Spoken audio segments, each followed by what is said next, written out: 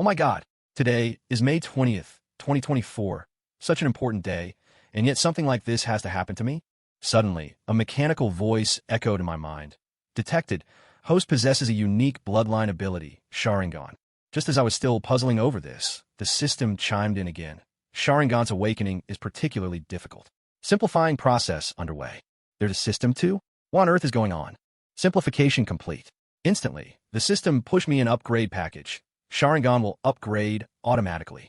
Host awakens with a double Tomo Sharingan at birth, evolves to triple Tomo at age 5, advances to Mangekyo Sharingan at age 10, and unlocks the eternal Mangekyo Sharingan at age 15.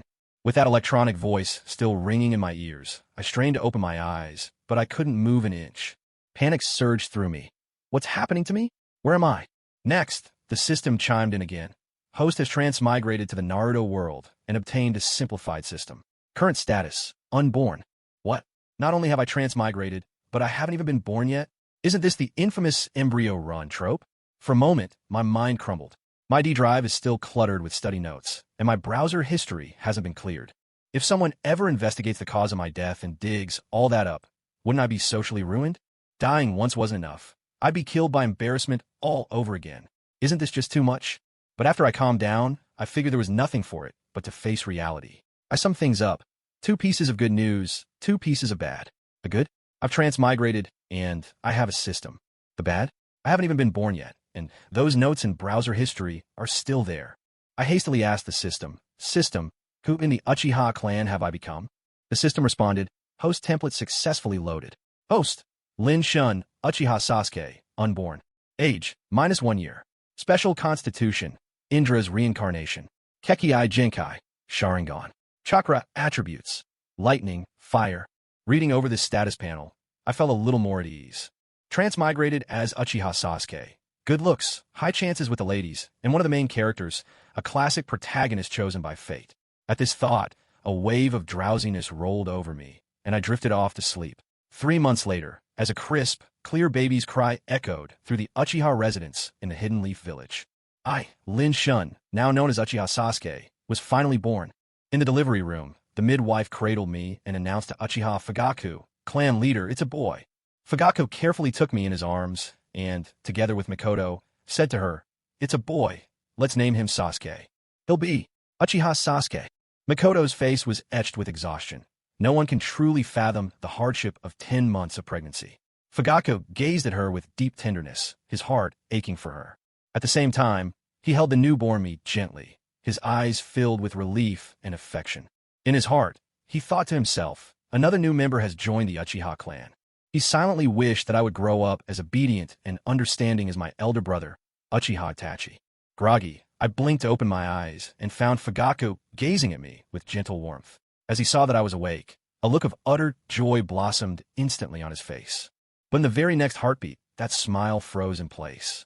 It was as if he couldn't trust what he was seeing, for reflected in my crimson eyes, he spotted 2 inky Tomo. Sensing that something was wrong, Mikoto tugged gently at his sleeve, whispering, what's the matter? Fugaku leaned in closer, peering earnestly into my eyes. There, unmistakably, were blood-red irises with 2 distinct black Tomo, hallmarks of the Sharingan. An overwhelming excitement welled up inside him. It was beyond anything he could have imagined. For a Uchiha newborn to awaken the Sharingan at birth, it was as though fate itself had especially blessed their clan. Struggling to keep his emotions in check, Fugaku said to Mikoto, Sasuke was born with a double Tomo Sharingan. The moment Mikoto heard these words, all weariness and pain melted away. Anxiously, she asked, are you serious? Fugaku nodded firmly, his expression brimming with joy. Of course. Look, there are 2 Tomo in Sasuke's eyes. Lying in bed, Mikoto listened to this wondrous news, tears sprang to her eyes. She felt a surge of genuine pride and happiness for her son's extraordinary gift. Right then and there, Fugaku decided to hold a grand 3-day celebration for my birth. The Uchiha clan's bloodline technique was an extraordinary inheritance, yet typically awakened only after great emotional upheaval. Or not at all for some. For me to possess the double Tomo Sharingan from birth was something unprecedented in the clan's history, almost foretelling that I would easily progress even further to the 3rd Tomo, or perhaps to the legendary Mangekyo Sharingan. Across the long annals of Uchiha history, not a single child had been born with the double Tomo sharingan. Not even the legendary Uchiha Madara. Fugaku's excitement was beyond measure. In me, he saw hope for the clan's revival. I carried Uchiha blood. I bore the family name. In his eyes, I was the leader of a new era, the shining hope of the Uchiha's resurgence. While the clan raised their glasses in celebration of Sasuke's birth, a mysterious figure flitted silently through the shadows. This was a man with disheveled hair, wearing an orange mask marked with tiger-like stripes. Foolish Uchiha clan, he muttered under his breath, a flash of scarlet flaring in the darkness, vanishing as quickly as it appeared. No one noticed his presence. Meanwhile, in Sasuke's room, Uchiha Itachi cradled his baby brother with great tenderness. His eyes overflowed with the affection and doting love only an elder brother could have. Despite his youth, Itachi possessed a maturity far beyond his years. As a child, he had followed his father into the battlefields of the Third Great Ninja War. There, he witnessed firsthand the fall of his clansmen and had taken the lives of enemy shinobi with his own hands. To him, the presence of death was nothing new. Yet this was the very first time he had ever witnessed the arrival of new life. The wonder of birth was such a marvel to him. It felt nothing short of miraculous. Sasuke sucked quietly on his own fingers, gazing up at his brother Itachi, who held him gently in his arms. From the moment he was born, Sasuke's mind was sharp with the clarity of an adult's. But bound by the limitations of a baby's body, he was unable to express himself as he wished. As a result, Sasuke rarely cried, except for that first time after birth, when a midwife's gentle pat made him wail aloud. The skin of a newborn is excruciatingly sensitive, and even the faintest pain felt like a searing flame. Host, Uchiha Sasuke, age, 1 year, special physique, reincarnation of Indra, chakra affinity. Kekkei Genkai, double, Tomo sharingan, chakra nature, lightning, fire. Time moved swiftly on. 3 months soon passed. Unlike other infants, Sasuke had already learned to crawl and could even utter a few soft words. Father, mother, brother. These budding achievements filled Fugaku, Mikoto, and Itachi with pride and joy. However, a silent crisis was already brewing in the dark. As descendants of Uchiha Madara, the Uchiha clan was subject to suspicion from the second Hokage, Tobirama Senju, who always bore a grudge against them. During the reign of the third Hokage, Hiruzen Tsurutobi, the clan was moved to the outskirts of the Leaf Village, their rights curtailed, and many were consigned to serve as members of the Konoha military police force. Uchiha Fugaku himself was the head of this department. At this hour, the night had settled thickly over Konoha. Amid the shadowed streets, a ripple of space distorted the darkness. Cloaked in a hooded robe and his tiger-striped mask, a lone figure slipped quietly into view. This was Uchiha Obito. His gaze was cold and void of emotion as he whispered, "This false world has no right to exist." In the next moment, Obito slapped his hand to the ground and whispered, summoning jutsu. Bathed in the silver moonlight high above, the Nine Tails was instantly called forth. Its gaze burned with wild fury, and its 9 tails wreaked havoc, smashing buildings all around without restraint. Obito silently withdrew, moving to a distant high platform where he quietly watched the chaos unfold. Meanwhile, at the Uchiha clan encampment within the Konoha police force headquarters, patrolling the grounds, Fugaku Uchiha suddenly heard a violent explosion in the distance. Looking up, he saw at the very heart of Konoha village a massive, orange 9-tailed fox rampaging unchecked. The 9 tails, it had been unleashed. A faint smile appeared at the corner of Fugaku's lips. Though he didn't yet know who had triggered this calamity, he understood that this was a rare opportunity for the Uchiha clan. The more disorder within the village, the more likely the Uchiha would once again be relied upon. Without hesitation, Fugaku rallied his people. Uchiha clansmen, first and second rank officers, follow me. Yes, clan leader, the Uchiha answered in unison, swiftly falling in behind Fugaku and racing toward the site of the 9 tails assault. As they moved, Fugaku warned his clan, "Do not provoke the 9 tails. Attacking it will only enrage the beast. Our only priority is to protect the villagers who cannot fight." "But clan leader," Fugaku shot him a cold, sharp glance. "No buts. That's an order." Just then, the 9 tails turned and began rampaging directly toward the Uchiha compounds. Within the clan's home, young Itachi saw the 9 tails drawing ever closer. Without hesitation, he scooped Sasuke into his arms and hurried away from their ancestral land. Blending in among the Konoha civilians, he joined the throng making their way to the shelters. On the run, Itachi soothed his little brother, "Sasuke, don't be afraid. I'll keep you safe." At that moment, the third Hokage, Hiruzen Tsurutobi, appeared. With a single hand pressed to the ground, he summoned his loyal companion, the Monkey King Enma.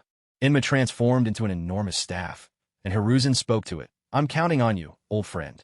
In the blink of an eye, the massive staff in Hiruzen's hand shot out, extending with blinding speed to strike the Nine-Tails square in the chest. It forcefully shoved it out of Konoha village. Hiruzen called out in a commanding voice, ANBU, go find the fourth Hokage, and bring Danzo as well. An ANBU operative responded, Lord Third, the fourth Hokage is already on the battlefield. Danzo's whereabouts are unknown. Hiruzen's tone turned harsh with anger. That Danzo, every time there's a crisis, he vanishes. Far away, the fourth Hokage, Minato Namikaze, arrived on the scene. He called forth a massive toad to pin down the Nine-Tails with all its might. Still, even with such powerful summoning, the Nine-Tails could not be subdued. With no other choices left, Minato Namikaze resolved to use the Reaper Death Seal. He planned to perish together with the Nine-Tails. Forming the necessary hand signs, he performed the jutsu, sealing both his soul and half of the Nine-Tails spirit into the belly of the Grim Reaper. In his final moments, Minato cast the 8-trigram seal, sealing the remaining half of the Nine-Tails inside his newborn son, Naruto Uzumaki. The enormous claws of the Nine-Tails pierced both Kushina and Minato's bodies at once.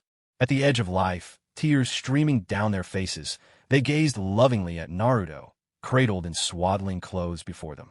With trembling voice and tears in his eyes, Minato spoke to his son, Naruto, as the Hokage, it's my duty to sacrifice myself for the village. I hope that one day, you two will protect this village. Kushina could hardly bring herself to say goodbye. Her heart ached painfully for Naruto. The thought that he would lose his parents just after birth filled her with sorrow. She knew his future would be marked by loneliness and sadness. Just then, Hiruzen Sarutobi arrived at their side. Summoning her last ounce of strength, Kushina pleaded, Lord Third, please, you must take care of Naruto. Deeply moved, Hiruzen gave his solemn promise. You sacrifice yourselves for the village. Naruto is the Hokage's child, a hero's heir. We will raise him with the utmost care. Hearing the third Hokage's words, Minato and Kushina finally found peace. Uchiha Obito watched as Minato and Kushina died under the Nine-Tails claws. His outward calm was only a mask. He had long since lost faith in the world, but his memories of the past remained vivid and painful. Silently, he turned and departed. As long as he could resurrect them in the world of the infinite Tsukuyomi, there was still hope for a different ending. The Nine-Tails has been sealed. The fourth Hokage, Minato Namikaze, and his wife sacrificed themselves. These two pieces of news quickly spread through the whole village. In Itachi's arms, little Sasuke watched the villagers closely. He noticed that the people did not grieve for the Hokage's death. Instead, they seemed relieved, grateful that the Nine-Tails had finally been sealed away. To the villagers, the identity of the Hokage mattered little. Protecting the village was simply the Hokage's duty, an accepted fact. But the devastation and the loss of life caused by the Nine-Tails was all too real, leaving wounds that could never fully heal. Itachi's feelings remained composed. As someone who had already seen the battlefield, he understood, death is inevitable. It is only a matter of when, how, and what meaning it carries. To Itachi, Minato's sacrifice held value, for it had saved the village. Yet one question lingered in Itachi's mind. Minato was not the only one who could use the Reaper Death Seal. Hiruzen Sarutobi, too, had mastered this forbidden technique. So why hadn't the third Hokage chosen to die alongside the Nine-Tails himself? If the village was truly the priority, wouldn't it have made more sense for the aged Hokage to give his life, rather than having the young fourth Hokage pay the ultimate price? At that moment, a little girl gently tugged at Itachi's sleeve. She was a member of the Uchiha clan and also Itachi's classmate. Her name was Uchiha Izumi. Itachi, thank you for saving me. If you hadn't, I might not be here today. Itachi nodded and replied, I'm glad you're safe. Izumi noticed Sasuke and exclaimed with admiration, what a darling child. Is she your little sister? Itachi smiled and answered, no, that's my younger brother. Full of curiosity, Izumi asked, may I hold him? Turning to Sasuke, Itachi waited for a response. Sasuke softly shook his head, thinking to himself, there's no way I'm letting some little girl near me. A little disappointed, Izumi asked, it seems he doesn't really like me. What's his name? Itachi replied, Sasuke. Uchiha Sasuke. Though Izumi was part of the Uchiha clan, her parents didn't work in the Konoha police force. So she hadn't been invited to Sasuke's birthday party. That was why she didn't know his name. This incident later became known among Konoha's leaders as the Nine-Tails Calamity. The day after the chaos ended, the village council convened in Konoha's meeting hall. They gathered the village elders and the heads of all the major clans. Present were Hiruzen Sarutobi, the third Hokage, Danzo Shimura, leader of the foundation, as well as the two Hokage advisors, Koharu Udatane and Hamura Midokado. Clan heads from the Uchiha, Aburame, Nara, and other prominent families also attended. Danzo addressed the assembly without preamble. Last night's attack by the Nine Tails brought severe destruction to our village. He pointed to a forested area on the map. The Aburame clan can be relocated here. You've always wished for a forest to call your own. The Aburame clan had agreed. Danzo continued. The Nara clan's residential district remains intact. You may stay where you are. The Nara clan head nodded in support. The Hyuga clan had some areas damaged, but you can rebuild on the same spot. The Hyuga head also voiced agreement. Finally, the discussion turned to the Uchiha clan. Their district, too, had been destroyed in the disaster. Danzo pointed to a remote corner on the map. As for the ruined Konoha Police Force headquarters, you'll relocate here. He didn't even name the Uchiha clan directly. Uchiha Fugaku stared at the corner of the map, struggling to contain his anger. Rising to his feet, he said, Lord Danzo, the new location you propose is too far from the main district of Konoha. If an emergency arises, it will be difficult for us to respond in time. This will seriously hamper our work. Danzo retorted. Then, where were the Uchiha last night when the Nine Tails chaos erupted? Fugaku replied, the duty of the Konoha military police force is to protect civilians who cannot defend themselves, not to engage directly in battle with the Nine Tails. With a cold and serious tone, Fugaku replied. Besides, where was your root unit last night, Lord Danzo? The atmosphere in the meeting room grew tense in an instant. The third Hokage, Hiruzen Sarutobi, stepped in to smooth things over. All right, enough. The Konoha police force usually patrols near the training grounds. This new land happens to be right next to the training grounds, so let the Uchiha move there. Upon hearing the Hokage's words, Uchiha Fugaku realized that nothing more he said would change a thing. It was clear from the decisions of the Hokage and Danzo that they aimed to further diminish the strength of the Uchiha clan. Danzo added, if an emergency arises in the village, both the ANBU and the police force will respond. As long as everyone performs their duties, there's nothing to worry about. The police force will relocate, and all Uchiha clansmen will have to move to the new site as well.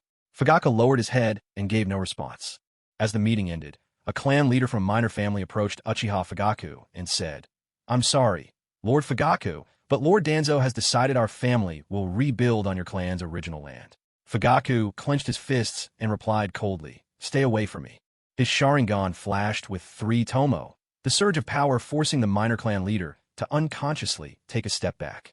With a wry smile, the man said, you truly are powerful, Lord Fugaku, but it doesn't change the reality we face.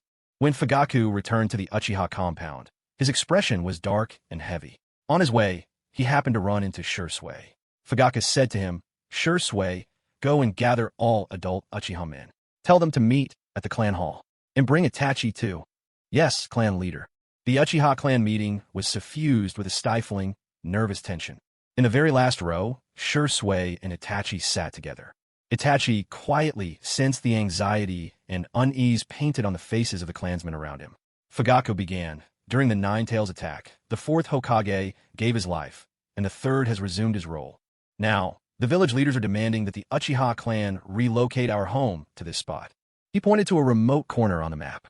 No sooner had the words fallen than the clan members burst into loud discussion. What? They want us to move to such a desolate, out-of-the-way place. Ever since the time of the 2nd Hokage, the Uchiha clan has been sidelined, and now, are they really going to push us out of the village completely? I can't accept this decision. We Uchiha have never truly been trusted. Now, their suspicion is laid bare for all to see. How ridiculous. Without the alliance between our clan and the Senju, there would be no Hidden Leaf Village, and now, this is how they repay us. I heard rumors in the village. They're saying the Nine Tails incident was all our doing. They're forcing us out there just so they can keep our movements in the village under strict watch. The 3rd Hokage clearly suspects us. Clan leader, we can't just sit and do nothing. All the adult members of the Uchiha clan voiced their opposition. They had long been suppressed by the village, but now the Hidden Leaf had driven them into a corner. Faced with such a plight, the Uchiha could no longer tolerate it. Fugaku spoke, I understand your concern. Everything you've said is true, but we're not yet strong enough to break free from their constraints. Instead of complaining, we must focus on improving ourselves. If we endure, biding our time and gathering our strength. Someday, another genius like our ancestor Madara Uchiha will rise among us. Then, we'll restore our honor and reclaim the glory that belongs to the Uchiha. Hearing Fugaku's words, the clan members nodded in agreement, yet doubts still lingered in their hearts. How long would this waiting last? Fugaku's thoughts drifted to Sasuke, and a glimmer of hope sparked within him. He comforted the clan, saying, "There's no need to lose heart. Our day will come, and it's not far off. As for the injustices we now endure, I will continue to negotiate with the third Hokage. I will never allow the Uchiha clan to be treated this way without resistance." Half a year passed swiftly. The Uchiha's new settlement had been completed. Situated by the lake, it was surrounded by natural beauty and fresh air, ideal for both training and daily life. Yet the tall buildings looming in the distance seemed to keep a constant watch over them, making it impossible to fully let down their guard. By now, Sasuke had just begun to toddle about, taking his first steps. Whenever Fugaku looked at him, his gaze softened with fatherly love, yet beneath that affection lay hope and ambition. For in his heart, Sasuke was the true future of the Uchiha clan. This year, Itachi reached the age to enter the Ninja Academy, while Shisui was chosen to join the Umbu. 3 prodigies had emerged from the Uchiha in a single generation, something that filled every member with pride and comfort. Itachi did not disappoint Fugaku's expectations. At the academy, he excelled in every subject, ranking at the top of his class, and in just 1 year he graduated to become a genin. Time flowed silently by, and 4 years slipped away in the blink of an eye. With Itachi joining the Umbu, his time at home became scarce. On the rare occasions he returned, he would bring treats for Sasuke and personally instruct him in the art of ninjutsu. Sometimes, Sasuke would lie on the rooftop, gazing up at the sky, a vague unease stirring in his heart. As he grew older, his worry about the Uchiha clan's future deepened. The legendary night of the clan's downfall seemed to draw ever closer. He remembered the stories. His elder brother, Uchiha Itachi, would one day slay every member of their clan, sparing only him. Sasuke was determined not to let such a tragedy repeat itself. After all, the bonds with his family had grown stronger over the years, and the elders of the clan regarded him as the hope for the Uchiha's revival, always caring for him with great affection. He cherished all of this. He couldn't bear to see his people perish. If there was a better way forward, why lead the Uchiha to destruction? Deep down, he knew that his brother's choices were far too extreme. He opened the system interface. Ding, system successfully initialized. Host, Uchiha Sasuke. Age, 4 years old. Special constitution, reincarnation of Indra, high chakra affinity. Kekkei Jinkai, Sharingan double tomo. Chakra attributes, lightning, fire. Sasuke did a little math in his head. In just a few days, he would turn 5. At that time, he might awaken the 3 Tomo Sharingan. That level of power would be enough to command respect, even from clan members who began to lose faith and grow restless. Sasuke, come here. I'll teach you a new ninjutsu. Suddenly, his father Fugaku, clad in the uniform of the Konoha police force, called out to him from beneath the rooftop. Coming, father. Sasuke leaped down from a roof and joined Fugaku by the lakeside. Fugaku looked at Sasuke, his tone solemn. Once your birthday passes, you'll enter the Ninja Academy. Today, I want to teach you a secret technique passed down through our family. This is the signature jutsu of the Uchiha clan, fire style. Great fireball technique. When your brother Itachi was your age, I only had to teach him twice before he mastered it. With that, Fugaku swiftly formed hand signs, then unleashed from his mouth a massive sphere of fire. To Sasuke, the technique did not seem difficult. He calmly copied his father's hand signs, inhaled deeply, and then unleashed an orange-red fireball, one even larger than Fugaku's. Sasuke could clearly feel a mysterious power awakened inside him. He knew this must be chakra. As a member of the Uchiha, possessing such vast reserves of chakra simply felt natural. Fugaku couldn't help but burst out in loud laughter when he saw Sasuke master the fire style. Great fireball jutsu after just a single attempt. Ha ha ha. In these peaceful times, it was nothing short of extraordinary luck for the Uchiha clan to have 3 prodigies born in the same era. What a monumental blessing for the Uchiha. After returning to his room, Sasuke felt the turbulence of his chakra, unsettled after performing the great fireball jutsu. He kept adjusting his breathing, patiently guiding the chakra within him to gradually regain its composure. Bit by bit, with every steady breath, he realized his chakra reserves were actually increasing in tandem with his controlled breathing. Beep. Congratulations, host, you have mastered the chakra breathing technique. Every time you follow a specific breathing rhythm, your total chakra will increase. Elsewhere, Itachi was dispatched on a mission. During this operation, he encountered a man wearing a mysterious mask. Obito killed Itachi's two companions right before his eyes. Overwhelmed with grief, Itachi awakened the Mangekyo Sharingan with dual tomo. When Itachi returned home, he remained silent along the way. In contrast, Fugaku was overjoyed when he heard that Itachi had awakened the dual tomo Mangekyo Sharingan, and he praised warmly, "Itachi, you've done well." Yet inside, Itachi could find no peace. He told his father, "But father, my companions are dead." Uchiha Fugaku responded with steely calm, "What of it? As shinobi, we must always be ready to face death. Besides, their sacrifice awakened your Mangekyo Sharingan. That is the value of their existence." Itachi's chest heaved, exhaustion weighing heavy on his heart. He was only 10 years old, yet already expected to shoulder such immense responsibility and expectation. His father's ambition, the family's aspirations, together, they became a burden almost too heavy to bear. Most crushing of all, during his mission, he had just formed bonds with two friends, only to watch them die before his eyes. And yet, his father was unfazed. The only thing that mattered was whether he had gained the dual Tomo Sharingan. He was still just a child, yet already expected to endure the deaths of his companions, while his father cared about nothing but these newly awakened eyes. Is this what it means to be a ninja? Is this the creed of the clan? Faced with this, Itachi's heart filled with deep disappointment toward his father, the shinobi way, and the clan itself. Within his eyes, the two tomo spun rapidly, finally splitting into three. But Itachi chose not to share this with Fugaku. By then, he felt there was no longer any need. Returning to his room, Itachi forced a tired smile at Sasuke and told his younger brother, "Sasuke, your big brother is really tired today. Let's not play together for now." Sasuke, however, looked up and asked, "Is it because your companions have died, brother?" Itachi was taken aback and replied, "Their deaths awakened my Sharingan's third tomo. Their lives gained meaning because of it." But Sasuke contradicted him, saying, "That's not true. They were your friends. When they died, they must have been afraid, and they must have suffered greatly." Sasuke's words left Itachi in silence. He had always been confused about what the true purpose of his quest for strength really was.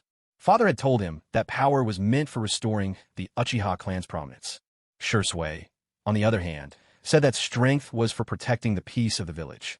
Yet Itachi had never been able to clearly understand why he wanted to become stronger. Yes, at the moment they died, they must have felt fear and despair. Their lives had only just begun. They had the potential to become outstanding shinobi, yet their lives were lost right before his eyes. Wasn't gaining strength meant to protect people like them? What's gone can never be restored, but those who remain should be cherished all the more. I need to become stronger, strong enough to defeat that masked man, so that no more friends will have to die. I need to grow powerful enough to protect my little brother. A sudden clarity washed over Itachi. He turned to Sasuke and said, "Come on, Sasuke. Let me take you to see Shisui. He once promised to teach you the body flicker technique." The body flicker technique was Shisui's signature move. During the Second and Third Shinobi World Wars, the Hidden Leaf Village had three legendary ninjas who struck fear into the hearts of enemy villages. The White Fang of the Leaf, Tsukumo Hatake, Shisui the Teleporter, and the Yellow Flash, Minato Namikaze. Among them, Minato Namikaze was revered as the village hero, having sacrificed himself to seal the Nine Tails. But Tsukumo Hatake, driven by the villagers' harsh rumors, died unjustly by his own hand. Uchiha Training Grounds. Shisui was already waiting there. Seeing Itachi arrive with Sasuke, Shisui smiled and greeted them. "Itachi, you've come. And Sasuke too, it's been a while. You've grown so much." Itachi turned to his brother and said, "Sasuke, Shisui's talent surpasses even mine.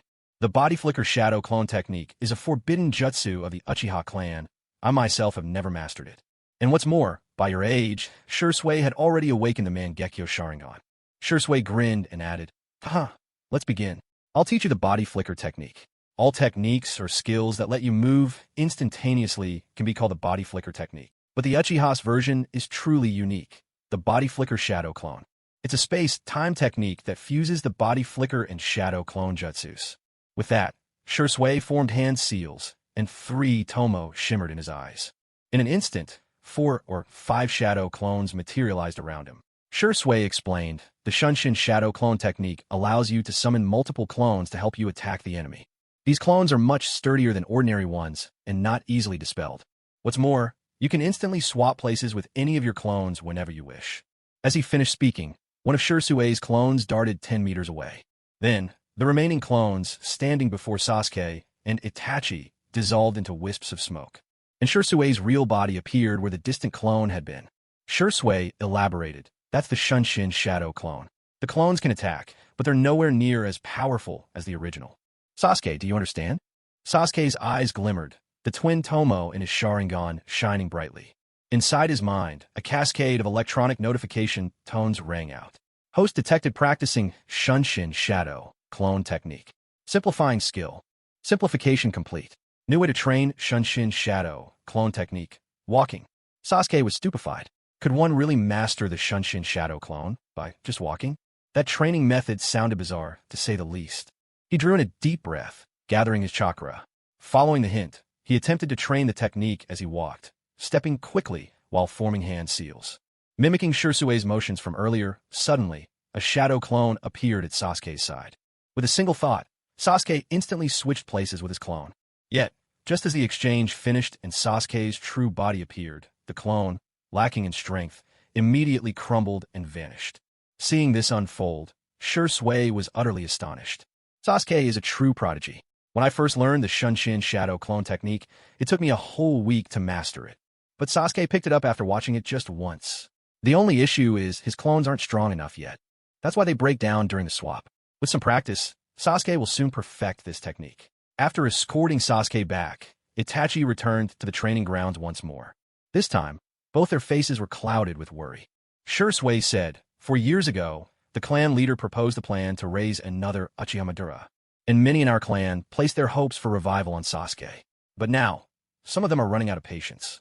Itachi let out a weary sigh. You're right. The village has already begun tightening surveillance on the Uchiha. Tension gripped the village, and rumors of the Uchiha's impending rebellion spread everywhere. Even the village's top officials had been alarmed. At the same time, the Uchiha clan was holding a meeting, and the mood among the clan's elders grew increasingly tense and restless. Clan leader, the whole village is saying that we're planning a rebellion. That's right, sir. While it's true that some of us have considered such things, why has it come to this? Yes, clan leader, Sasuke is only 5 years old right now. I think the village's patience is already worn thin. Maybe it's time we confronted them head-on. At the very back of the gathering, Shisui and Itachi stood, brows furrowed, faces troubled. Was the rift between the village and the Uchiha truly beyond reconciliation? Fugaka spoke in a calm, steady tone. I understand how you all feel, but I urge everyone not to be rash. I will personally meet with the village's leaders and negotiate. Night fell, and the scene shifted to the Hokage's office in the Hidden Leaf Village. In a secret room on the top floor, 4 of the village's highest authorities were gathered. The 3rd Hokage Hiruzen Sotobi, Danzo, head of the Root Division, and the 2 elder advisors, Hamura Mitokado and Koharu Yutane. Just then, a masked operative from the Umbu Black Ops entered the room, quietly dropping to one knee. It wasn't until Sarutobi spoke up, Shisui, take off your mask, that his identity was revealed. It was Uchiha Shisui. Shisui stood at the intersection between the Umbu and the Uchiha clan, always striving to keep a delicate balance and protect the peace. He spoke respectfully.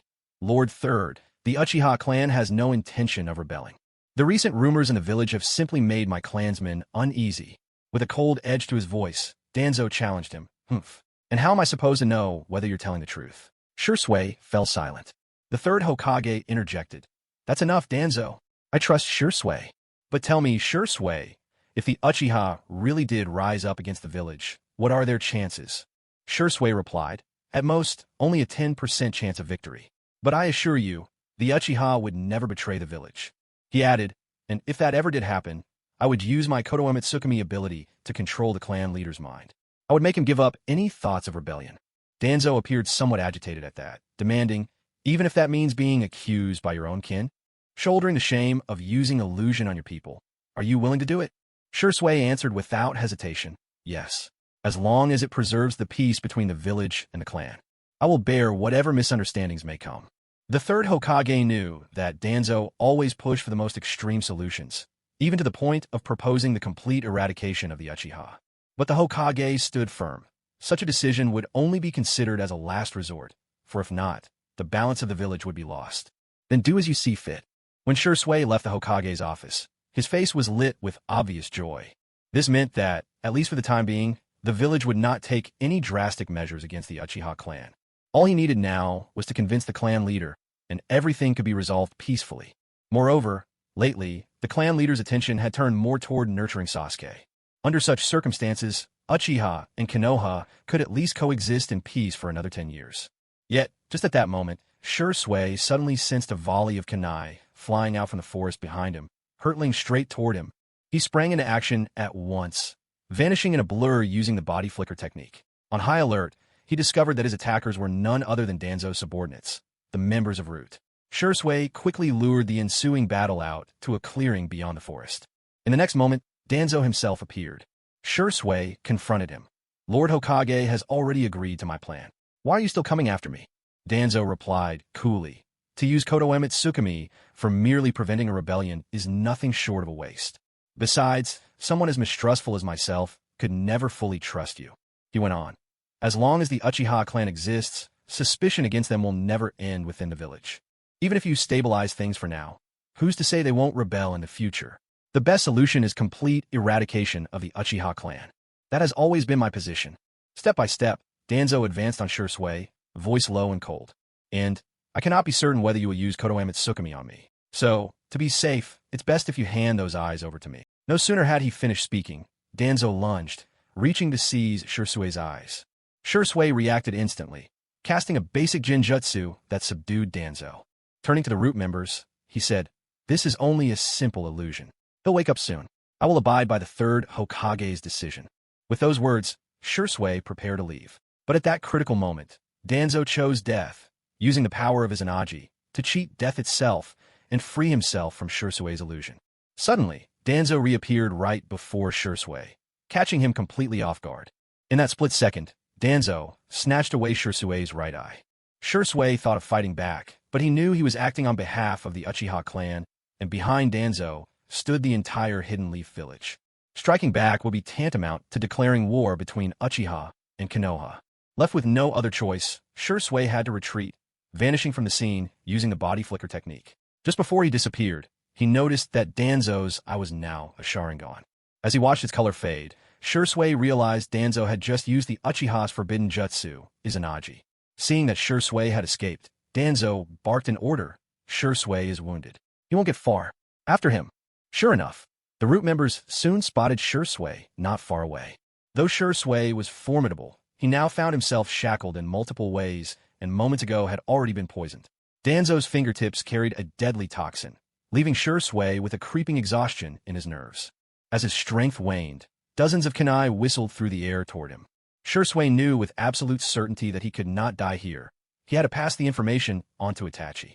At that crucial moment, his left eye began to glow with a verdant chakra. The energy gathered, forming a towering half-bodied Susanoo, deflecting the barrage of kunai. Seizing this brief opening, Shisui once again vanished using the body flicker technique. Danzo arrived swiftly, demanding of his subordinates. "You didn't catch him?" "Lord Danzo." Shisui unleashed Susanoo and escaped using the body flicker technique. The mention of Susanoo made Danzo furrow his brows. Was it possible to summon Susanoo with just a single eye? He thought to himself, confirming that Shisui truly was a troublesome adversary. Still, obtaining one of Shisui's eyes counted for something. Night deepened, and Shisui's vision faded into a blur. At last, unable to support himself any longer, he collapsed on the edge of the forest, right into Itachi's arms. Shisui was momentarily surprised. "Itachi, what are you doing here?" Itachi answered, "I suspected you'd be in danger." "Was it Danzo?" Shisui nodded. "Yes, I managed to persuade the third Hokage, but Danzo never trusted me. He took my right eye. Because I belonged to the Uchiha, I couldn't strike back." Itachi nodded understandingly. "I see. Let's go back for now." But Shisui shook his head with a bittersweet smile. "Itachi, there's no going back for me. Danzo will surely spread lies about me. The Uchiha won't trust me anymore, and neither will the third Hokage." Shisui staggered toward the edge of the cliff. He said to Itachi, "Itachi, the village's suspicion toward the Uchiha will never vanish, just as the clan's ambition will never falter. I've lost my right eye, and now, I entrust you with my left eye as well." With these words, Shisui dug out his own left eye and handed it to Itachi. Itachi was silent. Shisui offered him only a gentle smile. Then, with a final leap, Shisui flung himself from the cliff. Itachi watched as his friend disappeared into the yawning abyss, silent tears trailing down his face. In that moment, the pattern of 3 tomo in his eyes began to swirl and transform, finally settling into the shape of the Mangekyo Sharingan. At the age of 10, Itachi awakened the Mangekyo Sharingan. Meanwhile, elsewhere, about 2 hours earlier, Sasuke had been feeling restless. He found his father, Fugaku. "Father, could you take a walk with me along the Nakano River?" Fugaku sighed softly. "Be good. Your father is very busy right now." Sasuke tugged at Fugaku's sleeve. Fugaku, surrendering, said, "All right, but just for a little while." By the Nakano River, sheer cliffs towered above them on one side, and jagged rocks tumbled along the other. Sasuke stepped carefully across the rocks, his thoughts in turmoil. Even though he now had the simplified system, it would take time to gather enough strength to confront Danzo. So, for now, he could only rely on his father's support. According to how things were supposed to play out, Shisui should have already convinced the third Hokage, but Danzo would remain unmoved. It was because of Danzo that Shisui would ultimately take his own life. To think that someone so gifted, even beyond Itachi, could be lost like that was truly heartbreaking. That's why Sasuke had chosen to act with his father, hoping to save Shisui beneath the Nakano River's banks. His heartbeat quickened, a sense of foreboding tugging at him. After all, the Uchiha's instincts were rarely wrong. Suddenly, there was a sharp whistling through the air. Sasuke caught sight of a figure plummeting from the cliff above. His voice trembled with excitement. "Father, someone's fallen down." Fugaku scowled. "What's it got to do with me?" Sasuke quickly explained. "It's Shisui." Fugaku's eyes widened in shock. "What did you say?" He peered intently, and sure enough, it was Shisui falling through the air. Fugaku's face darkened, and his Sharingan spun, swiftly evolving into the Mangekyo form. As Sasuke watched helplessly, Fugaku sprang into action. The world seemed to slow down around him. To Sasuke, both Fugaku and Shisui now appeared to be drifting toward the ground at a crawling pace. Just as Shisui was about to hit the ground, Fugaku caught him, and the two landed safely together. Shisui, poisoned, was barely conscious. Fugaku discovered that Shisui's eyes had been gouged out. Rage flared inside him as he roared. "This is outrageous!" Without hesitation, Fugaku scooped Shisui into his arms and rushed back to the Uchiha compound. Shisui must not die. From both the clan's perspective and his own personal feelings, Shisui's death was unthinkable. For the clan, Shisui was a rare genius among the Uchiha. To Fugaku himself, Shisui was a junior he deeply valued. On the road, Sasuke couldn't help but ask his father, "Father, what exactly is the ability of your Mangekyo Sharingan?" Fugaku replied, "It's not really much of a secret. My Mangekyo Sharingan ability is called the Eternal Heavens. My left, I can accelerate the flow of time within a 3-meter radius around me to 3 times the normal speed. My right, I can slow time within the same radius down to 1/3 of the usual speed. What you just saw, me descending slowly, was because I activated my right eye's power." When they returned to the Uchiha compound, Fugaku immediately called for a doctor to treat Shisui's injuries. The doctor adjusted his glasses and asked with a frown, "Who did this to Shisui?" Fugaku's expression darkened as he replied, "We're not certain yet, but it's very likely to be the work of Konoha's higher-ups." Meanwhile, elsewhere, Itachi walked slowly towards the clan grounds, his face clouded with sorrow. On the way, an elder of the Uchiha clan saw him and asked with concern, "Itachi, you've returned? You don't look well. Are you all right?" Itachi lifted his head, and in his eyes bloomed the pattern of the Mangekyo Sharingan. The elder was taken aback. "That's the Mangekyo Sharingan. Itachi, you've awakened it." Itachi spoke coldly. "Shisui is dead." "What?" The news of Shisui's death spread rapidly throughout the Uchiha clan. All the adult clansmen immediately surrounded Itachi. "Itachi, how did Shisui die?" "Itachi, why couldn't you save him?" "Wait, was it you? Did you kill Shisui?" Itachi cast a frosty glance at them, then instantly cast a genjutsu and left that place of bitter disappointment. Now, he felt only deep disgust for his fellow Uchiha. At that moment, Fugaku arrived at the scene. He was greeted by the sight of clansmen standing utterly dazed, frozen in place. As clan head, Fugaku instantly recognized they were under a genjutsu. He quickly dispelled the genjutsu using his ocular powers, then asked one of them, "Kintaro, who cast genjutsu on all of you just now?" Uchiha Kintaro paused in confusion. Moments earlier he'd been berating Itachi, not realizing he'd been trapped in an illusion. Coming to his senses, he complained angrily to Fugaku, clan leader. "After awakening the Mangekyo Sharingan, Itachi doesn't even show respect for me, his uncle. You must call him to account." Fugaku was at first startled, but then, unable to hide his delight, he asked, "Itachi truly awakened the Mangekyo?" Fugaku spoke coolly to Uchiha Kenjin.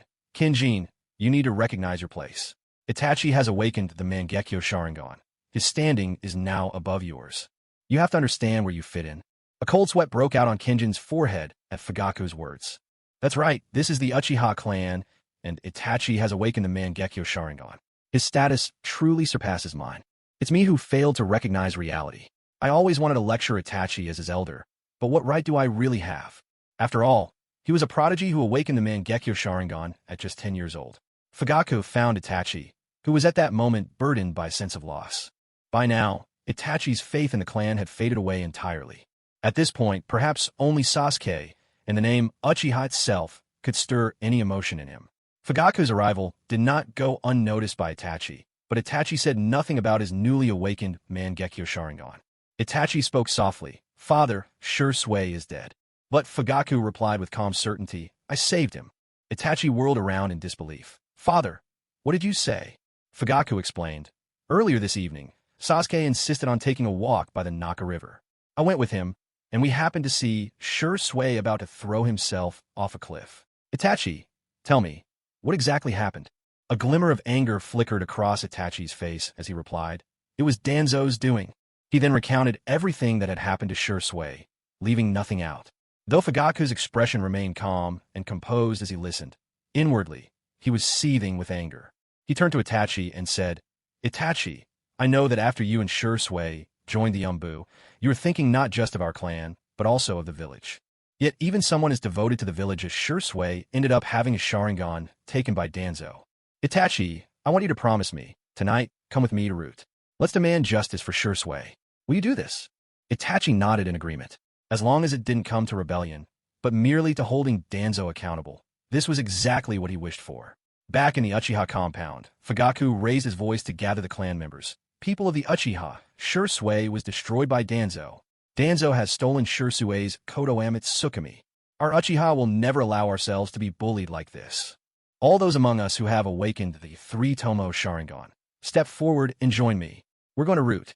There were 18 clansmen in total who possessed the three-tomo Sharingan. Together with Fugaku and Itachi, that made 20. 20 members of the Uchiha clan, clad in the uniforms of the Konoha military police, marched toward the Hokage's office. Meanwhile, elsewhere, in a dimly lit room of the Hokage's office, the third Hokage and Danzo sat facing each other. Danzo was the first to speak. "Monkey, Shisui is dead. He was poisoned by the salamander, and there's no saving him." Hiruzen Sarutobi frowned. "Was it you who did it?" Danzo nodded without hesitation. "That's right. I didn't trust Shisui. I was afraid he might use his Konoha Tsukumi on me, or even on you. That's why I decided to kill him." Hiruzen slammed the table in anger and barked, "Danzo, don't you understand how important a Uchiha, with a Mangekyo Sharingan, is to the entire clan? Aren't you worried the Uchiha will rebel because of this? Do you realize how dangerous it would be if the Uchiha clan turned against us? And if we end up at war with them, the Cloud and Stone villages would surely seize the opportunity to invade.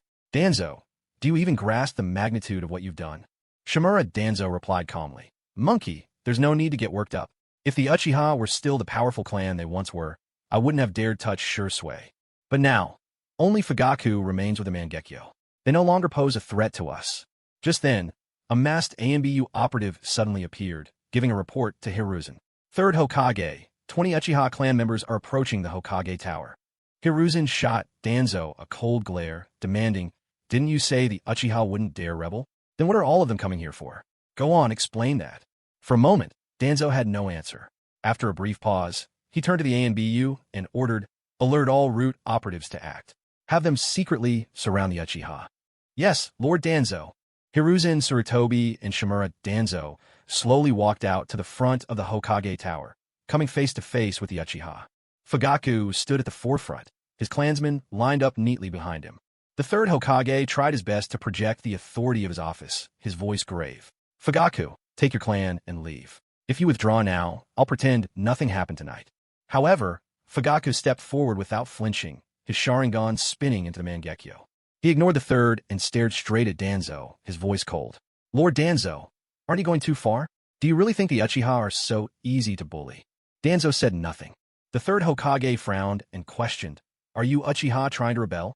Fugaku replied in a furious voice, "Third Hokage, all these years, we of the Uchiha clan have endured your oppression without ever rebelling. You feared us and stripped away our power, and I chose to tolerate it. But now, Shimura Danzo has stolen Shisui's eye. He even killed him. We, the Uchiha, will never tolerate this. Shimura Danzo immediately waved his hand and gave the order, "Root operatives, prepare for action."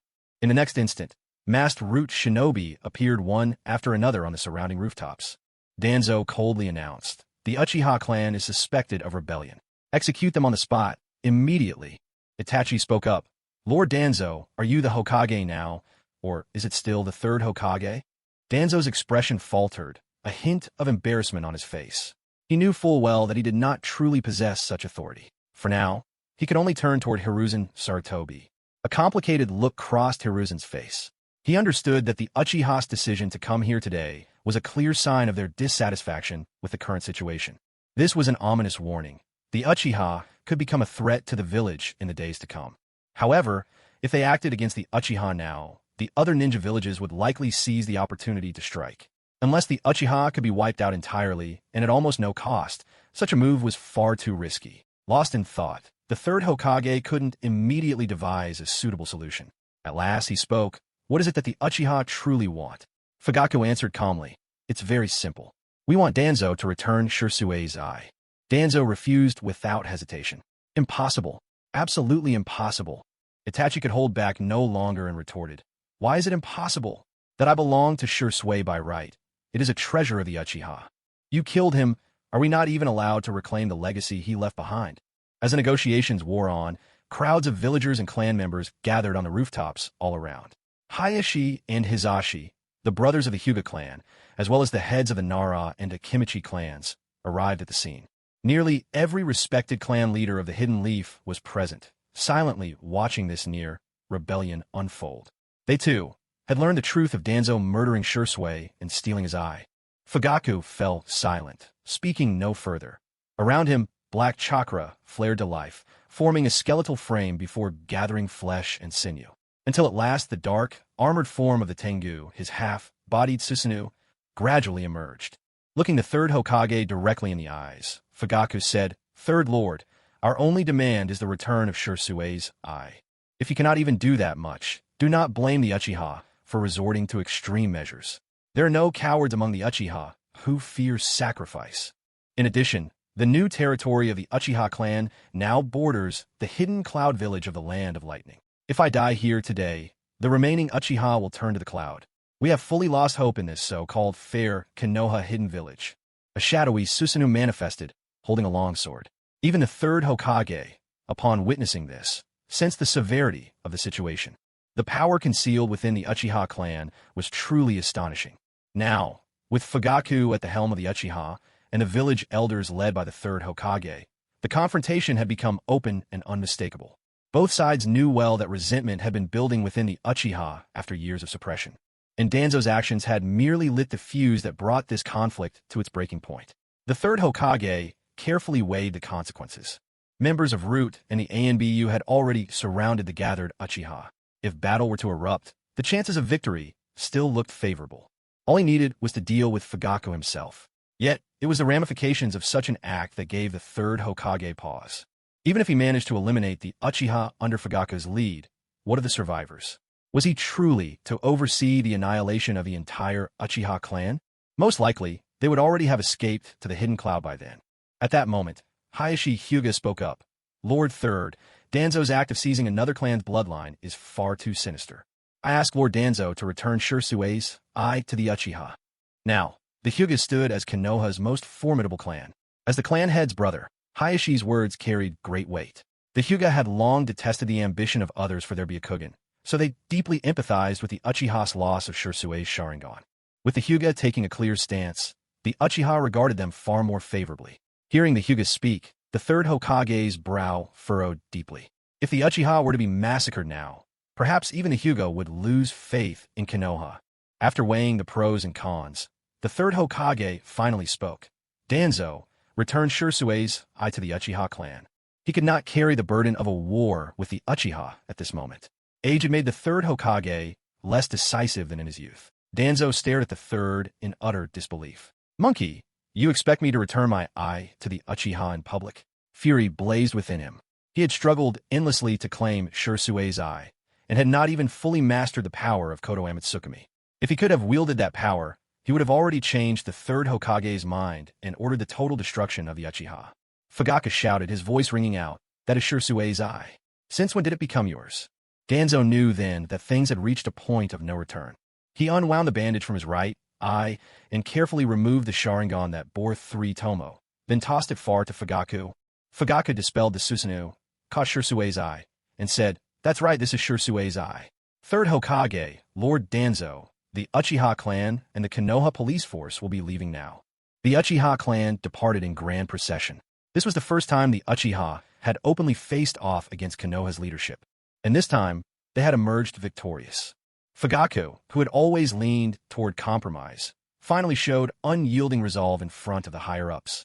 That confidence was born from their own strength. The Uchiha returned to their compound. A doctor approached Fugaku and said, "Clan head, Shisui is awake, but I haven't removed the toxins from his system."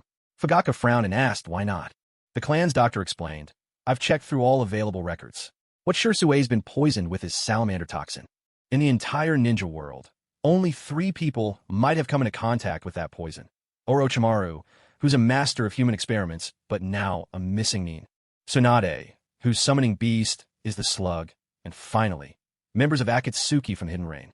After hearing this, Fugaku looked troubled. He had no way of reaching any of these 3. Akatsuki was a notorious organization of rogue ninja. There was no way they would help the Uchiha of Konoha. Orochimaru was a fugitive, and Tsunade's whereabouts were completely unknown. The doctor added, "Shisui's chakra is still abundant, so he can hold off the poison for now, but that's just a temporary measure. Clan head, we need to find a solution as soon as possible." Fugaku and Itachi went together to Shisui's bedside. Shisui was awake by then, but he could see nothing. Itachi handed Shisui his eye. "Shisui, this is your eye." But Shisui smiled and refused. "You keep it. Sometimes, not having eyes lets you see things even more clearly." Itachi didn't press the matter and quietly put the eye away. Fugaku asked, "Shisui, what do you plan to do next?" Shisui answered calmly, "I've lost all hope in Konoha's leadership. Danzo only cares about consolidating his own power, clawing for the Hokage's seat. And the third has lost his edge as a leader. Will you still stay with the Uchiha?" Fugaku asked. Shisui replied without hesitation, "I'm just as disappointed in the Uchiha. All the clan cares about now is regaining lost power. What's the point of belonging to a family like this?" Fugaku fell silent for a long moment. Afterward, Fugaku told Shisui that he had been poisoned by the toxin of the salamander.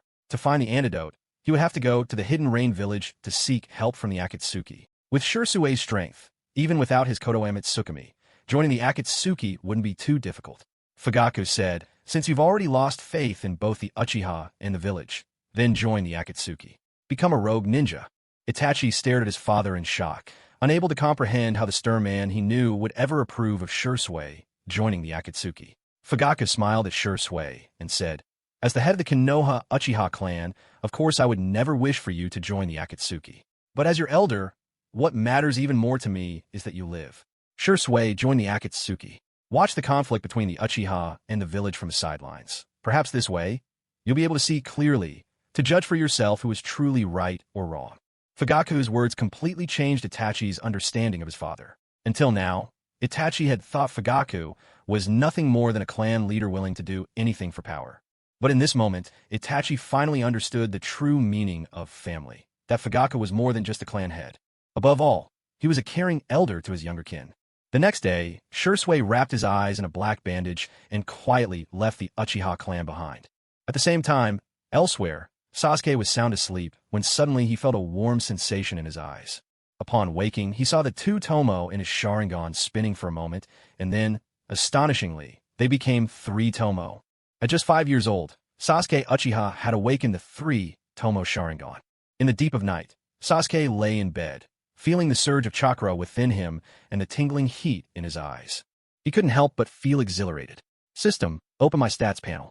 Ding, panel activated. Host, Uchiha Sasuke. Age, 5, special constitution. Reincarnation of Indra, chakra affinity. Kekkei Jinkai. Sharingan, 3 tomo, chakra attributes, lightning, fire. After Shisui became a missing nin, Itachi also left the Konoha Umbu, transferring to serve as a first-class officer in the Konoha police force. Time slipped by, and in the blink of an eye, 2 months had passed. Sasuke had also reached the age to begin school. On this day, Itachi brought Sasuke to the Ninja Academy.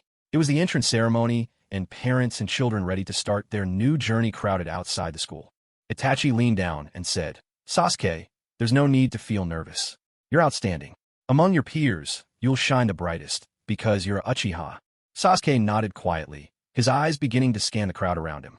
That's when he noticed a little girl sitting all alone on a swing in the corner. She had short, pale lavender hair and a sweet, gentle face. What truly drew attention, though, were her pearly white eyes. Because of those unique eyes, she stood out in the crowd, a solitary figure amidst the bustle. In the world of children, being different so often leads to being left out. For 5 boys had surrounded Hinata. "Hey, are you from the Hyuga clan? If you really are a Hyuga, show us your Byakugan. Why didn't your parents come with you? Did nobody want you? You look so weird. Are you some kind of monster? Your eyes, they're really creepy to look at. You must be a freak, huh?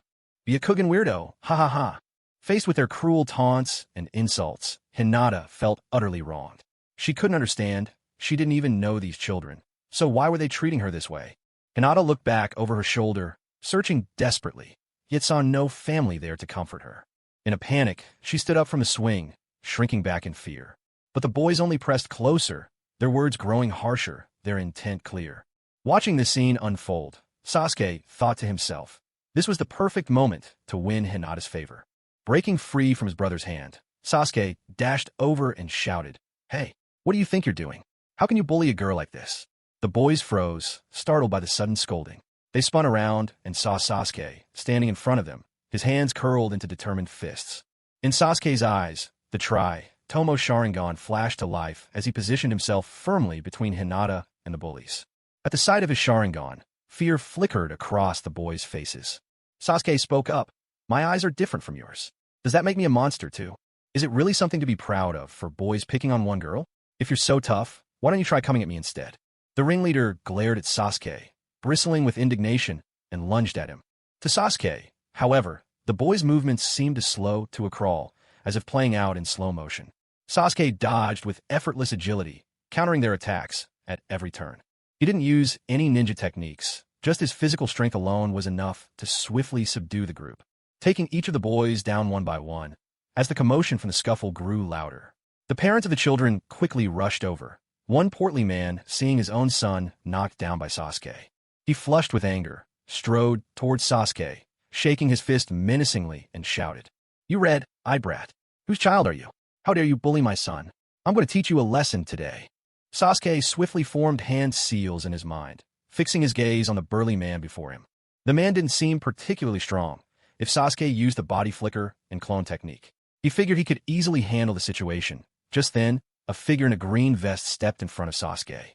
Itachi's Sharingan shimmered, the 3 Tomo spinning and morphing into the shape of a Mangekyo. He spoke coolly, "He is my younger brother, Uchiha Sasuke. If you have a problem, speak to me. If you think you can throw your weight around, you can rest assured I won't stand aside and watch. Believe me, none of you are a match for me." Itachi's words made the adults falter instantly. Muttering under their breath, they retreated and left. Itachi glanced gently at Sasuke and Hinata, choosing to say nothing more. Hinata whispered shyly, "Thank you for saving me." Sasuke offered her an encouraging smile and extended his hand. "Hello, I'm Uchiha Sasuke. What's your name? Would you like to be friends?" Looking at Sasuke's handsome face, Hinata felt her cheeks flush bright red. She murmured softly, "My name is Hinata Hyuga." Sasuke declared immediately, "Hinata, from now on, we're friends. And if anyone ever bullies you again, just come find me. You're a sweet girl, and I'll protect you." Hinata had always been shy and had not received much attention at home. For such a passionate gesture to come from someone like Sasuke, a boy both charming and kind, her heart began to race, and a dizzying wave swept over her, making her feel faint. Sasuke's reflexes were quick. He caught her just in time and asked with concern, "Are you all right? Are you feeling unwell?" Hinata, overcome with nerves, found herself speechless. At that moment, Hyuga Niji, who had been watching over Hinata from the shadows, stepped forward. Ever since he was forced by the clan to bear the caged bird seal, Niji had felt the stinging injustice within his family. Once, he had been Hinata's cousin, a prodigy of the Hyuga clan. But because of the divide between the main house and the branch house, the gentle-natured Hinata, born to the main house, carried the family's hopes, while Niji's own gifts were suppressed because he belonged to the branch. These injustices had turned Niji quiet and distant, gradually driving a wedge between him and Hinata. Niji was Sasuke and Hinata's senior at school. The moment Hinata saw Niji, she slipped out of Sasuke's arms, her eyes bright with joy and trust as she called out, "Brother." Niji replied in a cold, distant voice, "Let's go. We need to get your enrollment procedures done." "Yes, brother." Hinata remained gentle and affectionate, but Niji's attitude was icy and detached. At that moment, Sasuke turned to Niji and said, "As Hinata's brother, I don't understand. When she was in trouble just now, why did you just stand there and do nothing?" Niji stopped in his tracks and turned to face Sasuke.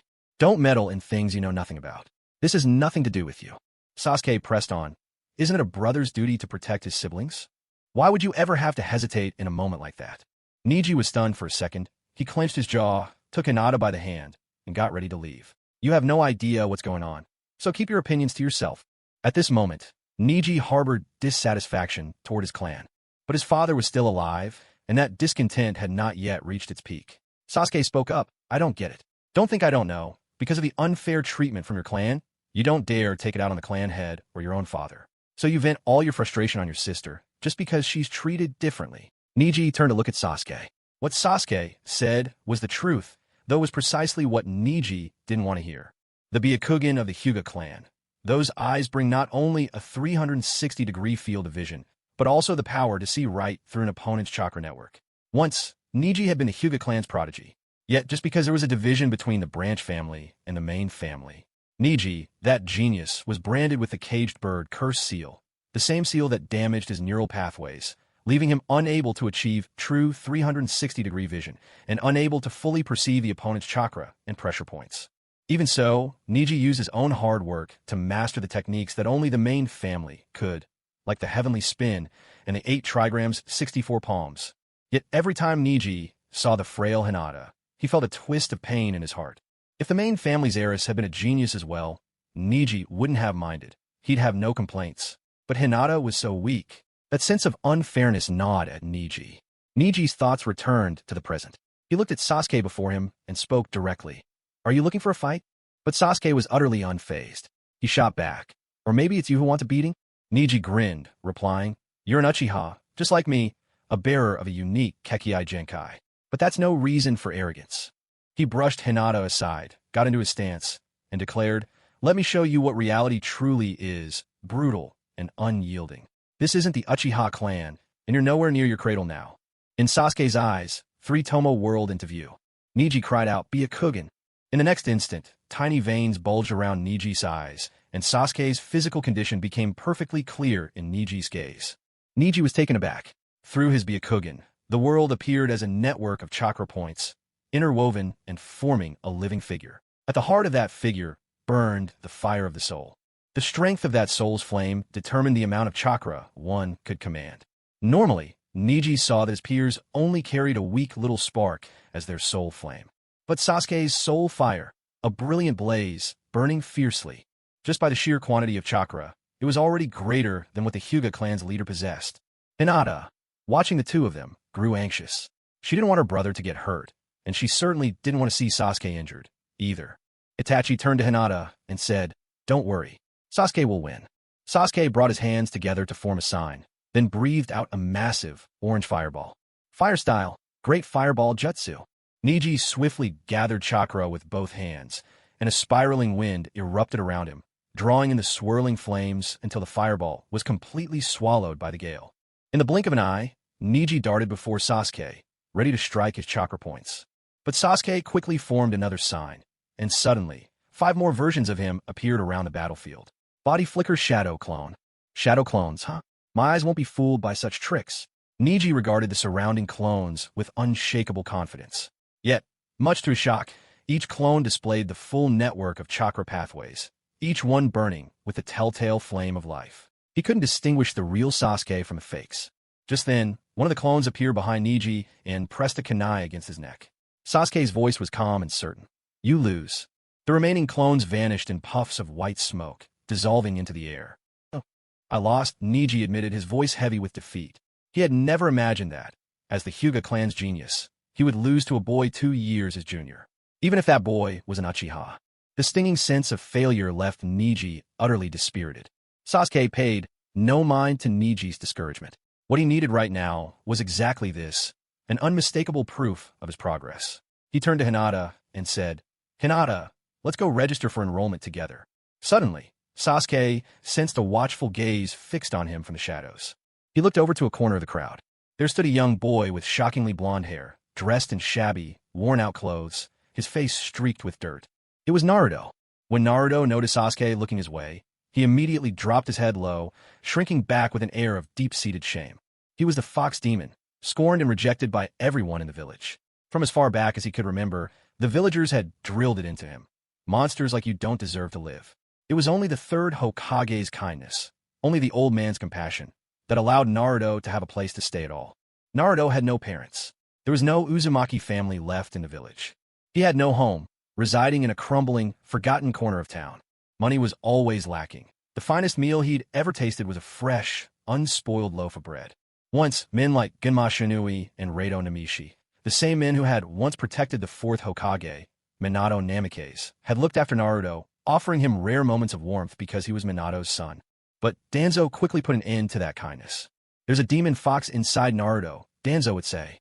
"The people of the village hate that demon.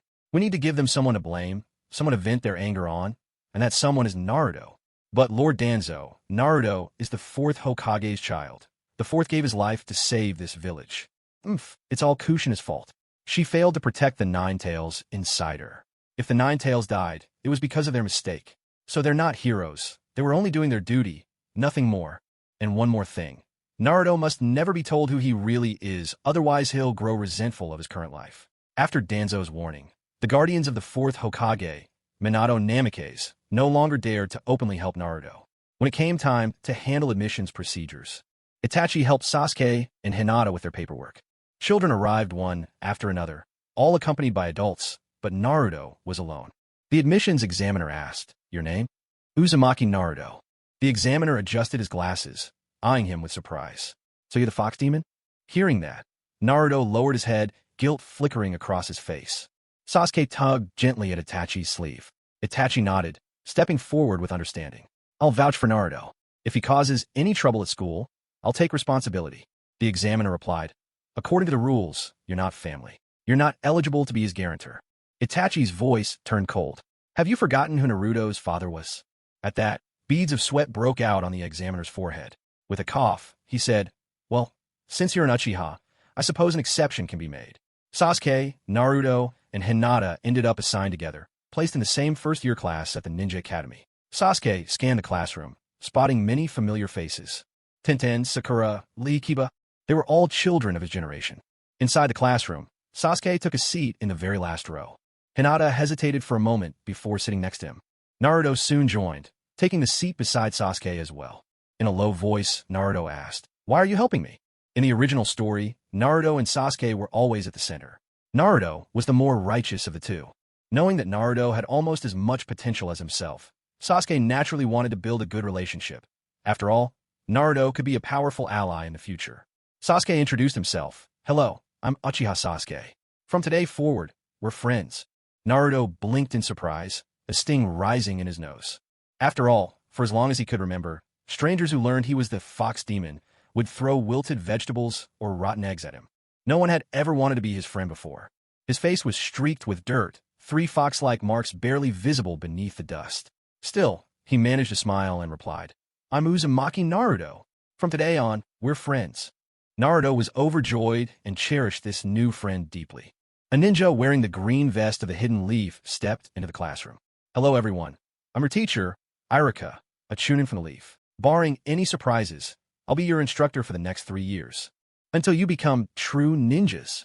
Before we begin, let me tell you a little about the origins of the Ninja Academy. Our Leaf Ninja Academy was established by the second Hokage, Lord Tobarama Senju, with the goal of ensuring stable education and efficiently cultivating talent.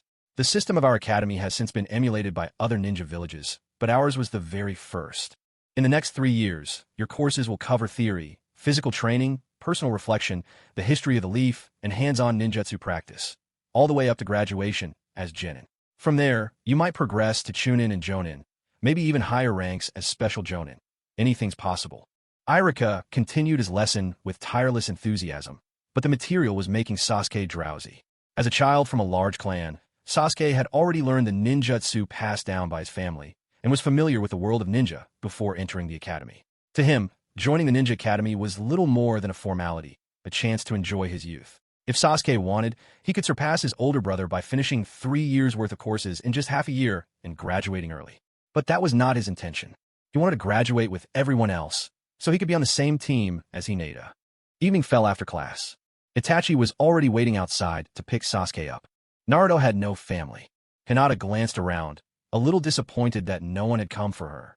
Sasuke turned to Itachi and said, "Big brother, you can head home first. I want to hang out with Hinata and Naruto for a while. Be careful." With a final reminder, Itachi walked away. As long as Sasuke wasn't in danger, he wouldn't interfere with his choices. Sasuke bought a box of dango, a sweet treat. There were 3 skewers in a box. He handed one each to Naruto and Hinata. Naruto's eyes lit up. "For me? Then I won't hold back." Hinata wanted to eat too, but her father didn't allow her to have much in the way of sweets. Yet, seeing the anticipation in Sasuke's eyes, Hinata couldn't resist taking a bite. "It's delicious." At that moment, Sasuke noticed a middle-aged man with white eyes walking straight towards them. The man approached Sasuke and Hinata. Hinata hurriedly hid her dango behind her back and whispered, "Father." Hayashi Hyuga ignored Hinata and instead turned to Sasuke, saying, "Young Uchiha, I heard you defeated Niji today?" Sasuke replied, "I was just lucky." Hayashi shook his head. "It wasn't luck. With his Byakugan, Niji wouldn't give you any openings for luck. If you beat him, it was because of your own strength. I've heard you've mastered Shisui's body flicker technique." Sasuke gave a slight nod. Hayashi sighed with regret. "What a shame. Once, Shisui the body flicker was the pride of the village, but now he's a rogue, all because of Danzo." Then, turning to Hinata, Hayashi said, "Hinata, you're coming home with me. And no more sweets." A member of the Hyuga clan briskly knocked the half-eaten dango from Hinata's hand. Hayashi took Hinata by the hand and led her away toward the clan estate. Hinata stared at the dango she hadn't finished, her eyes filling with tears. It wasn't the uneaten dango that brought her to tears. It was her father's lack of understanding. After Hinata left, Sasuke turned to Naruto and asked, "Naruto, have you ever had Ichiraku ramen?" Naruto shook his head. "No, I've never had enough money. But after my birthday, I'll have saved enough for a bowl." Sasuke said, "You don't need to worry about that. From now on, if you want ramen, just go and have some put on my tab." Naruto's eyes lit up with joy. "Really? You mean it?" Sasuke nodded. "Of course. The Uchiha clan has plenty of money. Winning over Naruto with ramen. This was a deal too good to pass up." At Ichiraku Ramen, Sasuke ordered 2 bowls of teriyaki tonkatsu ramen. Tasting the famous Ichiraku noodles, he thought they were decent, honestly not much different from the instant ramen of his previous life. The main difference was the freshness of the ingredients. After his first bite, Naruto's eyes sparkled. He turned gratefully to Sasuke. "Thank you, Sasuke. This is the most delicious thing I've ever eaten." That night, after parting ways with Sasuke, Naruto felt an overwhelming emptiness. Back home, he opened the chilly door, stepped into the lonely, cluttered room. There was a faint sour smell in the air, the smell of something that had spoiled. On the table sat the morning's unfinished milk. It was already past expiration, but these supplies from the Konoha Medical Center were all Naruto had. Though it was past its best, it was still edible. He lay on his bed, covered his eyes with his arm, and the tears began to silently stream down his face. First came the muffled sobs, then the waves of louder crying. Because, in the end, Naruto was just a 5-year-old child, one who had lived here alone since birth. Konoha had gaslighted him, calling him a fox demon, insisting he had destroyed half the village just by being born, and telling him his entire existence was a form of atonement. The fox-like markings on his own face were the most direct evidence. And yet, Naruto couldn't remember a single thing. Whenever he saw others with fathers, mothers, and even siblings, a pang of deep sorrow would surge through Naruto's heart. A faint red chakra slowly rose to the surface of his body, but Naruto remained unaware of it. Village of Rain. The Akatsuki organization. Endless rain poured down without a moment's pause. Shisui walked along the streets, clad in the signature red cloud cloak of Akatsuki. Though he had lost his eyes, he could see things more clearly in his heart than ever before. The Akatsuki's aim was to bring about world peace through force. Having lived through war, he knew all too well how cruel it could be. Divide between villages was inevitable. This was a bitter truth. So Akatsuki resolved to collect the tailed beasts. Just like Hashirama Senju and Madara Uchiha did during the Warring States period, they'd use power to forge peace in the ninja world. At first, Shisui had nothing but disdain for this traitorous band of renegades. But with time and contact, Shisui realized that his understanding of this rogue group had been far too shallow. Besides, Orochimaru, missing for so long, had been among the Akatsuki all along. Shisui brushed his fingers against the vermilion bird ring, feeling a flicker of uncertainty in his heart. Just then, he sensed a figure materialize before him. He hesitated for a moment, but, judging by the signature chakra, recognized his companion, Orochimaru. Orochimaru, has the leader summoned you as well? Orochimaru licked his lips, a sly smile spreading across his face. Haha, Shisui, I want to know, where are your eyes now? Shisui replied, my eyes were taken by Danzo. Haven't I told you that already? Orochimaru's smile twisted. Then why did Danzo ask me to kill you? A surge of alarm rose within Shisui. Are you in league with Danzo? Orochimaru let out a chilling laugh. In league? Come now. Akatsuki itself is a mercenary organization built upon mutual interests. Danzo offered me terms I couldn't refuse. You want me to kill you, bring him one of your eyes, and leave the rest of your body for myself. So my apologies. One after another, tawny yellow serpents slithered out, writhing and closing in on all sides. Shisui furrowed his brow, forming hand signs at lightning speed. 7 shadow clones appeared beside him in an instant. Seeing this, Orochimaru let out a low chuckle. S-rank, forbidden technique. Shunshin shadow clones, is it? I've studied that move of yours quite thoroughly. The very next moment, countless snakes twisted around each of the clones, binding them tight. As the 7 clones dissolved into white mist, only a single figure remained standing. Orochimaru walked toward Shisui, but suddenly, a fierce wind howled behind him. Out of nowhere, a kunai flew down and pierced Orochimaru's shoulder. Staring up at Shisui, who stood atop a tree, Orochimaru said, so the real you was here all along? Orochimaru locked his gaze on Shisui above, but in the next instant he sensed an overwhelming surge of chakra behind him. A shimmering green chakra enveloped Shisui's body. The chakra condensed, forming a massive skeletal structure. Muscles grew over the bones, and soon the skeleton was clad in an emerald Tengu-armored shell. Shisui stood proudly within the towering half-body Susanoo, declaring, this is my real self. Orochimaru was stunned into silence. He gawked at the half-formed green Susanoo, his mind reeling. He can activate the Susanoo without a Mangekyo Sharingan. Orochimaru slammed his palm to the ground. Summoning Jutsu Manda. The surrounding air swirled as thick white mist cleared, and a colossal purple serpent coiled into existence in an instant. Manda glared down, unimpressed. Orochimaru, what's the big idea? This time I want 100 humans to eat. Suddenly, a chill raced down Manda's spine, and all the scales on his back bristled in warning. Manda turned to look and saw the half-bodied Susanoo looming just an arm's length away. Manda spat out, Orochimaru, to hell with you. Without hesitation, Orochimaru leapt into Manda's waiting jaws. What are you waiting for? Run. Within the green Susanoo, chakra coalesced into a mighty sword. Shisui brought the green blade down upon Manda, and with a thunderous crash, Manda disappeared in a puff of white smoke. Orochimaru activated his reverse summoning jutsu and escaped. The emerald Susanoo faded away. Shisui dropped to one knee, racked with pain. As I thought, forcing Susanoo without the Sharingan is just too much.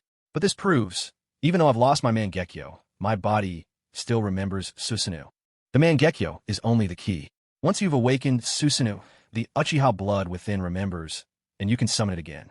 However, calling forth Susanoo now would come at the cost of one's own life force. Still, to relay the intel to the Uchiha, and to drive off Orochimaru, awakening Susanoo was the fastest solution. Meanwhile, at the Ryuchi cave, with a loud pop, Manda materialized out of thin air. Orochimaru crawled out from Manda's jaws, dripping with cold sweat. Manda, still rattled, snapped, why the hell did you summon me just now? As a young snake, Manda had once watched from afar as a blue Susanoo battled a wooden giant, a clash that left a profound mark on his youthful mind. Ever since, the sight of these giant warriors filled him with dread. Orochimaru gave a sly chuckle. Ha ha ha, Manda, I promise I'll remember your 100 sacrifices. After saying this, Orochimaru began to venture deeper into the Ryuchi cave. Manda called out, Orochimaru, you can't go in there. Orochimaru just laughed softly. Ha, this isn't my first time. 3 hours later, Orochimaru stumbled out from the depths of the cave, looking rather disheveled. He had once again failed to master Sage Mode. Meanwhile, elsewhere, beneath the blood-red moon, under the cover of night, Fugaku stood with a grim expression, speaking to Itachi and Sasuke. Itachi, Sasuke, Shisui has sent word. Danzo is conspiring with Orochimaru. Danzo plans to kill Shisui. His eyes are what Danzo covets. Fugaku continued. I'm going to report this to the third Hokage. Orochimaru is already a rogue ninja. If Danzo is in league with him, perhaps the third will use this chance to suppress him. Sasuke interrupted. Father, you're being too naive. The third won't act against Danzo just based on your words. He'll dismiss it all as mere rumors. And besides, how much does the third actually trust anything the Uchiha say? Then what should we do? Sasuke's eyes flashed coldly. We have to go all the way, kill Danzo. The forces backing the third are just ANBU, Root, the Hyuga clan, the Inoshikacho trio, the Inuzuka, the Aburame, and maybe a few others. The ANBU and Root, our Uchiha police can probably handle. But if the other clans unite with the third, we won't stand a chance, especially against the Hyuga. They've been quietly growing for years. Their true power is hard to gauge. Itachi nodded in agreement. If only there was a way to turn the third and the Hyuga against each other. Then he wouldn't dare to keep pushing the Uchiha any further. A subtle change was stirring in Itachi's heart. He was gradually leaning toward his Uchiha kin. He might not have been fond of the Uchiha clan as a whole, but his parents and his younger brother were all part of it. All he wished for was a fragile, delicate balance between the Uchiha and the village. So long as the Konoha leaders couldn't press down on the Uchiha, and the Uchiha gained some measure of power, peace could be maintained. That was what Itachi truly hoped for. But one major problem remained. Who had the skill to assassinate Danzo without leaving a trace? Both Fugaku and Itachi could kill Danzo, but doing so in complete secrecy was another matter entirely. Itachi voiced this concern. Sasuke's eyes sparkled with realization. Actually, I know just the person for the job. But he's not here right now. We'll have to wait a while. And as for turning the Hyuga and the third against each other, that's easy. All we have to do is arrange a marriage alliance between the Uchiha and Hyuga. Fugaku nodded thoughtfully. You're right. Marriage is the most direct way to forge a connection between two clans. But we'll take on this role. Sasuke eagerly volunteered. Father, please go and arrange my engagement. I want to be betrothed to Hinata from the Hyuga clan. Itachi glanced at Sasuke with an odd expression. What a well-laid plan, he thought, as if Sasuke's calculations were practically spelled out on his face. Yet Itachi didn't expose Sasuke's scheme. Instead, he said, Father, Sasuke's idea isn't bad. He and Hinata are close in age. An arranged childhood engagement could work out quite nicely. Fugaku responded, Very well. In a few days, once I've prepared the betrothal gifts, I'll take Mikoto and go to the Hyuga clan to formally propose to Hayashi. 2 days later, it was the weekend at the Hyuga clan residence. Hayashi and Hisashi sat together, sipping tea. Hisashi turned to Hayashi, asking, Brother, what do you think Uchiha Fugaku is coming to our clan for? Hayashi replied, I have no idea. Hisashi pressed on, But brother, it's such a sensitive time. Uchiha is under intense pressure from the village leadership. Should we even meet with Fugaku?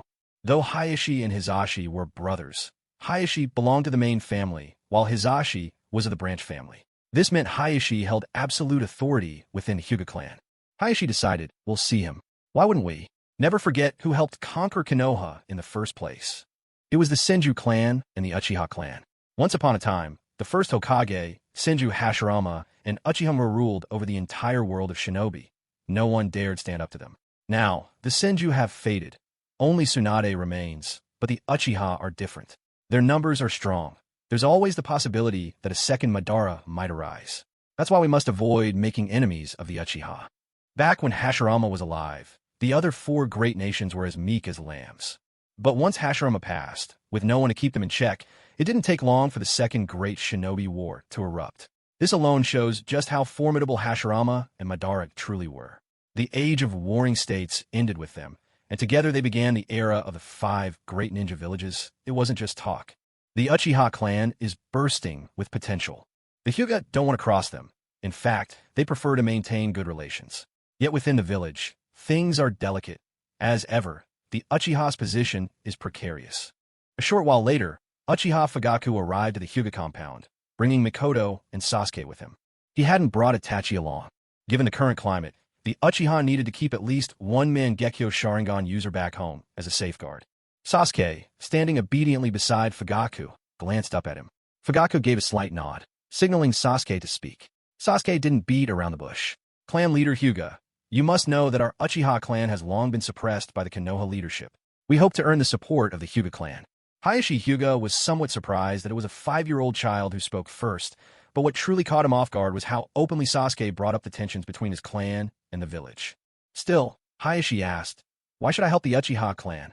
Sasuke replied, "It's simple. The third Hokage seeks absolute power.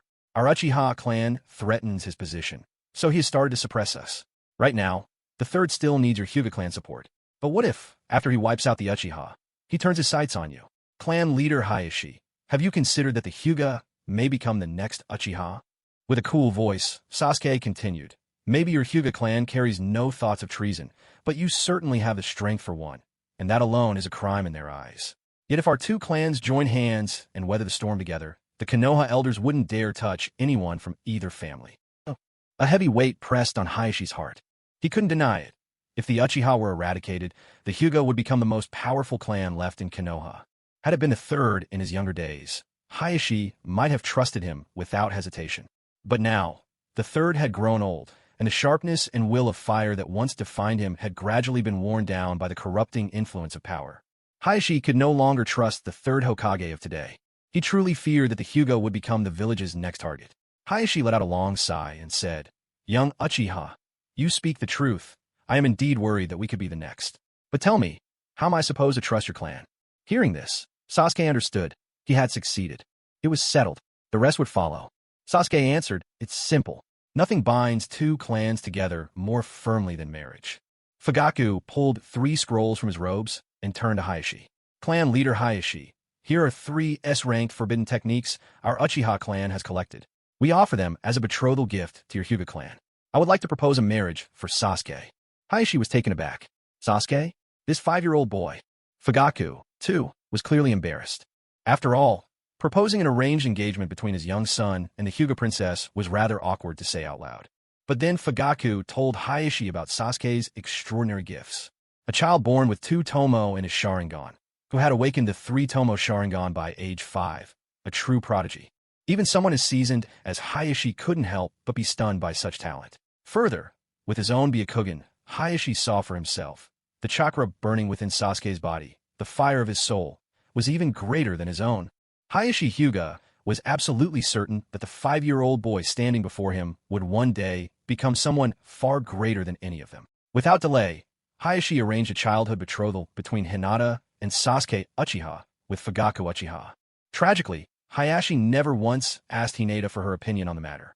Perhaps, in Hayashi's mind, having his timid, gentle Hinata engaged to an exceptionally talented child like Sasuke was the perfect plan, a deal with nothing to lose and much to gain. Back in the Uchiha compound, Sasuke's face was aglow with excitement. Very soon, he would finally accomplish what he'd set out to do. The Uchiha clan would truly break free from the threat of annihilation at last. What's more, he'd gained Hinata as his future bride, and with the Hyuga clan support on his side, it was without a doubt a win-win situation. Meanwhile, elsewhere, at the root headquarters, a masked figure emerged suddenly, reporting to Danzo, "Lord Danzo, Orochimaru has failed. He didn't manage to kill Shisui." Danzo turned his gaze to the wall and replied coolly, "I see. Where's Orochimaru now?" Orochimaru has disappeared. As the village's secret shadow, Danzo took care of the kind of dirty work that could never reach the third Hokage's ears. Danzo preferred to use mercenary organizations for certain, less than honorable tasks. But this time, Orochimaru had failed. Now, Danzo wanted Orochimaru dead to erase any trace of their clandestine dealings once and for all. But Orochimaru had vanished. Even when he was still in the village, Orochimaru knew Danzo well, enough to know to stay out of sight. Danzo could only sigh helplessly. To him, the Uchiha clan remained a persistent thorn in his side. If Orochimaru could not take care of Shisui, then it was up to Danzo himself to deal with the Uchiha once and for all. Danzo still kept one last secret weapon. After driving the Uchiha from their ancestral lands, he'd once visited their old compound. Deep inside the territory stood a stone monument, etched with words Danzo could not decipher, not even with his 3 tomo sharingan. But on that day, Danzo encountered a man wearing a yellow, tiger-striped mask. This man's power inspired true fear in Danzo. He called himself Uchiha Madara, though as one of the second Hokage disciples, Danzo knew very well that Madara had died long ago. So he assumed this man was merely a fanatic, mad in his reverence for Madara. The mysterious masked man confided in Danzo that he, too, wished for the downfall of the Uchiha clan. There were many reasons for this. One reason, of course, was that as a fellow Uchiha, Tobi deeply feared the threat posed by the clan's Mangekyo Sharingan. On the other hand, Obito feared that the Uchiha clan might interfere with his plans. In short, as far as Obito was concerned, the Uchiha were nothing but a blighted clan. In this world plunged into despair, there was no meaning left in survival. Within the world of infinite Tsukuyomi, creating another Uchiha would suffice.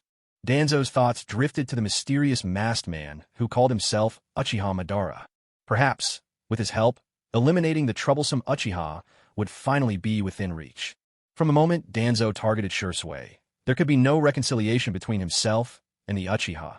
They were locked in a deadly struggle. For now, Danzo found himself unable to contact that enigmatic masked man.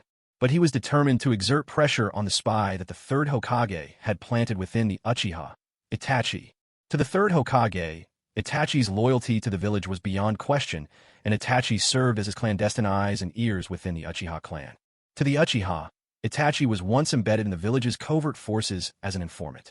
Years of living a double life had left Itachi conflicted about his true self. It wasn't until recently, after an encounter with his father Fugaku, that Itachi finally experienced the bonds of family and realized the ties that held the Uchiha together. And now, his hatred for Danzo ran deep. That night, Danzo dispatched a root ninja to summon Itachi to the Hokage's office. Uchiha residence. Itachi stood atop the roof, eyeing the root ninja who'd come to fetch him. You say Danzo wants me at the Hokage's office? Then why isn't the ANBU here to relay the message? The root ninja replied, I don't know. I was only told to deliver this message. Red glimmered in Itachi's eyes as he rushed toward the Hokage's office with swift determination. At this moment, there was a gap in intelligence between the Uchiha and Konoha's upper echelons. Specifically, the Leaf's leadership was unaware of the whereabouts of Shisui's Kodo Amatsukami. Moreover, the elders only knew that Itachi awakened the Mangekyo, but not the abilities his eyes possessed. And most importantly, the Hyuga clan, the main force supporting the third Hokage, had already been driven apart by the Uchiha's machinations. Now that the Uchiha held an advantage in their confrontation with the higher-ups, there was no longer a reason for Itachi to continue living as a double agent. After all, the longer a spy lives a lie, the easier it is to forget who he truly is. Konoha's Hokage office. Danzo sat in the Hokage's chair, gazing intently at Itachi, who stood across the room. Itachi asked, Why did you summon me? Danzo let out a low, dry chuckle. Itachi, judging by your tone, you seem to have quite a problem with me. Itachi remained silent. Danzo continued, I can understand that. If I were in your shoes, with your brother killed, his eyes stolen, I'd resent me too. But you must realize, everything I have done has been for the sake of the village. You Uchiha are a restless clan. I simply cannot bring myself to trust the Uchiha. Itachi replied, If there's nothing else, I'll be leaving. Besides, you're not the Hokage. You have no right to sit in that chair. Danzo's expression froze for a moment. Then he said, All right, enough. Let's get to business. Itachi, if the village were to go to war with the Uchiha, what do you think are the Uchiha's chances of victory? Itachi answered with humility, If Shisui hadn't left, 20%. Danzo's tone was low and deliberate. And now, suddenly, a wave of spatial distortion swept over, and a figure wearing a tiger-striped mask appeared beside Itachi. In a masked man's eye, a Mangekyo Sharingan gleamed with a blood-red light. Itachi's heart skipped a beat. It's you. Itachi had encountered the masked man before. He was acutely aware of how formidable this opponent was. Thoughts raced through Itachi's mind, and he said, Now, the Uchiha stand absolutely no chance. Danzo pressed on. So then, in the conflict between the village and the Uchiha, which side will you choose? A struggle flickered across Itachi's face as he answered, The village. Danzo's eyes glinted with a sharp, calculating light. Very well. I'll lay out two choices for you right now. 1. Return to your clan and fight beside the Uchiha to the bitter end, in which case, we will wipe out the entire Uchiha. 2. You and Uchiha Madara do the deed yourselves. If you choose this, I'll spare Sasuke's life and let your younger brother survive. Itachi's voice trembled with pain. Has it really come to this? Danzo nodded coldly. Yes. There's no turning back now. This is a fight to the death between me and the Uchiha. Itachi asked, Does the third Hokage know? Danzo responded with a counter-question. Why do you think I arranged to meet you here? With steely insistence, Danzo said, Now, make your choice. After a long inner struggle, Itachi spoke at last, his voice heavy. I choose the second option. If the Uchiha truly go to war with the village, The other hidden villages will seize the opportunity to invade. I can't bear to watch a new great shinobi war break out. So, I choose the second path.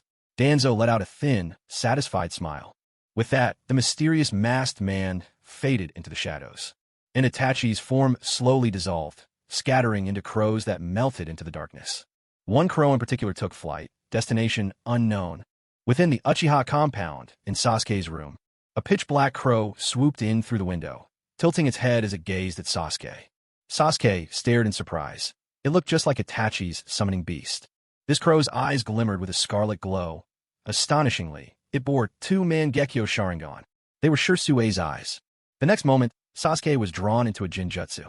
In that illusory world, Itachi revealed Danzo's plan to Sasuke, urging him to warn their father and prepare for what might come.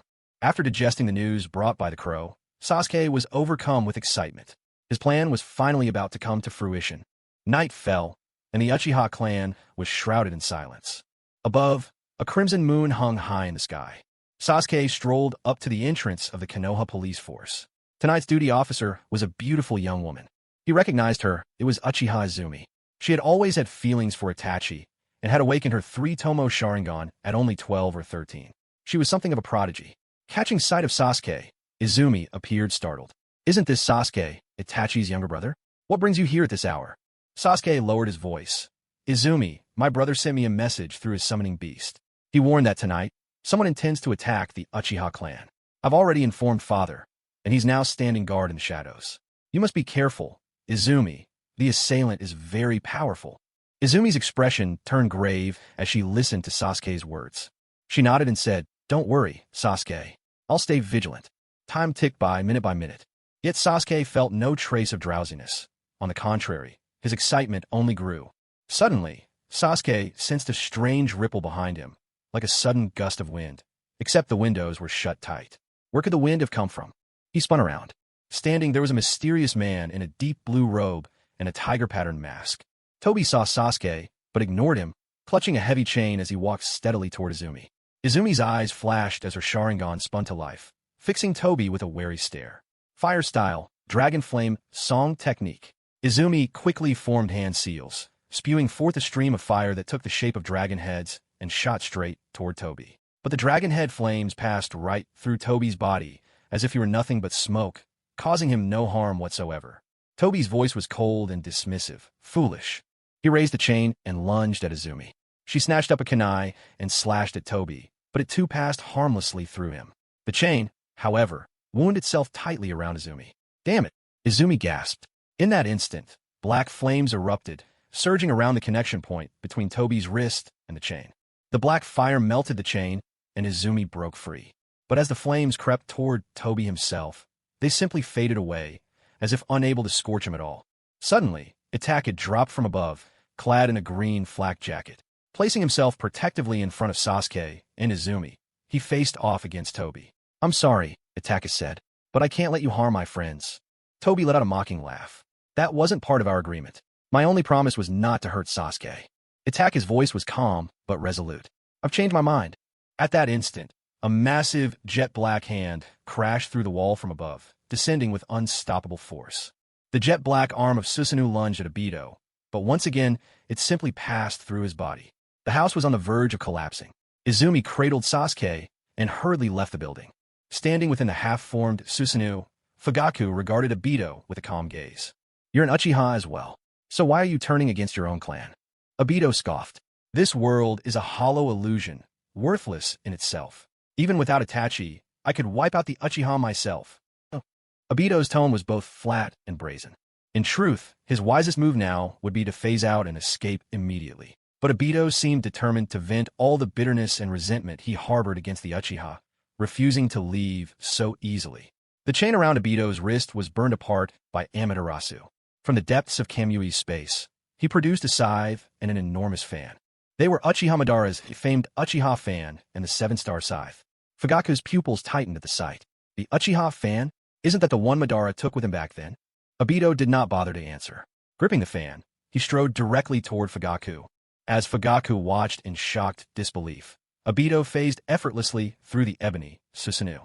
Realizing Susanoo was useless against him, Fugaku dismissed it altogether and prepared to face Obito with a kunai in hand. Fire style, great fireball jutsu. Forming seals, Fugaku unleashed a massive ball of flame, which roared forth, only to pass cleanly through Obito's body. Wielding his scythe, Obito swung it down at Fugaku. Fugaku raised the kunai in defense, but the blade passed through it just as easily and bore down on his head. At the critical moment, a crimson light flared in Fugaku's Mangekyo Sharingan. Obito's movements suddenly slowed, almost as if time itself was lagging behind, allowing Fugaku to escape in an instant. Obito stared in brief amazement at Fugaku. A dojutsu that affects time? Fugaku remained silent, his wariness of Obito only deepening. Susanoo was ineffective against Obito. His own attacks couldn't touch him, yet he couldn't be certain if Obito's attacks could harm him either. Studying the strange design in Obito's eyes, Fugaku couldn't recall any Mangekyo Sharingan like this in the annals of the Uchiha. Turning to Itachi, he called, "Itachi, let's go together." Itachi's body dissolved into a cloud of crows. In the next instant, he reappeared behind Obito. Blood wept from his eyes, channeling pitch-black flames directly onto Obito's form. Amaterasu. Obito whirled around instantly, raising the fan to absorb every trace of the flames. Then, with a flick, he swung the fan at Fugaku. Uchiha rebound. The black fire rushed toward Fugaku, who reacted in alarm, hastily invoking Kodayamatsu to slow the flow of time around him. Just enough time to summon Susanoo once more.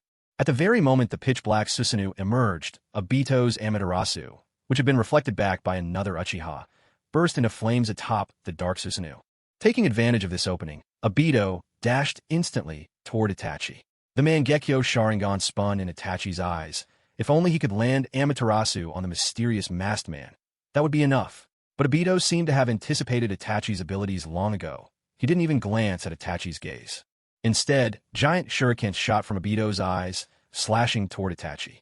In a flash, Itachi's body dissolved into a flock of crows, which scattered and then reformed at a safe distance. Sasuke watched the fierce battle between Obito, Itachi, and his father, Fugaku. Even though Obito had only one Sharingan left, his Kamui allowed him to evade all attacks except for illusions. The requirement for Itachi's Tsukuyami was direct eye contact, but Obito never met Itachi's eyes. Sasuke's heart pounded faster. A single crow landed silently behind him. Nervously, Sasuke reached out and caught the crow. He knew he had only one chance. He darted behind Obito and quickly formed a sequence of hand signs. Body flicker, shadow, clone, technique. In an instant, 5 more Sasukes appeared. Including the original, 6 Sasukes rushed at Obito from every direction. With a sweep of his war fan, Obito struck one of the clones, dispersing it into a puff of white mist.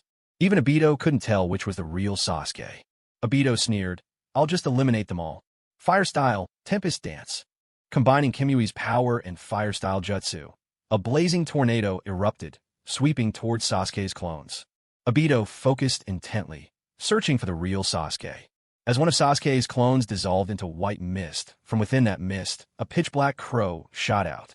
The sudden appearance of the crow gave Obito a surge of dread. When he saw the crow's eyes shimmering with the scarlet light of the Mangekyo Sharingan, Obito tried to escape, but was already too late. One of the crow's eyes slowly dulled, transforming into an ordinary 3-tomo Sharingan.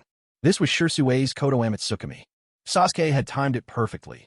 Using the instant his clone vanished, the crow appeared and met Obito's gaze.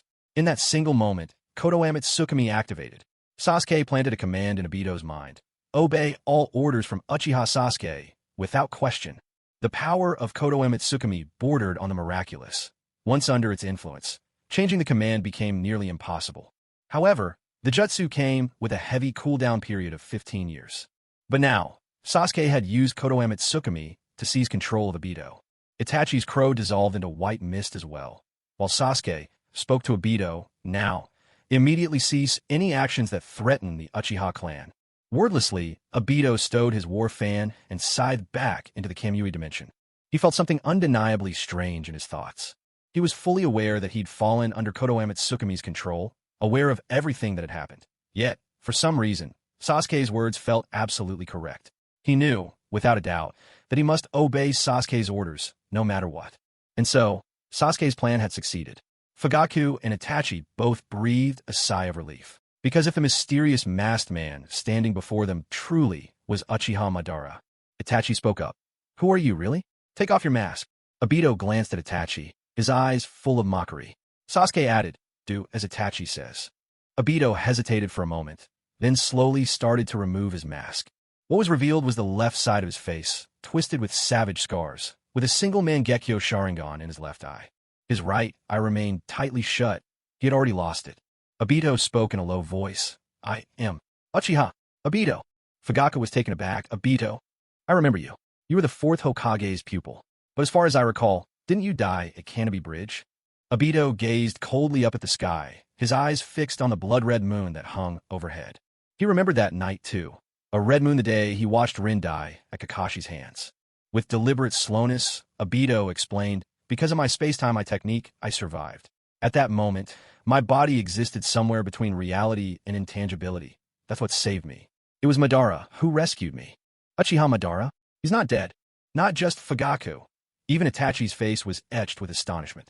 After all, the name Uchiha Madara was renowned far and wide, a legend in its own right. Madara, the legendary figure of the Uchiha clan, who had joined forces with Hashirama Senju to bring an end to the age of warring states. Obito continued in a measured tone. No, he never died. He remained hidden in a subterranean chamber beneath Canopy Bridge. After his final battle with Hashirama at the Valley of the End, Uchiha Madara did not perish. Instead, he obtained Hashirama's cells, and with them, awakened the Rinnegan. Obito then revealed to the others Madara's true plan, using the Rinne rebirth technique to bring Madara back to life, initiating the infinite Tsukuyomi, and in that dream world, Obito would revive Rin and become Hokage. Itachi couldn't help but interject. Then why don't you just use the Rinne rebirth to bring Rin back directly? After all, you should have a piece of her body, don't you? Obito was caught off guard by Itachi's suggestion. Why hadn't he thought to resurrect Rin directly? As a master of illusions, Itachi went on, no matter how powerful a Jinjutsu is, it will always have its flaws. Maybe you could live out a fulfilling, happy life in the illusion, but in the end a world of illusions is just a dream.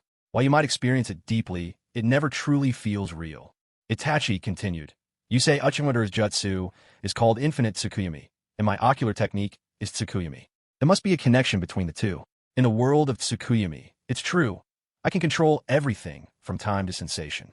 But no matter how authentic the illusion I construct, it always has a flaw. The moment you seize upon that weakness, the Jinjutsu falls apart and vanishes. What Itachi did not say was this. All illusions have flaws, except for Shursui's Kodoama Tsukumi. This Jinjutsu, which can alter a person's very thoughts, has no such flaw. If there is any shortcoming, it's the cooldown period, once every 15 years. Obito's heart was heavy with sorrow. Yes, he had thought about reviving Rin, too, but Obito had never dared to face his own feelings of inferiority. The truth was, even if Rin were brought back to life, she still wouldn't like him. Rin's heart belonged to Kakashi. Kakashi was a genius. He was not. Perhaps sensing what Obito was thinking, Sasuke spoke. Obito, you're not worried that even if Rin comes back, she won't like you, are you? Obito quickly denied it, fighting to maintain his pride. That's not it at all. Sasuke said, don't be so stubborn. When the time comes, I'll take you to the greatest scientist in the ninja world. He'll restore your face. Once Rin is back, I'll have my own ways to make sure she falls for you. Obito hesitated. Sasuke went on. Brother Obito, tell me, which would you rather have? Rin, a fleeting fantasy in an illusion, or Rin, warm and soft, held in your arms in real life? That one line from Sasuke left Obito completely speechless. After a moment, Obito said, all right, I'll do as you say. As long as you can make Rin love me. Sasuke smiled and gave a small nod, his gaze turning shadowed. He said, Obito, your identity is extremely sensitive. It was you who unleashed the chaos of the Nine Tails, and back then, you took on the name of Uchiha Madara. From within the Uchiha clan compound, Sasuke had found a sharingan with 3 tomo, preserved in nutrient fluid. He fitted it into Obito's empty eye socket. Sasuke told him, Brother Obito, when you don't wear a mask, you'll move through the ninja world as Uchiha Obito. But when you put the mask on, showing only a single eye, you'll become the shadowy mastermind of the Akatsuki as Uchiha Madara. Obito fixed Sasuke with a long, searching gaze. If he remembered correctly, he had never actually admitted to being the real master behind Akatsuki. All he'd said was that a boy had inherited Madara's Rinnegan. Other than a showdown with Hanzo, Nagato had never actually displayed the Rinnegan's powers, and pain had scarcely appeared in the public eye at all. But Obito paid these details little mind. He placed the sharingan into his own eye sockets, and both of his eyes began to glow with a crimson light. Sasuke spoke. Obito, go and kill Danzo. Only when Danzo is dead can the Uchiha reclaim their power. Obito's existence was a secret unknown to anyone. He put on a mask, transforming into the enigmatic man in the mask. Then, with a flicker of red light in his eyes, he vanished into the shadows. Sasuke turned to Itachi, Fugaku, and Izumi, saying, "Father, brother, sister Izumi, let's first get rid of Danzo's spies."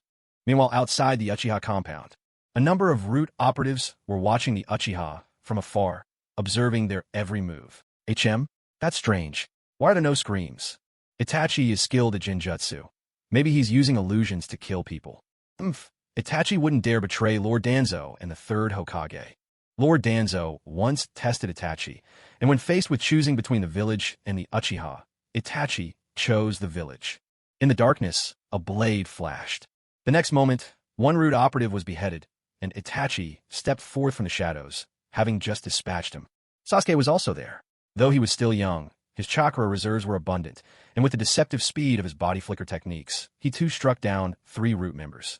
Fugaku killed 4, Itachi killed 6, Sasuke killed 3, and Izumi felled 1. In total, they eliminated 14 root operatives. All of these were Danzo's eyes and ears. Now, with them gone, what had taken place here could not immediately reach Danzo's own ears. At root headquarters, Danzo was full of confidence. After tonight, the Uchiha would cease to exist in the Leaf Village. As for Danzo's nearly fanatical actions, the third Hokage merely turned a blind eye. For him, Danzo was far more stable than the Uchiha. For the Uchiha were seen as a dangerously unstable clan. Suddenly, a distortion in space flared up behind him. Danzo turned to see the masked man and asked, "Mission Akko." Before he could finish, a blood-spattered head arced high into the air. With a single swing of his blade, Obito severed Danzo's head. Danzo's own strength was not remarkable. Especially since Hiruzen Tsurutobi became Hokage, Danzo had poured all his efforts into his root organization and neglected his personal power. Believing his mission complete, Obito prepared to leave. But at that very moment, folds of thick, white mist began to rise up inside the room. Obito, now wary, drew the Uchiha war fan from his Kamui space. Danzo is the village's second-in-command, so he really isn't that easy to kill, is he? Wind style, vacuum wave. Suddenly, from the depths of the heavy white mist, a massive swirl of wind materialized. With a firm grip on his war fan, Obito swept it forward, sending the wind mass hurtling forth. Uchiha reflected. In a flash, the chakra of the vacuum wave was drawn into the Uchiha war fan, then transformed into a force of devastation and rebounded with overwhelming power. Danzo's body was shattered instantly under this immense energy. Obito scanned the air, quietly sensing the chakra around him. He was certain that Danzo still wasn't dead. The first time, Danzo's head had been cut off. The second, he'd taken the full blow of the Uchiha's reflection. Yet Danzo remained alive. There was only one technique capable of producing such miraculous effects. The Uchiha clan's forbidden art, Izanagi. The white mist slowly began to dissipate. Danzo's figure reappeared once more. Moving slowly, he began unwrapping the bandages on his arm, revealing, shockingly, 10 eyes that moved as if alive. The tomo in each showed clearly that these were sharingan, eyes of the Uchiha. Of these 10, 2 had already turned milky white, rendered blind. Obito witnessed this scene, yet his emotions remained calm and undisturbed. He had watched too many people drift away into death. Danzo spoke, his voice low and deliberate. These eyes belong to the Uchiha who perished in the Third Great Ninja War. You are an Uchiha too. Why does seeing them not stir you at all? Obito paid Danzo no heed. Instead, he stowed his war fan away and began considering another approach. Danzo addressed Obito directly. I have 8 chances at resurrection left. Unless you kill me 8 more times, the third Hokage will sense the commotion from our fight. In an instant, Obito surged forward toward Danzo, while Danzo stood his ground, unmoved. He only needed to use the 8 remaining lives granted by Izanagi to stall until the third Hokage arrived for backup. Seeing that Danzo wouldn't move, Obito reached out and grabbed hold of Danzo's body. Foolish, Obito muttered. And in the next moment, the space around Obito distorted, and with a ripple of warped reality, Danzo's figure was swept away, drawn into the dimension of Kamui. Inside the Kamui dimension, Danzo was left utterly bewildered. Where in the world had he been taken? What is this place? How could you possibly suck me in here? A gap in information. That's all this was, a gap in vital knowledge. But no amount of Danzo's inner howling mattered anymore. In the dimension of Kamui, Danzo was no more than a lamb awaiting slaughter. Fire style, violent dance of the storm. Obito unleashed fire style jutsu, amplified by the distortion of Kamui. A swirling vortex of flame instantly engulfed Danzo. Danzo hurried to use the body flicker technique to dodge away. If his earlier plan had been merely to stall for time. Now, Danzo's only goal was to defeat Obito and survive. Moreover, the gleam of the sharingan in Obito's eye still lingered captivatingly in Danzo's thoughts. And he wanted nothing more than to seize it for himself. Although Danzo harbored deep hatred for the Uchiha clan, he was also profoundly envious of their bloodline limit, the sharingan. Especially the Mangekyo, the rarest form of all. As Danzo used the body flicker technique to evade, a shadow loomed behind him. A colossal demonic statue of the outer path appeared, its immense palm descending upon Danzo like the hand of a vengeful god. Danzo fell silent, lost for words. In the next instant, the statue's massive slap reduced Danzo's body to a fine crimson mist. Yet Danzo's Izanagi still had 7 uses remaining. Of course, no matter how many were left, inside the world of Kamui, all his struggles were nothing more than a desperate flailing. After being resurrected, Danzo bit his finger and pressed his hand to the ground. Summoning jutsu, Baku, a mighty summoned beast, resembling a monstrous elephant, burst forth into the warped dimension. Its enormous maw gaped wide and unleashed an unimaginable force of suction. Even the surrounding cubic panels began to shift and creep toward the beast under the pull. Obito glanced at the Baku Danzo had just summoned and addressed him with a sneer. Summoning a beast is easy. Sending it back. Now that's much harder. A flicker of doubt crossed Obito's mind. Why would Danzo risk summoning his creature within Kamui's space? The summoning jutsu is, after all, a space-time ninjutsu, a technique not unlike Flying Thunder God, able to reach across dimensions.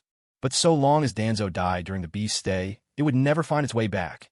With a casual sweep of his arm, Obito commanded the demonic statue of the outer path, which raised its immense right hand high. Its fingertips bristled with wooden spikes, each bulging forth menacingly. A moment later, the spears of wood rained down in a relentless volley, streaking toward Danzo. One by one, the spikes impaled both Danzo and the Baku, piercing through flesh and spirit alike. The Baku let out an agonized howl, its cries echoing painfully through the void. Danzo was killed outright by the raining spears, his jutsu unable to save him. Now only 6 chances at Izanagi remained. Glancing at the barely alive Baku, Obito did not hesitate. The demonic statue's massive hand came down once more, pulverizing the beast into pulp, ending its life for good. Danzo stared at Obito, his gaze shifting. What began as tension was slowly morphing into terror. No matter how many times he invoked Izanagi, he realized with dawning horror that Obito would find a way to kill him every single time. Danzo did not want to die, not yet. He began to plead, desperately bargaining with Obito. Wait, please wait, don't kill me. I can give you anything you desire. If it's power you want, I can appoint you as the head of Root. If you wish, I can legitimize your status. After the 3rd dies, I'll help you become the 5th Hokage. And honor? Whatever accolades you seek, I can bestow them upon you. If it's wealth you hunger for, I've embezzled more money than you could imagine. All of it. It's yours if you want it. All you want is my life? Haven't I given you enough already? Just spare me one. Leave me that much. Beauty, honor, power, money, whatever you desire, I could give you all of it if only you ask. Don't forget, I'm the 2nd in command of Konoha. Power? Obito had no need for that.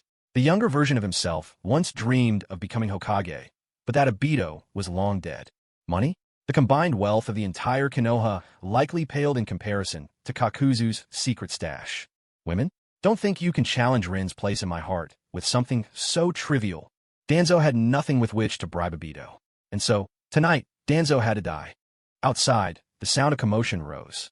4 Root operatives, each wearing an animal mask, rushed over. Lord Danzo! Lord Danzo! This is bad. There are signs of a fight. Lord Danzo is missing. Hurry, report to the 3rd Hokage. A blood-red moon hung high overhead. Tonight was meant to be the night the Uchiha clan was wiped out.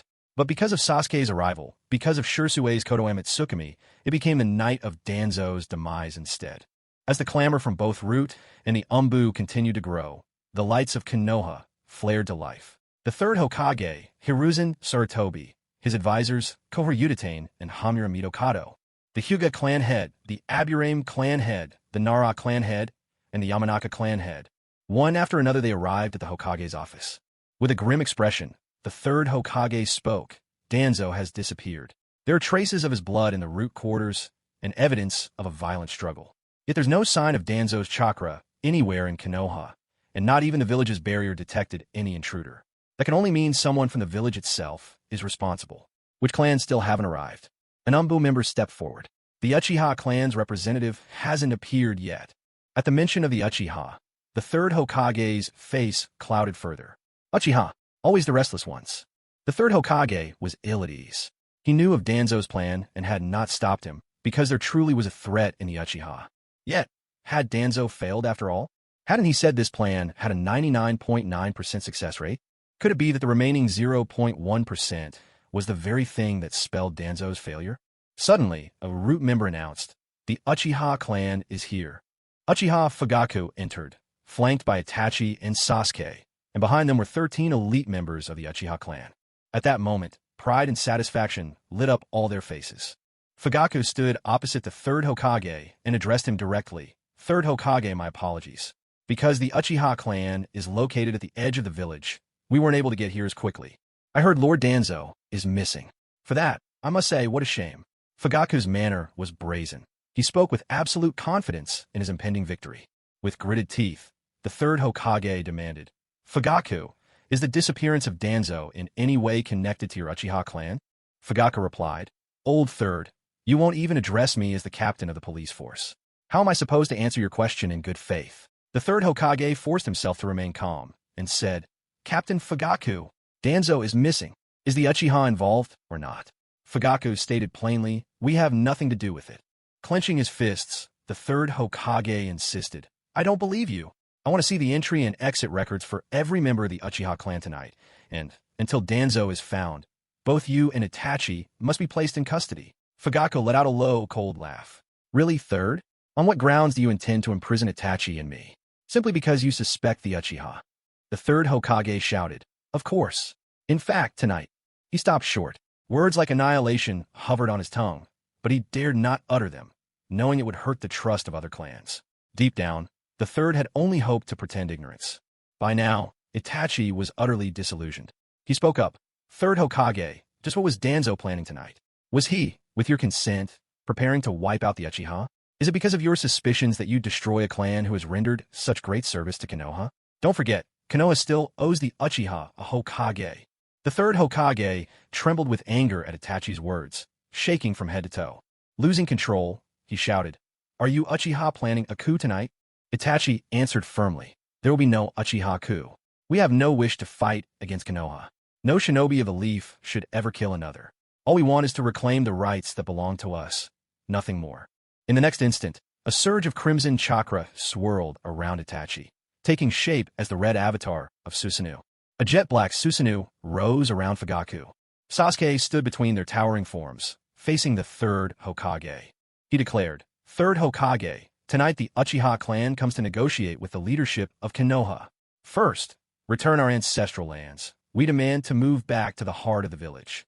Second, reinstate the Uchiha police force as the keepers of Konoha security. Third, allow the Uchiha to form our own intelligence organization, just like the ANBU." Hearing Sasuke's proclamation, the third Hokage trembled in rage. "Why not just make the Uchiha clan Hokage?" Sasuke replied coolly, "That would be fine. After all, Konoha owes our clan the position of Hokage." As the standoff between the Uchiha and the third threatened to spiral, Shikaka Nara stepped forward, hoping to ease the tension. He didn't want to see discord tear Konoha apart at such a crucial moment. Nara Shikaku spoke up, "How about this? We both compromise a little. Third Hokage, let's return the Uchiha lands. After all, that was their territory to begin with. Fugaku, as for the second and third conditions, let's drop them. Security within the village is currently under the ANBU's jurisdiction. And as for creating your own intelligence organization, what sort of message would that send?" Before Fugaku or Sasuke could respond, Uchiha Kenji, standing behind them, shouted, "Nara Shikaka, who do you think you are? Don't talk nonsense. These rights as Uchihas are ours by birth. We are simply reclaiming what belongs to us." Nara Shikaku was stunned. What had he just heard? His face flushed from red to pale, contorted with anger and embarrassment. No one had ever dared insult him like that.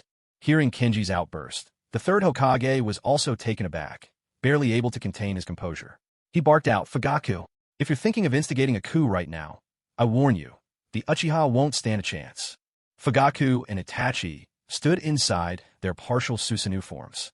Two titanic, spectral warriors loomed over the houses, striking terror into the villagers' hearts, reminiscent of the night the Nine Tails attacked.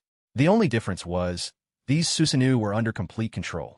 Sasuke stepped forward, his voice clear. "Third, let me say it again. The Uchiha are merely reclaiming our rightful place. Heads of the clans gathered here, who supports us and who stands opposed." Nara was the first to step behind the third Hokage, declaring loudly, "Third Hokage, the Nara clan will always stand by your side." Next came the Aburame clan, then the Yamanaka, then the Akimichi. One by one, every clan in the village fell in behind the third. A subtle smile tugged at the corner of the third Hokage's lips. With unity like this, even if war broke out, the Uchiha stood no chance. The last family left undecided was the Hyuga clan. The third Hokage locked eyes with Hayashi Hyuga, silently urging him, "Come on, stand with us." And with this, the Uchiha have lost any hope. But Hayashi answered, "Forgive me, third Hokage. Frankly, I feel the village has treated the Uchiha unfairly all these years." With that, Hayashi walked over and took his place beside Sasuke. The Hyuga clan had made their stance clear. The strongest family in the village had chosen to stand with the Uchiha. With both the Uchiha and the Hyuga united, it was enough to keep the village's leadership from acting rashly. The third Hokage stared at Hayashi in disbelief, as if he'd just witnessed a terrible betrayal. Yet the Hokage did not rant or rage. Years of experience had taught him how to minimize the village's losses, even in times of crisis. His voice heavy and somber, the third Hokage declared, "I agree to every one of the Uchiha clan's demands." The Uchiha have won. The second battle between the Uchiha and the Leaf Village had ended in victory once again. In the end, the third Hokage looked at Hayashi Hyuga with disappointment and asked, "I just want to know, why did you choose to take Uchiha's side?" Hayashi's lips curled into a small smile as he replied, "Sasuke and Hinata are betrothed. The Hyuga and the Uchiha are now bound by marriage alliance." The next day, Sasuke chose to attend class as usual. Among the students, some had already heard of Sasuke's impressive feat, how he had represented the Uchiha clan in negotiations with the third Hokage and emerged victorious. Others, less in touch with the latest news, remained unaware. Naruto was among the latter. He arrived at the classroom early that morning, determined more than ever to become Sasuke's friend. Still, he thought to himself, a true friend shouldn't hold Sasuke back. Sasuke was a genius, and he was clumsy and slow, so he had to double his efforts. Sasuke, meanwhile, took his seat right beside Hinata. Leaning in, he whispered to her, "Why is your face all red?" Hinata turned away, unable to meet Sasuke's gaze, her shyness obvious. Sasuke gently took her soft, delicate hand and said, "Don't be embarrassed. You're my fiancé now, and one day, we'll be married." Married? Hinata's mind drifted, picturing a future together with Sasuke. Her cheeks flushed as red as an apple. Her body grew weak, and she fainted right where she sat. Sasuke immediately raised his hand and called out loudly, "Teacher, Hinata's fainted. I need to take her to the infirmary." Irika frowned. Why would she faint all of a sudden? He was about to question Sasuke further, but remembered the third Hokage's instructions that morning, not to restrict Sasuke too much. So Irika simply said, "Go quickly and come right back." Sasuke scooped Hinata gently into his arms, jogging out to the shade of a tree outside. He took off his jacket and laid it down beneath Hinata, propping her up against the trunk. It was clear she'd fainted from nerves, and a little rest would bring her around. There was no real need to visit the infirmary. Truth be told, Sasuke just wanted to get out of listening to the class. "I have to finish all 500 laps." Suddenly, Sasuke's ears picked up the sound of heavy breathing. Glancing over, he saw a boy with a bowl-cut hairstyle running determinedly around the Ninja Academy's grounds. It was none other than Rock Lee. Sasuke called out to him, "Hey, what are you doing?" Rock Lee stopped for a break, panting as he replied, "I'm running 500 laps around the academy. If I can do it, I'll finally be allowed to enroll." He went on, "I'm not talented in ninjutsu, or jinjutsu, or even taijutsu, so the academy didn't want me. But the examiner said if I finished all 500 laps today, they'd let me join the school." In reality, that was just an excuse from the examiner. He never expected that Rock Lee would actually go through with it and start running. Sasuke asked, "So how many laps have you done?" With absolute confidence, Rock Lee replied, "I've finished 50 laps already. Only 450 to go. Once I meet the quota, I'll be able to enter the Ninja Academy. Anyway, I gotta keep running. Who knows, maybe we'll end up as classmates." He rubbed his calves, then set off on another lap without hesitation. Meanwhile, on the rooftop of the Ninja Academy, a young man in a form-fitting green outfit, haircut like a watermelon rind, watched the scene below with intense, silent focus. That determination, it was so much like the way he was back then, wasn't it? No talent for ninjutsu, none for jinjutsu, and not even a particularly strong body. All he could do was persevere, work harder than anyone else. Never allow his youthful spirit to waver, not even for a moment. For those born without talent, hard work is the only way to overcome it. Hinata woke slowly, drifting out of sleep. The moment she opened her eyes, she caught sight of Sasuke's strikingly handsome face. Instantly, her cheeks flushed a deep shade of red. In a tiny voice, Hinata whispered, "Sasuke, could you not be so close? My face feels so hot, and my heart's racing." Sasuke asked, "Your heart is racing? Let me have a look quietly." But Sasuke was only teasing. He hadn't actually touched her. It was one thing to sneak a playful touch or two while at home with his future wife, but out here in public, being seen would only make him look like a creep. Truthfully, Sasuke didn't even bother going back to class.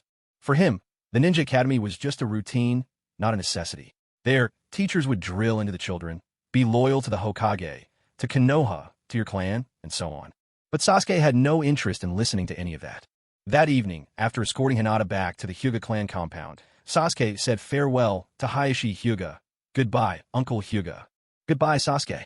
Hayashi's attitude toward Sasuke was always warm. After all, geniuses were admired by elders no matter the era. And Sasuke was a genius among geniuses.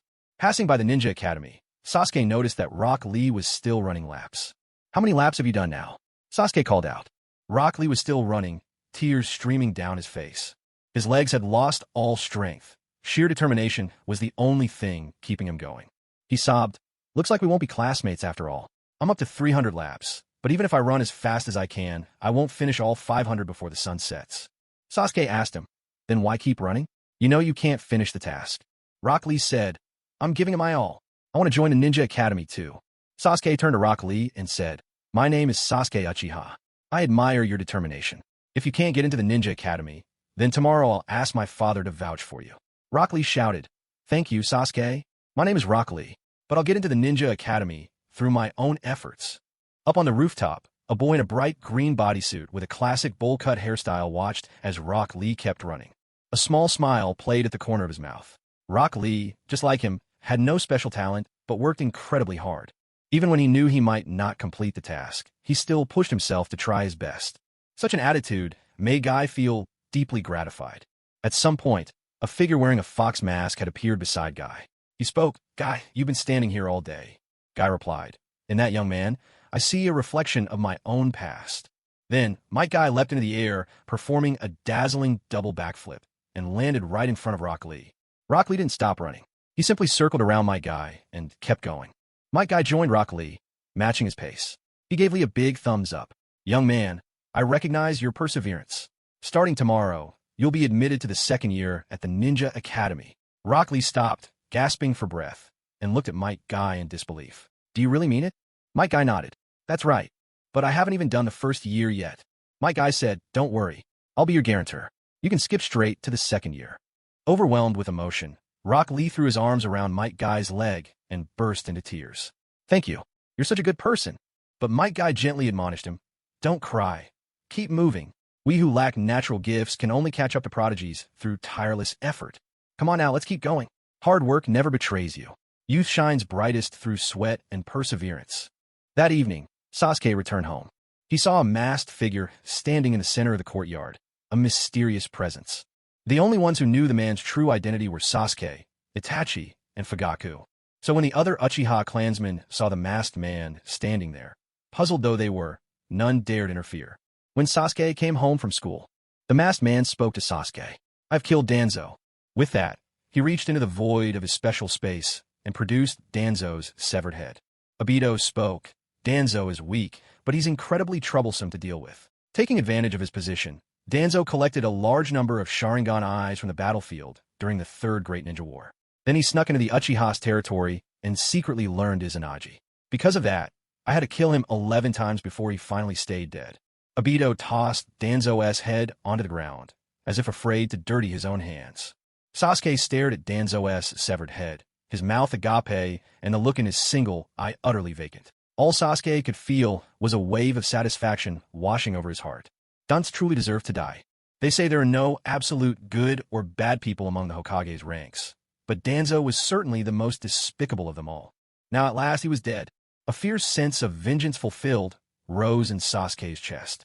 His eyes grew hot, as if burning with emotion.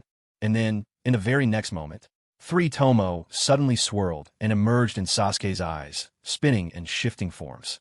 Sasuke's eyes awakened the Mangekyo Sharingan. An intense surge of emotion can awaken the Sharingan. Yet for most of the Uchiha, it is the fires of hatred and anger that unlock their powers. But for Sasuke, it was the sheer exhilaration after killing Danzo that awakened the Mangekyo. Such a way of opening one's eyes, precedent-shattering, never before seen in the clan's history. Ding! Intense emotional fluctuation detected in Host. Host's bloodline limit has advanced. 3 Tomo Sharingan, Mangekyo Sharingan. All around, the Uchiha clansmen looked on as Sasuke's Mangekyo awakened.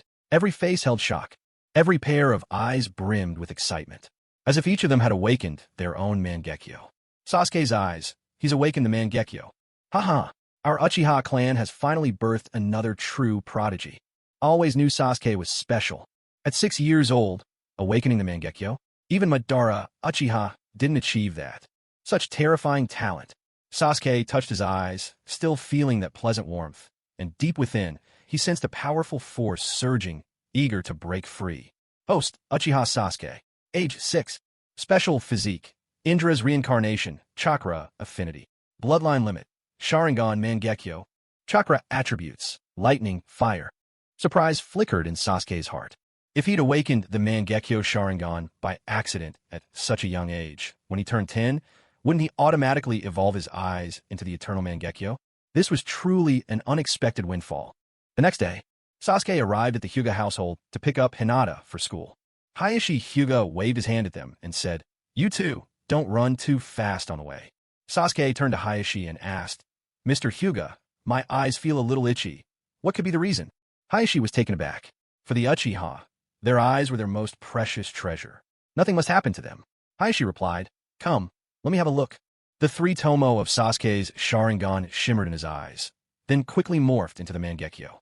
Hayashi's gaze sharpened, but then he burst into hearty laughter. Sasuke, you little genius. To think you've awakened the Mangekyo Sharingan at such a young age, sooner even than your brother." His eyes brimmed with delight. If the Uchiha and the Hyuga had no connection, Sasuke might have been seen as a threat to the Hyuga clan. But now, with the alliance by marriage, their fates were intertwined. Sasuke's strength was strength for the Hyuga as well. Hayashi patted Sasuke on the shoulder and smiled proudly. Reaching the gates of the Ninja Academy, Sasuke took Hinata's small hand in his when he happened to spot Rock Lee. Sasuke called out, "Lee, you joined the Ninja Academy?" Rock Lee responded with excitement. "Yes, Sasuke. It's all thanks to Master Guy. He took me in as his disciple, and now I'm in the 2nd grade." Sasuke nodded in understanding. Little Lee had always been a year ahead of him. Inside the classroom, Sasuke accidentally bumped into a girl. She was lovely, with pink hair as soft as cherry blossoms. Sasuke said, "Sorry about that, Sakura." Hearing his words, Sakura's cheeks flushed red. She'd admired Sasuke for a long time, but her background made her too shy to speak her feelings aloud. Her parents were ordinary people, not even ninjas, while Sasuke's father was none other than the head of the illustrious Uchiha clan. Hinata's father was the leader of the Hyuga clan. Sasuke and Hinata were a perfect match, fated for each other. Although Sakura liked Sasuke too, she simply didn't dare to say so. Secretly, her thoughts tumbled in her heart. Sasuke is so cool. So cool. So cool. Once class began, Irika dashed into the room. Looking quite pleased, he announced to everyone, "Next week, we'll be sparring with the students from the 2nd grade. I'll pick a few of you to represent the first years. Who wants to volunteer?" Sasuke shot his hand up. Me. As a teacher, Irika wasn't exactly fond of troublesome students like Sasuke, always skipping class, causing mischief, and tangled up in young romance. He could easily set a bad example for the rest of the class, but then again, who could blame him? After all, Sasuke was an Uchiha. Irika announced, "Sasuke will be our first representative. We still need 2 more volunteers. If no one steps up, we'll draw lots." Seeing that Sasuke had already volunteered, Naruto quickly shot up his hand. "Sensei, I want to represent the first years too." Irika glanced at Naruto and asked, "Are you sure about this?" Naruto nodded emphatically. "I'm sure." Irika sighed. "All right then, The second representative will be Naruto. Who will be the third? No one else came forward. Hinata had wanted to join Sasuke, but Sasuke, worried she might get hurt, discreetly signaled for her not to volunteer. With no other volunteers, they decided to draw lots. The final pick was Sakura Haruno. So the first-year representatives would be Sasuke Uchiha, Naruto Uzumaki, and Sakura Haruno. For the second years, the chosen students were Neji Hyuga, Rock Lee, and Tenten. In the second-year group, Lee had already swapped his middle-parted hairstyle for the iconic bowl cut. He had also put on a snug green tracksuit, because for him, that was the very embodiment of youth. And yet, Lee had only just entered the academy. He stared at his teacher in disbelief. "Guy-sensei, you mean me? I'm representing the second years." My guy spread his hands helplessly. "Lee, it's by lottery. There's nothing we can do." Niji leaned against the wall, gazing off into the distance. He wondered whether this time, in their match against the first years, he might face Sasuke. If he did have to face Sasuke, would he lose again? Sasuke was a genius, but what of it? Niji clenched his fists in secret. He was determined that, through sheer effort, he would surpass Sasuke. He told himself that in this upcoming contest between the two grades, he would fight for victory. The days sped by. Before anyone knew it, a whole week had flown past. The training arena. Today the arena was packed. After all, this was the friendly competition between the first and second-year students at the Ninja Academy. All around, people were engaged in lively discussion. "Hey, who do you think will win this time? First years or second years?" "Probably the second years. They win every year." Honestly, these grade-level matches are really just about humbling the hot-headed new students. But I heard the Uchiha clan's younger son is in the first-year group. So what? Even if the Uchiha's youngest is strong, it's still just one person. All I'm saying is, my money's on the second years. The matches would be determined by drawing lots. There would be 1-on-1, 2-on-2, and 3-on-3 matches. Sasuke reached into the box and pulled out a slip of paper. Written on it was the number 3. Niji watched the scene unfold. He activated his Byakugan and saw that Sasuke drew number 3. Niji was the first to draw a lot, and after using Byakugan, he also drew number 3. He wanted to have another fair 1-on-1 match with Sasuke. With the results in hand, the first match would be Tenten versus Sakura. The second match, Rock Lee versus Naruto. The third match, Niji versus Sasuke. The tournament would follow a best-of-3 system. The grade level that won 2 rounds would receive a mysterious grand prize. The first match began. Up on the arena, Sakura was visibly anxious, while Tenten appeared calm and at ease. Tenten beckoned with a relaxed wave. "Come on, don't expect me to hold back." Sakura replied, "Me neither. For victory, I'll do whatever it takes."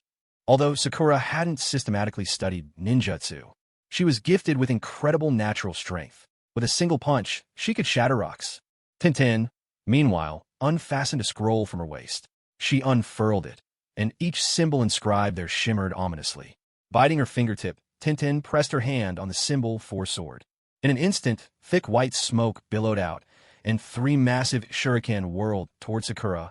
Sakura narrowly dodged out of harm's way. But Tenten's finger then struck the symbol for blade, launching 5 flying knives at her in rapid succession. Immediately after, Tenten pressed down on the symbol for explosion. In the next moment, a violent blast erupted, the shockwave, sending Sakura flying 5 or 6 meters away. Tenten fought from a distance. Sakura had no way to get close to her opponent. Without closing the gap, her monstrous strength was useless. Moments later, Sakura's entire body was battered and bruised, still unable to get near Tenten. It was clear who was superior. In the first round, Tenten took the victory. The second-year students scored the first point. Score, 1-0. The second match, Naruto versus Rock Lee. As soon as Naruto stepped onto the field, a wave of whispers rippled through the crowd. "Tsh, isn't that the demon fox? Since when can the fox represent the first years? Hey, you in the green with the bowl cut, take the fox down." In an instant, Naruto's cheerful mood vanished without a trace. He glanced around with a shadow of resentment in his eyes. Deep inside, a mysterious power began to stir restlessly. Just then, 3 Uchiha from the Konoha police force, all clad in green vests, surrounded the 2 who had just been making snide remarks. Uchiha Kenjin spoke. "Come with us. The Uchiha suspect you 2 are spies from the Hidden Cloud." "Villager, huh? Me, a spy from the Hidden Cloud? I'm just an ordinary villager." Uchiha Kenjin narrowed his eyes and said, "Would a good villager slander the 4th Hokage's son? If I say you're spies, then spies you are. The Konoha police force has the authority to enforce the law." And with that, Kenjin led the 2 loud-mouthed villagers away. Before leaving, Uchiha Kenjin nodded toward Sasuke, extending a gesture of goodwill. No one disturbed Naruto anymore, and he began to observe Rock Lee. With a lean frame, a green bodysuit, and his signature bowl haircut, Lee stood ready. Naruto addressed him. "Hello, my name is Naruto Uzumaki." Lee responded enthusiastically. Oh, my name is Rock Lee. Well then, let's begin." Without hesitation, Lee started darting swiftly around Naruto. Years of rigorous training had shaped a body built for speed and agility. He launched attack after attack, but Naruto focused solely on defending and dodging. Suddenly, Lee unraveled the bandages twined around his hands. He burst forward, and in a flash, the bandages wrapped tightly around Naruto. Naruto tumbled to the ground, struggling against his bonds. Trapped within the bandages, Naruto thought to himself, "I really am useless. I'm so weak. So why do I always try to act bold? I've lost, but I don't want to lose. I don't want to hold Sasuke back." Just as the referee was about to raise Lee's right hand in victory, a flicker of orange-red light suddenly shimmered within the bandages. And in the next moment, the light exploded, shattering Lee's bandages in an instant. Everyone bore witness as a glowing orange chakra began to swirl around Naruto, radiating from his body. Behind him, a faint outline of a tail flickered into existence. "I don't want to lose." With a primal roar, Naruto charged at Lee, the torrent of orange-red chakra launching Lee clear across the arena. Lee fell unconscious. Gradually, the orange chakra faded from Naruto's body. In a daze, Naruto muttered, Was that really me just now?" The display of the orange chakra stunned even the referee, leaving him speechless. All he could do was try to keep Naruto calm. The referee wanted no part of another Ninetales rampage. Last time, it had taken Minato to seal the beast. Who will be able to step in now? The referee announced. Uzumaki Naruto is the winner. A point goes to the first-year division. The score is now 1-1. Next up was the match point round. Niji versus Sasuke. One was the Uchiha genius adored by all, the other a former prodigy of the Hyuga clan. Niji looked at Sasuke and said, "Sasuke, I will definitely defeat you." But Sasuke replied haughtily, "You don't stand the slightest chance." Gritting his teeth, Niji retorted, "Don't be so arrogant." In that instant, veins bulged around Niji's eyes. He had entered the Byakugan state. He was searching for Sasuke's weakness. But then, in Sasuke's eyes, 3 Tomo appeared, spinning and transforming into the Mangekyo Sharingan, as a veil of purple chakra began to glow around his body. A purple skeletal frame materialized, sinews forming along its structure, soon encased by the jet-black armor of the Tengu. A colossal, violet, half-bodied Susanoo now stood before Niji. Niji gazed up at the towering figure, and his spirits instantly plummeted. With a sense of utter defeat, Niji muttered, "How on earth am I supposed to beat that?" Against this enormous Susanoo, Niji realized he didn't stand a chance. Not even a glimmer of hope. At that moment, the resolve in his heart shattered. The gap between them would only grow wider and wider. Niji knew he would never have the chance to surpass Sasuke. His heart sank, bringing a bitter taste to his mouth. How long had it really been since this all began? And already, Sasuke was so far beyond his reach. Truly, Sasuke was a once-in-a-century genius. No wonder both his father and uncle favored him so much. Deflated, Niji admitted, "I concede." The purple chakra surrounding Sasuke contracted, and the half-bodied Susanoo dissolved into a haze of violet dust, fading away. Turning to Niji, Sasuke said, "Niji, you're certainly a genius, but when it comes to facing me, you're just a bit outmatched." With those words, Sasuke left the arena. Niji stood rooted to the spot, stunned. "Sasuke, call me a genius." A rush of clarity washed over him. Compared to most people, he did possess some talent, but up against Sasuke, he was no more than a fool. A glimmer of determination sparked in Niji's eyes. If, instead of seeing Sasuke as an adversary, I treat him as the goal I strive for, then I wouldn't feel so conflicted. Sasuke was never truly my opponent. Why close myself off to just that? Clearly, he could be the one I aspire to reach. For a second time, hope shone in Niji's eyes. After the match, Sasuke walked up to Naruto and said, "Great job, Naruto." Naruto scratched the back of his head, looking sheepish. I'm not really sure what happened. Suddenly, this incredible power just erupted from inside me. Sasuke replied, "Rather than reject that power, you might want to try embracing it." As Sasuke and Naruto chatted away, clearly at ease with each other, Sakura couldn't help but feel a pang of jealousy. She had been part of the battle too, and even got hurt, so why wasn't Sasuke coming over to comfort her? With that thought, Sakura drooped her head and crouched by the roadside, looking dejected. Sasuke approached, gently ruffled Sakura's hair, and said, You were amazing today too, Sakura, and you're injured, so hurry to the medical ward. A member of the Uchiha clan, dressed in the distinctive green flak jacket, appeared and escorted Sakura to the infirmary. Moments later, 4 masked figures suddenly appeared, silently encircling Naruto. Naruto stared at them, fear flickering in his eyes. Sasuke stepped in front of Naruto, confronting the masked shinobi. What are you planning to do? A man wearing a fox mask replied. We've received information that the Nine Tails' power within Naruto is stirring. We need to take him to the Hokage's office and reinforce the seal. Sasuke narrowed his eyes and said, the Nine Tails is crucial to the safety of the Hidden Leaf. Even if something is happening with the beast, this is a matter for the Konoha police force, not the Umbu. What business do you have interfering? The Umbu were a covert group carrying out the Hokage's secret orders, often dealing with threats from other villages. By contrast, the Konoha police force was responsible for safeguarding the village itself. The fox-masked man spoke again. Young Master Sasuke, please don't force our hand. Sasuke didn't answer. Instead, he snapped his fingers. In an instant, the space behind Sasuke seemed to twist, and a mysterious figure appeared. He wore a tiger-striped mask and carried a gleaming katana. His mere presence emanated a crushing pressure, an aura forged in endless battlefields and rivers of blood. Though Sasuke was strong for his age, he was still a child and lacked the authority to intimidate seasoned fighters. But the masked man behind him was different. The sight of this newcomer sent a jolt through the 4 Umbu. Tension thickened the air, beads of sweat trickling beneath their masks. Even so, they bore the weight of their orders. None dared to act rashly. Suddenly, a commanding voice broke the silence. You 4 stand down. A moment later, Hamura Mitokado, the Hokage's advisor, made his entrance. He addressed Sasuke directly. I hope you understand the consequences if the Nine Tails breaks free. During the last rampage, you were just a child then, so maybe you don't remember, but the havoc it caused was far worse than you can imagine. If you refuse to strengthen the seal, I hope you won't regret it. Sasuke answered firmly. Advisor, with all due respect, I ask you not to meddle in police force affairs. Maintaining peace within the village is our responsibility. Hamura was about to lecture Sasuke with a weight of seniority. But when he caught sight of Obito, standing behind Sasuke, the words caught in his throat, and he swallowed them. Just be careful with your choices. With that, Hamura turned and left. A sense of elation swept over Sasuke. To stand unafraid before Konoha's top brass. What a liberating feeling. It was all thanks to the strength of the Uchiha clan, Itachi's loyalty, and their alliance with the Hyuga. The referee for the exhibition match was Gunma Shiranui. A former bodyguard of the 4th Hokage, Gunma's gaze sharpened immediately upon seeing Obito, a flicker of cold fury passing through his eyes.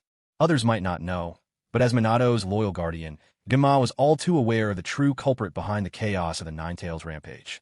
It was the masked man standing right in front of him. Sure enough, he really is from the Uchiha clan. So, what happened back then was also part of the Uchiha clan scheme. But he knew he was no match. Just moments ago, Sasuke's purple Susanoo had radiated such an overwhelming pressure that Gunma Shiranui almost fainted on the spot. Gunma drew a deep breath and smiled. First-year students have defeated the second years. Tomorrow morning, the 3 of you come here, and I'll take you to meet a respected figure of the shinobi world. Sasuke, too, was curious about just who this legendary predecessor in the shinobi world might be. From the mysterious way Gunma was acting, surely it couldn't be Orochimaru. Could it? Gunma led Sasuke and the other 2 into a grove of trees. Deep in the woods, he called out to a white-haired figure standing behind a trunk. Lord Jiraiya, I've brought you this year's victors. With that, Gunma vanished in a blur, using the body flicker technique. Jiraiya, on the other hand, jumped out from behind the tree with a broad grin. Tajda, standing before you is none other than the Toad Sage Jiraiya, one of the legendary Sannin of the Hidden Leaf. He was hoping to see the awestruck faces of 3 young fans upon meeting their idol. But all 3 of them looked completely unfazed. Feeling a bit crestfallen, Jiraiya asked, Wait, you 3 haven't even heard of me? Sasuke shook his head. I've heard of you. But word is Lord Jiraiya has a penchant for peeping at women's baths. Naruto and Sakura also shook their heads. They hadn't heard of him at all. Jiraiya clutched his chest in mock anguish, lamenting, This is the gravest slander I've ever faced. But haven't any of you read my books, Make Out Paradise, or Tales of Unyielding Ninja Will? Sasuke replied, According to my father, that's a naughty book, not suitable for me. Jiraiya's disappointment couldn't have cut deeper. Is it possible these kids really don't know who I am anymore? It looks like I'll have to write more books from now on. Sasuke looked intently at Jiraiya. The man's wild white hair was thick and exuberant. His forehead protector bore the kanji for oil. And beneath his eyes, Red streaks of face paint trailed down his cheeks. His build was strong and imposing. Jiraiya cleared his throat and finally revealed his true purpose. Ahem. Actually, I want to take one of you three on as my apprentice. At these words, Naruto immediately chimed in. Lord Jiraiya, please take Sasuke as your student. He really is a genius. Sasuke shook his head, replying, Lord Jiraiya is indeed strong, but his teachings aren't suitable for me. The Uchiha have our own inheritance. With those parting words, he vanished with a body flicker technique. Jiraiya chuckled. Ha, such a proud young man. Well, I suppose I'll choose my disciple from the two of you. Sasuke leapt lightly, moving swiftly through the forest. Although Jiraiya was incredibly powerful, his legacy was not suited for Sasuke. After all, Sasuke did not possess wine chakra. Without it, he couldn't learn even the most basic Rasengan. To Sasuke, the toads of Mount Myaboku were no match for the snakes of Ryuchi Cave. Even the sage arts of Mount Myaboku fell short compared to the arts of Ryuchi Cave in his eyes. Suddenly, as he made his way through the woods, Sasuke sensed the presence of lightning chakra. He came to an abrupt stop, pausing atop a high branch to look below, just in time to catch a glimpse of two ninja from the hidden cloud passing swiftly by. Though they wore no forehead protectors, their dark skin and the blue arcs of electricity dancing over their muscles said all that needed to be said about their identity. When Sasuke returned home, he asked Fugaku, Father, are there hidden cloud shinobi in Konoha? Fugaku nodded. How did you find out? The fourth Raikage came in person to sign a peace treaty with the third. The peace treaty was a mutual pact between Konoha and Hidden Cloud, stipulating that neither side would launch an attack on the other. The third Hokage was naturally delighted. If the treaty held, Konoha would no longer have to worry about Hidden Cloud's ambitions. Sasuke asked, Father, do you think this peace treaty actually matters? Fugaku replied, It's little more than a token, something to ease the third's mind. After all, either Cloud or Konoha can tear it up whenever they please. Sasuke thought to himself that he truly couldn't fathom why Hidden Cloud would bother to sign such an utterly useless agreement. Suddenly, an idea came to Sasuke. Perhaps the Hidden Cloud had other motives. Their true purpose wasn't as it seemed. They were after Hinata.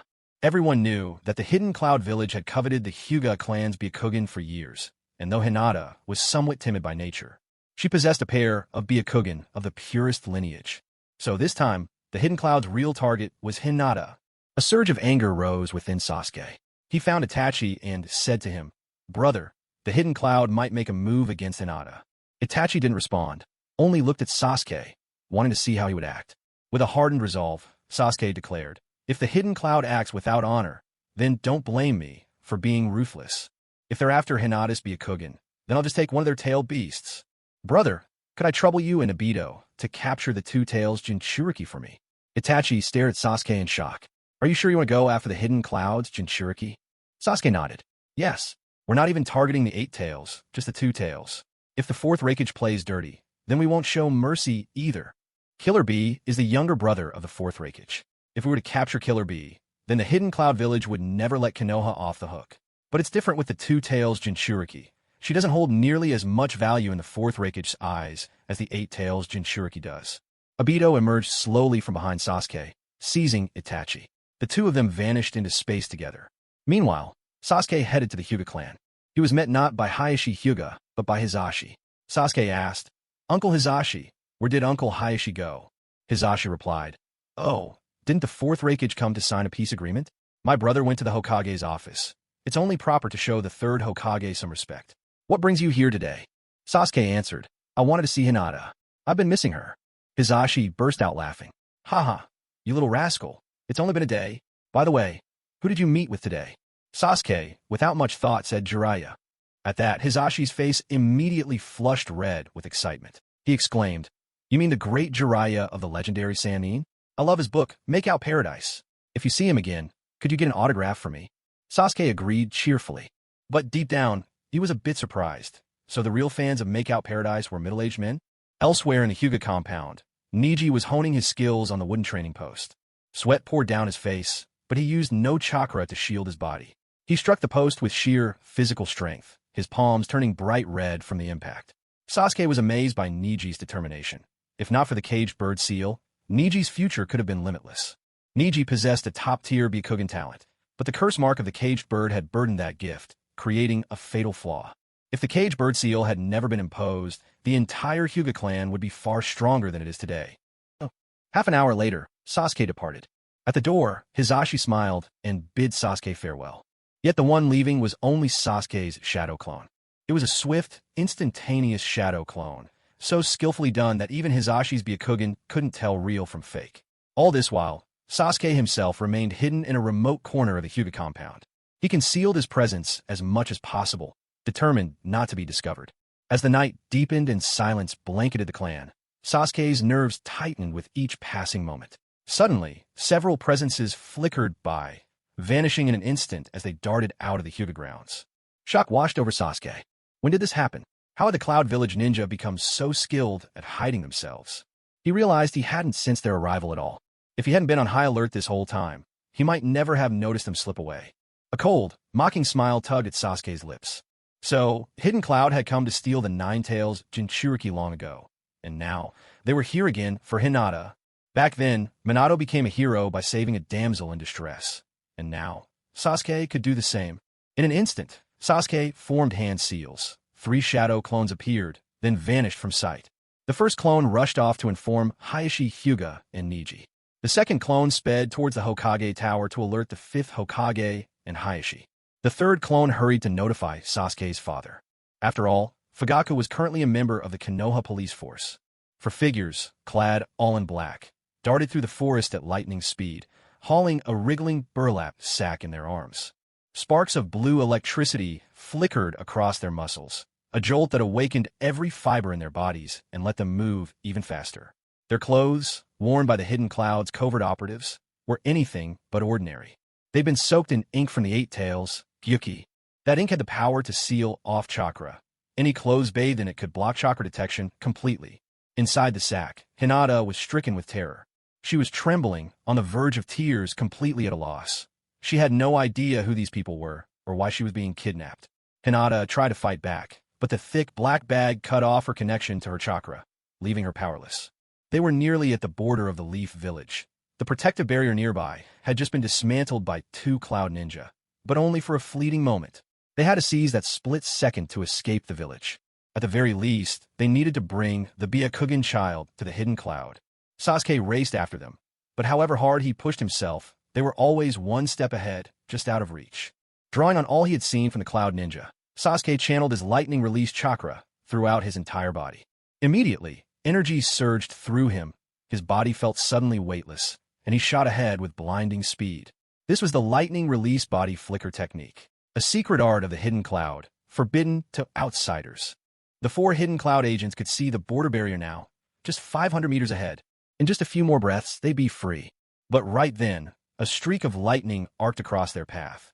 In a heartbeat, the sack had vanished from the operative's shoulder. Sasuke swept Hinata up into his arms, cradling her as he murmured, "Don't worry. I'm here." The 4 A and BU exchanged glances, gave a silent nod, and all of them hurled themselves at Sasuke, attacking at once. Sasuke's eyes spun, Mangekyo Sharingan unfurled. Instantly, jet-black flames erupted, devouring the 4 Hidden Cloud agents and reducing them to ash. Holding Hinata gently, Sasuke whispered, "Don't be afraid, I'll always be here for you." A blush flared across Hinata's cheeks, and she nodded meekly. Then, gathering her courage, she placed a gentle kiss at the corner of Sasuke's lips, soft and fleeting, gone in the blink of an eye. With just a single moment of Amaterasu, Sasuke had incinerated all 4 Hidden Cloud agents, leaving nothing but ashes behind. But there were still 2 Cloud Village ninjas at the barrier. They tried to escape. Sasuke's eyes locked onto them, and in an instant, jet-black flames appeared beneath their feet. In the blink of an eye, the dark fire consumed their legs. Then, just as swiftly, the black flames flickered out, and the 2 Cloud ninjas collapsed to the ground in utter despair. They exchanged a final glance, then quickly took their own lives. They could not let their identities be exposed. Moments later, a bolt of lightning lit up the scene. The 4th Raikage appeared, his booming voice echoing. "Who is it? Who kidnapped the daughter of the Hyuga clan?" Sasuke turned his gaze toward the Raikage. Bare-chested, the Raikage's powerful muscles were on display, arcs of electricity crackling over them, a vivid testament to his formidable chakra. Sasuke replied, "I've killed them. They are nothing but ashes now." The Raikage tensed at this, replying, "Well done." The 3rd Hokage appeared along with Hayashi and Hisashi Hyuga, right behind the Raikage. Hayashi rushed forward to check on his daughter, worried something might have happened. Thankfully, Hinata was unharmed.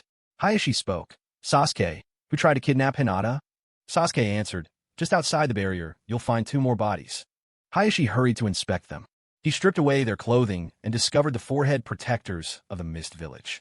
Hayashi declared, they're from the Mist Village. But Sasuke countered, Uncle, forehead protectors can be forged. The Raikage shot Sasuke a glare, barking, Brat, what are you getting at? Are you saying the kidnappers were from the Cloud Village? Sasuke responded, I never said that. Still, when those masked men were running away, I noticed the lightning running across their bodies looked just like yours, Lord Raikage. The Raikage advanced on Sasuke, step by step. He seemed intent on intimidating Sasuke into silence, his presence bearing down, listen, Brat, there are things you can joke about, and things you can't. Are you sure about what you're saying? In Sasuke's eyes, the 3-tomo sharingan spun into the pattern of the Mangekyo, meeting the Raikage's gaze fearlessly. A purple skeletal form emerged around him, then sinew, and finally the fearsome crow armor of the Susanoo. Cradling Hinata within the half-formed Susanoo, Sasuke met the Raikage's eyes and calmly asked, Lord Raikage, are you trying to frighten a child? Fugaku appeared at Sasuke's side, addressing the Raikage. Lord Raikage, we still don't know who these masked men truly are. But it seems you've already scared Sasuke. The Raikage glared again at Sasuke inside the half-formed Susanoo, thinking to himself that this was no frightened child. And for one so young, to already possess the Mangekyo Sharingan. A dangerous foe for the future. With the 4th Raikage's lightning release body technique, the speed after activating his enhanced cells was something even Sasuke might not be able to react to.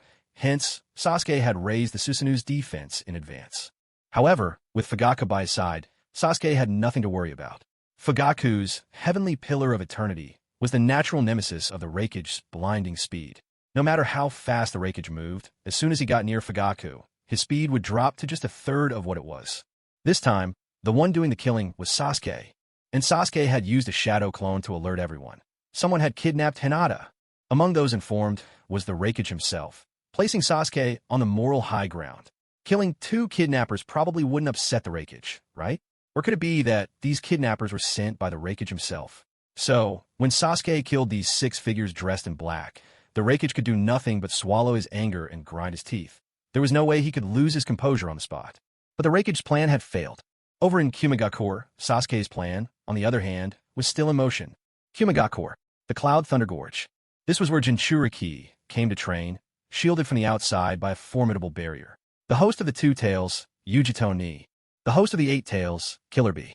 Killer Bee had found a quiet corner, spinning, rapping, and dancing to his own rhythm. Ujito was honing her skills in the training arena. Suddenly, the space above the gorge twisted and tore open. 2 figures stepped out from the rift. Both wore the red cloud robes of the Akatsuki. One hid his face behind a tiger-striped mask. The other's face was marked by 2 deep, sorrowful tear stains. It was Obito and Itachi. Disguised in Akatsuki attire, they aimed to mask their true identities. Ujito eyed the intruders warily. Her instincts told her these were no guests. In the blink of an eye, midnight blue flames erupted across her body, spreading from head to toe. Poised like a great cat, Ujito crouched low, her gaze locked on Obito and Itachi. She opened her mouth. Chakra the color of black, red, and blue surged together, coalescing into a single, gleaming sphere, the tailed beast bomb. With a roar, she launched the projectile, which tore straight through Obito and Itachi's bodies. A deafening blast resounded. The force of the tailed beast bomb shattered a distant mountain in a single instant. Itachi and Obito locked eyes, both realizing this battle needed to end swiftly. Itachi wasted no time. His eyes shifted into the Mangekyo, and in an instant, midnight black flames swallowed Ujito whole. Amaterasu. The inextinguishable black fire scorched Ujito, consuming her in agony. Obito appeared behind her in a flash, paying no heed to the black flames as he seized her body directly. In the next instant, Ujito, engulfed in black fire, vanished on the spot. Obito rejoined Itachi, and together, the 2 slipped away without a trace. Were it not for the scars left by the battle, it would have seemed as though they had never been there at all. Inside the Kamui dimension, Itachi watched as the pitch-black flames danced upon Obito's right hand. Just as he was about to speak, Obito grabbed hold of his right arm with his left hand and, without hesitation, tore the entire arm off. A flash of surprise flickered in Itachi's eyes. Obito spoke slowly, "This hand, it's not real. In fact, half of me isn't real at all. The black flames enveloping Ni's body were on the verge of burning out, for the dark blue cloak of Two-Tails chakra had already been consumed by Amaterasu's fire. At this moment, lay within the Kimui dimension, barely clinging to life. With their mission completed, Obito and Itachi returned to Konoha with satisfaction.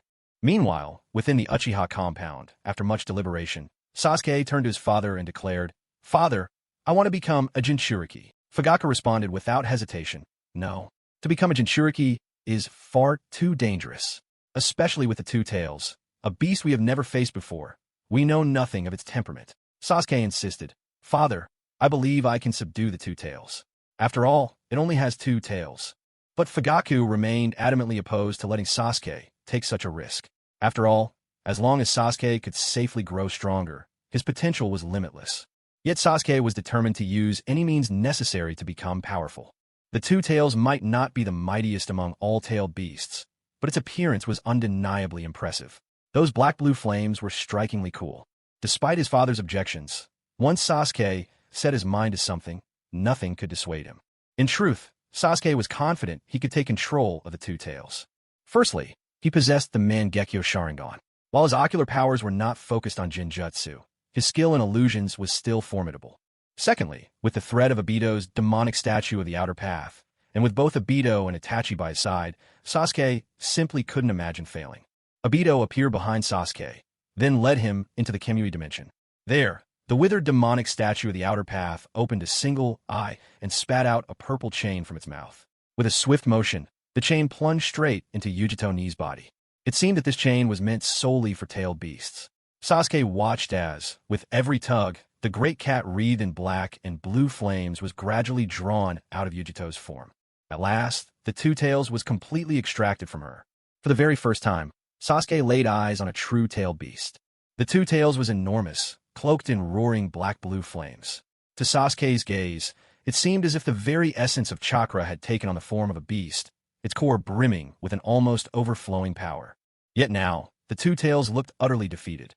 A thick chain was fastened around its neck, forcing it step by step toward the gaping maw of the demonic statue of the Outer Path. Upon seeing the statue, the Two-Tails instinctively recoiled, for this monstrosity possessed a natural dominance over all tailed beasts. Terror filled its eyes. Sasuke addressed the Two-Tails. "Matatabi, I'm giving you two choices. First, become my tailed beast. Zekont, D."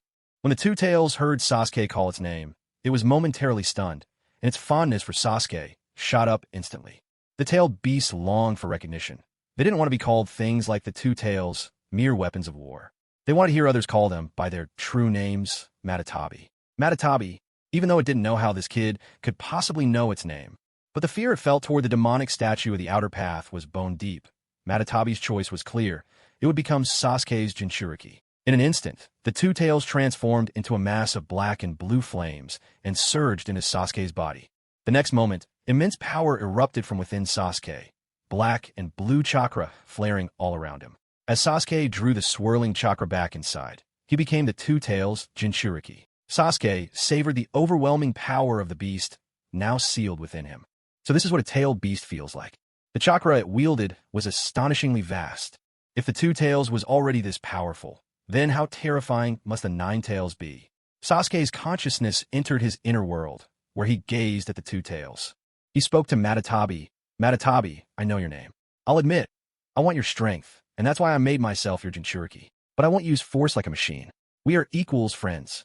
With that, Sasuke left his spiritual realm. Matatabi was left bewildered. Perhaps, the moment Sasuke uttered its true name, some affection had awakened within Matatabi. Thinking back, it had gotten along with Yujito quite well, yet now that she was gone, it felt nothing, not the smallest pang of sorrow. Maybe it was because Matatabi had seen too many deaths. Yujito was just one among many. Or perhaps, as a proud-tailed beast, it had never truly accepted Yujito. After all, she always called it Two-Tails. Over its long life, Matatabi had seen eyes like Sasuke's before. If its memory served, these were the eyes of Uchiha. He claimed he wasn't a weapon of war, but a friend. Matatabi did not trust human words. Yet, somehow, a glimmer of hope flickered in its heart. Maybe this one really was different. With that thought, the great beast settled quietly onto the ground. As a tailed beast, someday, it would likely be captured and forced to be a weapon anyway. If that was its fate, perhaps it was worth it to believe in this boy. Becoming a Jinchuriki brought Sasuke nothing but advantages. After all, in this society and environment, being a tailed beast means that sooner or later, you'll end up as a Jinchuriki. Instead of letting someone else take on the role, I might as well do it myself. With this thought, Sasuke felt perfectly at ease. Meanwhile, on the other side in the hidden cloud village, at the Valley of Clouds and Lightning, Fourth Raikage stood atop the gorge with a dark expression, silent and brooding. The surrounding Umbu, witnessing his anger, dared not utter a single word. Killer Bee looked as though he had just taken a beating. He squatted on the ground like a subdued quail, utterly speechless. Under his breath, he muttered curses at the Fourth Raikage. Finally, pushed past his limit, the Fourth Raikage grabbed Killer Bee by the collar and bellowed at him. Killer Bee, are you telling me the two intruders made it into the Valley of Clouds and Lightning? You didn't even notice, and in mere moments, they kidnapped Yujito? Killer Bee nodded. That's right, bro. Dumb brother, jerk brother. The Fourth Raikage was speechless. Without warning, he sent Killer Bee flying with a punch and shouted to those around, find out everything. I want to know who took Yujito. The hidden cloud village cannot lose a tailed beast for nothing. At the same time, somewhere else, in the forest of Konoha, Sasuke was training with his shuriken shadow clone technique. He was experimenting, trying to coat his shuriken with fire release or lightning release chakra before launching them. He went so far as to imbue them with Amaterasu. That way, his consumption of ocular power would be much less, and without the need to focus his gaze, the strain on his eyes would ease. 3 shuriken appeared in Sasuke's hand. Black-blue flames wrapped themselves around the weapons as he flung them outward in a flash. In the next instant, a large tree was reduced to ashes. Sasuke was satisfied. The move was more powerful than he'd expected. With Amaterasu, the destructive force became even greater. From the shadows, a figure watched Sasuke intently, his intentions far from pure. While admiring Sasuke's agile physique, a line of drool trickled from the side of his mouth. His eyes were dark, yet burned with twisted desire. What a perfect, vibrant body. This was none other than Orochimaru, who had fled the Akatsuki. After failing to seize Shisui's body, Orochimaru went into exile. Lurking ever since an Otoge cure, Orochimaru's current vessel was close to collapse, and so his gaze was fixed firmly on Sasuke. The Uchiha clan possessed the nearly perfect, inherited sharingan, something that Orochimaru coveted beyond reason. He dreamed night and day of possessing a fresh, living Uchiha body. But in Orochimaru's eyes, only a few were truly worthy. Fugaku and Itachi. Orochimaru knew he wasn't strong enough to defeat either. Sasuke, although powerful, was young. Orochimaru believed he still had a chance. Perhaps it was during this moment of feverish fantasy that, without realizing, Orochimaru released a subtle pulse of chakra. Sasuke quickly sensed Orochimaru's presence. In an instant, Sasuke flung out 2 blue fire shuriken, their black-blue flames instantly reducing the surrounding shrubs to ash. Then, Orochimaru slowly emerged from the depths of those black-blue flames. Astonishingly, the fire around him did not harm Orochimaru in the slightest.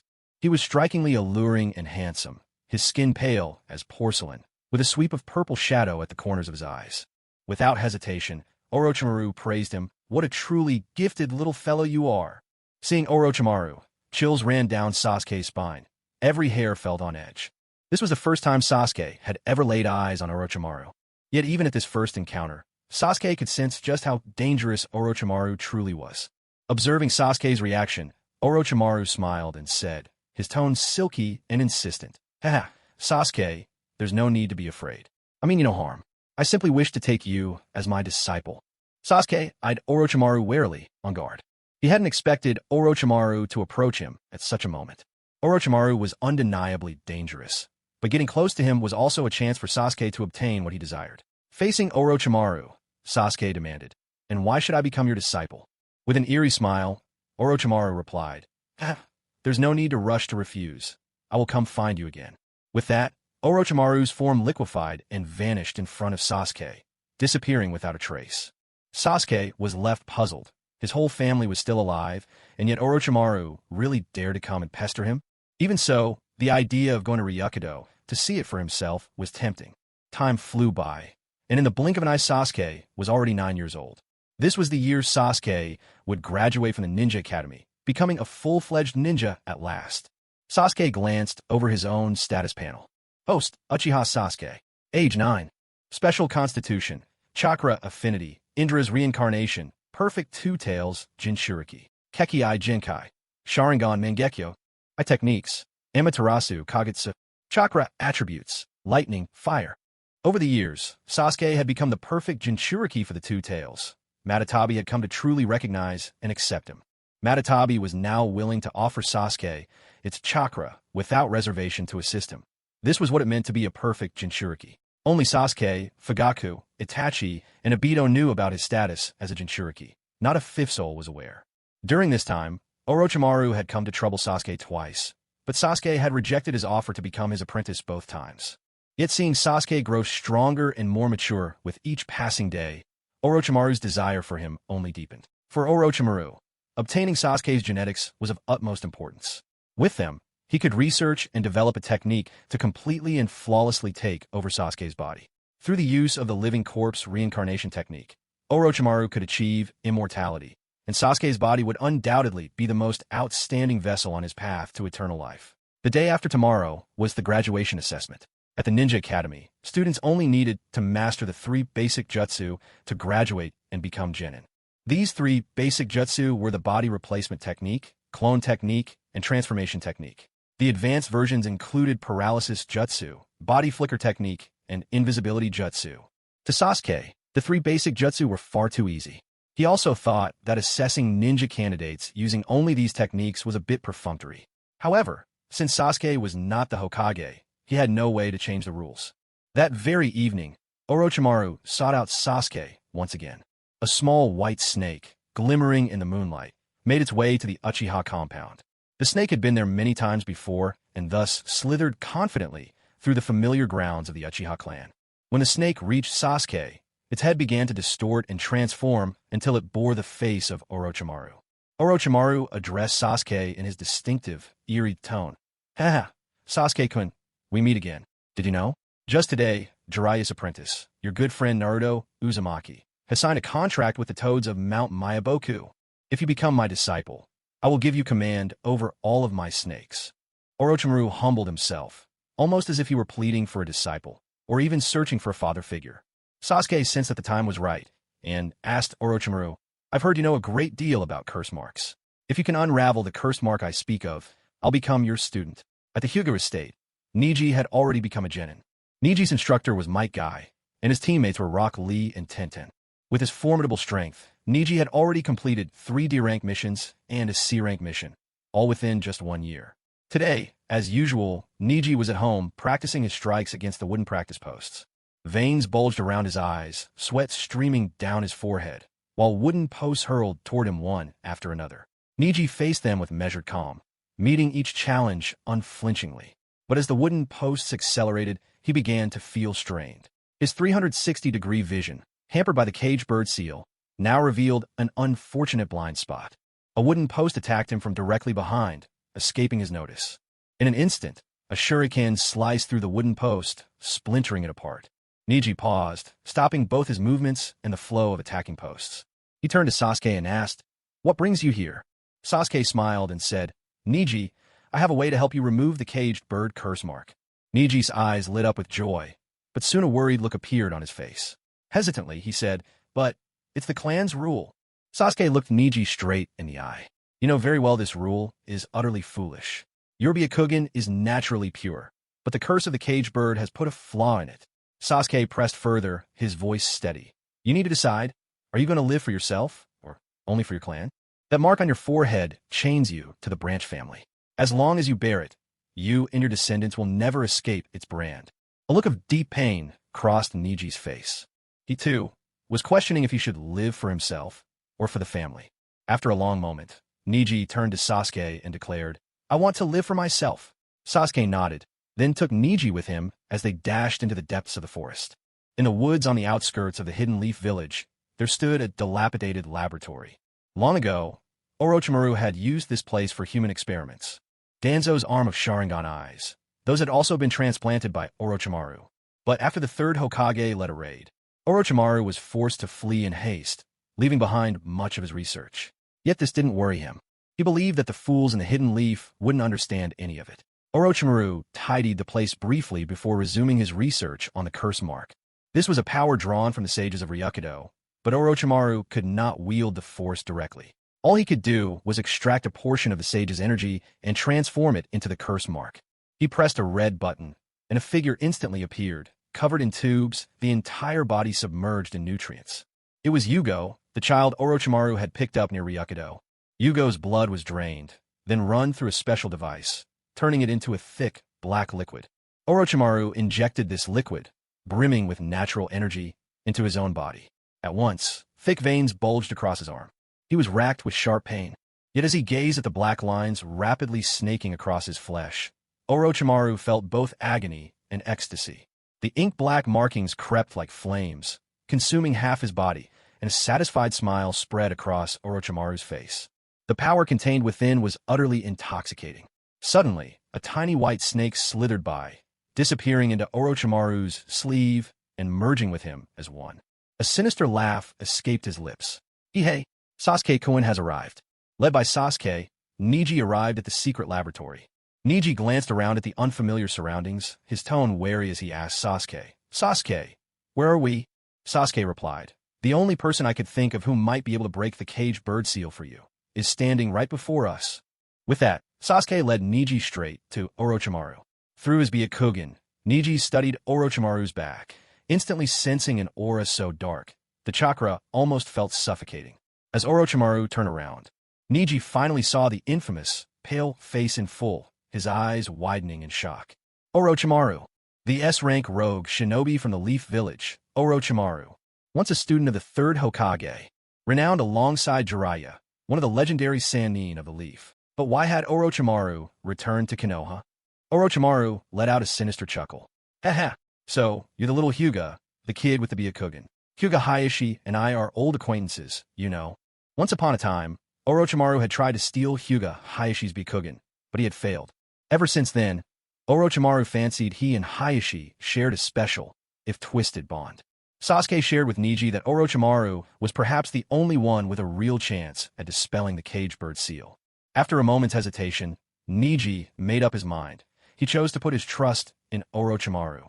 Orochimaru examined Niji's body with expert precision. His hands, icy cold to the touch, sent shivers of dread through Niji's entire frame each time they brushed against his skin. Niji couldn't help but suspect that Orochimaru was deliberately trying to unsettle him. Yet with no proof, and desperate to break the caged bird's curse, he endured. Orochimaru spoke, "Ha ha ha. I've long heard of the caged bird seal your branch family is subjected to, a seal that breaks down the host's nerves and slowly damages the brain, marring what was otherwise a flawless Byakugan with fatal flaws. Normally, the caged bird seal only vanishes with the host's death, but to me, a curse mark that simply ruins one's talents by damaging the body is nothing but the crudest form of Fuin jutsu." He continued, "Removing it isn't difficult, but I will need some time." A wave of anxiety washed over Niji. "How long?" 3 hours, came Orochimaru's answer. Orochimaru, the master of curse marks, without further ado, he removed the forehead protector from Niji's brow, revealing the seal nestled beneath. Now, he began his attempt to extract the curse, meticulously seeking a way that wouldn't harm Niji's brain. In the end, Orochimaru decided to submerge Niji in one of Yugo's experimental containers. As the nutrient fluid enveloped Niji's head, a sudden sensation of suffocation overwhelmed him. His consciousness faded to black. Tubing, 5 in total, was inserted into Niji's scalp. Blood was drawn out through the tubes, purified, then cycled back in. With every pass, wisps of inky black impurities were pulled away. This delicate, painstaking process was the safest method of all. This won't trigger the caged bird's self-destruction mechanism. Orochimaru turned to Sasuke and said, "Sasuke-kun, I'm about to break the caged bird technique for Niji. I wonder when you'll fulfill your part of the bargain." Sasuke replied, "From now on, you're my teacher. What do you have to teach me?" Oh. With a sly smile, Orochimaru said, "I have a technique that grants eternal, undying life. Would you like to learn it?" Sasuke immediately thought of Orochimaru's living corpse reincarnation, sticky, revolting, absolutely disgusting. He shook his head, "No way. Not interested." Orochimaru felt a little taken aback. This was his own forbidden jutsu, his pride, and he was offering it to Sasuke for free, yet Sasuke outright refused. Regaining his composure, Orochimaru said, "I also have another technique that can grant you power equal to that of the sages." At last, this was what Sasuke had been waiting for. He asked Orochimaru, "Is it the sage mode of Ryuchi Cave?" Orochimaru paused in surprise. He hadn't gotten to that yet. But then again, Sasuke was an Uchiha after all. Of course he'd know such things. Still, Orochimaru himself had never mastered Sage Mode. How was he supposed to teach Sasuke? In truth, Orochimaru's real plan was to use the power of the Curse Seal to transform Sasuke's body, making it easier for him to eventually take over. He was about to mention the Curse Seal, but then hesitated. Just because he himself had failed to master Sage Mode didn't mean Sasuke would too. Who knows, maybe this kid could really pull it off. With a grin, Orochimaru said, "All right, I'll take you to Ryuchi Cave and teach you how to pass the trials there. But before that, you'll need to form a contract with a summon. The great snakes of Ryuchi Cave are different from ordinary summon creatures. Ordinary summons can only bond with one master. But the snakes of Ryuchi Cave, and even the toads of MT Mayaboku, can make contracts with several people at once. That's because the summoning arts of Ryuchi Cave work differently from the others. With other summons, you form a pact with a specific creature. But with Ryuchi Cave, you form a pact with the cave itself. As long as the snakes approve of you, you can summon any of them." Leaning closer, Orochimaru whispered to Sasuke, "There's one snake in particular called Manda. It's unbelievably shameless, but also very powerful. If I talk it up a little, I'm sure you'll be able to summon it. In principle, as long as you're strong enough, you could even summon the White Snake Sage." After explaining all this, Sasuke's long-awaited introduction to Ryuchi Cave, Orochimaru finished separating the cursed seal from Niji. The nutrient fluid was withdrawn, and slowly, Niji opened his eyes. He felt slightly dizzy and lightheaded, yet at the same time, an overwhelming sense of relief swept over him. It was as if the shackles on his body had suddenly vanished. In the next instant, Niji quickly activated his Byakugan. The veins bulged around his eyes, and to his delight, he discovered something extraordinary. His sight had returned to a flawless 360-degree field of vision. This could only mean one thing. The cursed mark of the cage bird had finally been removed. Niji put on his forehead protector, covering his brow, and, feeling a bit awkward, offered a shy word of thanks to Orochimaru. "Thank you." For Niji, expressing gratitude to a rogue ninja was no easy task. Orochimaru, wearing a blank expression, replied coldly, "Don't thank me. If you must be grateful, save it for Sasuke. If it weren't for him, I never would have removed the caged bird for you." With that, Niji turned and quietly took his leave. Orochimaru chuckled darkly, fixing his gaze on Sasuke. "Ha, Sasuke-kun, would you like this caged bird seal for yourself?" Sasuke looked puzzled. "Why would I want it? Are you planning to put a mark on my sharingan as well?" Orochimaru shook his head. "Not at all. The caged bird mark, though primitive, is surprisingly potent and effective. I've stored these curse marks within your arm. This means you'll be able to use the caged bird technique on others at any time, anywhere. While it won't cause direct harm, it will disrupt your target's brain and nervous system. Consider this my first gift to you." After Orochimaru finished speaking, Sasuke hesitated for a moment. He thought to himself, if Orochimaru truly intended to take my body, he wouldn't be giving me a curse that saps away talent. After a moment's contemplation, Sasuke nodded. All right. Without delay, Orochimaru injected the black, curse seal fluid he had drawn from Niji directly into Sasuke's arm. Instantly, Sasuke's veins swelled, and he was seized by a pain so intense it defied description. Just as Sasuke was about to collapse under the agony, the pain stopped abruptly, vanishing as suddenly as it began. Sasuke looked at his right arm. There, on his forearm, was the image of a black bird, wings outstretched in flight, though noticeably, one wing was broken. Now, all Sasuke needed to do was channel chakra into the blackbird tattoo. Once activated, he could inflict the caged bird seal on his enemies, permanently sealing away their gifts and damaging their brain functions. To put it simply, the caged bird curse mark. In this entire shinobi world, perhaps only Orochimaru knew how to undo it. Even the Hyuga clan might never be able to break this seal. Though the caged bird mark seemed simple, it was insidious in its cruelty. Orochimaru turned to Sasuke and asked, Haha, Sasuke-kun, when do you plan to go to Ryuchi Cave? Sasuke paused briefly before replying, Now. Orochimaru nodded, then led Sasuke into the forest. He bit his finger, drew a symbol on his palm, and intoned summoning technique. In the next instant, a colossal creature, Manda, appeared before Sasuke.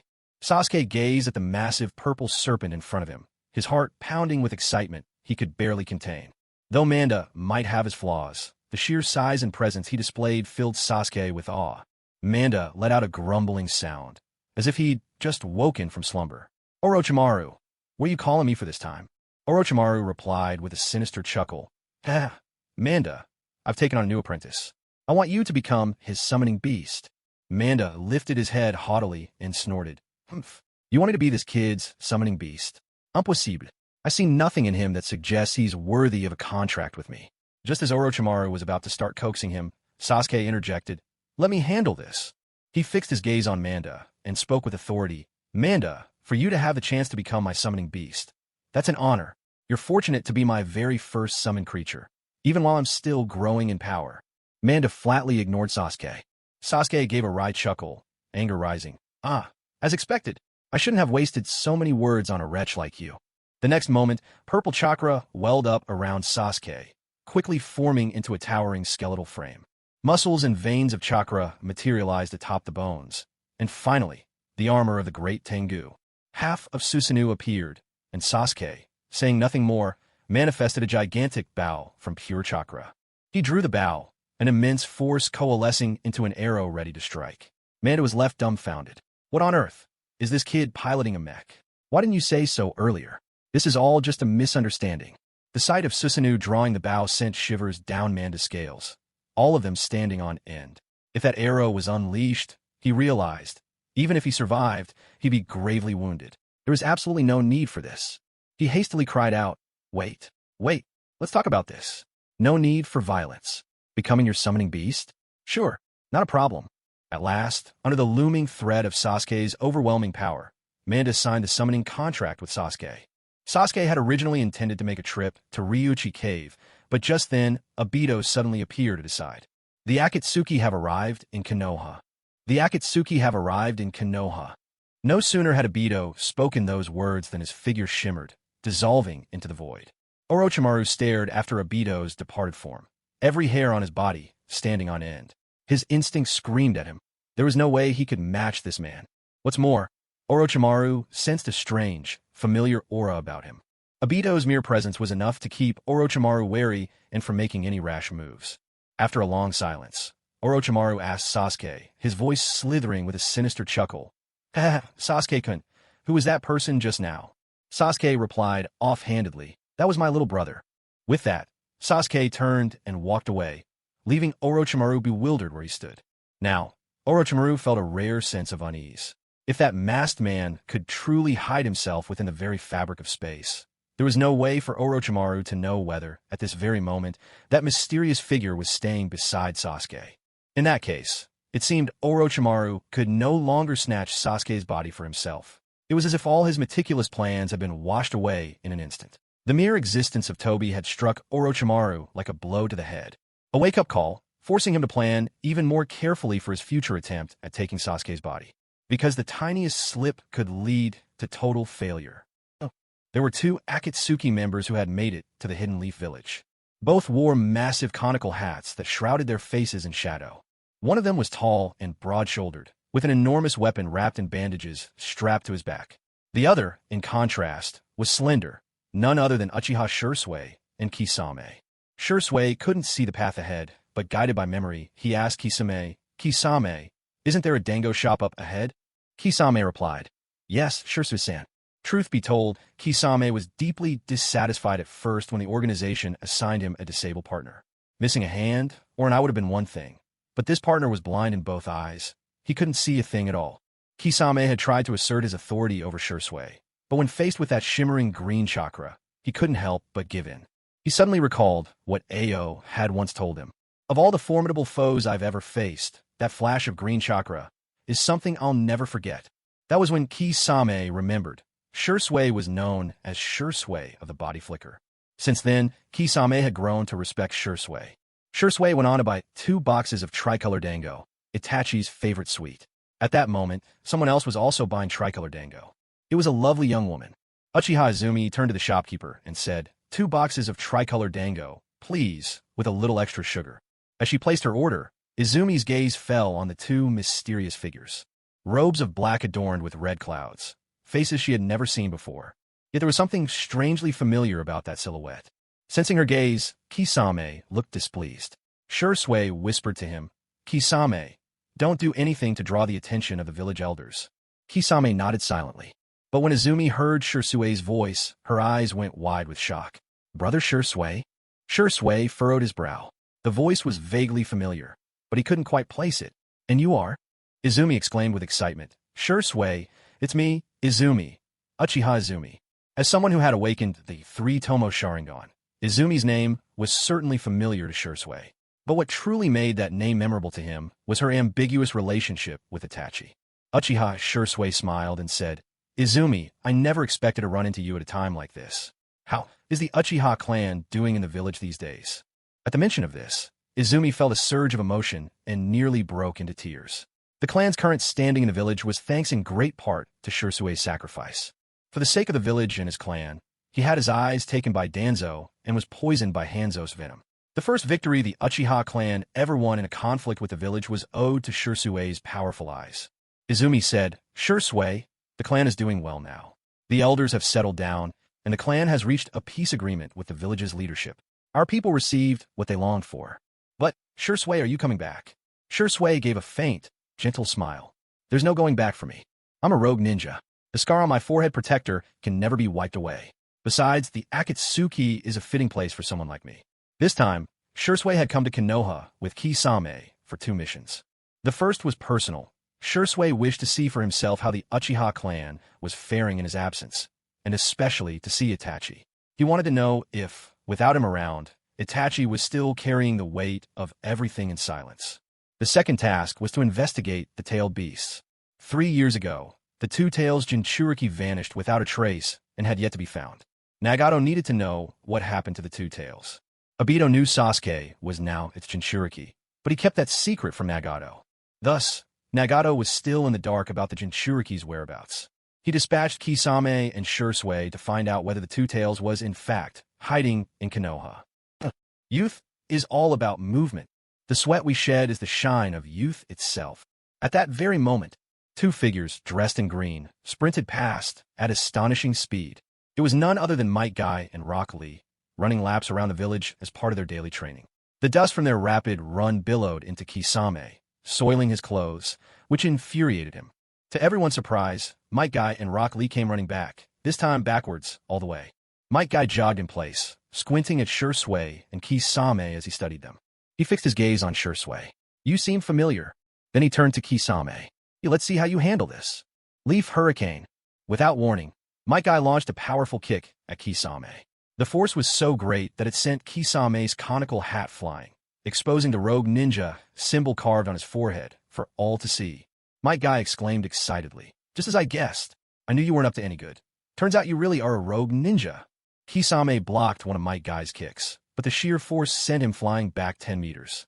Stabilizing himself, he rammed his Samahata sword into the ground, managing to halt his momentum. Looking at this eccentric man with the green, bowl-cut hair, Kisame was astonished. He hadn't expected such explosive power from what looked like a lean and wiry body. Inside, Kisame couldn't help but grumble to himself. "Why is it that both Shisui and I are wearing the same outfit, but this green-haired guy only seems interested in attacking me?" Once again, Might Guy a powerful kick at Kisame. There wasn't a hint of chakra at play, just raw, physical power surging from his muscles. With a spinning, forceful kick, Guy sent Kisame flying once more. Seeing that neither of his powerful kicks had dealt substantial damage, Guy called out, "Didn't expect you to be this tough, but this is as far as you'll go." With a wicked smile, Kisame gripped the hilt of Samahata, its scaled surface shredding the bandages in an instant as he swung it fiercely toward Might Guy. "You green-haired punk, you've picked the wrong enemy today." Kisame hissed coldly. "Remember my name. I am Kisame Hashigaki." Beneath that tight green jumpsuit, Might Guy didn't look particularly imposing. But as soon as he unleashed his strength, his muscles swelled, almost bursting through the fabric. With an ominous chuckle, Kisame swung the massive Samahata at Guy, the impact sending him hurtling backward. Guy felt a surge of excitement. He hadn't imagined that Kisame, with his odd appearance, would possess such overwhelming force. Wait, appearances have nothing to do with strength, he realized. It didn't matter. The green beast of the leaf was about to be unleashed. Every cell in Might Guy's body seemed to be leaping with anticipation. They longed for battle. Assuming his fighting stance, he roared. The 8 gates release formation. The gate of view. Open. A green vapor instantly enveloped his entire body. Sensing danger, Kisame immediately dove into the river beside them, darting across the water's surface as he began forming hand signs. Water style, water dragon jutsu. The river surged and twisted, forming a colossal dragon's head that lunged straight for Might Guy. Guy could feel his blood boiling in his veins. With lightning speed, he punched the air, the friction between fist and atmosphere sparking flames that shot forth to meet the watery dragon. Water and fire clashed, instantly transforming into billowing clouds of steam. Hidden within the vapor, Samahata caught the scent of Guy's chakra, homing in on his target. But just then, a streak of green rocketed through the mist, Guy's foot smashing toward Kisame. For the spirit of youth never fades. Kisame barely had time to form another sign before Guy's kick landed squarely on his chest, sending him flying backward. Even so, Kisame remained unscathed. Tumbling twice through the water, Samahata suddenly clamped down on Guy's leg. Kisame wove a series of hand signs. Water style, thousand shark jutsu. The river surged, transforming into a pack of ferocious, snapping sharks, all lunging straight for Might Guy. But just then, a figure wearing a fox mask dropped from the sky. The masked figure drew a short blade from his back, swiftly slicing through the water sharks, turning them instantly to mist. Then, with precise aim, the short blade slid between the scales of Samahata. The living blade recoiled in pain, releasing Might Guy and darting back to Kisame's side. Might Guy called out, "Kakashi, you're here." Kakashi nodded. "Yeah, leave this to me. The ANBU will be here any moment." But just as Kakashi sprang to action, suddenly, everything before his eyes seemed to shatter like a mirage, reality dissolving away. Kakashi froze in place. A kunai was pressed through his throat. In the distance, the battle between Kisame and Might Guy raged on. It was Shisui, kunai to Kakashi's neck. A chill ran down Kakashi's spine. Had all that just now been a jinjutsu? But Shisui didn't even have his eyes. How had Kakashi been caught? And when exactly had the illusion begun? Shisui's voice was calm, almost cold, as it echoed in Kakashi's ear. "We don't want to fight Konoha. Have Guy stand down, and Kisame and I will leave peacefully." Shisui had once served with ANBU. Just like Kakashi, they had been comrades. Kakashi had deeply admired Shisui's strength, until the day Shisui turned rogue and joined the Akatsuki. Now, even though Shisui had lost his eyes, Kakashi still couldn't quite gauge his true power. Kakashi replied, "All right." He called the Might Guy, ordering him to stop. Shisui turned to Kisame. "Kisame, that's enough. We've already drawn Konoha's attention. It's time to go." Kisame shrugged. Was my battle with the green melon head really so noisy? Without hesitation, Kisame fell and stepped behind Shisui, ready to depart. As they left, Kisame glanced back at Might Guy. "Oi, green melon head. Remember my name, Kisame Hashigaki. You're a worthy opponent. I look forward to our rematch." After Shisui was gone, a wave of unease washed over Kakashi. If Shisui had truly wanted to kill him just now, he would already be dead. It had been 3.5 years since Shisui's betrayal. In all that time, Kakashi still didn't know just how far this prodigy had grown. In the woods beyond Konoha, a shadow flickered through the trees, coming to a stop at the sight of two figures clad in black cloaks patterned with red clouds. Shisui's ears twitched, as if he'd sensed a long-lost companion. He spoke quietly. "Itachi, you're here." Itachi leapt down from the branches, his gaze complicated as he looked at his old friend. Kisame let out a sinister chuckle. "Haha, so you're Shisui-san's little brother?" He then hefted his Samahata blade and swung it at Itachi. A red gleam flashed across Itachi's eyes as he drew a kunai, engaging Kisame in combat. Itachi turned to Shisui. "Shisui, are you really not coming back?" "Shisui plight. No. The Akatsuki is a good fit for me, and now I truly believe its ideals are right. This world, the shinobi world, as long as nations exist, as long as the ninja system endures, conflict and war will never cease. Akatsuki's goal is to collect all 9-tailed beasts, seizing the greatest power in the ninja world and using it to suppress war through overwhelming force. Just like Madara Uchiha and Hashirama Senju once did, using sheer power to keep the shinobi world in check." Itachi only nodded in response. His own thinking wasn't as far ahead as Shisui's. Right now, he only wanted to preserve peace and balance between the village and his clan. The fate of the wider shinobi world was not yet his concern. Itachi and Shisui were the closest of friends. The mere fact that Itachi awakened his Mangekyo Sharingan for Shisui's sake spoke volumes about their bond. Looking at Shisui, Itachi said, "Shisui, you still have one eye left." Shisui smiled. "Use it for whatever you believe is right. My eyes may no longer see, but in my heart, my vision is clearer than ever." The two continued their quiet conversation. Off to the side, Kisame was throwing punches at the air, unleashing ninjutsu in every direction, fighting shadows only he could perceive. Watching Kisame's antics, Shisui remarked, "Itachi, stop toying with Kisame. Release the Jinjutsu." Itachi replied, "No way. You do it. Goodbye." And with that, Itachi vanished. Shisui could only shake his head helplessly. Itachi was always like this. No matter what was happening, he had to spar with Shisui at least a little. Shisui stepped closer, closing the distance to within 5 meters of Kisame. The Jinjutsu broke automatically. For Shisui, casting illusions wasn't always a matter of eyesight. Sometimes, chakra alone could do the trick. Kisame's gaze suddenly sharpened as he came back to his senses, looking confused. "Shisui-san, your brother's gone." Shisui sighed. "Kisame, you were caught in Itachi's Jinjutsu. Right now, Itachi's illusions surpass even mine." Shisui had lost both eyes, while Itachi possessed the sharingan with a fearsome Tsukuyami, second only to Shisui's own Kodohama Tsukumi. At the Ninja Academy, graduation was fast approaching. Hinata, however, was anxious. According to the graduation system, students would be grouped into teams of 3, each led by a Jonin instructor. Hinata's worry was that she and Sasuke might not end up on the same team. According to the information their clan had received, it was highly likely that Hinata will be placed in a search specialization squad, alongside Shino Aburame and Kiba Inuzuka, a team boasting Hinata's Byakugan, Kiba's Ninken, and Shino's insects. As the princess of the Hyuga family, it was only natural for her to have some special channels for information. Rumor had it that the third Hokage personally designed this team, intending to focus on cultivating the trio's search and tracking abilities. Thus, it became known as the Search Specialization Squad. However, Hinata hoped to be assigned to the same squad as Sasuke. Sasuke made an okay gesture to Hinata and reassured her, "Don't worry. We'll definitely end up on the same team." Now, the Uchiha held significant influence, enough to rival Konoha's top brass.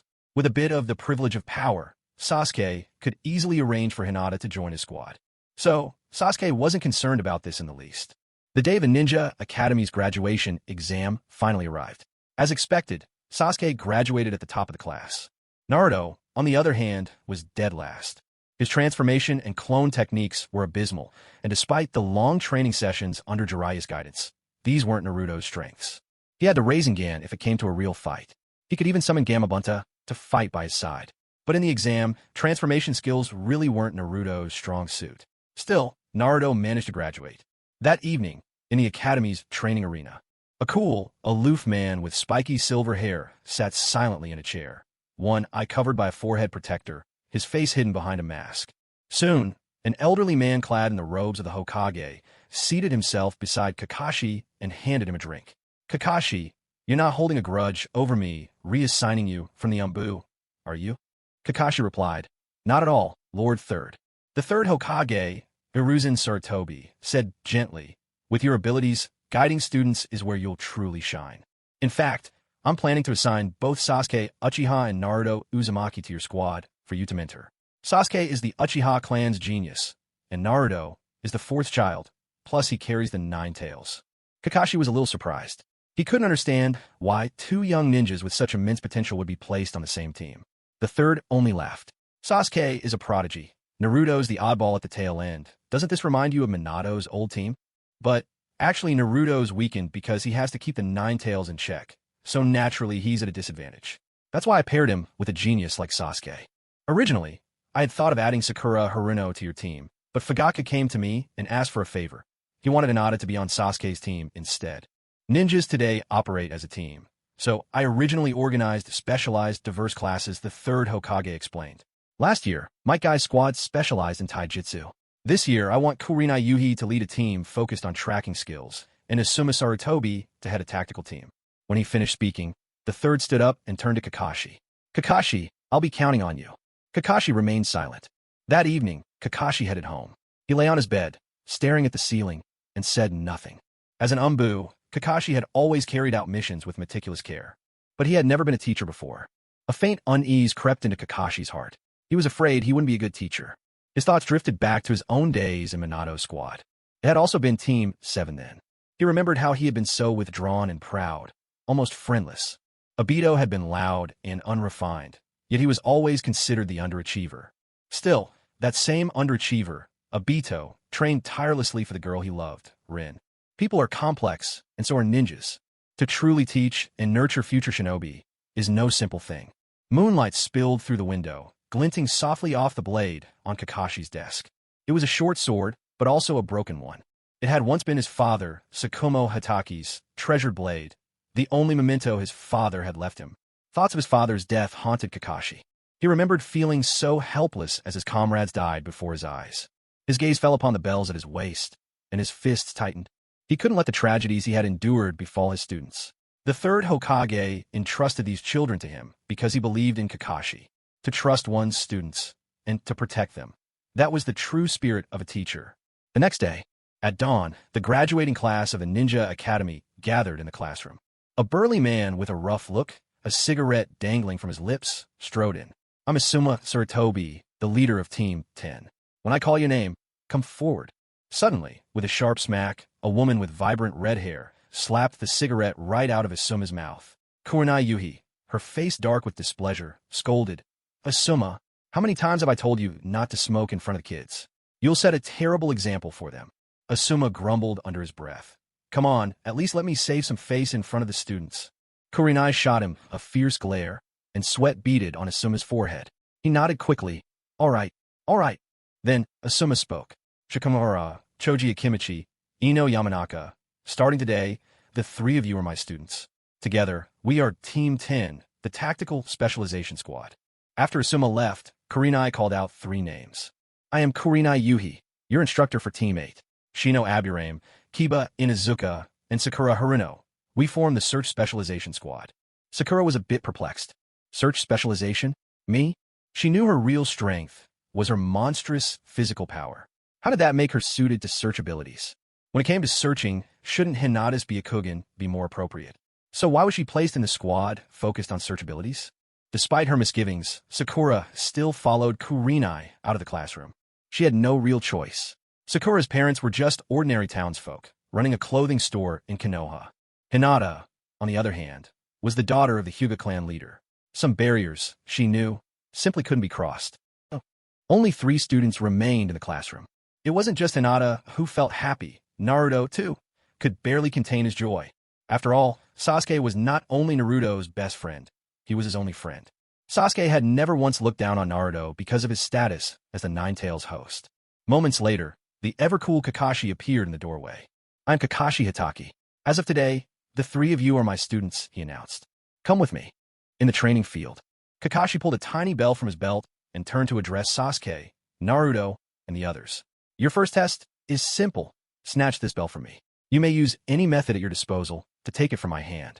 No sooner had Kakashi finished speaking than he sensed something was off. Sasuke formed hand seals with blazing speed. A volley of shadow clones charged straight at Kakashi. Kakashi's eyes darted from one Sasuke to another, searching for the real one. But in his vision, every single clone was indistinguishable from the original. Fire style, Great Fireball Jutsu. Fire style, Dragon Flame Song Technique. Fire style, Dragon's Breath. Fire style, Phoenix Flower Jutsu. Lightning style, Thunder Spear. Lightning style, Lightning Flash. And so on. Kakashi stared in utter disbelief at Sasuke's clones. Clones capable of using ninjutsu? Clearly, these weren't ordinary shadow clone techniques. This was Shisui's legendary signature move, Instant Shadow Clone. Kakashi slammed his palms to the ground. Earth-style Mud Wall. In an instant, 4 walls sprouted up around him, each marked with the face of a dog, boxing Kakashi incompletely. 10 volleys of Sasuke's jutsu hammered the walls, until with a shuddering crash, the barricade shattered. Yet, within the ruins of the broken wall, Kakashi was nowhere to be found. He had already slipped away, using Earth-style to escape, and now hid behind a tree not far off. Kakashi felt a bit of a headache coming on. It seemed that seizing the bell was far too easy for Sasuke. Sasuke's eyes shifted, his sharingan now fully awakened with 3 tomo spinning in the irises. He immediately locked onto Kakashi's presence. Lightning chakra surged through Sasuke's body, firing up every cell with crackling energy. He became a flash of lightning. In an instant, he vanished. The bell tied to Kakashi's waist disappeared without a trace. Kakashi froze in silent astonishment. Seeing Sasuke standing there, arcs of lightning dancing across his whole body, Kakashi stepped from behind the tree with a weary sigh. He turned to Sasuke and said, You've won.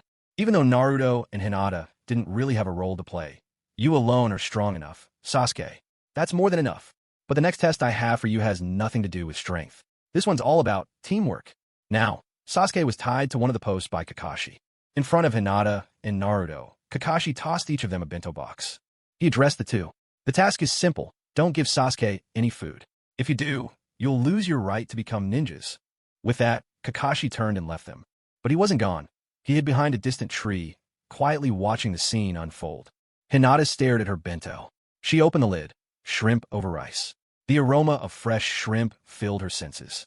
Without a second thought, she picked out a plump shrimp and offered it to Sasuke. Sasuke accepted gratefully and swallowed it in one bite. "You're amazing, Hinata baby," he declared. Hearing these words, Hinata felt a jolt, like a current of electricity shooting up from her feet, making her shiver all over. "Sasuke-kun, just call me baby." Becoming a ninja didn't matter. All that mattered was how Sasuke made her feel. For Hinata, Sasuke was everything. Naruto, on the other hand, hesitated. He'd grown up viewed as the fox demon. Everyone despised him. Until he met Sasuke, the one person who never seemed to hate him. Later, he'd met Jiraiya and learned the truth about his parentage. His father was the hero who once protected the Hidden Leaf. Jiraiya had asked him, "Do you hate the people of the village?" Naruto said no. "I don't hate them." He wanted, just like his father, to become Hokage and protect the village. But now, his own dream stood on one side and his dearest friend on the other. If he couldn't even protect his own friends, how could he ever call himself a ninja? Naruto's bento was pork over rice. He picked up a generous slice of pork and held it out to Sasuke. Compared to becoming a ninja, what could matter more than friendship? Upon witnessing this scene, Kakashi's gaze grew distant and unfocused for a moment. It almost felt as though someone had given him a gentle push from behind, nudging him out from the shade of the trees and into the warm sunlight. Kakashi turned around to look. It was Obito. It was Rin. It was Sensei. It was the three of them who seemed to have given him that push. Kakashi rubbed his eyes, but the three familiar figures were nowhere to be found. Just a vision, an illusion. But it didn't matter anymore. They had passed the test. In an instant, Kakashi appeared before the trio. With a ringing voice, he declared, You passed the test." Without delay, Kakashi untied Sasuke's ropes and handed each of the three their own ninja forehead protectors, the symbol of a shinobi. From this moment on, Uchiha Sasuke, Uzumaki Naruto, and Hyuga Hinata had officially become Genin of the Hidden Leaf Village. After becoming Genin, Sasuke and Naruto's squad received their first C-rank mission. It was an escort, protecting Tazuna, the renowned bridge master from the Land of Waves. Kakashi held the mission scroll in his hand. For Kakashi and Sasuke, this C-rank mission was hardly a challenge, but Sasuke knew better. This wasn't just a C-rank mission. The actual danger rivaled that of an S-rank mission, for along the way, they would confront Zabuza, the infamous demon of the mist. Yet, Sasuke wasn't afraid. In fact, he felt a thrill of anticipation. If he could defeat Zabuza and then recruit him, now that would be worth it. Sasuke also harbored ambitions to build his own secret organization. If you counted it up, even the Akatsuki were, in some ways, already half under Sasuke's sway, since their real leader was Obito, and Sasuke was now the boss above Obito. Beyond the outskirts of the Hidden Leaf, deep in the forest, a carriage trundled slowly down the road, carrying an older gentleman. This uncle was none other than Tazuna, the master bridge builder from the Land of Waves. Looking at Kakashi and the others, he said, "Arigato. Thank you for your hard work." Kakashi replied, "It's just a mission." After that, Kakashi and his three charges followed behind the carriage, making their way towards the Land of Waves. 2 days passed, and at last, they reached the border. A river stretched ahead. Once they crossed, they would arrive in the Land of Waves. With that, their mission was nearly complete. Suddenly, Kakashi's expression darkened. Leaping from the carriage, he turned to Sasuke. "Sasuke and Naruto, Hinata, just ahead is the Land of Waves. We only have a few hours left to travel. But I've just received a mind transfer message from Shikakanara. Orochimaru has appeared inside the borders of the Leaf Village. I need to return to defend the village. Sasuke, I'll leave the rest of the mission to you." In this critical moment, Kakashi departed. After he left, Sasuke kept pondering. Why did Kakashi leave at such a crucial time? Why did Orochimaru choose to reveal his whereabouts at this exact moment? He had been hiding in Konoha for many years without being discovered. So why was he exposed now of all times? After a moment's thought, Sasuke realized this was a move targeting him. Even though Sasuke couldn't discern Orochimaru's purpose, he was sure it was aimed directly at him. As they walked through the forest, the pervasive silence felt almost suffocating. No birds sang, a quiet so deep it unsettled Naruto. He broke the silence. "Why is nobody talking?" "Sasuke, you guys wait here. I need to go take a leak." With that, Naruto wandered off toward a distant tree. Relieved to finally answer nature's call, Naruto was just getting comfortable when a voice drifted down from the tree, soft and mocking, so small, but so cute. Naruto froze, completely bewildered. The unexpected voice startled him so much he couldn't finish peeing, even though he was only halfway through. Looking up, Naruto spotted a delicate, almost ethereal face. Instantly, his cheeks turned crimson. A girl?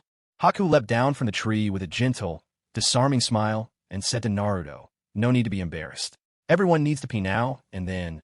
Naruto stammered, "BB, but you're a girl." Haku ignored Naruto's embarrassment, glancing off into the distance. This time, she and Zabuza had a simple mission: assassinate the great bridge builder in the Land of Waves. Naruto was the vessel for the Nine Tails, so Haku's task was to keep him occupied. As for the young Uchiha and Hyuga clan heirs, that was Zabuza's responsibility. Meanwhile, Sasuke was growing suspicious. Why was Naruto taking so long just to relieve himself? But Sasuke knew this probably meant trouble. Still, Naruto was the Nine Tails Jinchuriki and the main protagonist, so Sasuke felt little worry for his friend. Sasuke quickly formed hand seals, and a shadow clone appeared at Hinata's side, its sole purpose to protect her. He reassured Hinata, "Whatever happens next, don't be afraid. I'll protect you." With that, Sasuke turned to head for the carriage, planning to check on the bridge builder's condition. But suddenly, a dense mist rolled in. Thick fog swirled about, swallowing up Sasuke and his surroundings. He inhaled slowly, and his eyes flashed with the pattern of the Mangekyo Sharingan. Abruptly, Hinata cried out, "Sasuke, behind you!" A crimson gleam pierced the mist.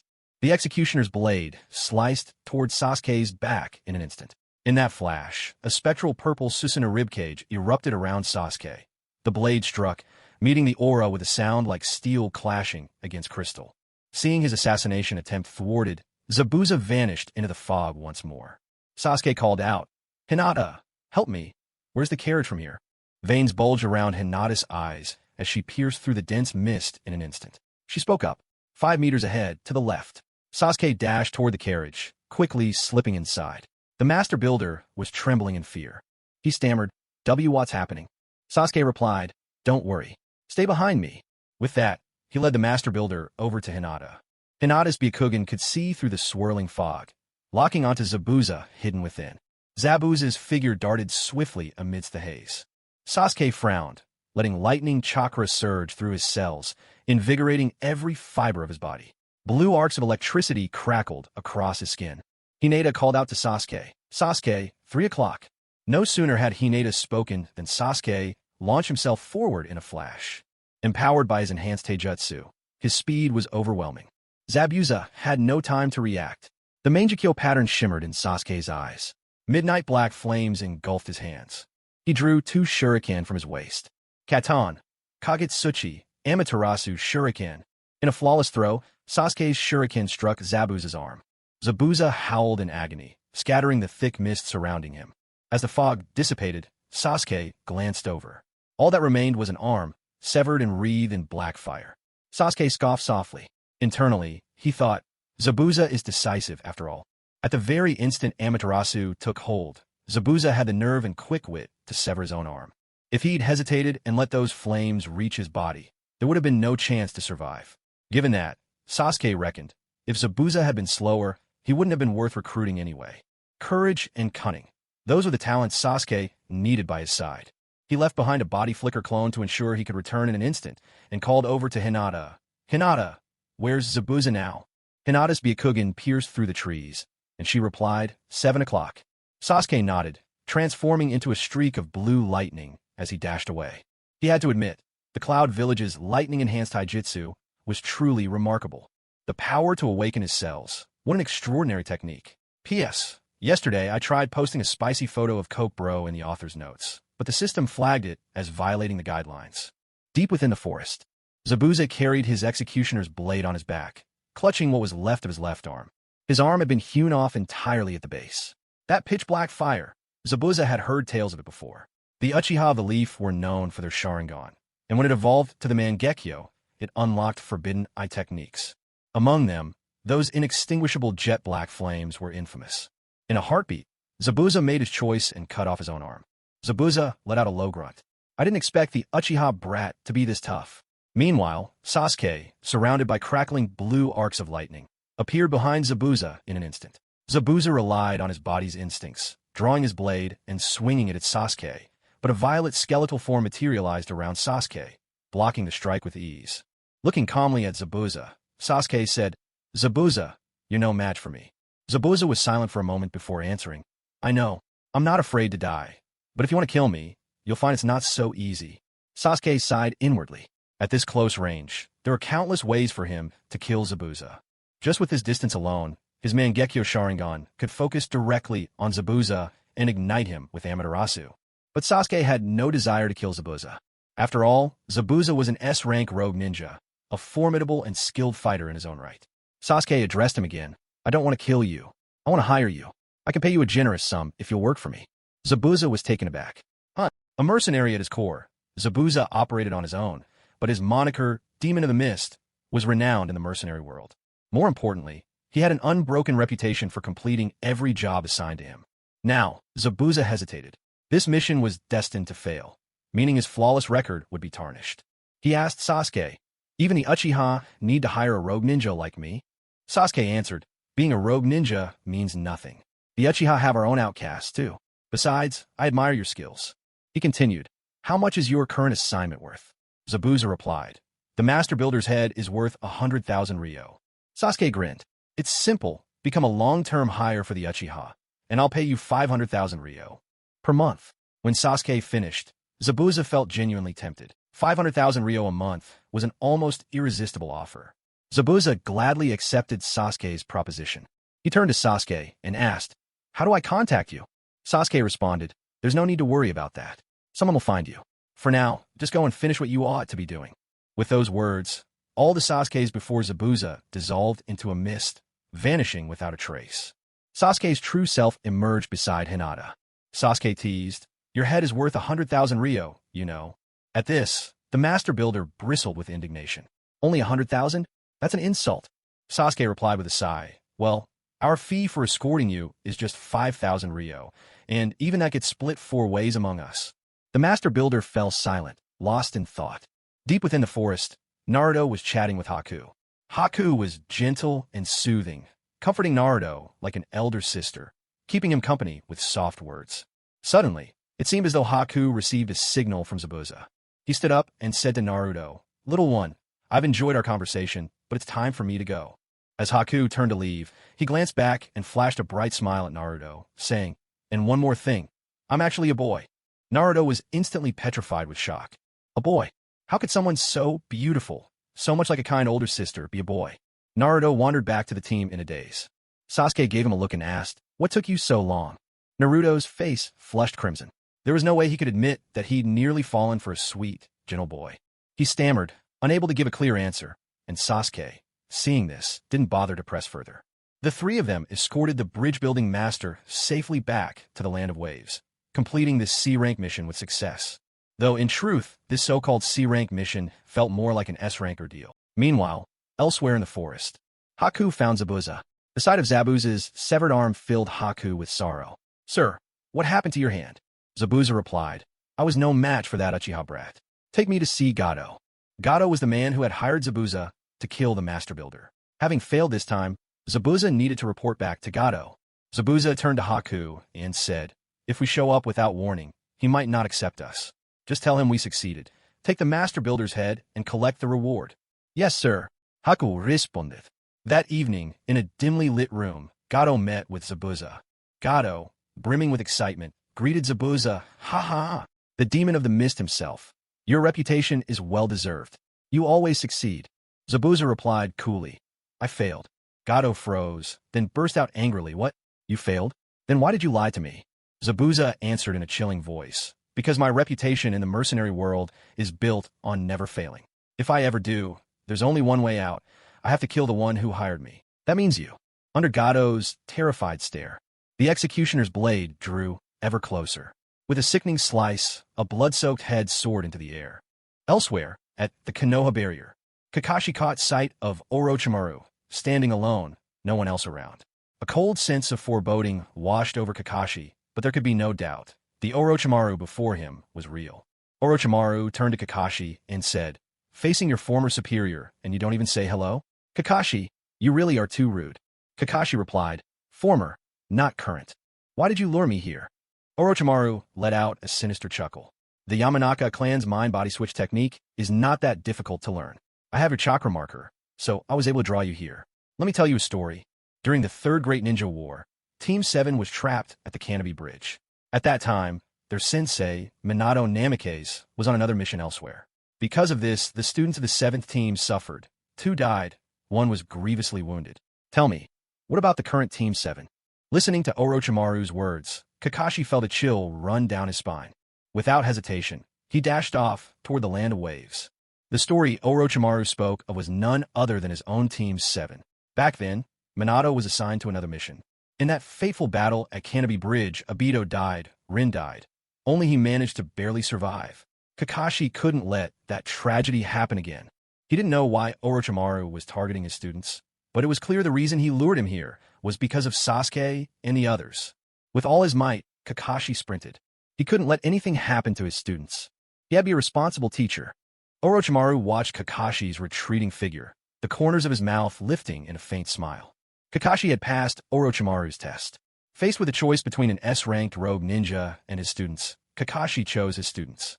Orochimaru gazed skyward at a 45-degree angle. He thought, Sasuke-kun, with a teacher like Kakashi, I can rest easy and focus on my own plans.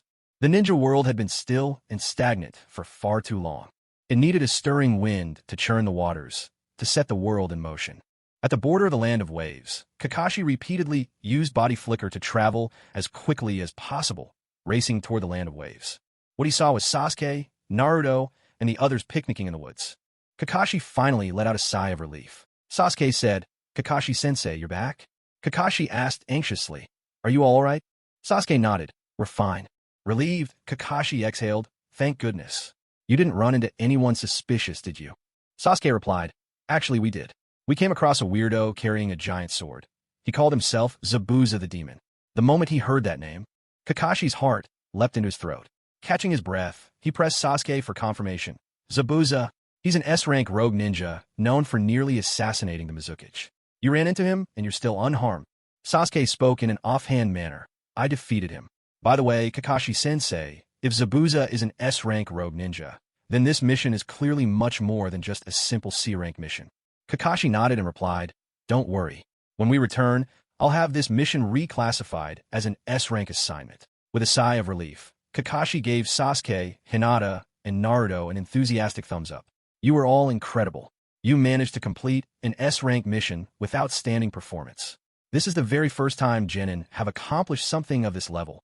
2 days later, inside a hidden stronghold just outside the village hidden in the mist, Zabuza was wiping down his giant executioner's blade. Suddenly, the air shimmered. Obito appeared in the shadowy stronghold.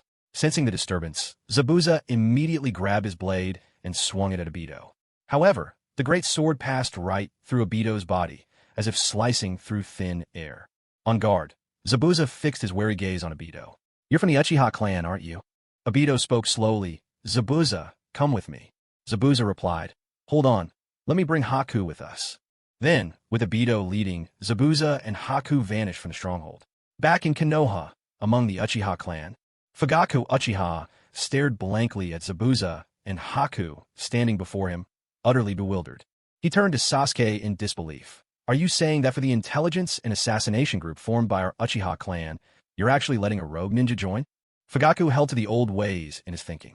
The Uchiha clan's intelligence and assassination unit was called the Hawk Organization, a name Sasuke had dreamed up. To Fugaku, the name was excellent, symbolizing an eagle's sharp and watchful eyes. But Sasuke chose it simply because he thought it sounded cool. In reality, at that time, the Hawk Organization had only one true member, Obito. Obito had flawlessly accomplished the mission of assassinating Danzo, and had taken care of the body without leaving a trace. Originally, Uchiha Kenjin had also wanted to join, but Sasuke didn't deem him worthy.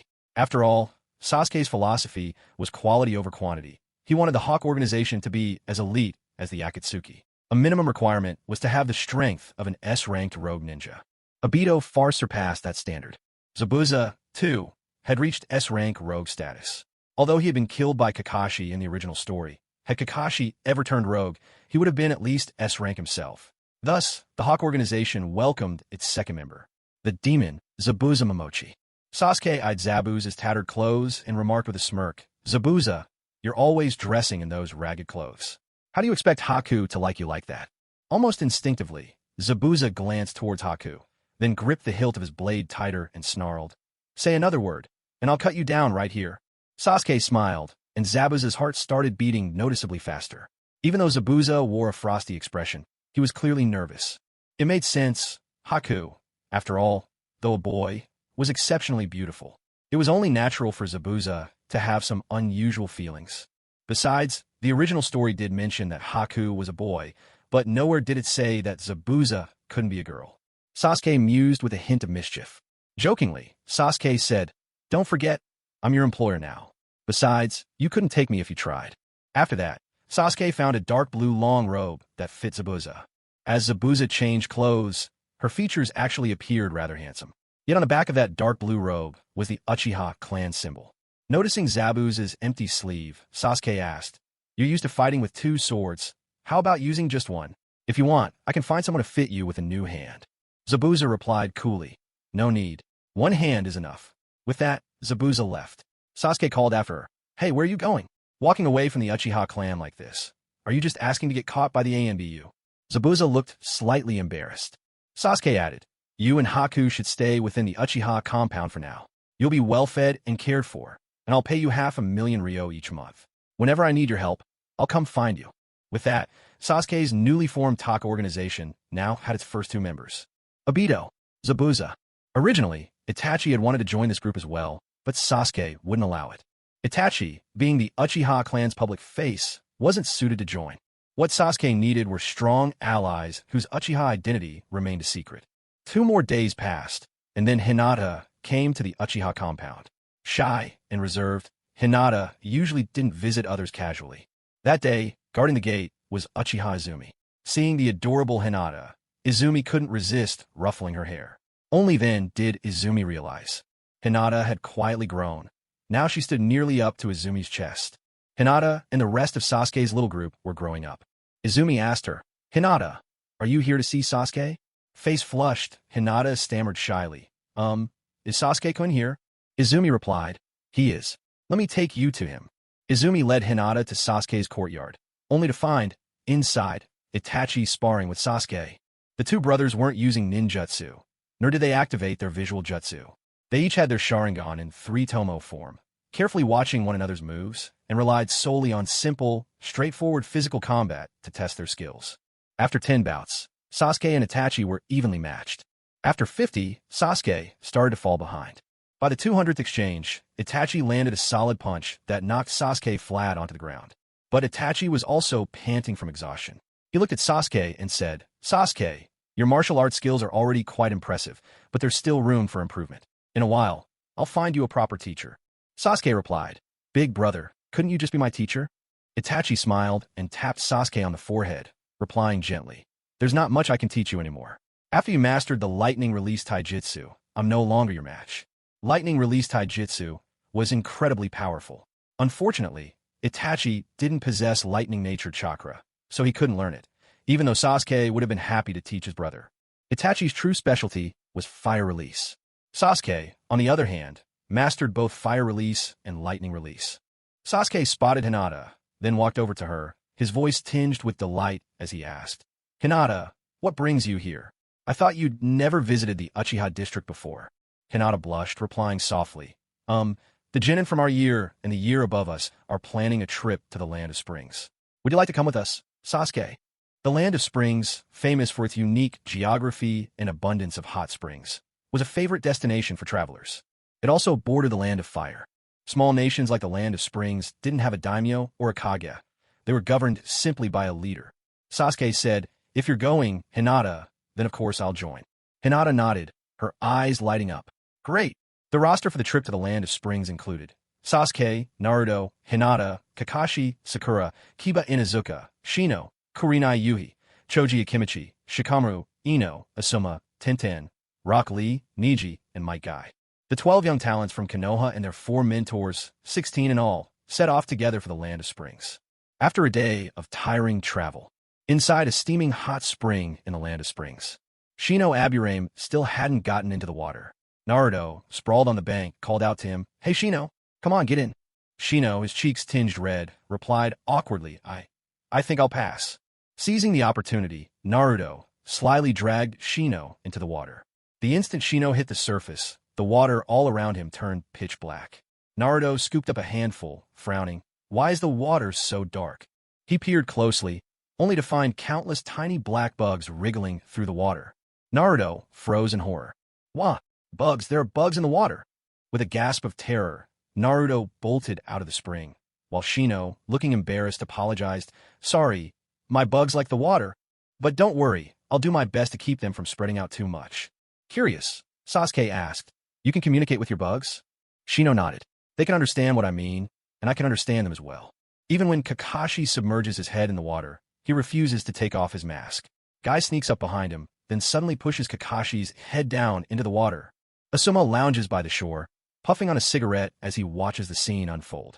"You two, honestly, you don't look like Jonin at all." Sakura's spirits sink.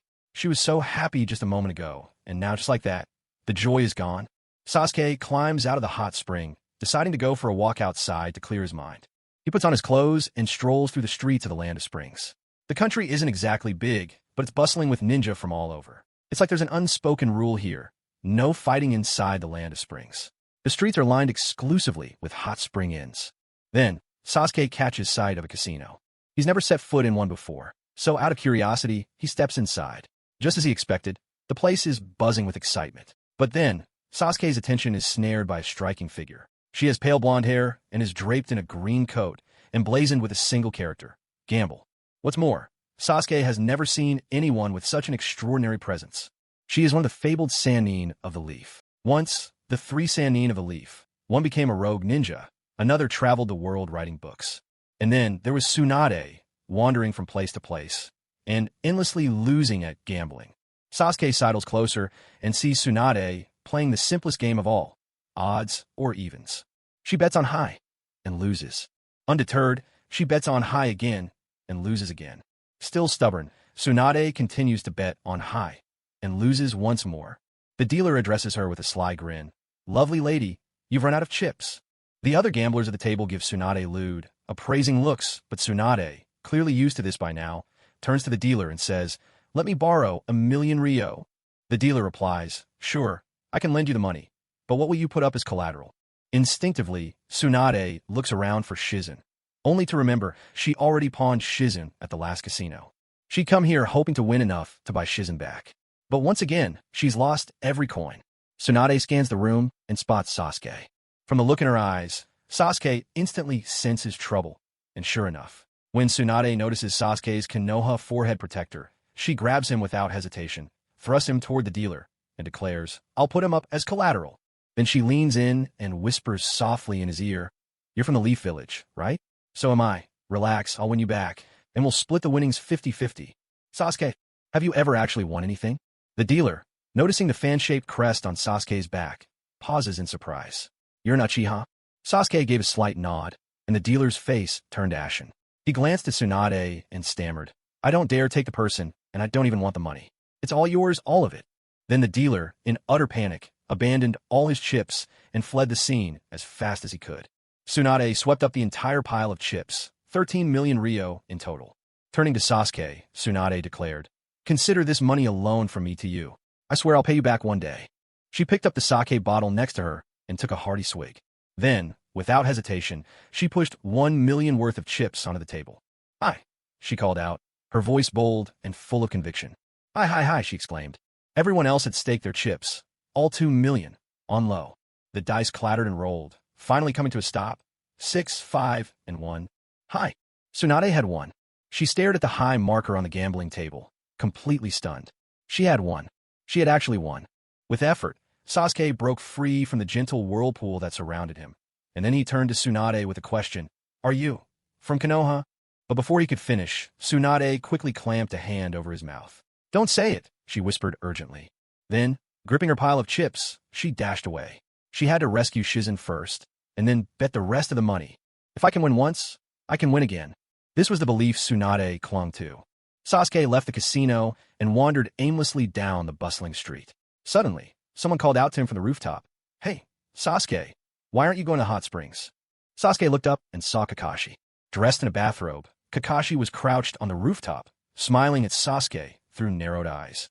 Sasuke replied, "Just bored, I suppose." Kakashi jumped down from the rooftop and approached Sasuke. "By the way, your chakra has a lightning affinity too, doesn't it?" Sasuke nodded again. Kakashi had made up his mind to teach Chidori to Sasuke. He led Sasuke to a deserted clearing, then gathered lightning in his palm, producing a sharp, piercing crackle that split the air. "This is Chidori," Kakashi explained. "An S-rank ninjutsu I developed myself. It fuses both the shape and nature transformation of chakra. The technique is named Chidori for the 1,000-bird cries it makes. I want to use this technique to cut through lightning itself, so it's also known as lightning blade. Because it requires you to attack at blinding speed, it needs the support of the sharingan, and you are the perfect candidate." Sasuke watched Kakashi perform Chidori a few times. He quickly picked up the technique, channeling his lightning chakra to stimulate his cells, and then launching forward with Chidori at dazzling speed. Sasuke's Chidori was several times faster than Kakashi's. Kakashi could hardly believe it. He never imagined Sasuke would master Chidori in mere moments. Moreover, it was several times faster than even its creator, himself. After coming to a halt, Sasuke pondered to himself. The noise generated while gathering the Chidori had left him somewhat uncomfortable. Sasuke experimented by increasing the speed at which the Chidori's current flickered. In the next moment, an unbearably shrill screech erupted. The piercing sound forced Kakashi to cover his ears. He called out to Sasuke. "Sasuke, what are you doing?" The Chidori dissipated from Sasuke's hand as he faced Kakashi and explained, "Kakashi-sensei, I tried to weaponize the noise released by the Chidori. Although the speed of the sound isn't as fast as the Chidori itself, it can inflict wide-area damage. Through this, Sasuke had created a new jutsu, Chidori Scream. The overwhelming noise would temporarily deafen anyone who heard it, and if it lasted too long, it could even rupture eardrums." Just then, Kakashi suddenly tilted his head to one side. Within his mind, the mind transmission jutsu was activated. Shikaku Nara's voice echoed in Kakashi's consciousness. "Kakashi, there's an A-rank mission. Would Team 7 be interested?" Kakashi replied, "An A-rank mission? That's nothing. Our Team 7 is even capable of completing S-rank missions. But, we're on vacation right now." Shikaku Nara continued, "But this is a mission from the Land of Snow. Honestly, I thought you want to take it." "Land of Snow, huh?" Kakashi paused for a moment before responding to Shikaku. "All right, vacation's over. So what's the mission?" Shikaku answered, "Escort the superstar Fujike's Yuki to the Land of Snow for a film shoot." 2 days later in Konoha. Inside the Grand Konoha Theater, Sasuke stifled a yawn. The film, The Ninja Scrolls of Princess Snow, playing on the screen was, frankly, a bit dull.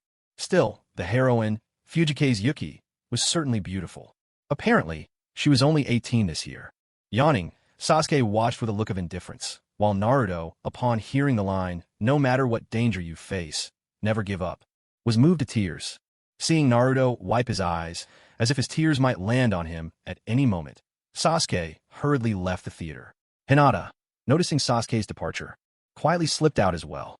She asked Sasuke, "Sasuke-kun, you didn't enjoy the movie?" Miss Fujike's Yuki is the most famous star in the entire shinobi world. Sasuke replied, "If it weren't for this troublesome mission, we'd still be vacationing in the land of hot springs. I haven't even had the chance to visit the baths with you, Hinata." He glanced slyly at Hinata as he finished. Hinata's cheeks reddened instantly. She hugged her chest nervously and said, No, Sasuke-kun, you can't be so naughty." Sasuke shook his head. Suddenly, a girl with deep blue hair, riding a white horse, leapt right over the Grand Theater and galloped straight toward the exit in a desperate escape. "Damn it, I'm not going to the Land of Snow," she yelled. A number of brown horses followed in hot pursuit behind Fujike's Fubuki. "Miss Fuji, our movie's grand finale absolutely has to be filmed in the Land of Snow. If that's the case, then I quit. Isn't it perfectly normal for a blockbuster to change its leading lady halfway through?" She fired back. "But you're Fujike's Fubuki," they cried, desperate. Sasuke watched as Fujike's Fubuki sped away on her white horse, surprised to find that she was even more stunning in person than she appeared on screen. He activated his lightning release body flicker technique, invigorating his cells, then leapt from rooftop to rooftop, pursuing Fujike's Fubuki with ease. After employing the body flicker, Sasuke's speed far outstripped that of a galloping horse. He stood high above, poised atop the tiles. From this vantage, he watched Fujike's Fubuki sprint past. Once she was at a safe distance, sparks of electricity danced in Sasuke's hand. In an instant, a piercing crackle split the air. His Chidori screeched, sending those on horseback tumbling to the ground, writhing in pain as they clutched their ears. Sasuke silenced the cry of his Chidori. Then, he raced after Fujike's Fubuki once more. Down by the southern banks of the Hagoromo River, Fujike's Fubuki dismounted. Her white horse lowered its head to drink from the cool water. Sasuke approached her quietly and said, "Miss Fuji, might I ask for your autograph?" Without sparing him a glance, Fujike's Fubuki, agitated, swung herself back onto the saddle, intent on leaving at once. Yet her white horse caught sight of Sasuke, and in that moment, as if confronted by some mysterious specter, its legs buckled in fright. Noticing Sasuke's forehead protector, Fujike's Fubuki crossed her arms and scoffed. "Do you leaf shinobi make it a habit to scare people's horses?" Sasuke replied calmly, "Not at all. It's just that you're a part of my mission." Fujike's Fubuki could only stare, bewildered. Electricity flickered in Sasuke's hand again, this time soundless, as a wave of current surged gently through Fujike's Fubuki. Her heart raced, her cheeks flushed, and suddenly her whole body yielded, slack and powerless, as though she might collapse any second. Sasuke sprang onto the horse in a single move. With a firm slap to its flank, the white horse shot forward. Fujike's Fubuki, weak and breathless, melted against Sasuke's chest, her heart pounding wildly. Sasuke delivered Fujike's Fubuki back to the film crew. Turning to the director, he announced, "Director, I've brought Miss Fuji." He lifted Fujike's Fubuki down from the horse, then said softly to her, "Sorry about this." Without another word, Sasuke tapped his foot and vanished from the scene in a flash. The group's departure for the Land of Snow was scheduled for tomorrow, which meant Sasuke still had one more day at home. As soon as he stepped into the Uchiha compound, Sasuke's eyes caught a glimpse of a small white snake by the gate. Sasuke didn't step into the house. Instead, he followed the little white snake into the woods. Within the forest, Orochimaru had already been waiting for Sasuke for quite some time. Sasuke asked, "Orochimaru, is there something you need?" Orochimaru let out a low chuckle. "Oh, not even a simple sensei? How rude." Sasuke's face remained cold as he replied, "If there's nothing important, I'll be leaving." Orochimaru hurried to say, Wait, of course there's something. This Kusanagi sword, I'm giving it to you." With that, Orochimaru picked up a Kusanagi sword and handed it to Sasuke. He said, "This blade is called Skyblade. I searched for it for a very long time." Orochimaru continued, "Sasuke-kun, this Kusanagi sword can perfectly channel chakra, serving as its vessel." Originally, Orochimaru had intended to keep the sword for himself. However, he was about to embark on a meaningful task, one that would take a considerable amount of time, and he feared that Sasuke might forget about him while he was gone. So, he decided to offer the Kusanagi sword to Sasuke as a gesture. Sasuke gripped the sword, feeling the sharpness of its edge, and nodded in satisfaction. Without so much as a word of farewell, he turned and left. Orochimaru watched Sasuke's retreating figure. Licking his lips greedily, his interest in Sasuke only deepened with every display of cold indifference. Upon returning home, Sasuke fastened the Kusanagi sword in its scabbard to his waist. Gazing at the blade, he couldn't help but admire how striking it looked. The following day, it was time for the fleet to set out. But once again, Fujike's Yuki was nowhere to be found. The director was frantic. It didn't matter if they had to swap out a supporting role, or even the villain, but they simply couldn't replace the leading actress. Sasuke said to the director, "I'll go look for her." All the director's hope now rested on Sasuke. He turned to him and said, "I leave it to you." Sasuke made his way to the banks of Ananga River, and sure enough, he found Fujike's Yuki by the water.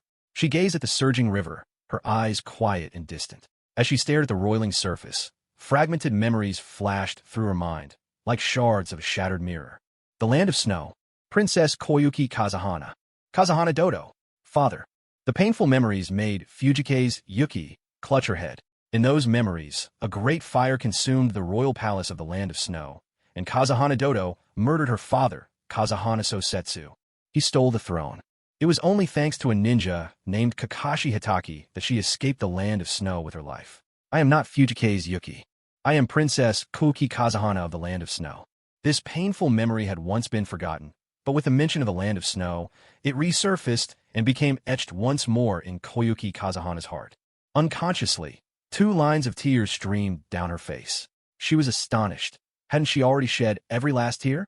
Return to the Land of Snow. I won't go back. Even if it means dying, I will not return to the land of snow. Koyuki Kazahana slowly stood up, step by step, moving toward the middle of the Nana River. Her figure was gradually swallowed by the river's icy waters.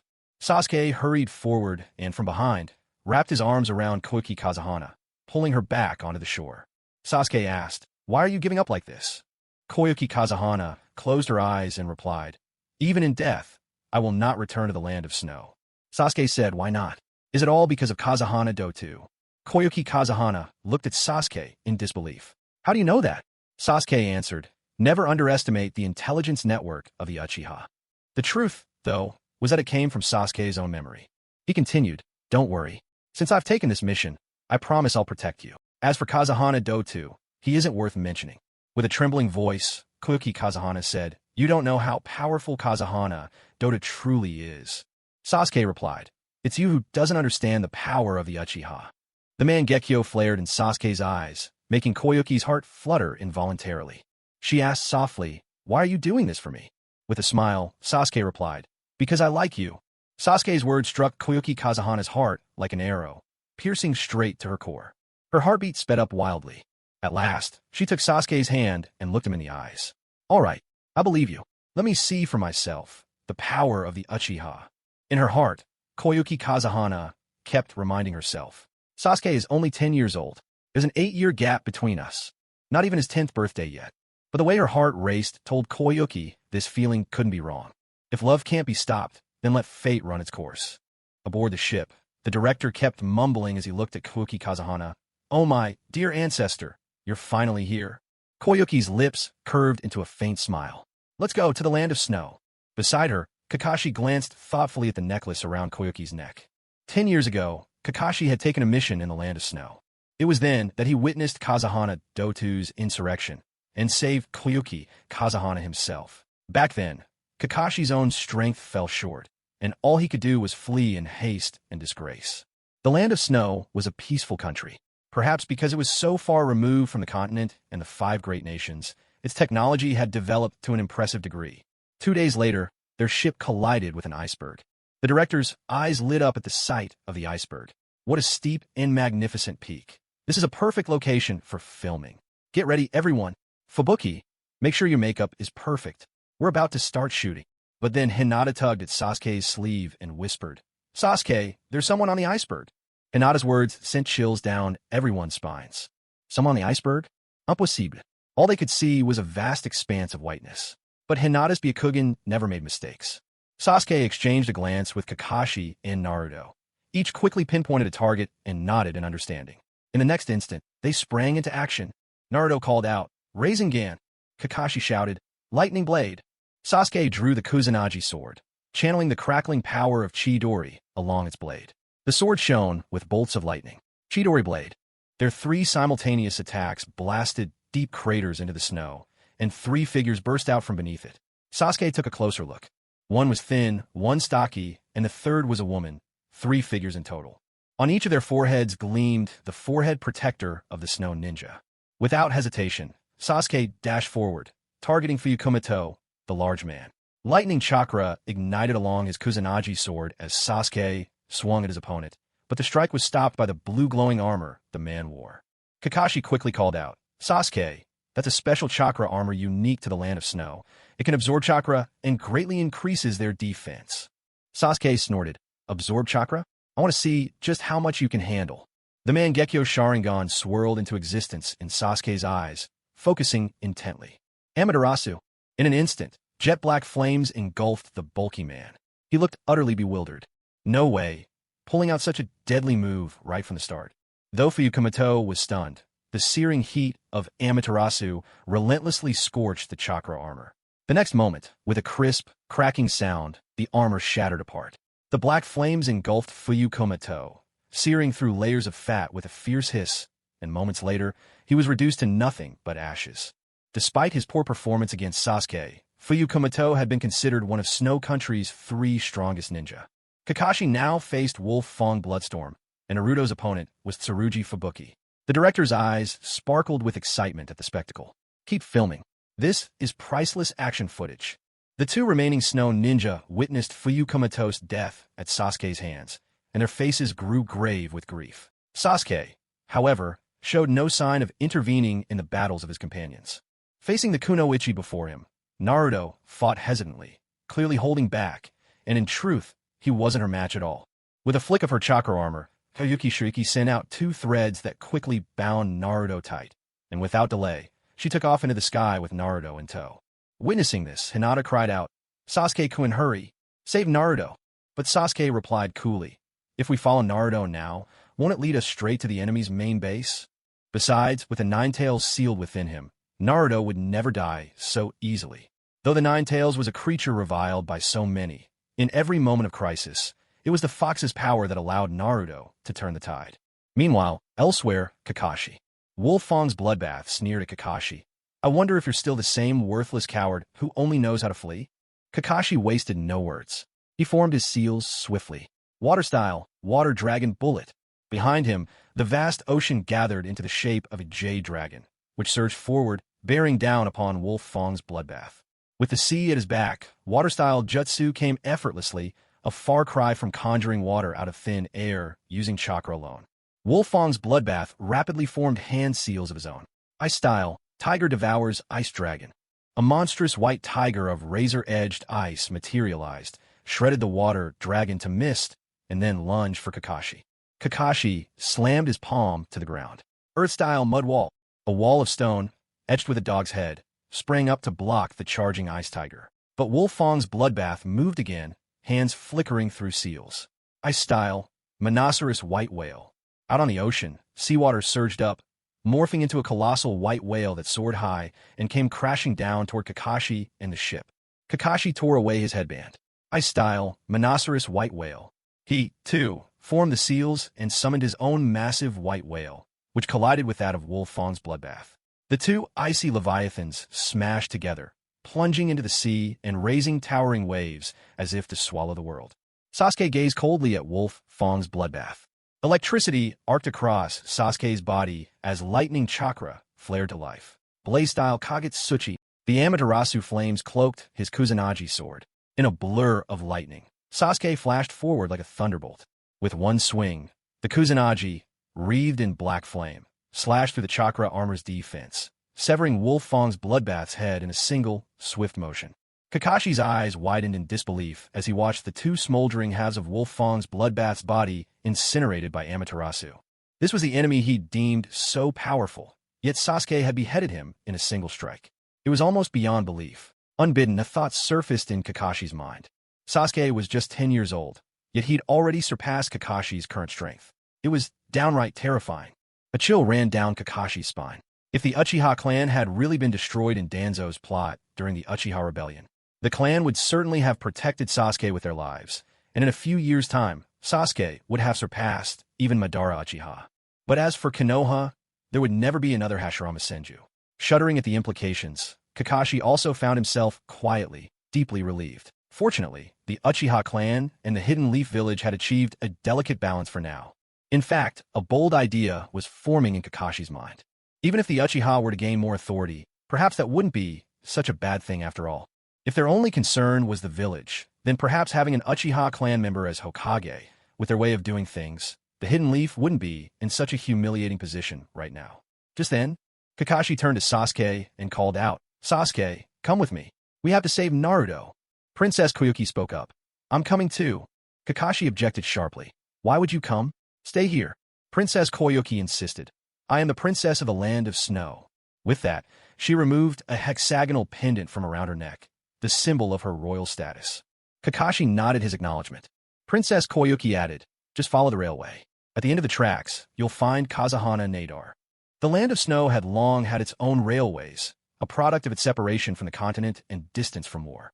If the Hidden Leaf ever wanted to build railways, it was possible, but as the village sat at the heart of the continent, they would have to guard against the other nations. Sasuke and the others followed the railway, leading them to a towering, menacing palace. This was the stronghold of Kazuhana Nadar. Once upon a time, this palace had basked in bright sunlight, but Nadar had turned it into a dark and ominous fortress. Princess Koyuki clenched her fists, filled with frustration and unwillingness to accept what had happened. She glanced at Sasuke, her eyes brimming with hope. Meanwhile, inside the palace, Kazahana Nadar faced Crane Wing Fubuki with a blank expression. So, you're telling me you're the only one who made it back alive? Fubuki was drenched in cold sweat, but still she nodded. Nadar almost slapped her in fury, but thought better of it. If he killed her, he'd be left with no subordinates. He lowered his hand, then fastened a chakra restraining device onto Naruto. This gadget would leech away the wearer's chakra like a parasite, and there was no way to take it off. Naruto felt his strength ebb away and collapsed onto the floor. No matter how hard he tried, he simply couldn't muster any chakra within his body.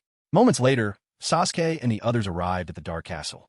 At the sight of the massive fortress, Princess Cookie's eyes filled with heartache and fear. Her sorrow came from the sight of her beloved homeland twisted beyond recognition by Kazahana Nadar. Her fear from Nadar's terrifying power. Kakashi readied a shuriken in his hand, then hurled it forward. Attached to its tail was an explosive tag. With a thunderous blast, the castle wall erupted, leaving a gaping hole. Inside, Kazahana Nadar was briefly taken aback, then coldly smiled. So, you've arrived. Let them witness the latest creation of my chakra armor. Fenghua Nuteo cast off his black cloak. Beneath it, he revealed a suit of jet black armor, and in the center of its chest gleamed a purple gemstone, pulsing with chakra. Fenghua Nuteo ascended to the pinnacle of the castle, gazing down at the crowd from his lofty perch. Turning to Koyuki, he called out, Koyuki, you've returned. 10 years have passed, and you've grown so beautiful. Koyuki turned her head away, refusing to look at him. Fenghua Nuteo's eyes burned with greed, fixed not just on Koyuki, but specifically on the hexagonal necklace at her throat. He said, Did you know that your father left behind no treasure? At least, that's what I thought until I reached Rainbow Cliff and found a keyhole just like the one on your hexagonal necklace. That's the real treasure your father left. Koyuki, be good. Would you give your uncle the necklace? Kakashi was just about to speak, but before he could, lightning chakra crackled over Sasuke's body. Activating his lightning-style taijutsu, Sasuke cut him off. Enough talk. Get down here and fight. In a flash, Sasuke launched himself at Fenghua Nuteo, drawing the Kusanagi sword. White lightning danced along the blade. Chidori blade. With a mighty slash, he struck the armor, but not even a scratch appeared. The chakra armor proved to be far tougher than anything before. Fenghua Nuteo's lips curled into a smirk. Save your strength. You're wasting your time. But in that moment, Sasuke twisted his hand, calling out, Blaze release, Kagutsuchi, sword of Amaterasu. The white lightning on the Kusanagi transformed instantly into pitch-black flames. The inferno seared the chakra armor, and in just a heartbeat, a fracture split across it. Fenghua Nuteo stared in disbelief at what he was seeing. How was this possible? Though he refused to believe it, the truth was plain. His armor had been broken. He could do nothing but strip off the ruined armor, his gaze turning dark and cold as he glared at Sasuke. He sneered, Little brat, I'll show you now, the strongest forbidden jutsu of the land of snow. I style Black Ice Titan. In the next instant, Nuteo's chakra erupted in every direction. Countless shards of wind, snow, and ice swirled together, converging until they formed a giant nearly 100 feet tall. Towering atop the Colossus's head, Fenghua Nuteo looked down with contempt and shouted, It took me 10 years to master this move. Now you will die. Sasuke gazed up at the massive giant, a faint smile playing upon his lips. Try to outdo the masters, are we? This is child's play. Then, as the Mangekyo appeared in his eyes, blood streamed down the sides of his face. Sasuke began to float, violet chakra swirling around him. And in the blink of an eye, an immense, purple titan hundreds of meters tall erupted into existence. Sasuke stood within a glowing pentagram at the giant's brow, his eyes alive with exhilaration. This was the first time he had ever used the complete Susanoo. To hold such power in his hands, to look down on the world with such disregard. It was simply exhilarating. Sasuke's voice was cold as he addressed Dodo Kazahana. This is the third power, Susanoo. In the next instant, the complete Susanoo bent low, drawing its sword, and unleashed a single, mighty slash. The enormous, purple chakra blade swept down, cleaving the snow giant in an instant. Dodo's form crashed to the ground, his eyes lifeless and empty, staring helplessly at the scene before him. Beneath the power of the complete Susanoo, he was as insignificant as an ant. In that moment, Dodo's spirit was utterly crushed. Kakashi appeared behind him in a flash, two transparent wires looping around Dodo's throat, snuffing out his life in a strangled silence. The purple Susanoo dissolved back into chakra, fading away, and Sasuke plummeted from the sky. Kakashi rushed forward, ready to catch him. But instead, Sasuke fell right into Koyuki Kazahana's arms. She looked at the blood-stained tears at the corner of Sasuke's eyes, her heart aching with worry. A faint smile touched Sasuke's lips. "Sister Koyuki, I fulfilled your wish." And with that, he slipped into unconsciousness. Of course, he was only pretending. Koyuki's heart was in turmoil. Hastily, she called for doctors to tend to him. When the doctors could find nothing wrong, they settled on exhaustion as the cause. But Sasuke did not know. The image of that colossal, purple Susanoo and his own gallant silhouette were forever engraved in Koyuki's heart. Meanwhile, Kakashi made his way to the dungeons, rescuing Naruto. With a deft swing of his shuriken, he sliced through the chakra controller. Naruto grumbled, "Next time, I'm not going to be the bait." On a distant mountaintop, the film director was beside himself with excitement. This was the best ending, the most perfect ending imaginable. Cut. The crisis in the Land of Snow was over. Koyuki Kazahana was crowned queen of the Land of Snow. The next day, when Sasuke awoke, she brought him to the Rainbow Cliffs. Koyuki spoke. "My father once told me, when spring comes, rainbows bloom here. But in the Land of Snow, spring never arrives." She found the keyhole and slid her hexagonal pendant into it. Suddenly, the ground began to tremble. The snow and ice started to melt away. Koyuki gasped in surprise. "It's the geothermal generator." The geothermal generator would turn the endless snows of the land into springtime warmth. Back at the royal palace, half the kingdom was already transformed by the promise of spring. All thanks to the power of the geothermal generator. Fenghua Xiaoxue took off her hexagonal necklace and gently put it around Sasuke's neck. She softly kissed his forehead and said, "This necklace is my gift to you. I hope you won't forget me. In the far snowy land of the Northern Kingdom, there's a woman who will always be waiting for you to grow up." Sasuke stayed silent for a moment. He gave a small nod, and that made Fenghua Xiaoxue's heart brim with joy. Of the 3 bodyguards who had once served Fenghua Nuteo, only one remained alive. Upon witnessing the fully awakened Susanoo, this last guard completely lost the will to fight and pledged unwavering loyalty to Fenghua Xiaoxue. The Land of Snow was in dire need of people, so Fenghua Xiaoxue gladly kept this skilled warrior at her side. Soon, the time came for Sasuke and the others to depart. Fenghua Xiaoxue's heart was heavy with longing as she watched them prepare to leave. Naruto managed to get an autograph from Fujike's Yuki, while Kakashi sighed. "Miss Fenghua, it's truly a pity that you plan to retire at the peak of your career." Fujike's Yuki replied, "Who said I'm retiring? I'm not just a queen. A performer's heart still beats in me. My next role will be an adaptation of the book Make Out Paradise, written by Master Jiraiya." Kakashi gasped. He was a die-hard fan of Make Out Paradise. Eyes sparkling, Kakashi asked eagerly, "Miss Fenghua, have you found your male lead yet? What do you think about me?" Fenghua Xiaoxue instinctively glanced at Sasuke, then smiled. "I haven't found a male lead yet, but when the time comes and I find the right one, I'll definitely bring this story to life." 3 days later, it was Sasuke's 10th birthday. The entire Uchiha clan was brimming with excitement. Because of Sasuke's prodigious talent, everyone in the clan had come to regard him as the next Madara Uchiha. But Sasuke knew, he was certain that, even without any external power or assistance, he was destined to one day surpass Madara Uchiha himself. His thoughts drifted to the future. He was the reincarnation of Indra, while Naruto carried the spirit of Asura. If Naruto was a powerhouse shaped by raw numbers, then Sasuke mastered the art of strategy and mechanism. A clever strategy could always outwit pure strength. And just thinking of the 6 Tomo Rinnegan's Minato Jikara made Sasuke crave that power all the more. Its ability was overwhelmingly powerful, arguably even stronger than Kamui. Sasuke wondered if, 3 days from now, he awakened the eternal Mangekyo Sharingan, would he then be able to evolve the Rinnegan at 15 and finally obtain a Minato Jikara?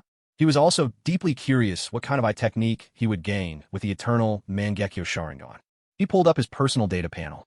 Host, Uchiha Sasuke. Age 9. Unique constitution, reincarnation of Indra, chakra affinity, Jinchuriki of the two-tailed beast. Bloodline limit, Sharingan Mangekyo. Eye techniques, Amaterasu, Kagutsuchi. Chakra attributes, fire, lightning. Time flew by, and today marked Sasuke's 10th birthday. Sasuke watched the clock on the wall as the second hand swept steadily toward midnight. As the clock struck 12, Sasuke suddenly felt a warm current surge through his eyes. In that instant, his eyes awakened the Mangekyo Sharingan. Immediately after, the Mangekyo Sharingan shifted form again. The pattern in each eye now featured 3 Tomo-shaped markings. Beep.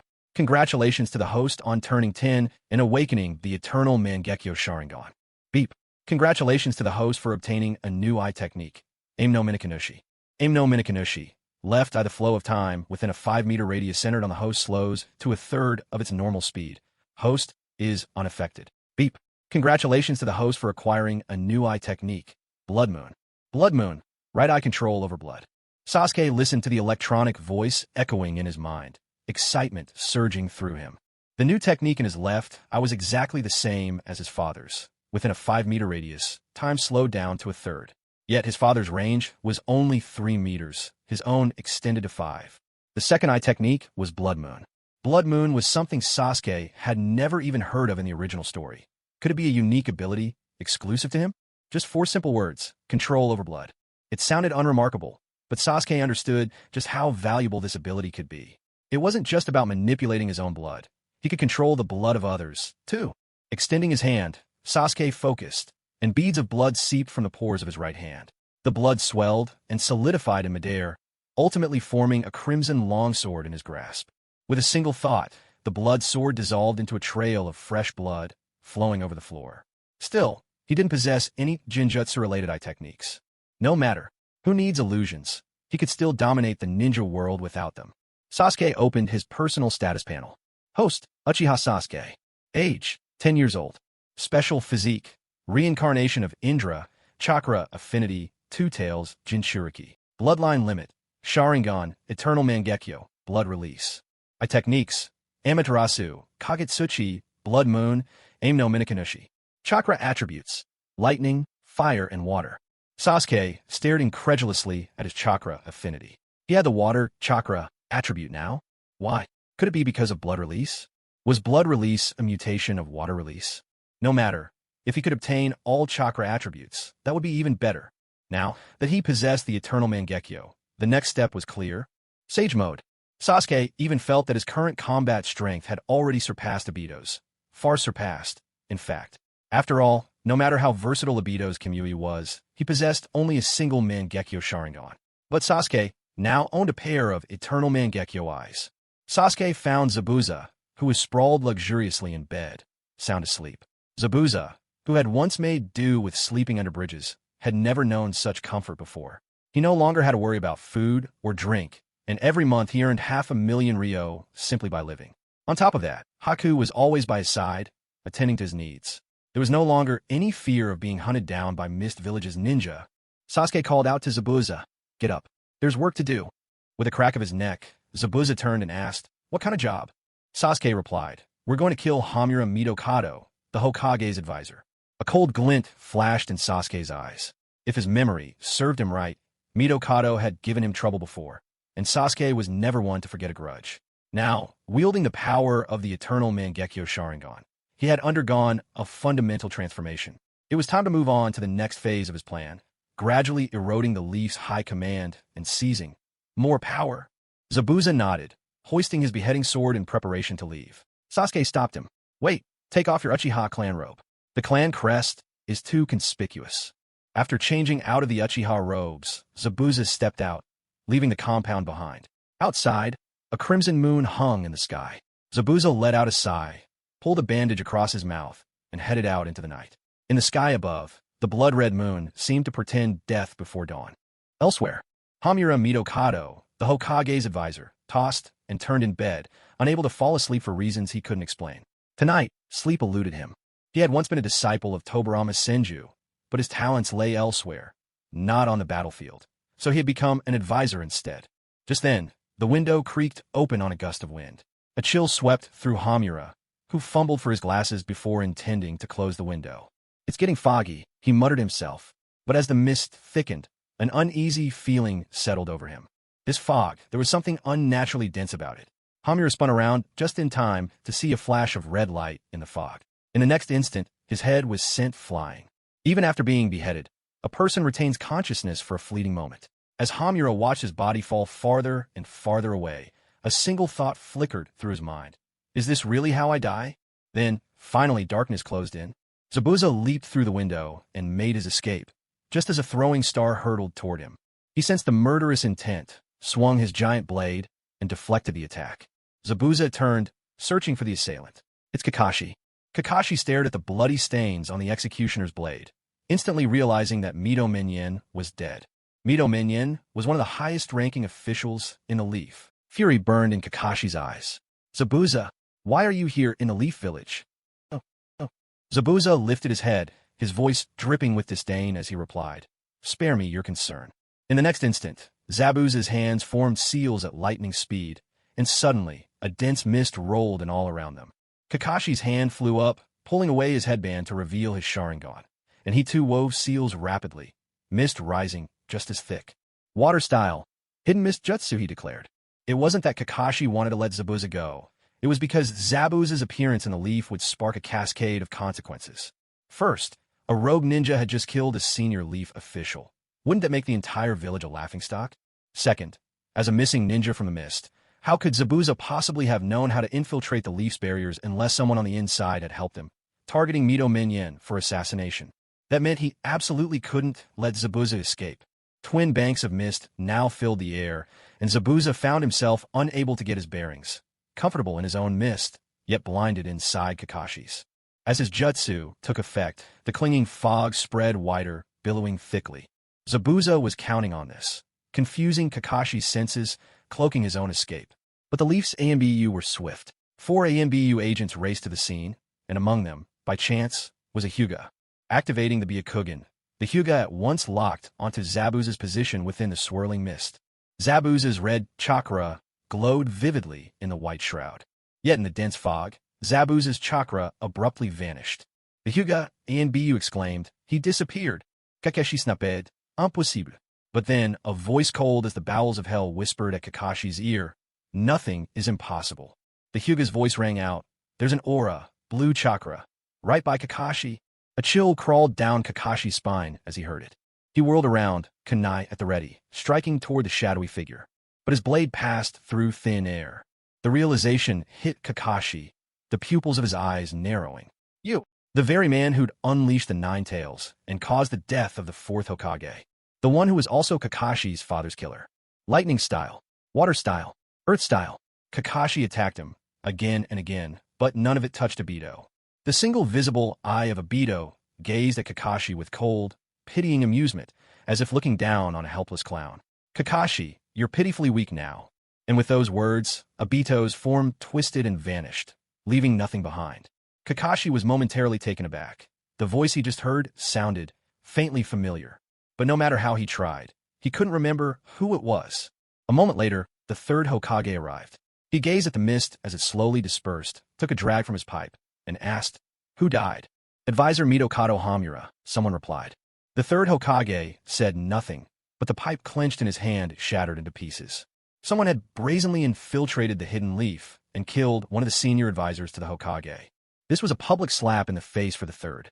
His expression grew dark and severe. "Investigate this thoroughly," he commanded. The ANBU were utterly bewildered. Investigate? Investigate with what? With no intelligence to go on. How could they investigate anything? The only information they had was, the killer was Zabuza. The person who aided Zabuza's escape seemed to be a member of the Uchiha clan. A member of the Uchiha? Kakashi's thoughts raced. Could it be that the Uchiha harbored even greater ambitions now? His face darkened. If that were the case, the Hidden Leaf might not be a match for them. The Uchiha clan now had Sasuke, only 10 years old, and already formidable. They also had Uchiha Fugaku and Uchiha Itachi, both wielders of the Mangekyo Sharingan. Kakashi himself possessed the Mangekyo he'd received from Obito. That's why Kakashi was well aware of how powerful that I could be. He used Kamui as his trump card. Even one Mangekyo was a fearsome thing. Two would be even more terrifying, and, based on the intelligence he had, even though Uchiha Shisui had turned rogue and left the Leaf, he still maintained frequent contact with the clan. And as for the Akatsuki organization, every member was an S-rank missing nin. Any information on Akatsuki's members was exceedingly scarce, if it existed at all. After a while, members of the other clans also began to arrive, one after another. After all, the death of a Hokage's advisor was no small matter. Narashikako leaned close to the third's ear and whispered, "Lord Hokage, I suspect it was the Uchiha. They may have far greater ambitions." The third Hokage fell silent, quietly waiting for the Konoha police force to arrive. If he could, he would strip the police force of their authority. For Mitokado Hamura's sake, that would be fitting. After all, stripping the police force's powers was something the Third had long desired. At long last, the Konoha police force arrived at a leisurely pace. Led by Fugaku, one after another, their faces were tinged red, as if they had just been drinking. Today, the Uchiha clan had reason to celebrate. It was Sasuke's 10th birthday, so everyone had shared a drink. The third Hokage fixed his gaze on Uchiha Fugaku and questioned him sternly. Fugaku, as the head of the Uchiha clan and the captain of the police force, how could you drink so much? Uchiha Fugaku let out a drunken burp and said, Lord Third, has something happened? The third Hokage, burning with anger, shouted, Has something happened? How dare you ask?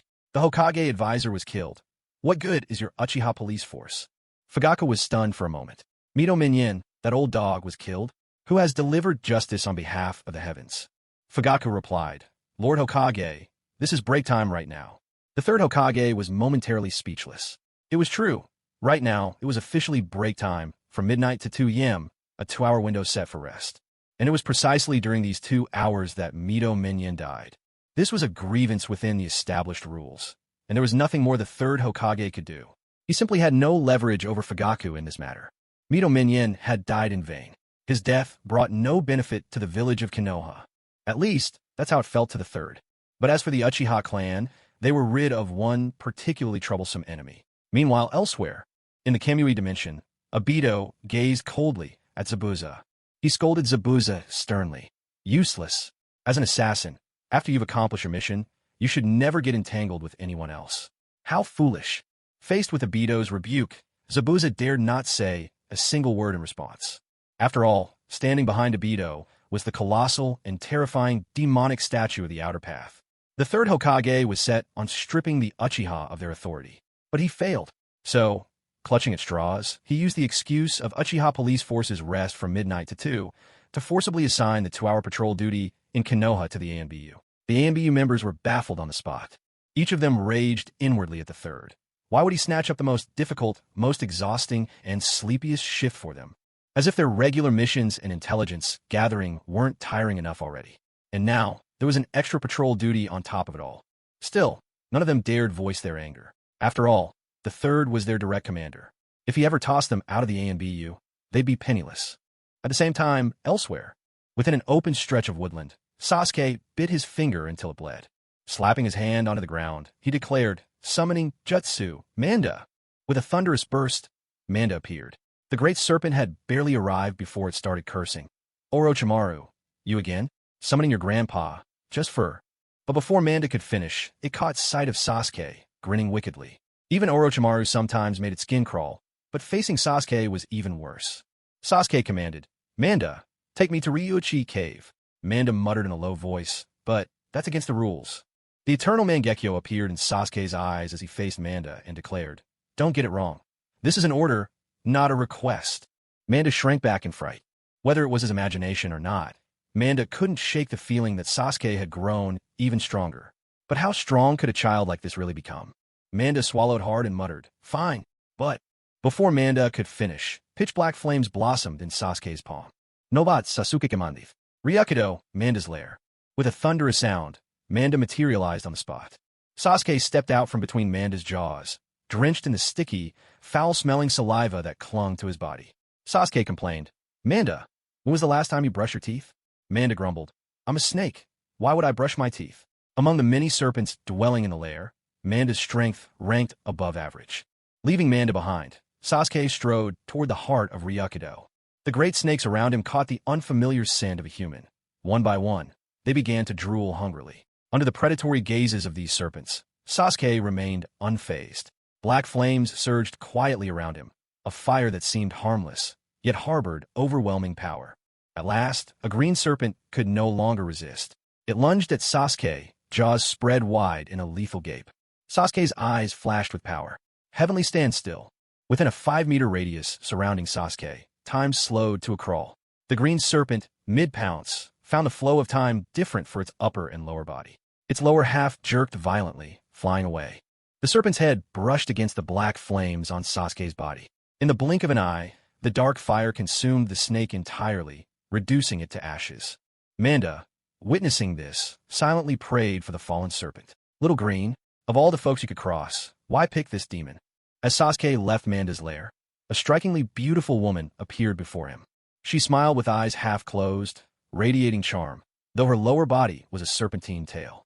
She introduced herself with a sweet voice. Greetings, human. I am the envoy of Ryukido. Pass the trials set by the three of us, and you'll earn the right to meet the White Snake Sage. But fail, and we'll have to eat you. Kenshin Shinki announced. The first trial is sincerity. The second is patience. The third is true intent. Sasuke asked, is there a way to see the White Snake Sage without going through these trials? Kenshin Shinki replied with a smile, nope. Or do you want me to eat you right now? Sasuke allowed himself a faint smile. Oh, I believe there is, he replied. In the next instant, the eternal Mangekyo Sharingan appeared in his eyes. Sasuke locked onto the most powerful chakra source within Ryuchi Cave. Purple chakra surged forth, shrouding his entire body. Half of a Susanoo manifested beside him, its translucent form taking shape. Chakra collected, condensing into an arrow that rested against his bow, aimed directly at the direction of the White Snake Sage. He drew the string, loosing the arrow in a flare of overwhelming chakra. The energy erupted into a storm, and Sasuke's chakra arrow punched straight through the wall between himself and the White Snake Sage.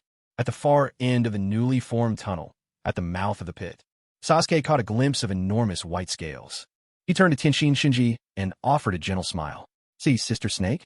There's the White Snake Sage, just as promised. Sister Snake, I'll be taking my leave now. With that, Sasuke walked toward the White Snake Sage.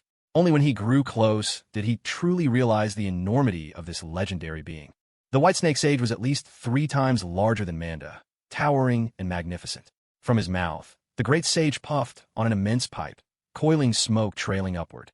The White Snake Sage glanced at Sasuke, noticing the Sharingan in his eyes. From the Uchiha clan? Are you? The sage rumbled. There was another one, long ago, called Madara, a child who once made the ninja world tremble. To think, Madara Uchiha's reputation reached even the legendary White Snake Sage of Ryuchi Cave. I am Sasuke Uchiha, Sasuke said, clear and resolute. One day, my strength will surpass even Madara's. The White Snake Sage burst into hearty laughter. Ah, ambitious words, little one. But if you wish to become stronger, a sharp tongue won't get you far. That's why I've come to Ryuchi Cave, Sasuke replied. I wish to master Sage Mode. Without warning, the White Snake Sage snapped its jaws toward Sasuke. Venom dripped from those massive fangs, each shining with lethal intent, but Sasuke's purple skeletal Susanoo flickered into being and shielded him just in time. The White Snake Sage grinned slyly. No need to be so tense. At its core, Sage Mode in Ryuchi Cave is all about adaptation. I've lived for countless years. My body is saturated with natural energy. I'll inject my venom into your body. If you can withstand it, you will awaken Sage Mode. Should you fail, well, I'm afraid I'll have to eat you. In all these years, only one has ever survived after failing twice before my very eyes, and lived to tell the tale. The Sage Mode of Ryuchi Cave is nothing like that of Mount Mayaboku. Theirs is renowned for its stability, for they train with refined natural energy. But ours is different. Here, we absorb all kinds of natural energy. That's why our Sage Mode far exceeds theirs in raw power, along with the danger it brings. Hearing all this, Sasuke lowered his defenses, preparing himself for what was to come. If I truly can endure this, I'll have to rely on you. For one last journey, Yatagarasu. Huge, razor-sharp fangs plunged into Sasuke's body, and at that moment, he could feel a mysterious energy coursing inside him. Once this energy entered, it rampaged violently through Sasuke's body, crashing against his very core. A searing, indescribable pain gripped his heart. Sasuke collapsed to the ground, desperately battling the raging energy within himself. Then, Yulu's voice echoed. Sasuke, do you need to enter Tailed Beast Mode? Sasuke gritted his teeth and replied, no, I can handle it. As the seconds ticked by, Sasuke gradually sensed his body adapting to this newfound energy. Soon, a faint layer of purple energy appeared over Sasuke, clinging to his skin like a thin fog. He opened his eyes. His pupils had turned vertical like a serpent's. But as soon as he activated his Mangekyo Sharingan, the eternal eyes instantly overtook the snake-like gaze. Still, the purple energy around him did not fade in the slightest. In fact, it began to form a layer of armor across his body, scales gleaming like those of serpent. Yet these scales were not hideous. They radiated a striking, imposing power. With a thought, Sasuke willed the armor to dissolve back into pure energy, which faded away. This was the perfect Sage Mode. Sasuke's body now resonated in flawless harmony with the natural energy around him. A perfect 100% compatibility. Deep down, Sasuke knew that mastering Sage Mode was inevitable for him. After all, he was the reincarnation of Indra. It was only natural that he would attain Sage Mode, and with his tailed beast power, his physical strength was dramatically increased, allowing him to withstand most negative effects. With the two tails inside him, Sasuke had no fear of the White Snake Sage's treachery. Rising to his feet, Sasuke swept his hand through the air. The purple energy shattered and vanished like splinters of glass. He turned to the White Snake Sage and said, "Thank you, Elder." The White Snake Sage stared at Sasuke in disbelief. In a daze, the sage seemed to glimpse the shadow of Indra in Sasuke's very presence. The White Snake Sage could not recall how many years had passed. Only that long ago in youth, he had encountered that unparalleled man. Indra, the son of the Sage of Six Paths. Having lived for countless ages, the White Snake Sage had once met Indra and been captivated by his charisma. But time flows ever onward. People change, and the world moves on. Now, the White Snake Sage was ancient beyond reckoning, and Indra himself had long since passed away. And yet, in Sasuke, the White Snake Sage saw the shadow of Indra once more. The White Snake Sage turned to Sasuke and said, Back in the day, the Great Toad from Mount Myaboku had a prophecy. He claimed that a blue-eyed boy who plays with tailed beasts will bring peace to the ninja world. But if you ask me, that old toad was just spouting nonsense." As she exhaled a cloud of smoke, the White Snake Sage added, "In my eyes, the one truly capable of bringing peace to the ninja world is you, Uchiha Sasuke." Her massive form began to shrink, and in an instant, she transformed into a kindly old woman. The smoking pipe in her hand diminished in size as well. The White Snake Sage leaned towards Sasuke and said, "Go on, young one, leave Ryuchi Cave. The true battlefield where you are destined to shine lies outside." No sooner had these words left her lips than everything in front of Sasuke's eyes shattered and vanished, much like an illusion dissolving in water. He hastily activated his Eternal Mangekyo to figure out what had just happened. But even through the power of those eyes, all he saw was the indistinguishable reality of the forest. Was it an illusion, or was it real? Genjutsu, or reality? Even with the vision of his eternal eyes, could he not distinguish between the two? Or perhaps, had the White Snake Sage used some sort of space-warping ability to transfer him here? No matter. Sasuke could feel a surging power within him, a force vastly different from what he knew as chakra. This was something else. This energy could empower chakra, taking ninjutsu to unmatched levels of strength. This was what they called Sage Art. A thought crossed Sasuke's mind. If the chakra of this world was brought by Kagaya's clan, the Akatsuki, and if all conventional ninjutsu was ineffective against the Akatsuki, then perhaps Sage Art was an ancient energy inherent to this world all along. It could be that it was Kagaya's arrival that made chakra widespread. Natural energy was fundamentally different from chakra. Sage Arts could inflict real damage on the Akatsuki. If that were true, then natural energy might actually be the original cultivation system of the ninja world. Lost in these swirling thoughts, Sasuke was suddenly snapped back by the sharp sound of something slicing through the air nearby. Looking over, he spotted a handsome man in blue clothes dashing desperately through the forest. 5 or 6 ninja were hot on his heels, giving chase. Sasuke caught a wild and violent surge of chakra radiating from the fleeing man. He was a Jinchuriki, too. It was Uchiha, the Six-Tails Jinchuriki from Kirigakure. "Sasuke, how on earth did I end up in Kirigakure? Stop running. There's no escape for you." The Kirigakure shinobi shouted after Uchiha. Panic was written all over Uchiha's face. Just moments ago, he had killed his own master. His teacher had tried to seize the Six Tails inside him, pushing him beyond his limits. And in his frenzy, Uchiha had killed him.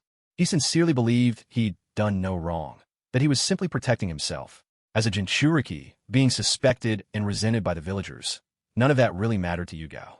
But what Yugao could not endure was the fact that even the mentor whom he regarded as a father seemed to harbor doubts about him. Yugao felt himself on the brink of collapse. He truly hadn't meant to kill his mentor, but the Kirigakure ninja refused to listen. Their mission was to apprehend Yugao and bring the so-called rampaging Jinchuriki back to the hidden mist village. They couldn't allow the tailed beast to fall into the hands of another village. Yugao could have easily killed any pursuer simply by unleashing the beast within, but he no longer wanted to take any lives. The relentless footsteps behind him were starting to wear on Yugao's patience. He spun around, reached behind for his bubble blower, and with a gentle breath, released a stream of dazzling, iridescent bubbles. Each bubble swirled through the air and trapped every pursuing Kirigakure ninja inside. "Sorry about this," Yugao murmured softly. Then he blew a single, enormous bubble, stepped inside, and floated away from the hidden mist village. Sasuke witnessed this and shouted, "Hey, wait for me! Wait for me!" Catching sight of someone hiding in the bushes, Yugao started. He hadn't noticed anyone else. He quickened his pace, but Sasuke called after him, "Wait! Take me with you. I'm not from the hidden mist." Realizing Sasuke wasn't one of his pursuers, Yugao felt his guard drop. He descended gently from the sky and asked Sasuke, "I'm a Jinchuriki. Aren't you afraid of me?" A swirl of blue-black flame ignited in Sasuke's palm as he answered, "Jinchuriki? And who isn't?" Just as those blue-black flames danced in Sasuke's hand, the six tails inside Yugao spoke. That's the two tails. Yugao, as if finding a long-lost relative, grasped Sasuke's hand with surprise and delight. "You're a Jinchuriki too?" His eyes shimmered with excitement. Whenever one Jinchuriki met another, there was an unspoken bond, kindred spirits who knew the weight of shared suffering. Sasuke nodded. The fact that he was a Jinchuriki himself made Yugao trust him instantly. "Take me out of the hidden mist," Sasuke said to Yugao. A look of uncertainty flickered in Yugao's eyes. He had never left the village since childhood. He turned to Sasuke and whispered, "But once we're out, where do we go?" Sasuke replied, "The world is vast. The hidden mist isn't the only place." Yugao nodded at last. He blew a huge bubble, enveloping both himself and Sasuke, and together they floated into the sky, drifting slowly in the direction of the continent. Sasuke gazed at Yugao, his eyes filled with helplessness, sorrow, and confusion. It was the universal look of every Jinchuriki, save perhaps for Killer Bee. After all, Jinchuriki had been mistreated by the villagers since childhood, always enduring their cold stares. Sasuke wanted to recruit Uchiha. As the Jinchuriki of the Six Tails, Uchiha was highly compatible with his tailed beast. After partially transforming, he could instantly defeat two of the six paths of pain, human path and predapath. This alone proved Uchiha's strength. Achievements like this were rare even across the entire ninja world. Winning over Uchiha was simple. Indeed, winning over any Jinchuriki was never complicated. All it took was to reach their hearts and offer them what they've always needed, love. After leaving the hidden mist village, Uchiha landed in a forest. According to Sasuke's memory, this land belonged to the Land of Fire. Sasuke turned to Uchiha and said, "I still don't know your name." "Uchiha. And you?" "Sasuke." Sasuke invited Uchiha to join his clan. However, the suspicion in Uchiha's heart hadn't faded. He looked directly at Sasuke and replied, "Sorry, but I prefer the freedom of a bird in the sky." With that, Uchiha left without looking back. There was no mist in the Land of Fire. Uchiha lay inside a bubble, breathing in the forest air, listening to the murmuring stream, and watching the birds soar across the sky. A soft rumbling echoed in his stomach. A twinge of regret passed through Uchiha. Why hadn't he gone home with Sasuke? Because now Uchiha was hungry. Having been raised in captivity as a Jinchuriki, Uchiha didn't have any real survival skills. Even though he had to deal with hunger, it was still better than suffering the scorn of the mist and bearing the weight of the Master Killer accusation. At that moment, the sharp whoosh of projectiles suddenly sliced through the silence around him. Shuriken laced with exploding tags whizzed toward Uchiha. He cursed under his breath. "Even after I've left the village, they won't let me go? There are so many rogue ninjas from the mist. Why do they only hunt me down?" The leader of the mist pursuit squad called out, "Because you're the Six Tails, Jinchuriki. You can die, but the Six Tails stays with us." Helpless, Uchiha pulled out his bubble blower and filled the air with dazzling bubbles, hiding himself as he made a quick escape. But the pursuit squad refused to give up. The Six Tails within Uchiha spoke up. "Uchiha, you won't shake them off that way. Kill them all." Uchiha shook his head. "I don't want to kill anyone anymore." The Six Tails retorted, "But if you don't kill, others will kill you. Kindness for you is nothing but poison." Behind him, the pursuit squad began weaving hand signs, launching jutsu. A shuriken grazed Uchiha's shoulder. Its edge was coated with poison. Cold sweat broke out across Uchiha's forehead. Water style, water dragon bullet jutsu. Water style, soaring dragon sword. Countless water release techniques surged toward Yugao. With no other choice, Yugao pulled out his bubble blower. A flurry of bubbles filled the air, swirling everywhere. Beautiful, yet perilous. Whenever a bubble touched a ninjutsu technique, it dissolved the jutsu away. Soon, the bubbles encased the entire squad of pursuing ninjas. These bubbles were different from before. This time, Yugao drew upon the power of the Six Tails. The potent acid within turned the bubbles pitch black. Then, within the bubbles, the bodies of the mist tracking team were dissolved by the deadly acid. Yugao had killed every member of the pursuit squad, an act that would seal his fate, a battle to the end with the village of the Hidden Mist. After all, the Six Tails was still sealed within his body. Yet, the poison inside him drained every last ounce of his strength. His vision blurred, and he collapsed onto the ground. In a last fading glimpse before darkness took him, Yugao caught sight of a girl with golden hair. 3 days later, when Yugao next awoke, he found himself lying in a bed. The bedding held a faint, pleasant fragrance. He had no idea what kind of scent it was, only that it was soothing and delightful. With the Six Tails sealed within him, ordinary poisons couldn't kill Yugao. Like all Jinchuriki, his will to survive was fierce. Just then, the door creaked open, and a slant of sunlight slid across Yugao's face. Shielding his eyes, he looked up and saw a girl standing at the doorway. Her delicate features and radiant smile made Yugao's heart beat a little faster. Xiaoying, seeing that Yugao was awake, said cheerfully, "You're finally up." At a loss for words, Yugao stammered, "I—" Before he could finish, his stomach grumbled noisily. Xiaoying grinned, "Hungry, aren't you? I'll go make you something to eat." Moments later, Xiaoying brought Yugao a bowl of noodles. Simple noodles in a clear broth. Yet to Yugao, it was the most delicious meal he had ever tasted. As he devoured the food, Xiaoying laughed, "Slow down, there's plenty more where that came from." She crouched beside him, watching as he ate, a faint smile curling at her lips. Unexpectedly, she thought he's rather handsome. Finished with his meal, Yugao set down the bowl for Xiaoying to take away. But as she stepped forward, her foot slipped, and she suddenly tumbled onto Yugao. Yugao found himself staring straight at her smooth face, her lovely features, and the graceful curve of her neck. Instantly, his cheeks flushed red. He had never been in a situation like this before. As a former Jinchuriki of the Mist, there was certainly no training to prepare him for this. Xiaoying rubbed her aching ankle and glanced up, just in time to catch sight of Yugao's bright red face. She gazed at him as though she'd discovered a whole new world, leaning closer and closer until Yugao, growing nervous, edged away. At last, unable to hold back, he stammered, what are you looking at?" Xiaoying giggled and said, "I was just watching to see why your face turned red." "Don't tell me. You're still an innocent young man?" Yugao didn't want to answer. He turned his head away and didn't dare look at Xiaoying. With a sigh, Xiaoying asked, "You still haven't told me your name?" Yugao kept silent. Holding her bowl and chopsticks, Xiaoying got ready to leave. Just as she reached the door, Yugao spoke up behind her, his voice gentle for once. "Yugao." A radiant smile lit up Xiaoying's face. "My name is Xiaoying." "Xiaoying." The name echoed again and again in Yugao's heart. Outside, Xiaoying hid just beyond the door, gently biting her red lip. 3 days ago, she had gone for a walk by the river. Quite by chance, she had seen Yugao unleash a technique, cutting down a whole band of ninja in a single stroke. That was when Xiaoying had saved him. Since then, she'd made up her mind to apprentice herself to Yugao. But Xiaoying still didn't know how to ask.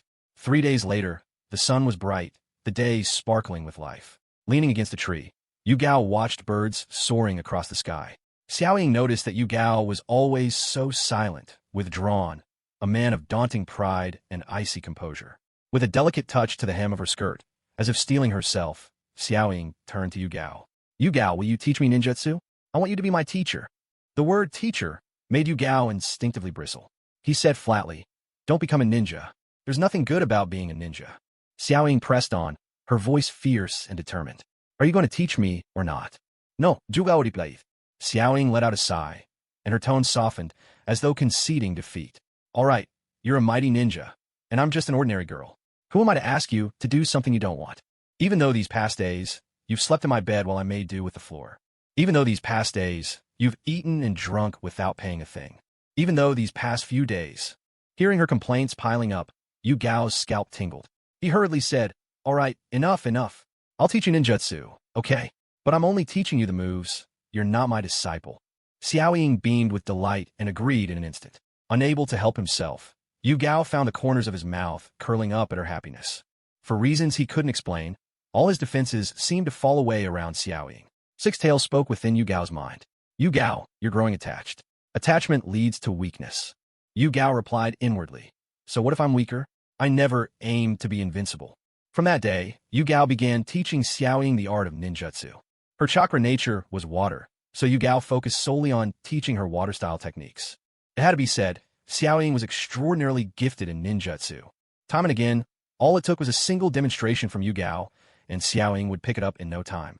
As they spent more time together, A unique change began to blossom between Yugao and Xiaoying. But Xiaoying was a girl, and Yugao, reserved and quietly passionate, always kept his feelings to himself, so neither of them dared to break the unspoken tension between them. Yugao cherished this life, a peaceful, gentle existence. Yet, deep down, he knew that wishing for this tranquility to last forever was nothing but a luxury. His identity as a Jinchuriki was like a ticking time bomb. He never dared to reveal the truth about himself to Xiaoying. And then there were the pursuit squads from Kirigakure and their Umbu agents, who would never give up the chase. All these reasons weighed heavily upon Yugao, forcing him to suppress his feelings. Then, one quiet morning, everything changed. A group of ninja suddenly stormed into their tranquil home. These intruders wore no forehead protectors, and their methods were strange and uncanny. Without hesitation, they targeted Xiaoying, but Yugao quickly cast his bubble technique to whisk her to safety. Xiaoying's elderly servant, Tuanbei, shouted desperately, "Young master, take the lady and go. I'll hold them off." Yugao paused, silent and tense, before nodding and preparing to flee with Xiaoying. But Xiaoying pleaded, her voice trembling, "Yugao, I beg you, please save Tuanbei. He's old and frail. I can't bear to leave him behind like this." Yugao hesitated. He didn't want to reveal his true strength. The four ninja, looming below, possessed strange and deadly skills. Without using the powers of his tailed beast, defeating them would be nearly impossible. And Yugao couldn't bear for Xiaoying to learn the truth about his Jinchuriki origin. Yet, when he looked into Xiaoying's tear-filled eyes, his resolve wavered. Gentle and tender, Yugao brushed his hand across Xiaoying's face and softly promised, "Don't be afraid. I will protect you." With that, he leaped from his bubble and landed right in front of the old servant, Tuanbei. Turning firmly to Tuanbei, Yugao declared, "Stand back and watch. Leave the rest to me." He readied his bubble machine and began to unleash a flurry of shimmering, beautiful bubbles, each one more dangerous and enchanting than the last. But the four ninja drew back at the sight of Yugao, and suddenly, even more ninja appeared from behind them, a whole squad. Yugao recognized them instantly, the Kirigakure pursuit squad. They still hadn't given up on their hunt. The squad quickly weaved their hand signs. Water style, acid rain jutsu. Instantly, the sky filled with a relentless downpour. Fearing for Xiaoying's safety, Yugao swept his arm, sending her floating away to safety beyond the reach of the acid rain. The toxic downpour stifled Yugao's bubbles. The Kirigakure ninja must have known all about his abilities. Just then, the four-masked ninja removed their disguises. The old servant Tuanbei's eyes widened in shock. He gazed at them, utterly stunned, for they were ninjas from the Tsuchigumo clan. Tuanbei's voice quivered with disbelief. "What?" A ninja from the Tsuchigumo clan shouted. "Old man, enough with the nonsense. Tell me where the Angry Hair Heaven is." Angry Hair Heaven was the Tsuchigumo clan's secret forbidden technique, passed down through generations. Ever since the previous clan leader, the Walker of Service, mysteriously disappeared, this forbidden jutsu vanished as well. The Tsuchigumo clan now suspected that the forbidden technique was hidden within the Walker's disciple, young Xiaoying. Thus, they joined forces with a pursuit team from the Hidden Mist village. The Tsuchigumo clan wanted Xiaoying. The Hidden Mist wanted the Six Tails. The acid rain had rendered Yugao's protective bubbles useless. As he watched the wave of enemy ninjutsu surge forward, Yugao glanced at Xiaoying, worry glimmering in her eyes. Yugao smiled gently. "Let be, even if she ends up hating me. At the very least, she must remain unharmed." A dark, purplish-black chakra began to seethe over Yugao's body, like liquid coating his very skin. Yugao transformed, his form shifting into that of a beast in human shape. His crimson eyes gleamed with ferocity, driven into a bloodthirsty frenzy by the semi-tailed beast transformation. In the power of the Six Tails, Yugao's strength was unparalleled. Within 10 minutes, he slaughtered every enemy ninja. Blood sprayed through the air, and the ground was littered with severed limbs and broken remains. Spotting Xiaoying far away, still trapped within a bubble, Yugao swept his hand. She drifted down safely as the bubble popped. Xiaoying watched Yugao, his body soaked in fresh blood. Her heart ached for him. She stepped closer, but Yugao instinctively took a step back. Xiaoying reached out, grasped his hand, and pulled him into a tight embrace. The icy barriers in Yugao's heart began to thaw. "Aren't you afraid of me?" Yugao whispered. Tears welled up in Xiaoying's eyes. "I love you. Why would I ever be afraid of you?" The last of the coldness in Yugao's heart melted away completely. He held Xiaoying close, his blood staining her dress, but she didn't care at all. After a moment, Yugao said softly, "Ing, I can't keep running. I must confront the mists A and BU. Once I've settled things with them, I'll come back for you. He leaned in and pressed a gentle kiss to Xiaoying's lips. She nodded. All right. Xiaoying wasn't a ninja. She didn't really grasp just how valuable a tailed beast was to a village. Nor did she know that a Jinchuriki dies if the tailed beast is extracted. All she wanted was to be with Yugao, with no shadows haunting their future. Yugao whispered to her, "Wait here for me. I'll come back. I promise." Okay. Under the moon's pale, silvery glow, Xiaoying, her entire body stained with Yugao's blood, watched him walk away and suddenly felt intense unease in her heart. "Yugao," she called out. Yugao looked back over his shoulder. "What is it?" Xiaoying spoke softly. "Promise me, you'll come back." "I will." Not far away, hidden high amidst the branches, Zetsu camouflaged perfectly among the leaves. Within his strange, aloe-shaped head, the face split between black and white grinned. So, the Six-Tails Jinchuriki's weakness is acid rain. Deep within the dark forest, not even a bird dared make a sound. Yugao felt uneasy. Yet when he thought about the happy life he could share with Xiaoying, a renewed determination surged within him. What did it matter if he handed over the Six-Tails to them or not? Suddenly, Yugao noticed something on the ground, a shattered mask. It was a mask worn by the Hidden Mist's secret operatives. Yugao could hardly believe his eyes. Just then, from the shadows nearby, came a chilling voice, "Six-Tails Jinchuriki." Yugao looked over at once. Emerging from the darkness were 6 formidable figures. Instinctively, Yugao stepped back. For the first time in his life, a cold, paralyzing fear gripped him. An invisible oppression filled the air. As Yugao reached for his bubble blower, Pain, standing among them, clapped his hands together and intoned, water style, "Rain Tiger at will." A drizzling rain began to fall from the heavens. Once again, Yugao's bubble blower was rendered useless. He didn't understand. How did everyone know his weak spot? But no longer mattered. The 6 figures stepped out of the darkness. Each wore a cloak as black as night, patterned with blood-red clouds. Their eyes were ringed and unfathomable, as if spiraling into endless depth, terrifying to behold. Black rods jutted from their bodies like obsidian thorns. Yugao's instincts screamed at him to run. Summoning, King of Hell. Summoning, Chameleon. Summoning, Three-Headed Dog. The animal path unleashed 3 summons in quick succession. The King of Hell shot out a massive purple tongue, aiming to seize Yugao. He dodged with a swift body flicker, vanishing from the spot. But suddenly, the invisible chameleon's tongue ensnared him tightly. Out of options, Yugao was forced to transform. Black-violet chakra, thick and liquid, cloaked him like a second skin. His body stretched and flowed, malleable as clay. He wrapped himself around the chameleon's tongue in turn, dissolving it with corrosive liquid. The chameleon vanished in a billowing cloud, smoke dissipating as Yugao fled deeper into the darkness. But it was useless. The 3-headed dog blocked his way, fangs bared and snapping. Yugao launched himself like a bullet, hurtling through the beast's body. Yet, for every wound he dealt, the creature only multiplied into 3 snarling hounds. Yugao realized he couldn't attack it. Every assault only spawned more. But leaving them alone was intolerable.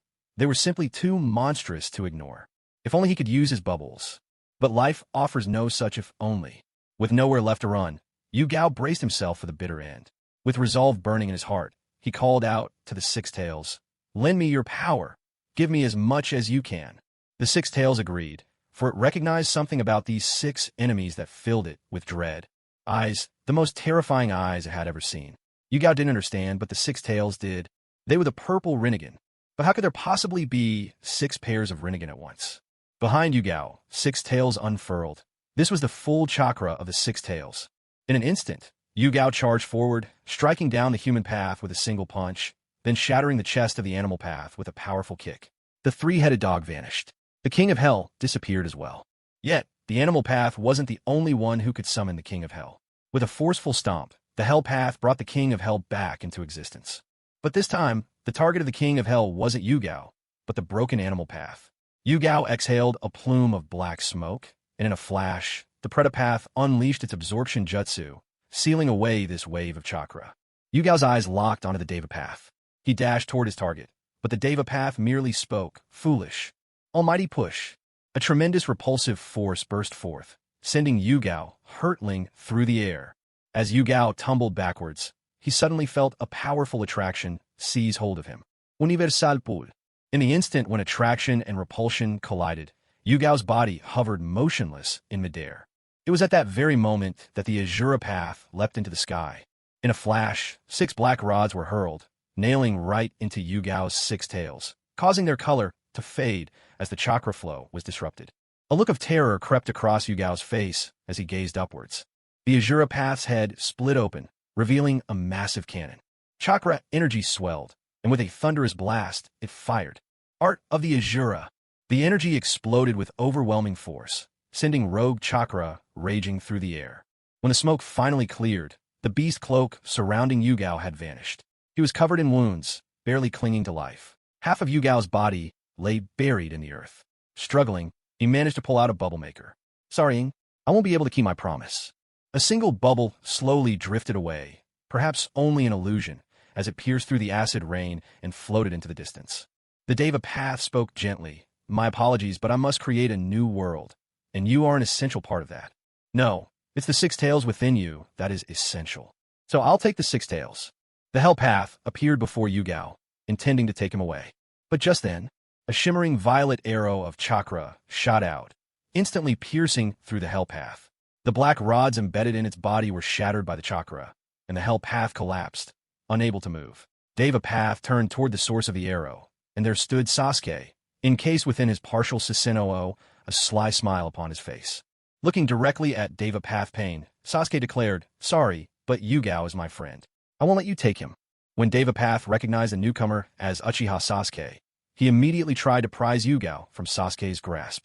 Meanwhile, in a dimly lit cave on the other side, through the shared vision of the Pains, Nagato now saw Sasuke for himself. Just as Nagato was about to issue an order, the air shimmered and distorted.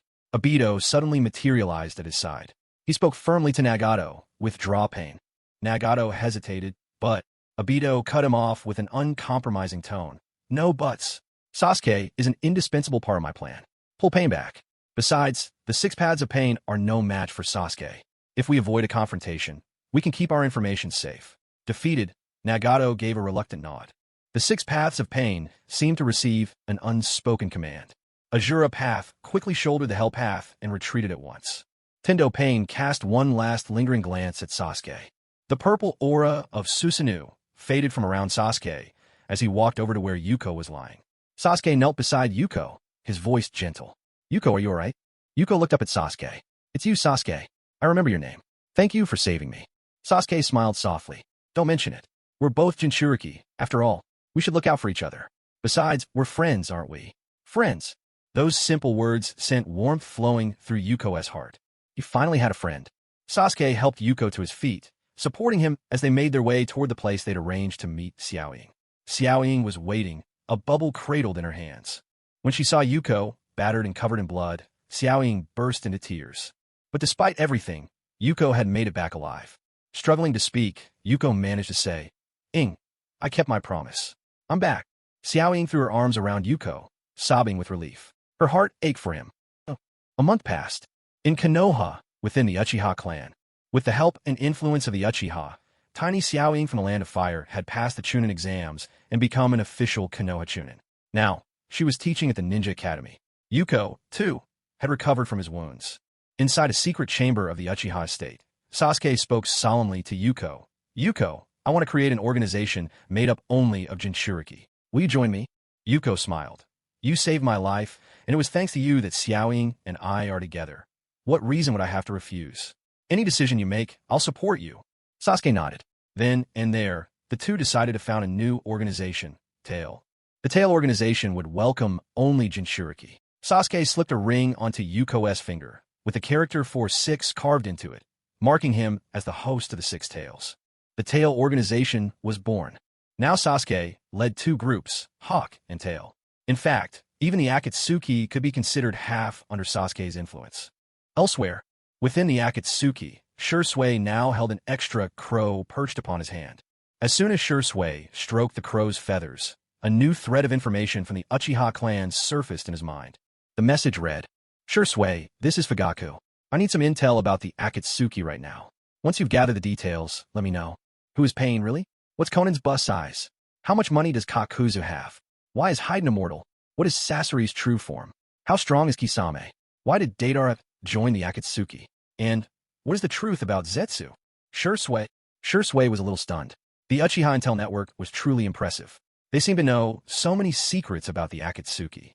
But then again, it looked like some rather odd questions had managed to slip in as well. Shisui went to find Conan and asked her, "White Tiger, can I ask you something?" Conan replied, "Go ahead." Shisui asked, "What's your bus size?" Conan shot back, "Get lost." Shisui simply said, "All right." You see, since Shisui was blind, he couldn't tell what size Conan was. That's why he decided to ask directly. Still, he could admit, it really was a pretty rude question. Time flew by, and in the blink of an eye, 2 years had passed. In these 2 years, Sasuke's swordsmanship had improved by leaps and bounds, and he'd completed numerous missions. He'd pulled off 3 S-rank missions, 10 of A rank, and as for the B, C, and D rank ones, Sasuke couldn't even be bothered to keep track anymore. He opened up his system menu. Host, Sasuke Uchiha. Age, 12. Unique physique. Indra's reincarnation. Chakra affinity. Two Tails Jinchuriki. Sage mode. Kekkei Genkai. Sharingan. Eternal Mangekyo. Blood release. Dojutsu. Amaterasu. Kagutsuchi. Amanamanaka. Blood moon. Chakra nature. Lightning, fire, water. The chunin exams were just around the corner. Kakashi gathered Team 7 and told the trio, the chunin exams are coming up soon. They're divided into 2 stages. First, a written test. Next, the fighting tournament. This year's exams are different from before. The written part stays the same, but the tournament will be held jointly with Sunagakure of the Wind Country. Don't embarrass me, you 3. Sasuke, I'm not worried about you. My main concern is Naruto and Hinata. Hinata isn't much of a fighter and might not have to compete, but for our team, Sasuke and Naruto, you're both required to participate. Naruto, don't mess this up. Naruto grinned and said, no problem. The written test began soon after. In the exam room, the proctor was Ing. Even though Ing was just a chunin, she took her job seriously. With a few more missions under her belt and a little boost to her record, she'd be set for promotion to jonin. Sasuke stared at the exam questions, feeling as if his head were about to explode. If you wanted me to fight someone, I'd win for sure. But making me do test questions? What am I supposed to do with that?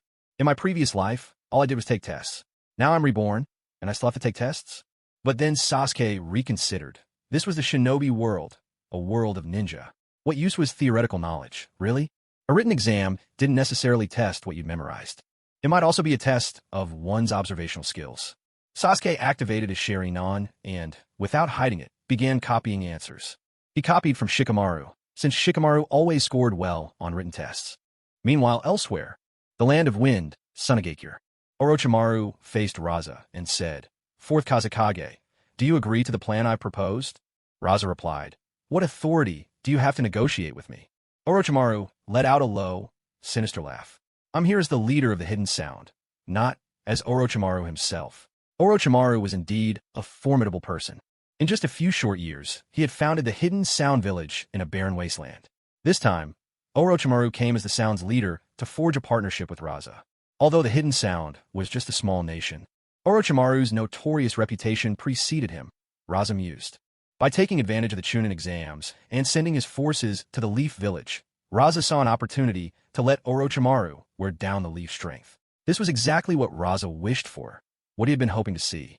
Orochimaru informed Raza that, once disguised as Sunagakure's escort and successfully infiltrated the Leaf, he would sever all ties with the Sand Village. In return, the entire Sound Village would be handed over to Raza. Of course, Raza was more than willing to accept that.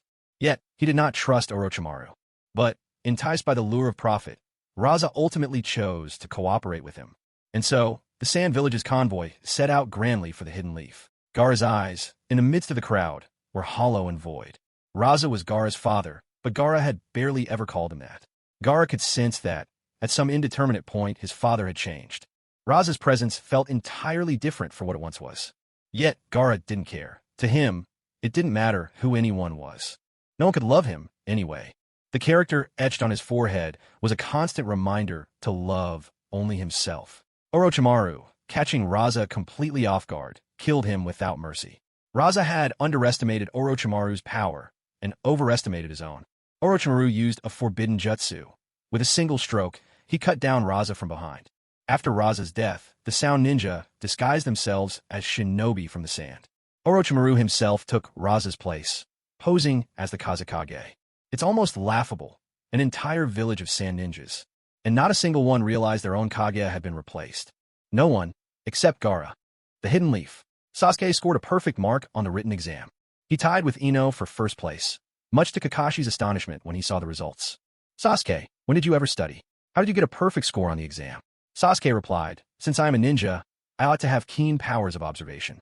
I watched Shikamaru Nara's handwriting and copied his answers. Upon hearing Sasuke admit so openly to cheating, the proctors didn't even dare to comment. After all, Sasuke bore the Uchiha name.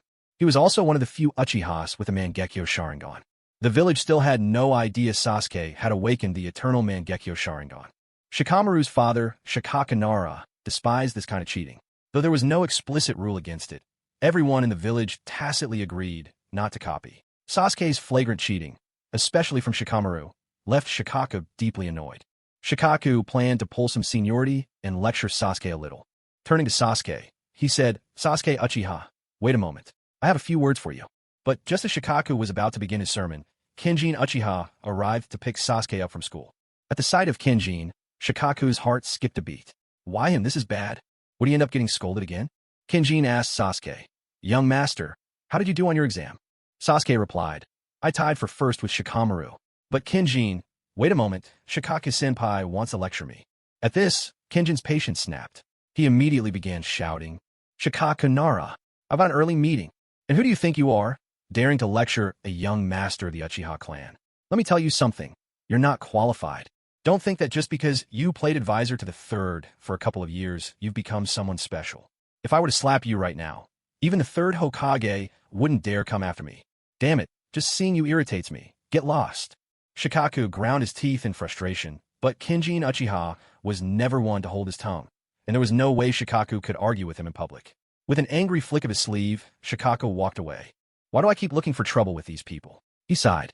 Shikaku felt helpless. When it came to the Uchiha clan, law and order seemed to simply fall away. Inwardly, Shikaku was making plans. Once the chunin exam was over, he'd assist the third in slowly stripping away the Uchiha's power.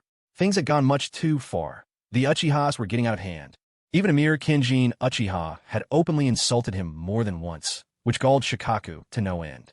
Meanwhile, with the merging of Root into the ANBU, everything now fell directly under the Hokage's control. The captain of the Konoha military police force was none other than Fugaku, the head of the Uchiha clan, and their duty was to ensure the safety of the village. Under Fugaku's command, the police force was now divided into several small squads. For example, the leader of Squad 1 was Itachi Uchiha. Squad 2 was led by Kenjin. In any case, no matter how much Shikaka Nara thought it over, he simply couldn't imagine that the third Hokage would not survive this upcoming chunin exam. At the Hokage Tower, a large group of Sand Village shinobi arrived in Konoha, their presence formidable and impressive. Kazekage Raza and the third Hokage, Hiruzen Tsurutobi, ascended the stairs of the Hokage Tower together. At the very moment Raza removed his hat, the third Hokage paused, momentarily taken aback. Raza smiled and said, Is something the matter, Lord Third?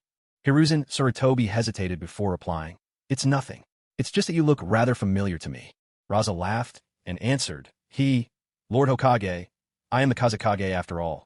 It's only natural you'd find me familiar. My portrait should be among your records in Konoha, shouldn't it? Indeed, every nation harbored spies within the others, a tacit understanding shared by all. But to have someone like Raza state it so outright left the third Hokage a little uncomfortable. Together, Raza and the third Hokage set the date for the chunin exams, 3 days from now, in the morning. Meanwhile, elsewhere, Gaara walked the streets, a scarf covering his head, while the surrounding villagers pointed at him, whispering and gossiping. It seemed as though they were snickering about his lack of eyebrows and the dark rings beneath his eyes. Gaara clenched his scarf tightly, seething with anger. He wanted to silence these spiteful villagers forever, but this was Konoha, not the Sand Village. He couldn't understand.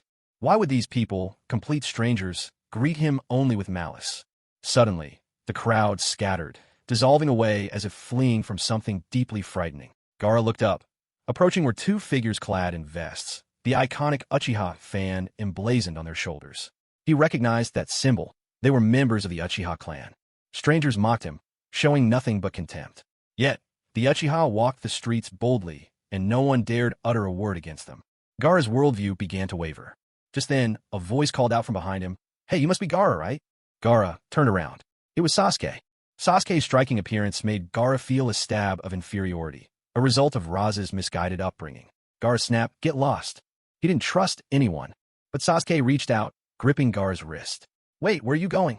Gaara felt agitated as his wrist was seized. From the gourd he carried on his back, streams of sand began to spill forth. Behind Sasuke, two members of the Uchiha police force shouted, "Protect the young master." Sasuke snapped at them, "Get lost. Do I look like I need your protection? Who do you think I am?" The guards could only smile helplessly. Indeed, the young master didn't need their protection. Gaara sensed that the flow of his sand seemed to have slowed. No, it wasn't the sand speed that had changed. His own movement was slowing down. Even his thoughts were sluggish. Because he dared not sleep, Gaara was exceptionally sensitive to the passage of time. Now, he could plainly feel time itself crawling by at a snail's pace. Sasuke grinned at Gaara and said, "We're both Jinchuriki. We could have been friends, you know." Gaara was taken aback. The unfamiliar word, friend, rang in Gaara's ears, a word he'd never encountered before, yet it held an irresistible appeal. At last, Gaara looked directly at Sasuke and drew a deep breath. "You're a Jinchuriki too? How can you prove it?" A dark blue fire flickered over Sasuke, and suddenly the voice of Matatabi, the Two Tails, echoed in Gaara's mind. "You lousy Tanuki, it's been a long time." "Huh, you dead-eyed blue cat. What are you doing here?" Shikaku, the One Tail, responded instantly. The two-tailed beasts bantered like old friends reuniting after many years. But Gaara's arm transformed in a flash, the beast's power boiling over as he lunged straight for Sasuke.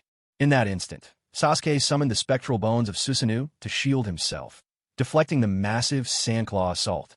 Matatabi accused Shikaku angrily. "You mangy raccoon, what's your game?" Shikaku replied with a sly grin. "Blue cat, I just want to kill your Jinchuriki and set you free.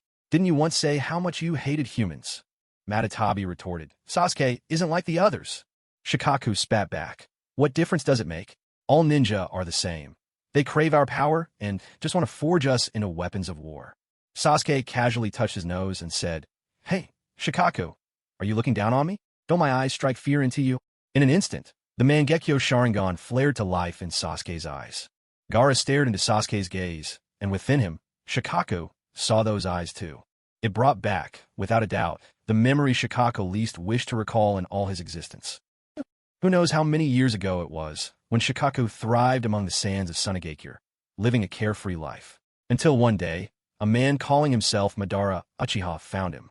Without a word, Madara had given him a thorough beating. Just as Shikaku was about to yield to this formidable adversary, Madara had frowned in disgust and said, "Your power is far too weak." Shikaku withdrew into silence on the spot. Later, he heard that the man who called himself Uchiha Madara had formed a contract with the Nine Tails. At that moment, Shikaku felt a wave of discontent in his heart. What a joke. I'm not any worse than the Nine Tails, am I? Besides, Uchiha Madara was nothing if not dramatic, and Shikaku had never intended to yield to him anyway. Time passed, and another man appeared in the desert. He called himself Senju Hashirama. Ever since being used and abandoned by Madara, Shikaku had harbored a grudge against humans. So when he set eyes on Hashirama, he gathered his true form, and the giant Shikaku of the sand towered over Hashirama. But what left Shikaku utterly bewildered was this. In the next instant, Hashirama clapped his hands together, and from the ground, a colossal Buddha, 10 times taller than Shikaku himself, soared up.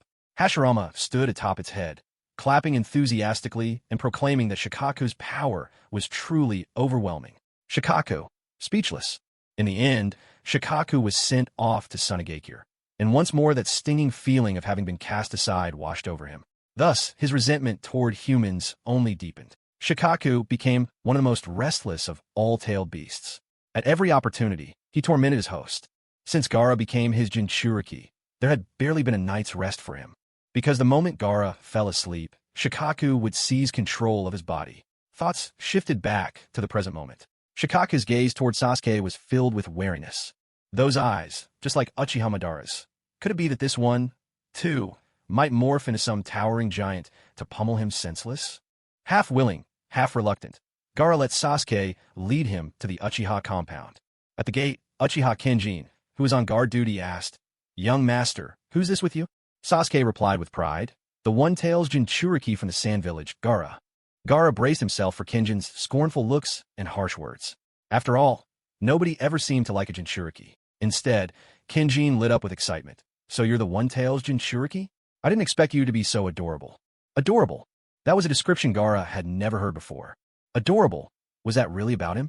Why was it that the infamous Uchiha, so reviled in village rumor, showed no prejudice toward him for being a Jinchuriki? Why were the Uchiha so accepting of the tailed beasts? What Gaara himself failed to notice was that with that single word, adorable, Kenjin had unwittingly cracked open the part of his heart that had been sealed away for so long. For Gaara, his own father disliked him, preferring to remold him into a weapon. His sister and brother, too, avoided him because he was a Jinchuriki. Even the uncle he trusted most had once tried to assassinate him. He even claimed that it was his own birth that caused Karura's death. Because of this, Gaara sealed his heart away. Among the Jinchuriki, with the exception of the Eight Tails host, who is so carefree it borders on foolishness. The others, to varying degrees, bear psychological wounds. In particular, Gaara's burden is deep and heavy, and the only thing that might heal it is affection. When Gaara entered the Uchiha residence, this was what he saw. Sasuke's mother loved him dearly. His father, though strict, looked at Sasuke with unmistakable tenderness and pride, and his older brother indulged Sasuke's every wish. Witnessing this, tears silently streamed down Gaara's face. Sasuke introduced Gaara to his parents and brother. "This is my new friend, Gaara, the one-tailed Jinchuriki from the hidden sand village." In their eyes, there was not a trace of rejection or prejudice because he was a Jinchuriki. This completely changed Gaara's perception of the Uchiha clan. In Gaara's village, all the talk about the Uchiha was of their cruelty, coldness, and ruthlessness. Yet today, standing among them, Gaara saw none of these dark qualities. On the contrary, he witnessed equality and acceptance. Among the Uchiha, there was no discrimination against those with tailed beasts.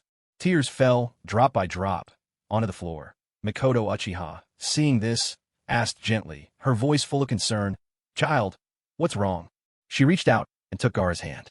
Gaara instinctively pulled away, but it was only for a moment. Then Mikoto noticed the scars on Gaara's body. Her heart aching, she pulled Gaara into a gentle embrace and softly said, "You must have had a hard time growing up in the hidden sand, haven't you?" Gaara said nothing, but his tears had already soaked through Mikoto's clothes. In that moment, Gaara felt like a thief, stealing, greedily, the warmth that was never his to claim, basking in and longing for the love that belonged to Sasuke. Quietly, Gaara whispered, "My mother didn't like me." For the first time ever, he spoke these words to strangers. But Mikoto replied, "Don't think such things. There isn't a mother in the world who could truly dislike her own child." Those words melted most of the defenses in Gaara's heart. He lifted his head and looked at Mikoto. "Do you really mean that?" Mikoto smiled and nodded. "Yes. Every child is unique, and to every mother, her child is what she loves most in the world." In that instant, Gaara's final defenses crumbled. He had never known love, especially a mother's love, since he was a child. But here, among the Uchiha, Gaara experienced a warmth he had never felt before. Even though this love did not truly belong to him, Gaara greedily basked in its warmth all the same. In his heart, Shikako whispered, "Foolish child, all of this is just an act. They're only putting on a show for you. Remember, you're my Jinchuriki, my vessel." Gaara replied inwardly, "But what does it matter if it's fake? The love I feel in this moment is real."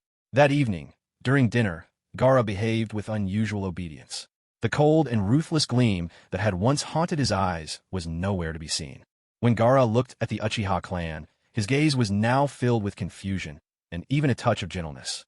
This world seemed so strange to him.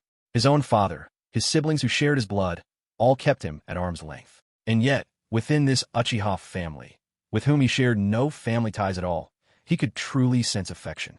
Sasuke never once asked Gaara to join the Tail organization, but Sasuke had already achieved his goal. All he needed was to pierce the defenses of Gaara's heart.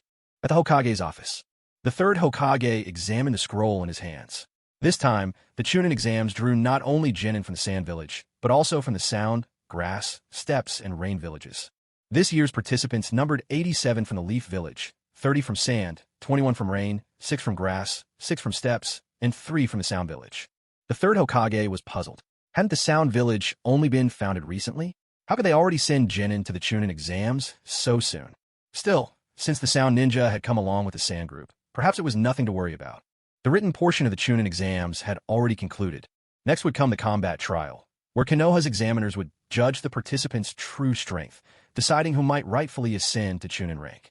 The Konoha proctors included Marino Ibiki, Anko Mitarashi, Hate Gecko, Rado Namishi, and Gunma Shiranui. Of these, Hate Gecko, Rado Namishi, and Gunma Shiranui had all once served as guards to the fourth Hokage, Minato Namikaze. Their skills were not to be underestimated. The chunin exams were divided into 3 stages. The first stage was the Forest of Death. The second stage, the preliminary rounds.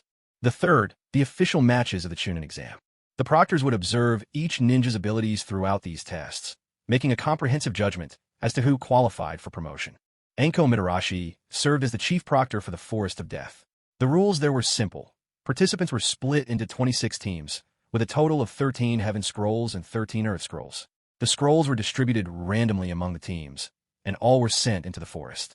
To pass, a team had to obtain both a Heaven and an Earth Scroll within 5 days. In other words, among the 26 teams, only 13 will make it through, and you have no way of knowing what kind of scroll the other teams possess. It's entirely possible that after fighting another team, you end up with a scroll that's exactly the same as the one you already have. The Hidden Leaf Village had designated a vast forest as the grounds for the chunin exams. Sasuke, Naruto, and Hinata remained together as one team. Anko Mitarashi handed Sasuke a scroll of heaven and quietly said to him, "The Sand Village and the Sound Village each have the scroll of earth." Anko Mitarashi was technically one of Orochimaru's disciples. By rights, Sasuke should have called her senior, yet almost no one knew about her connection to Orochimaru. Anko had full confidence in Sasuke's abilities. She only told Sasuke which teams held the scroll of earth. She didn't simply give him one, because whoever the opponent was, she knew Sasuke had what it took to seize it for himself. Sasuke's team stepped into the Forest of Death, but to keep new arrivals from being attacked the moment they entered, there was a specific rule. Every team would wait 10 minutes after the previous one before going in. The members of Sasuke's team were truly exceptional. For combat, they had both Sasuke and Naruto, who carried the Nine Tails within him. For reconnaissance, they had Hinata's Byakugan. Naruto burst with excitement, saying, "We're finally about to become chunin." "Oh right, Sasuke. What scroll did we get?" "We have the Scroll of Heaven," Sasuke replied. Naruto nodded in understanding. "Okay, then we need to hurry up and find a Scroll of Earth," Sasuke retorted. "We've got 5 days. What's the rush?" All along the path through the Forest of Death, there were obstacles set up by both Leaf Village and the other villages, ninjas stationed to block your passage. To truly make it through the Forest of Death, you had to pass these ninja challenges, though each task was tailored to match your abilities. Moving swiftly through the forest, Sasuke's team advanced in silence. Suddenly, Hinata stopped short, turning to Sasuke and Naruto. "Sasuke, there's a chakra fluctuation behind that big tree ahead." Sasuke drew his Kusanagi blade, electricity crackling along its edge, and dashed toward the tree. Behind the great trunk stood a Leaf Ninja, a member of the Aburame clan. He'd been stationed in the Forest of Death to create a bit of trouble for the chunin applicants. But when Aburame Shino recognized the approaching figures as Team 7, he slipped behind the tree and tried to blend into the shadows, pretending not to notice them. After all, Sasuke's strength was in a league of its own. Shino Aburame cautiously poked his head out, watching as Sasuke drew his sword and charged toward him. Instantly, a cold shiver crept down his spine. Shino quickly raised both hands and cried out, Wait, Sasuke, don't act rashly. Please don't be impulsive." Sasuke halted his steps and asked, "Member of the Aburame clan, what are you doing here?" Shino replied, "Sasuke, I'm just out here for a walk." Electricity danced along the blade of Sasuke's Kusanagi sword. "You had better tell the truth, or I will suspect you of planning an ambush." Shino looked about ready to burst into tears. "I'm just a mere jonin. There's no way I could afford to provoke someone from the Uchiha clan." Shino hurriedly explained, All right, I'll talk. The third Hokage stationed me here only to create a bit of trouble for contestants. But once I saw it was you all, I knew better than to overestimate myself. Still, I can't believe I was discovered anyway. The Hyuga clan's Byakugan certainly lives up to its name. Sasuke sheathed the Kusanagi and pressed onward. Night soon draped its cloak over the sky. Sasuke leaned against a tree trunk, warming himself by the campfire, gazing up at the stars scattered across the night sky. Hinata, always so considerate, nestled gently beside Sasuke, resting quietly in his embrace. She spoke in a soft voice, "Sasuke, my father once said that after I turned 16, he'd marry me to you." Sasuke quickly replied, "No, not possible. Not until you're 18. Hinata tilted her head, puzzled. "Why not?" With a sigh, Sasuke answered, "Otherwise, we might get into trouble, locked away somewhere we don't want to be." Hinata didn't quite understand Sasuke's meaning, but she nodded anyway, accepting his words. Naruto, meanwhile, watched the exchange with a helpless expression. Honestly, can't they see there's a third wheel right here? Flirting like I'm invisible. Even so, Naruto couldn't help but feel a pang of envy. He liked Sakura. Even though they weren't in the same team, his His feelings had never changed since their academy days. From the very start, he'd always had a crush on Sakura. Watching Sasuke and Hinata's closeness, Naruto couldn't help but imagine a happy future for himself and Sakura. Envisioning himself, revered and beloved by all, standing tall as Hokage, and Sakura returning his feelings in kind. Just picturing it made Naruto break into a goofy, dreamy smile. Suddenly, a sharp whistle split the air. A throwing star struck Naruto's skin, hitting its mark with a stinging snap. Ouch! Oh, come on! Naruto yelped in pain and tumbled down from his perch in the tree. Who ambushed me? Sasuke and Hinata immediately registered the attack. Hinata activated her Byakugan, scanning the surroundings. Sasuke unsheathed his Kusanagi sword, ready for battle. Hidden in the underbrush, 3 ninja crouched in wait. They belonged to the Grass Village, one of the 2 squads the village had sent. Their team, Hashin, and Karen. Huafu and Huashan were genuine lower-ranking ninja, but Xianglin was different. Though she wore a headband marked with the symbol of the Grass-Hidden Village, she never received the treatment of one of their own. The reason Huafu and Huashan kept Xianglin with them was because they intended to use her as a medical ninja. Perhaps it was her unique lineage, but Xianglin's blood possessed an extraordinary power to heal injuries. Just a sip of her blood could instantly cure minor wounds, and even severe injuries would recover at an astonishing speed. Huafu and Huashan soon spotted a campfire ahead and saw Naruto sitting perched in the tree above. Huafu called out, "Brother, there's someone up in that tree ahead. Looks like he's a leaf ninja. Should we steal their scroll?" Huashan scoffed. Of course, why wouldn't we? Without hesitation, Huafu hurled a shuriken, striking Naruto squarely in the rear. Hinata activated her Byakugan, scanning the area around them. She immediately detected 3 chakra signatures. Among them, one was seething with overwhelming power. This must be a formidable enemy. Hinata said, "Sasuke, there are enemies hiding in the bushes at 4 o'clock." Sasuke was about to advance, but Naruto interjected. "Sasuke, leave those 3 to me." A crimson aura of chakra began to leak out from Naruto's body. Ninetales' power was beginning to erupt, a clear sign of how furious Naruto had become. He dashed straight toward the bushes, roaring, "How dare you attack my butt? You're not getting away with this." Shadow Clone Jutsu, Multi-Clone Technique. In an instant, Naruto flashed through a series of hand signs, and dozens of clones sprang to life, charging at the undergrowth. Witnessing the scene, Huafu and Huashan abandoned their cover. Exchanging a knowing look, they charged forward with a cry. "Let's go." Huafu glanced at Xianglin and warned, "Don't move. Patch us up if we get hurt." The word healing made Xianglin shudder in fear. Her eyes brimmed with terror. Seeing this, Huashan shouted angrily, "You wretch, don't look at me like that. Your mother was bitten to death, not my fault." From afar, Sasuke watched it all unfold, his eternal Mangekyo sharingan glinting in his gaze. He focused, clenched his fists. Blood moon.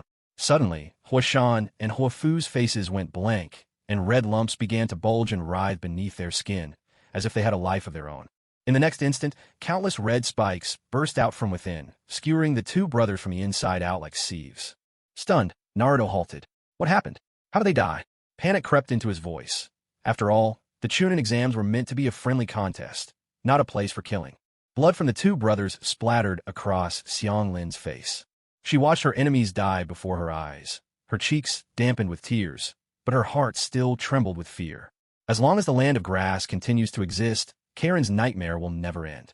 Sasuke stepped forward, reaching his hand out to Karen, and said to her, "From now on, no one can bully you." His words, almost like a spell, made Karen believe in him. She grasped Sasuke's hand, and with a vacant gaze, followed behind him.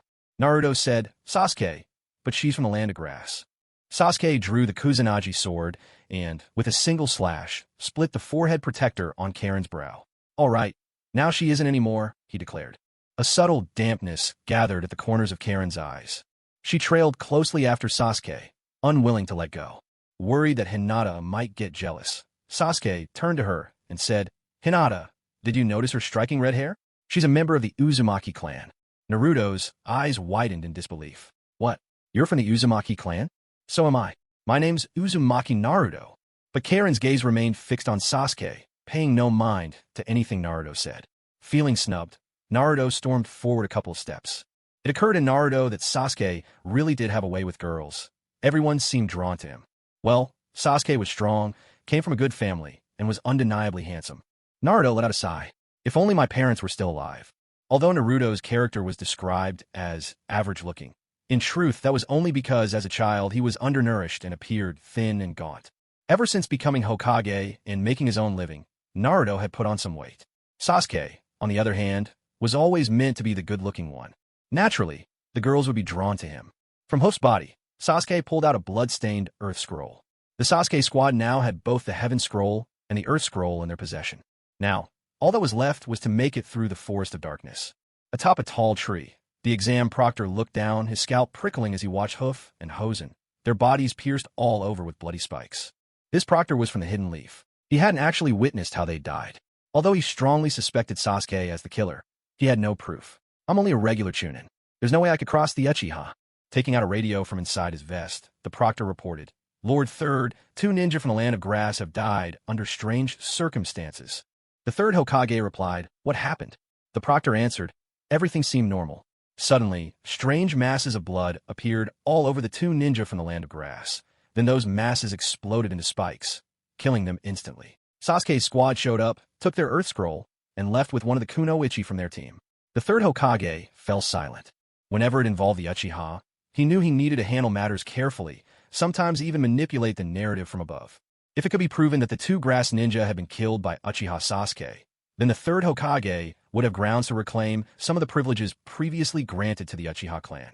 Even though the Land of Grass was just a minor nation, the third didn't take it lightly. After all, this was the time of the Chunin exams, and if word got out that foreign ninja were dying within Konoha's walls, the resulting rumors could be quite damaging.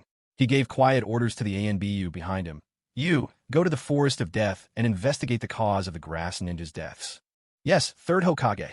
Meanwhile, deep inside the Forest of Death, Hinata noticed the wounds on Karen's arm. The Uzumaki clan was known for extraordinary healing powers, yet Karen's arms were still covered in bite marks. More than enough proof of the inhuman torment she had endured. With tears in her eyes, Karen spoke to Hinata. My mother and I weren't really from the Land of Grass. We came from the Land of Whirlpools. But after our homeland fell, my mother and I had no choice but to flee to the Land of Grass. On the road, my mother saw a grass ninja who was gravely wounded. Out of kindness, she cut her own finger and fed him a drop of her blood. He healed almost instantly. But instead of being grateful, that ninja hatched wicked thoughts. He captured us both, for he'd seen that our blood held an incredible power to heal. From then on, my mother and I became their medical ninja. To protect me, my mother would never let them bite me, bearing it all herself. In the end, she lost too much blood and, before my eyes, was drained to death. After my mother died, they began taking my blood. Maybe it was because I was younger, my blood didn't work quite as well as hers. So, they kept me alive, planning to wait till I grew up before draining me dry. As Karen spoke, tears streamed down her face. Listening to Karen's story, Hinata was struck by utter disbelief. Could there really be such cruel villages still lurking in the ninja world? As the cherished treasure of the Hyuga clan, Hinata had been sheltered from the world's evils. All of this was beyond her imagining. Sasuke, however, was deep in calculation. Was this the opportunity for the Uchiha clan to wipe out the grass ninjas once and for all? To destroy an entire country, you needed a legitimate reason. Only then would the other villages hold back from attacking you in turn. For example, the Uzumaki clan's own nation fell simply because their sealing techniques grew too powerful, enough to stir suspicion and fear in the other villages, who then allied to erase the Land of Whirlpools from the map. The Land of Grass, now exposed for its unspeakable cruelty to Karen and her mother. Might the Uchiha clan now act as agents of justice and annihilate the Land of Grass in the name of humanity? Sasuke's thoughts were extreme. If they were going to act, then they might as well wipe out the Land of Grass entirely. He would divide the territory sensibly, making it part of the Uchiha clan's domain. And he'd use the pretext of dispensing justice on behalf of heaven. With that justification, the other villages likely wouldn't interfere. And even if they did, it wouldn't matter. After all, the power structure of Konoha was about to turn upside down. The third Hokage would soon meet his end, and the fifth Hokage would soon take office. Barring any surprises, the fifth Hokage would still be Tsunade. Firstly, Tsunade had the necessary prestige. Secondly, her lineage was pure. As for the idea of Fugaku being elected the fifth Hokage, that was completely out of the question. None of the village's clans would ever agree to let Fugaku take that seat. Even the Hyuga clan, who were allied with the Uchiha, would never accept Uchiha Fugaku as Hokage. So, the task of becoming Hokage would still have to be left for Sasuke in the future. A day later, Sasuke's four-person squad cleared the Forest of Death. They were also the only team to complete the Forest of Death challenge in just one day. Enko Mitarashi checked Sasuke's scrolls. The Heaven Scroll and the Earth Scroll. They had belonged to the Land of Grass's #1 squad. Enko looked at Sasuke and asked, Sasuke, why is that little girl from the Land of Grass with you? Sasuke smiled and replied, from this moment on, she's one of us. She's from Konoha now. Enko frowned and said, Sasuke, don't be ridiculous. Changing someone's village affiliation isn't something you can decide on a whim. What about me then? Just then, a commanding voice sounded from behind Enko. She turned around and saw Uchiha Fugaku and Hyuga Hayashi standing there. The current power and prestige of the Uchiha clan were known to all in Konoha, and the Hyuga clan was their steadfast ally. Enko said, well, if it's the captain of the police force himself, then changing a child's village status is a simple matter. Enko wasn't eager to get on the bad side of the Uchiha. But about the Land of Grass? Fugaku replied, the Land of Grass is no concern of ours. If they even dare raise their voices to us, that's already courage enough for them. Strength itself was the ultimate authority. And because the Uchiha were powerful enough now, Fugaku could speak with such confidence. Hayashi turned to Hinata. Hinata, you've worked hard. Come home with me now. The second round won't start until 5 days from now. With that, Hayashi took Hinata by the hand and led her home. Fugaku looked at Sasuke and asked, Sasuke, ever since you were a child, your decisions have never been wrong. Tell me, who is this little girl? Sasuke spoke up, Father, there are only a handful of renowned clans in the ninja world. Our Uchiha clan, the Hyuga, the Senju, and the Uzumaki of the Land of Whirlpools. These families have all known unmatched glory, whether in the present or the past. The Senju have faded away, and so have the Uzumaki. Yet, she is one of the Uzumaki. Though Karen belonged to the Uzumaki clan, she herself had no idea. In fact, she had never even heard of the Uzumaki. Naruto, too, carried Uzumaki blood in his veins, but he was not a pure-blooded Uzumaki. For this reason, Naruto inherited only the Uzumaki clan's remarkable chakra reserves and tenacious life force, but not their legendary ability to heal others through their blood. He also lacked the iconic red hair that marked members of the Uzumaki lineage. In contrast, Karen was a true, pure-blooded scion of the clan. Thinking of the annihilation of the Uzumaki, Fugaku felt a chill creep down his spine. Had it not been for Sasuke, the Uchiha's own fate might have been even worse than that of the Uzumaki. As Sasuke continued speaking with his father, Naruto quietly took his leave. Only Karen lingered behind. With nowhere else to go, she could only trail humbly after Sasuke. Softly, Sasuke began to discuss a plan with his father. Father, I have an idea. The Land of Grass was ruthless to Karen and her mother. Karen's mother was drained to death by Grass Ninja. If you take Karen in as your adopted daughter, you could justify launching a campaign against the Land of Grass for the atrocities committed against Karen and her mother. You could then occupy the Land of Grass, turning it into a Uchiha colony. With our clan's power, we could wipe out the Heart of Grass in a single day. When Fugaku heard Sasuke's idea, his eyes lit up. What Sasuke said, it actually made a lot of sense. The villages of Sunagakure, Kimogakure, Amigakure. These powerful villages eyed the Land of Grass hungrily, yet they all hesitated to act, wary of each other. But if Uchiha Fugaku adopted Karen as his daughter, the Uchiha could strike in the name of the family, a just cause to erase the Land of Grass. That would be a valid pretext. The other covetous villages would be left with no grounds to object. After all, it would be the Uchiha acting as a family, not a village, and Fugaku acting as an adoptive father. However, all of this had to wait until the chunin exams concluded before it could begin. On the third day, the second team at last made it through the trials. It was a team from the village hidden in the sand, the very team led by Gaara. Though Gaara was far from beloved, his overwhelming strength had earned him the captaincy. They seized the Heaven Scroll from a team from the village hidden in the sound and cleared the Forest of Death with success. Temari asked Anko with a face full of pride, Sensei, weren't we the fastest ones? Anko replied, No, you weren't. Kankaro's face was filled with surprise. There's someone who completed the test faster than us? Who was it? Anko answered, It was Team 7 from the Leaf Village, Sasuke Uchiha, Naruto Uzumaki, and Hinata Hyuga squad. They cleared the Forest of Death in just one day. Hearing Sasuke's name and knowing he was the first to make it through, Gaara didn't feel the slightest bit jealous. In fact, deep down he felt genuinely happy for Sasuke, this friend of his. Temari, however, could only sigh in resignation. Oh, it's them. That makes perfect sense. Kankaro turned to his sister. Sis, do you know them?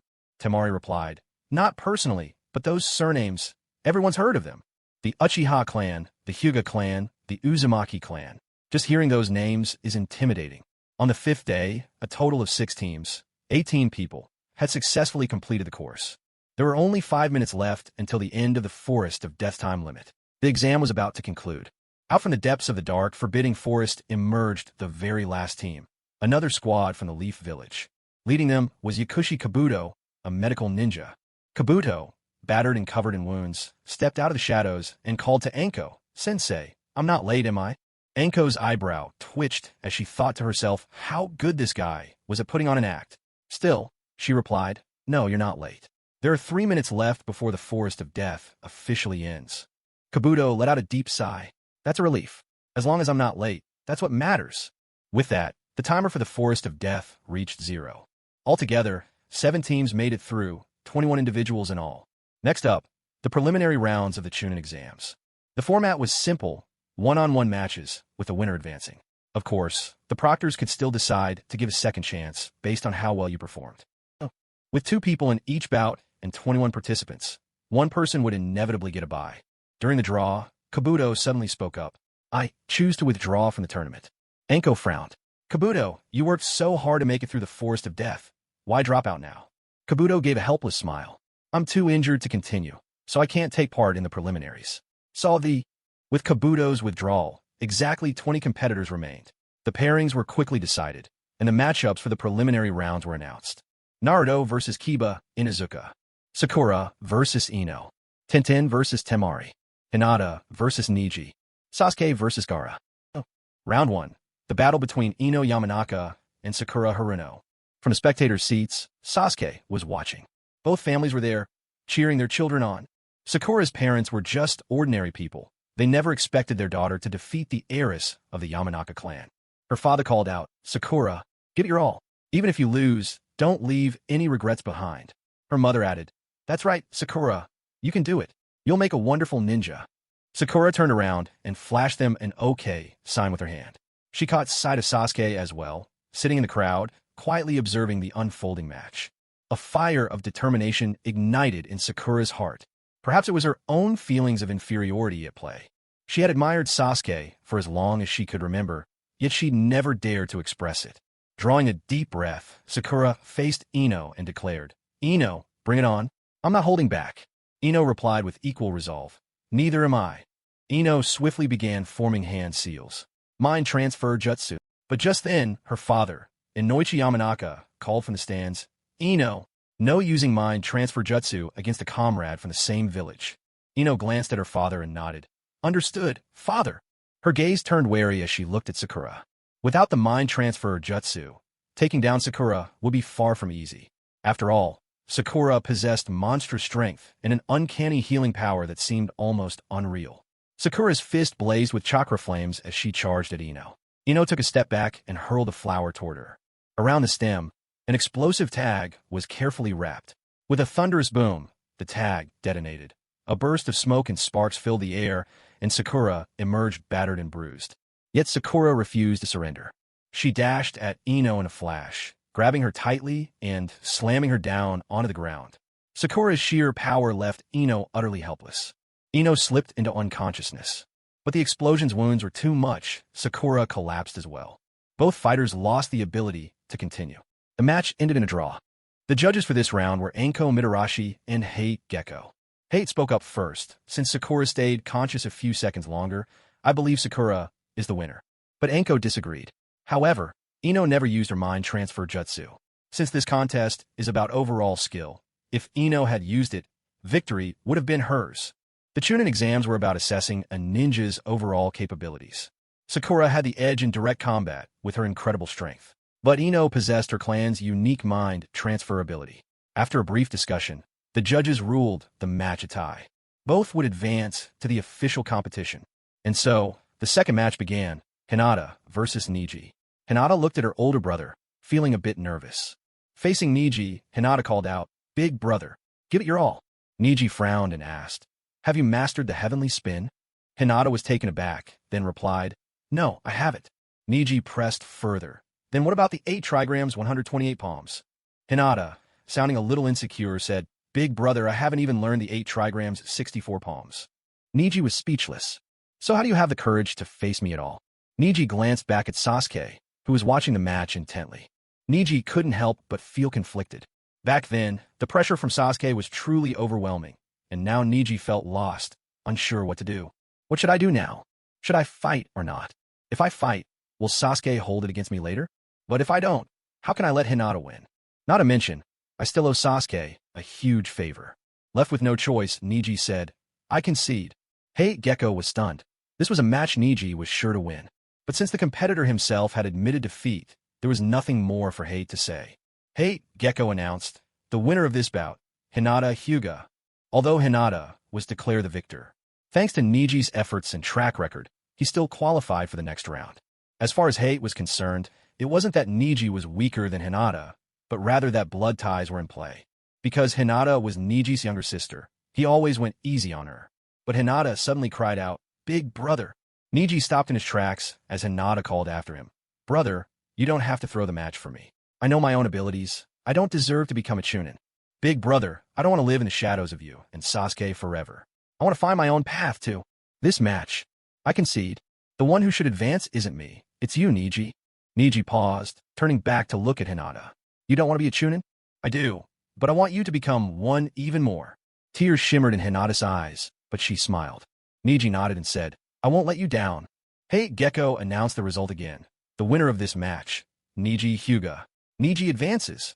Hinata had yet to prove herself, and her skills truly were not enough to qualify as a chunin. She could only wait until the next chunin exams in the spring to try again. From a distance, up on the high viewing platform, the fourth Kazekage, Raza, watched Sasuke's back, his eyes filled with greed and desire. What a young, strong, utterly flawless body. Raza couldn't help but lick his lips. This subtle movement went unnoticed by the third Hokage. Hiruzen Sarutobi turned and asked Raza, Kazekage, what do you think? Don't our young folks in Konoha brim with energy? Raza nodded and replied, the current Jinchuriki of the One Tail and Sunagakure is also remarkably impressive. Together, Hiruzen and Raza quietly observed the chunin exams. Behind his back, Raza's fingers flickered and small, white snakes wriggled out as if receiving a silent command, darting swiftly into the underbrush and vanishing from sight. At that very moment, a brash voice rang out. Hiruzen Sarutobi, where have my grass country shinobi gone? A disheveled, furious middle-aged man stormed up to Sarutobi's side. He was Homen, the team leader from the grass country, and teacher to Hofu and Hosen. Hofu and Hosen had died in Konoha, and Homen had once gone to the scene where his students had fallen. It was nothing short of brutal. Pointing a trembling finger at Hiruzen, Homen demanded, Third Hokage, I expect an explanation. Why did my two disciples perish in the forest of death? And you owe grass country some accountability. The third Hokage replied, the ones charged with Konoha's safety aren't my Umbu. They're the Uchiha police force. You might want to take it up with Fugaku Uchiha. But grief and anger clouded Homen's mind. He roared back, fine, I'll go. Yet, Homen had completely forgotten. The Uchiha were nothing like the polite third Hokage. Negotiating with them was an entirely different matter. On the other side, in the viewing stance, Fugaku Uchiha was closely watching the match below. It was Naruto versus Rock Lee. The next bout would be Sasuke against the One-Tail Jinchuriki. Seated beside Fugaku was Izumi, Itachi's childhood friend. Fugaku knew Izumi harbored feelings for Itachi, though his son's own thoughts remained an enigma. Itachi was always adept at hiding what was on his mind. As the head of the Uchiha clan, and as Itachi's father, Fugaku believed it is right to test Izumi a little.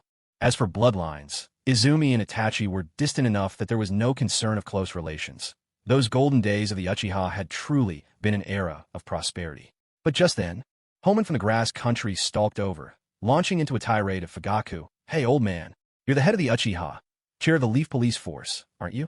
Today, you'd better give me a damn good reason why my two disciples died in your forest of death. Is this how your police force does its job? Fugaku frowned, staring at the brash man standing before him, and said coldly, an explanation? What explanation do you want? Homen replied, how did my disciple die? Fugaku answered with no hint of sympathy. The Konoha police force has no authority to enter the forest of death. Besides, was your disciple so afraid of dying? If you're afraid of death, you shouldn't be a ninja. Homen was struck speechless for a moment before saying, I just don't want my disciple to die so pointlessly and without answers. Fugaku let out a short, mocking laugh. It seems you still don't recognize your place, do you?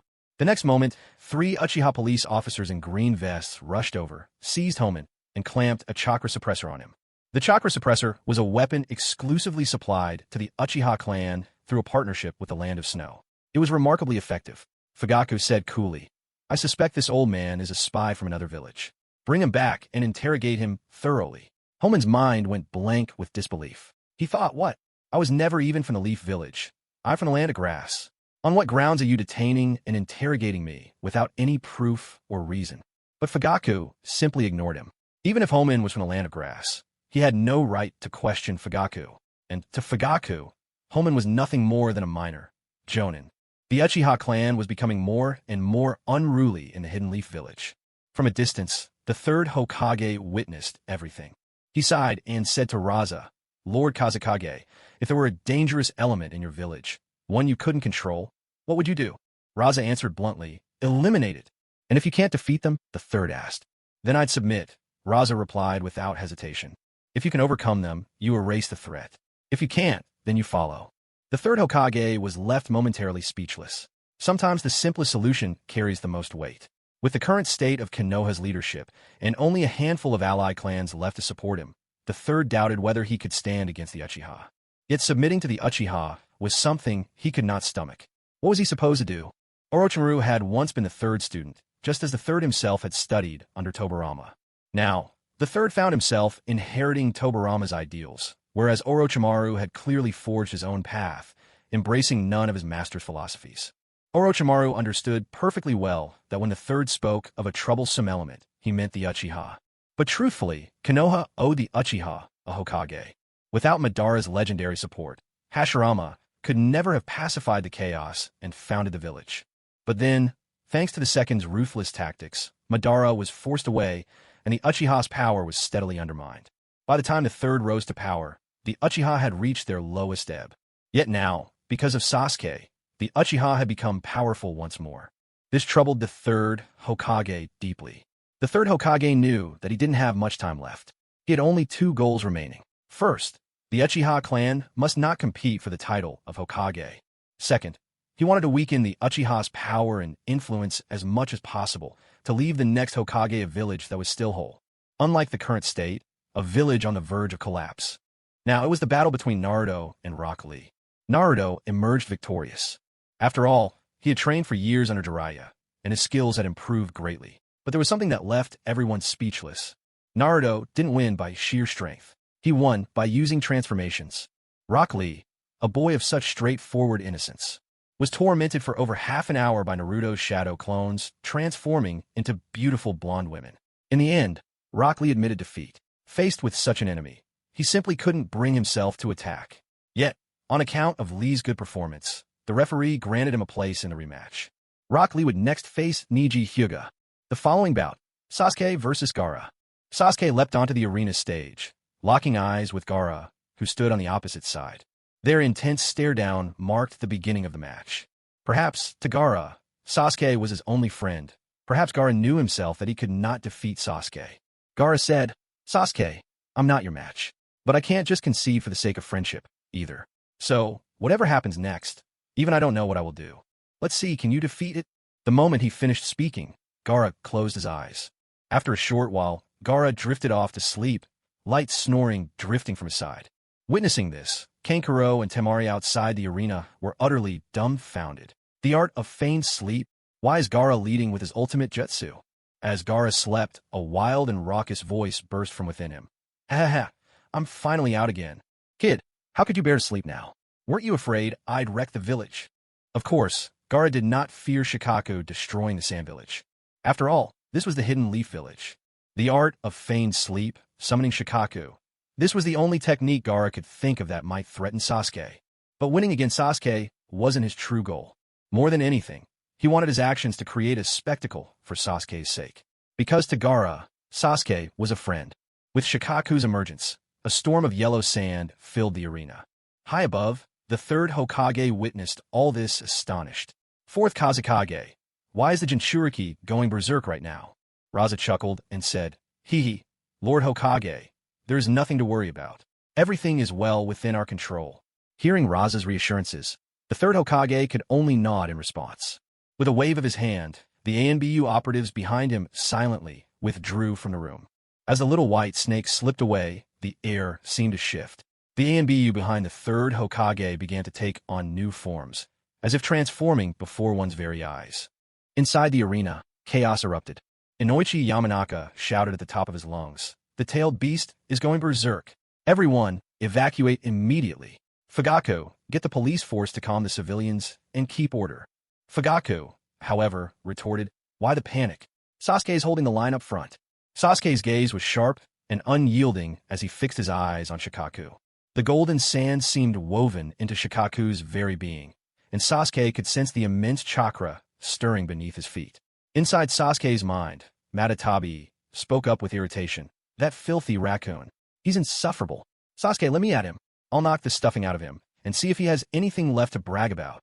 While Matatabi might be stronger than Shikaku, the margin was far from absolute. Despite having more tails, Matatabi was by no means guaranteed victory. Truth be told, in this era, Shikaku wasn't even a match for an old toad. But Sasuke responded inwardly, "No need for all that trouble. I'll handle this myself." He'd been itching to try out the new technique he'd just mastered.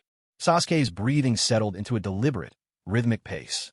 With each inhale, streams of energy surged into his body. Soon, crackling waves of powerful violet energy manifested across his skin. Suddenly, a giant sand claw smashed toward him. A storm of sand engulfed Sasuke completely. But in the midst of those swirling golden grains, brilliant flashes of purple chakra began to shine. A thunderous explosion tore through the arena. Sand scattered in every direction, and Sasuke, standing atop the air itself, gazed down at Shikaku with his eternal Mangekyo sharingan burning bright. Behind him, the spectral form of Susanoo materialized. This time, not as mere armor, but as a vivid projection. Susanoo readied its bow and notched an arrow. Then Sasuke spoke, his voice as cold as steel. "Sage art, blaze release, thunderfire arrow." The mighty arrow crackled with blue lightning and seethed with the black flames of Amaterasu. He took aim directly at Shikaku below. Seeing this, Shikaku's eyes widened with terror. "All I did was play with a little sand," Shikaku thought desperately. "Surely, I don't deserve to die for that." Shikaku shouted up to Sasuke in panic. Wait, let's talk this over. There's no need for violence." But Sasuke only smiled faintly. Too late. With a sudden whoosh, the sage art arrow streaked toward Shikaku. In one frantic motion, Shikaku slapped his own belly, causing it to swell in an instant. The arrow reached him at that very moment. With unstoppable force, the arrow tore straight through his body, blasting him apart into a cloud of golden sand. Moreover, there was a certain energy within the arrows that Shikaku had never encountered before. It was hindering Shikaku's body from healing itself. Shikaku had witnessed this type of power before. After being cast aside by Madara Uchiha, there was a period when Shikaku had seen a similar strength from Hashirama Senju. However, Hashirama's power was gentle and profound. Sasuke's power, by contrast, was sharp and domineering. Gaara's body lay fast asleep amidst the shattered sand. This made Shikaku terribly anxious. "Damn it, wake up, will you? I don't want to stay out here any longer." Yet, Gaara's slumber only deepened. Everything remained unchanged, until Shikaku saw the looming shadow of Susanoo behind Sasuke begin to draw its bow once more. The sight sent terror flooding through Shikaku.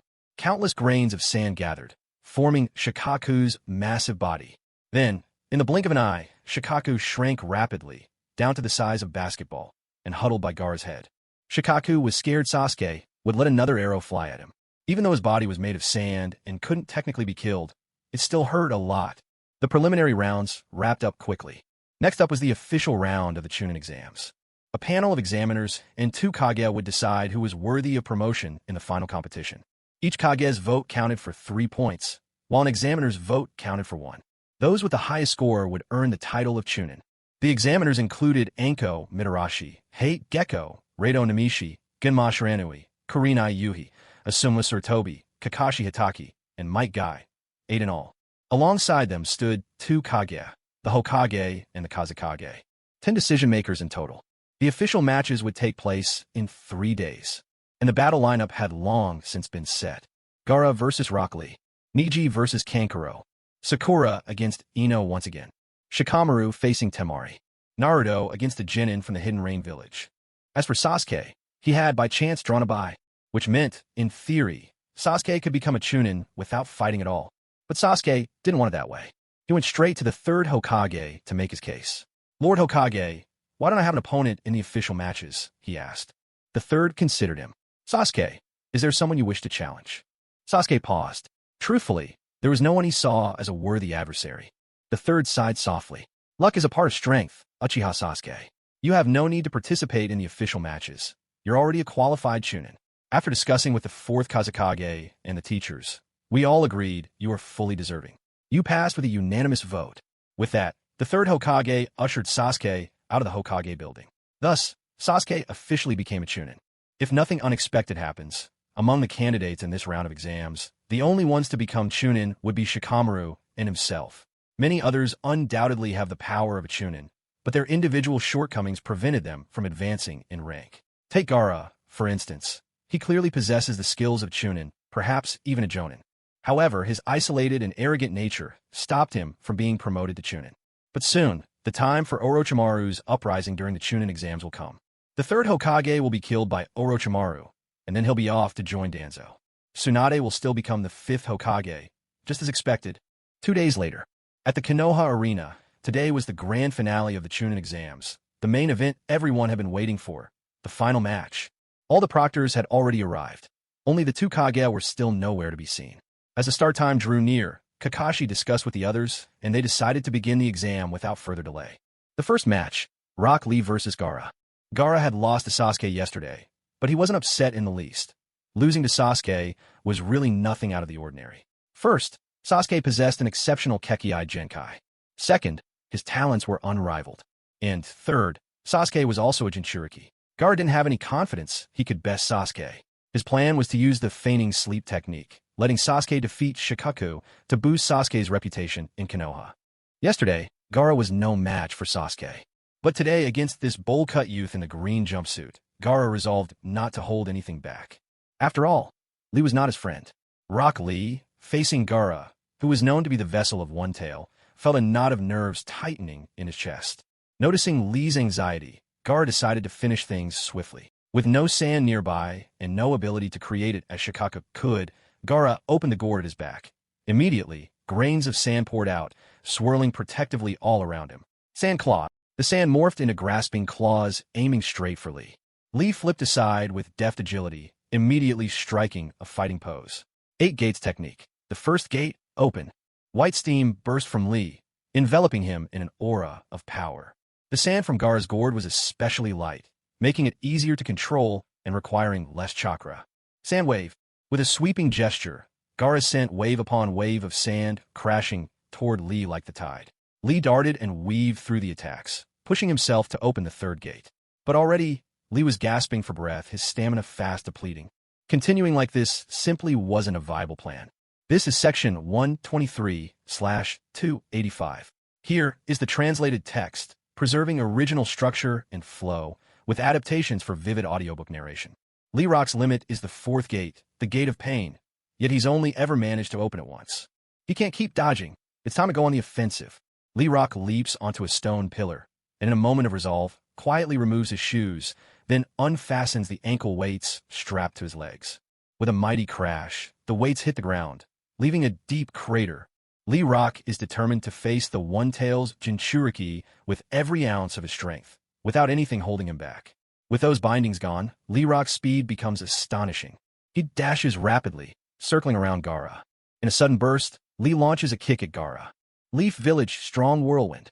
With a powerful swing, his foot shatters the sand shield before Gaara and sends him flying with a single blow. Gaara's body tumbles through the air, helpless. Seizing the moment, Lee Rock unravels the bandages from his hands and spins with lightning speed, wrapping Gaara tightly within the cloth. Gripping the bandage, Lee Rock leaps high, spinning in midair, then drives Gaara toward the ground in a brutal slam. Primary Lotus. Spiraling downward from above, Lee Rock and Gaara crash hard into the earth, the impact echoing around the arena. A moment passes, dust swirls and settles. Gaara's expression twists into something monstrous. Across his skin, a coarse, sand-like armor begins to spread. He's entering a half-tailed beast mode. Possession transformation. Witnessing this, Kankuro and Temari are stunned speechless. Who would have thought that beneath that unremarkable bowl cut, Lee Rock could force Gaara to such extremes? It's frightening. This transformed state is half-beast, enhancing all Gar's abilities to terrifying levels. Elsewhere, 2 hours earlier, the Hidden Leaf Village, Hokage's office. The third Hokage was just preparing to head to the arena to personally oversee this chunin exam. But suddenly, he senses a familiar chakra signature. He turns quickly, only to catch sight of a retreating figure. But that one glimpse is more than enough. It's his former student, Orochimaru. The third Hokage rushes after him. Orochimaru, why have you come to the Leaf Village? But Orochimaru doesn't respond. He simply flees. Chasing the figure across rooftops, the Hokage finds himself atop a cluster of red brick buildings, only to suddenly realize Orochimaru has vanished. Out of nowhere, a gentle breeze stirs. The Hokage senses someone right behind him. He spins around, and there, a kunai flashes toward his neck. Thanks to his short stature, the Hokage ducks just in time, avoiding a fatal blow, though the blade still grazes his face. Looking up, he sees Raza, clad in the blue and white robes of the Kazekage. The Hokage steps back, wary. Lord Kazekage, what do you mean by this? Just then, with a sweeping gesture, Orochimaru reveals his true intent. For figures from A and BU appeared around the rooftop, moving swiftly as they formed hand seals. Barrier technique. 4 violet flames formation. This was a powerful barrier and sealing technique. It was nearly impossible to break from the outside. The third Hokage, naturally familiar with this jutsu, let out a small laugh and said, "It seems today I won't be able to leave so easily." Orochimaru chuckled darkly. "It's not a question of whether you can leave easily, sensei. The real question is whether you can leave alive." The third Hokage's pupils contracted in alarm. Orochimaru slowly peeled off his disguise, revealing his true face beneath. A grotesque grin twisted Orochimaru's features as he spoke. "Long time no see, sensei." The third's expression turned grave. Without hesitation, he cast off his hindering Hokage robes, now clad in a dark brown combat vest. Orochimaru addressed him. "Sensei, it's been a long time since you last fought, hasn't it?" The third replied, "What are you implying?" Orochimaru laughed again. Sensei, as a shinobi, and especially as one of Kage rank, your battle attire should be filthy, caked with blood, with dust and mud all over it. Yet yours is spotless, shining as if brand new." The third fell silent, saying nothing. Facing such a talented former student, he dared not let his guard down for a moment. Hiruzen Sarutobi's hands flashed through a rapid sequence of hand seals, preparing to unleash a jutsu. But Orochimaru lunged with a punch. "Sensei, I won't give you a chance to use your favorite jutsu." Forced into close combat, Hiruzen had no choice but to trade blows with Orochimaru at close quarters. Seeing no other option, the third Hokage quickly retreated, reaching up to wipe the blood from his face. Summoning Jutsu, Inma. With a puff of white mist, Inma, the Monkey King, appeared before the third. Hiruzen greeted him. "Old friend, sorry to trouble you again." Catching sight of their opponent, even Inma was taken aback. "Old fellow, this time your opponent is your own student." The third's voice was resolute. "I don't have such a student." He moved quickly, his hands weaving another series of seals. Earth-style, Earth Dragon Jutsu. The tiles on the rooftop crumbled into mud, surging and twisting to form a dragon of earth that surged toward Orochimaru. From his mouth, Orochimaru drew forth a viscous Kusanagi sword. With sword in hand, Orochimaru slipped past the earth dragon and closed in on the third with rapid speed. But Emma leapt in front of the third, blocking his path. Gifted with an unbreakable adamantine body, Emma's hand met the Kusanagi sword with a clear, ringing clash. Enma absorbed the blow, unflinching. Meanwhile, the third Hokage's hands blurred once more. Water-style, Water Dragon Bullet Jutsu. The water in the air gathered and transformed into a brilliant blue dragon, baring its fangs and claws as it lunged at Orochimaru. Orochimaru laughed. Sensei, your jutsu hasn't lost any of its power since the old days." The water dragon struck Orochimaru in an instant. It roared as it tore apart the robes at Orochimaru's waist, then sent him hurtling violently toward the edge of the barrier. Orochimaru's body slid slowly down from the wall, looking like a crushed insect. Though Orochimaru was a rogue ninja now, an embodiment of evil, he had once been a student, his own disciple. With deep reluctance, the third Hokage called out, "Orochimaru, don't throw your life away with these useless struggles. You're no match for me. There's still time to turn back." At that very moment, elsewhere, in the arena of the chunin exams, Gaara, possessed by his other self, was about to clash with Rock Lee. Suddenly, a masked Umbu agent appeared beside Kakashi, whispering urgently. The third Hokage has been ambushed by Orochimaru. Kakashi's eyes narrowed in shock. Orochimaru, again. Without hesitation, Kakashi alerted the other teachers that the third Hokage was in grave danger and made a snap decision. The chunin exams were to be paused, effective immediately. He appeared in the arena in a flash, sweeping Rock Lee into his arms and carrying him away. Gaara glared at Kakashi in fury. But Kakashi was already gone in the blink of an eye. Gaara, however, caught sight of Kunai Yui's eyes. Her scarlet gaze began to weave a Jinjutsu illusion. Kurenai's illusions could not compare to the Uchiha's, but they were more than enough to subdue Gaara in his possessed state. After meeting Kurenai's eyes, Gaara slowly slipped into unconsciousness. Kankuro quickly moved to his brother's side, hoisting Gaara onto his back in preparation to leave. At that moment, both Kankuro and Temari, along with their teacher Baki, appeared. Panic was clear in Baki's face as he urged Temari and Kankuro, "Run. Hurry, get out of here." Kankuro asked anxiously, "Sensei, what happened?" Baki's expression turned grim. "The Kazekage is in trouble. The one who came with us to Konoha isn't the real Kazekage. It's Orochimaru in disguise. Orochimaru is fighting the third Hokage right now. We need to escape while we still can. Leave Konoha. This place is a storm waiting to happen." Temari pressed, "But what about the chunin exams?" For a split second, Baki looked as if he wanted to curse. "Forget the chunin exams. Surviving comes first. I can't save everyone, but getting the three of you out is the most I can do." Earth style, sand swirl. Baki's face was ashen, drained of all color. His hands dissolved into sand, which spread across the ground and began to spiral, forming a swirling vortex. Kankuro and Temari didn't hesitate for a second. They leapt into the sandy vortex and vanished instantly. Seeing the three children escape, Baki finally breathed a sigh of relief. The sand swirl was, after all, a form of space-time ninjutsu. Although this jutsu is powerful, it consumes most of the caster's chakra. Baki managed to teleport Gaara and his companions away, but he couldn't escape himself. Now, Baki could only rely on his own strength to leave the Leaf Village. The Kazekage had fallen at the hands of Orochimaru. Now, Tsunagakure was left without a capable leader. Elsewhere, Kakashi and his team arrived at the scene. They all stared at the violet barrier on the rooftop, but there was no way to break through. All they could do was watch the battle rage between Orochimaru and the third Hokage. Orochimaru paid absolutely no attention to those outside the barrier. A faint, chilling smile curled up at the corner of Orochimaru's lips as he addressed the third Hokage. "Sensei, I might not be your match, but I can summon your own teacher to battle you instead." The moment Orochimaru finished his words, an ominous feeling washed over the third's heart. To have his own teacher become his enemy. One has to know, Hiruzen Sarutobi's mentor was the second Hokage, Tobirama Senju, and Tobirama had died long ago in the Second Great Ninja War. As unbelievable as it seemed, still, a sense of foreboding grew in the third's heart. With someone like Orochimaru, no deed was too outrageous.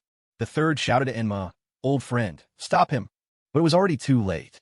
Orochimaru bit his finger, formed a string of hand seals, and pressed his palm to the ground. Strange patterns swirled over the surface. Orochimaru called out in a low, sinister tone, summoning jutsu, reanimation. Before their eyes, two coffins rose up from the ground in front of Orochimaru. Each coffin bore a distinct character, 1 and 2. A third coffin began to emerge, but Enma had already lunged at Orochimaru.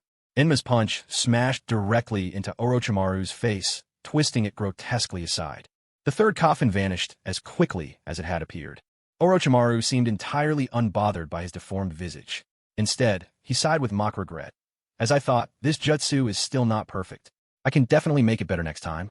And in the next moment, the lids of the coffins creaked open. From within, two figures gradually took form. One clad in crimson armor, and the other in blue. They were none other than the first Hokage and the second Hokage of the Leaf. As the two Hokage laid eyes on Hiruzen Sarutobi, Tobirama seemed momentarily dazed. He inspected his own hands, riddled with cracks. Reanimation. What a crude practitioner. Orochimaru let out a cold, dry chuckle. "My reanimation technique may not rival yours, esteemed elder, but I will continue to refine it." Tobirama glanced at Orochimaru, then turned to Hiruzen. "Monkey, your face is all wrinkled. You've grown old too." Seeing both the first and second before him, tears welled up unbidden at the corners of Hiruzen's eyes. In that moment, he missed his mentor and the first Hokage deeply. Sarutobi Hiruzen spoke with solemn clarity. "Lord First, teacher, Konoha today is thriving." Then, His gaze burned with anger as he looked toward Orochimaru. Orochimaru had once been his most beloved student. Even now, Hiruzen always struggled to be harsh with him. Yet what he could never forgive was that Orochimaru, his wayward disciple, dared to desecrate the souls of the departed so wantonly. Especially the souls of his own teacher and the first Hokage. These two men were the ones Hiruzen revered and respected above all others. With a swift motion, Hiruzen summoned Enma, who instantly transformed into the indomitable adamantine staff by his side. Cautious, Hiruzen turned toward the first and second Hokage and said, "Forgive me, Lord First, Teacher. I will soon grant your souls the peace they deserve." He then shouted at Orochimaru, "Traitorous pupil, how dare you wield such evil jutsu, defiling the souls of Lord First and my teacher?" Orochimaru forced his lips into a sly smile. "Ha ha ha, Sensei, the one who created the impure world reincarnation wasn't me." Tobirama Senju fell silent for a long moment. P.S. One of the chapters was misnumbered, but just read on. It won't affect the story. The impure world reincarnation, Edo Tensei, was a technique invented by Tobirama Senju. Its power was overwhelming, and its methods deeply unsettling, so it was ultimately forbidden. Originally, Edo Tensei was meant to be used in conjunction with another forbidden technique, mutually multiplying explosive tags. But even that jutsu became forbidden as well. In his lifetime, what did Tobirama invent besides water release? It seemed every jutsu turned out to be a forbidden one.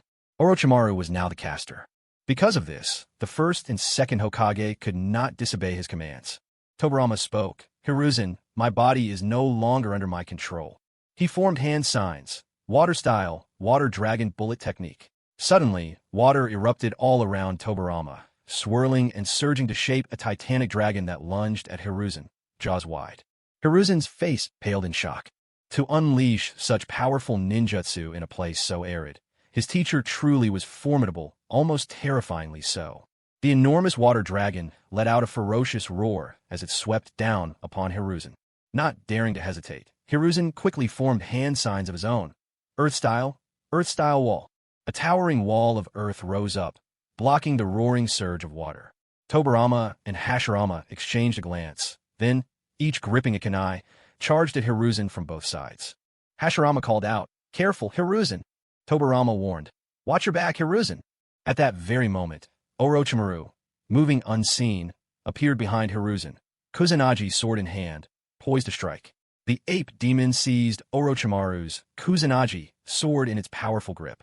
Hiruzen Sarutobi's chest swelled, and then he unleashed a searing blast of fire straight at Orochimaru. Fire style, fire dragon flame bullet. Tobirama's hands flashed through signs. Water style, water colliding wave. Flames and water clashed, sending up billows of steam that filled the barrier in an instant. Hashirama brought his palms together with a resounding clap. Wood style, deep forest emergence. Hiruzen's heart tightened with dread. Wood style. The first Hokage's unique and formidable Kekkei Genkai. Incredible power, far beyond ordinary means. Inside the mist-shrouded barrier, Hiruzen could hardly see a thing. Still, he spun his adamantine staff in a mighty arc, whipping up such fierce winds that they scattered the steam. But Hashirama pressed his attack, palms meeting once again. Bringer of darkness technique. The mist that had only just cleared instantly shifted into an oppressive, inky blackness. Inside the barrier, not even an outstretched hand was visible in front of one's eyes. Suddenly, Hiruzen felt thick vines snaking around him, coiling tighter and tighter until they bound him to the spot. When the darkness lifted, he saw the entire barrier now blanketed in Hashirama's wood-style jutsu. He himself was pinned against the trunk of a massive tree, held fast by living vines. Hashirama spoke to Hiruzen. "Monkey, use your fire style." But Hiruzen merely smiled calmly. He looked to Hashirama and Tobirama and said, "First Lord, Sensei, no matter what means I muster, I know I can't defeat you. But I am the Hokage. I cannot allow Orochimaru to run rampant and do as he pleases. As long as there's a spark left in me, I'll shine with my final light and warmth." He turned to his old friend. "Enma, I'm counting on you." The adamantine staff transformed, revealing its true form, the ape demon Enma. With sharp claws, Enma shredded the vines, incarcerating Hiruzen. Hashirama formed hand seals once more, and a branch shot towards Hiruzen. Wood style, splicing technique. The branch penetrated Enma's supposedly indestructible body with ease, pinning him firmly to the ground with Wood style's relentless grip. The third Hokage's hands blurred in a fresh round of hand signs. Shadow Clone Technique. 2 shadow clones appeared at Hiruzen's side. All 3, the original and his 2 clones, formed the same seal together. Sealing Jutsu, Dead Demon Consuming Seal. In a split second, the 2 clones sprinted towards Hashirama and Tobirama. In the next breath, both Hashirama and Tobirama tumbled to the ground, immobilized, their bodies soon dissolving into gray ash. Orochimaru, watching in confusion, could not tell what had just happened. Not until his gaze turned to the real Hiruzen. Sweat poured down Hiruzen's face as fatigue and strain racked his body. Even for the third Hokage, wielding 3 dead demon consuming seals at once pushed him to his absolute limits. His shirt tore at the abdomen, revealing strange, ominous markings. Orochimaru's eyes widened, for he beheld, looming behind the third Hokage, the spectral form of the Grim Reaper, robed in flowing white. A mixture of exhilaration and terror flickered in Orochimaru's eyes. So this is the Shinigami, the death god who can only be seen by the one who cast the jutsu and the one caught in it. This is incredible. Body flicker technique. In a flash, the third Hokage appeared right in front of Orochimaru, firmly gripping both of Orochimaru's hands. Orochimaru saw it then, the Shinigami, dagger clenched between its teeth, one hand reaching straight through the third's body, clawing ominously toward him. Orochimaru could feel it, his very soul being dragged away. For the first time, Orochimaru felt genuine fear. If the Shinigami devoured him, there would be no impure world reincarnation, no resurrection for him. He would truly be gone. Staring at the third, Orochimaru pleaded, "Sensei, I'm your student. Could you really bring yourself to kill me?" The third answered coldly, "From the moment you abandon the leaf, you cease to be." Orochimaru let out a low, mocking laugh. "Old man, I've done nothing wrong. I only sought immortality. I only wanted to uncover the true nature of this world. You just don't understand me." The third replied, "It's exactly that way of thinking that's brought you to this dark place." Orochimaru's lips curled into a sinister smile. Then, opening his mouth, his tongue snaked and twisted, and the legendary Kusanagi blade slithered forward, moving as nimbly as his tongue. With a sickening thrust, the Kusanagi sword stabbed into the third's body, blood trickling from the old man's lips. Perhaps, deep down, the third still couldn't bear the thought of killing Orochimaru. Or perhaps, he no longer had the strength to do so. The third murmured, "Very well.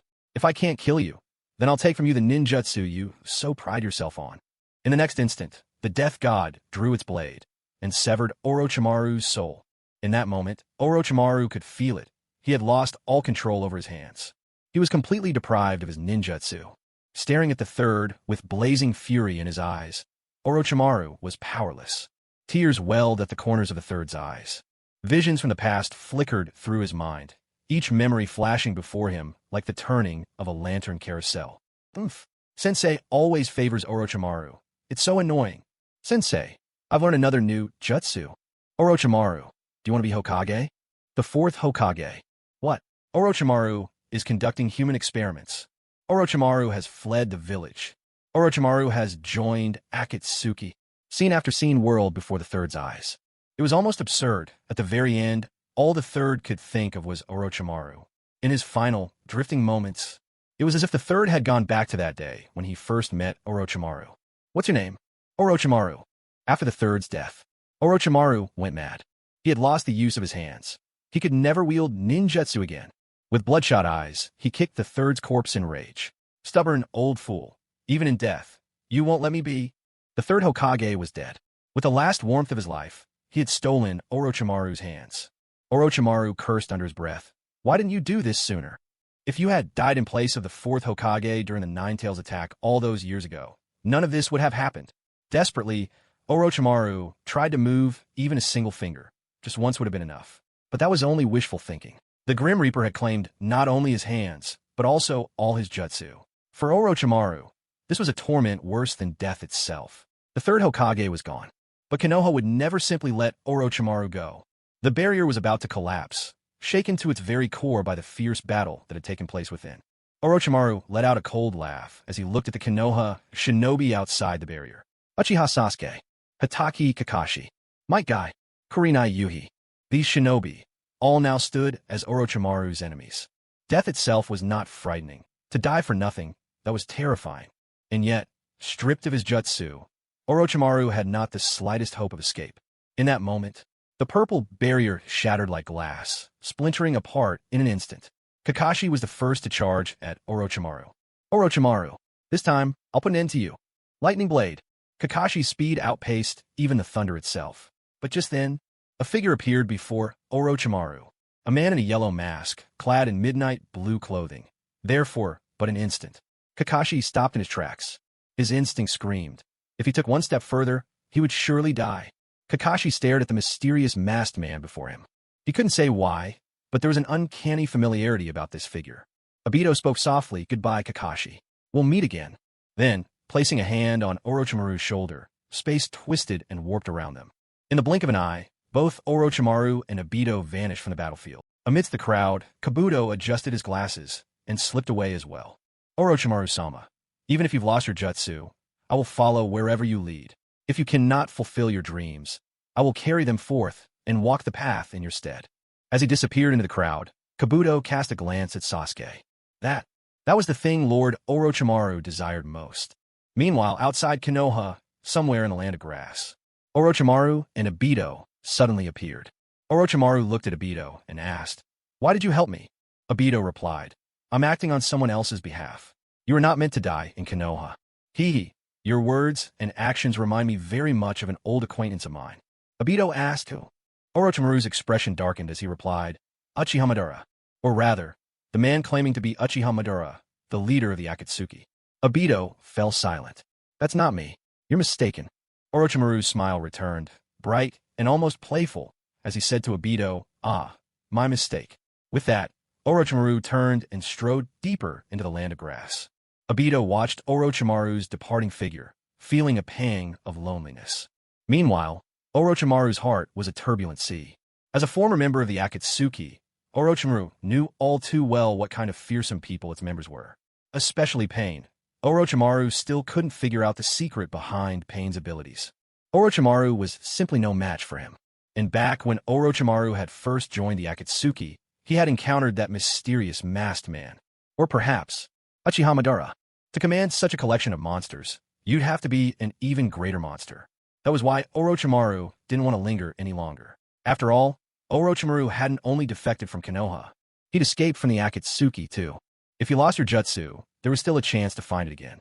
But if you lost your life, revival might not be impossible, but it was a far taller order. At the same time, on the other side, Konoha. The death of the third Hokage brought the chunin exams to an abrupt end. Ninja from Hidden Rain, Hidden Valley, and Hidden Sand were all escorted home. Only 3 ninja from the Land of Grass remained. These 3 trembled with fear. Of the original group from the Land of Grass, there had been 7. A teacher, 5 ninja, and some medical equipment. But now, the medical equipment was missing. Hofu and Hashin were both dead. Their teacher had vanished, and the 3 of them had been thrown into confinement in Konoha, leaving them deeply unsettled. Konoha, however, gave an official explanation. It was due to Uchiha's failure to protect them. 2 elite grass ninja had died in Konoha. As a result, clan head Uchiha Fugaku, accompanied by Uchiha Itachi and other senior Uchiha members, were personally traveling to the Land of Grass to offer an apology. Meanwhile, in the Hokage's offices, the clan leaders of Konoha gathered, glancing uneasily at one another. The only senior Konoha official left was Koharu Uchiha, sitting mere steps away from the Hokage's chair. Yet Koharu didn't dare come near the seat, leaving it empty. After all, of Konoha's 4 elders, she was the only one still alive. For the sake of her life, Koharu planned to resign from her post as Hokage advisor after this meeting and retire to a quiet life at home. The council chamber fell into a deep and uneasy silence. At last, Shikaka Nara finally spoke. "The death of the 3rd Hokage, Hiruzen, fills us with immense grief. But the village cannot go a day without a shadow. We must choose a new 5th Hokage.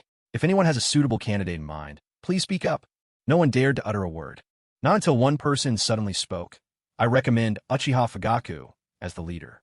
Uchiha Fugaku is the people's choice. Everyone was stunned. They quickly turned to see who had spoken, and it was Uchiha Fugaku himself. A slight smile tugged at the corner of his mouth as he asked, "Ladies and gentlemen, since no one else is willing to become Hokage, I, Uchiha Fugaku, am ready to serve. And don't forget, Konoha still owes the Uchiha a Hokage." No sooner had Fugaku finished speaking than the room fell into a stunned silence. After a long pause, Fugaku grew anxious and pressed. Why is everyone so quiet? Agree or disagree? At least give me a clear answer. Shikaka Nara cleared his throat. Fugaku, there's no denying that the Uchiha are powerful now.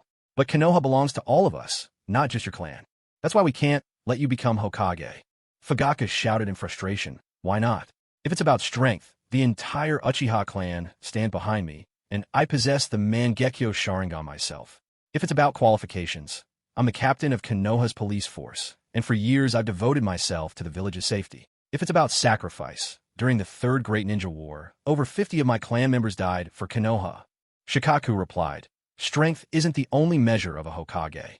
There have been rogue ninjas from your clan, and that alone means you cannot be Hokage. Fugaku clenched his jaw in fury. Rogue ninjas? I'm not one of them. But those rogues bore the name Uchiha. Tension immediately filled the air. The mood was taut as a drawn blade. Everyone feared that Fugaku might suddenly snap and attack Shikaka Nara. After all, the strength of the Uchiha was not to be taken lightly. Just then, the door creaked open, and in walked a burly, wild-haired middle-aged man with striking white hair and a forehead protector bearing the kanji for oil. It was none other than Jiraiya. Jiraiya said, as for the choice of Hokage, I actually have someone in mind. Fugaku demanded, who? Slowly, Jiraiya replied, Lady Tsunade. Tsunade was the granddaughter of Hashirama Senju, and in her veins flowed the blood of both the Senju and Uzumaki clans. Moreover, Tsunade was one of the legendary Sannin of the Leaf. If by chance Tsunade could be persuaded to return, then making her Hokage was indeed an option. Shikaka Nara turned to Jiraiya. Jiraiya, do you know where Tsunade is? Jiraiya replied, I don't know, but I'm confident I can find her within 3 days. Fugaku still wanted to make one last attempt, even though he already knew what the final outcome would be. Fugaku spoke up, I call for a vote. All those who support me becoming Hokage, please raise your hand. Fugaku raised his own hand. Then he looked around the room. No one else raised their hand, not even Hayashi Hyuga. Hayashi was wrestling with his thoughts. If he didn't support Fugaku now, a rift would inevitably form between the Uchiha and the Hyuga clans. That was the last thing Hayashi wanted to see. But if he did raise his hand, after a brief hesitation, Hayashi raised his hand. He decided he would place his bet on the Uchiha. The Hyuga had chosen to stand with the Uchiha over Konoha itself. From now on, the fate of the Hyuga clan was tied completely to the Uchiha. They were now grasshoppers bound together by the same string. In any case, his decision would not change whether or not Fugaku became Hokage. If so, it was better to make his stance clear in this moment. Fugaku saw Hayashi raise his hand, and his satisfaction was obvious. Even if he couldn't become Hokage today, the Uchiha would have the Hyuga support. No matter who the fifth Hokage might be, the Uchiha would no longer have to fear the Hokage. With that thought, Fugaku gave his sleeve a sharp flick and left the room. After Fugaku's departure, someone couldn't hold back and asked Hayashi, clan leader Hyuga, why would you support Fugaku Uchiha for Hokage? Hayashi answered from the heart, the Uchiha clan is a clan of ambition, and I don't mean that in a negative sense. They are driven by desires that are never satisfied. When they are without power, they yearn for power. When they gain it, they set their sights on the position of Hokage. And as Hokage, their ambition grows ever greater, their desires never rest. If an Uchiha once again emerged with the stature of Madara Uchiha, would it really be so impossible for them to unite the entire shinobi world? Inoichi Yamanaka couldn't help but exclaim, are you trying to provoke a fourth great ninja war? Hayashi replied steadily, and if unifying the shinobi world really were possible, what would rivers of blood matter? If war sweeps our era, so be it. The struggle and blood will be ours, but the peace will last generations. Hayashi's words left everyone present in awe. Still, none believed another Uchiha, like Madara, could ever appear. Absolutely not. Besides, no one really wanted to see another war. Meanwhile, elsewhere, in a land of grass, inside a bustling casino, Tsunade was gambling as usual. But for reasons she couldn't quite name, Tsunade found herself unsettled, unable to focus. Just then, Shizen burst in, eyes red from crying.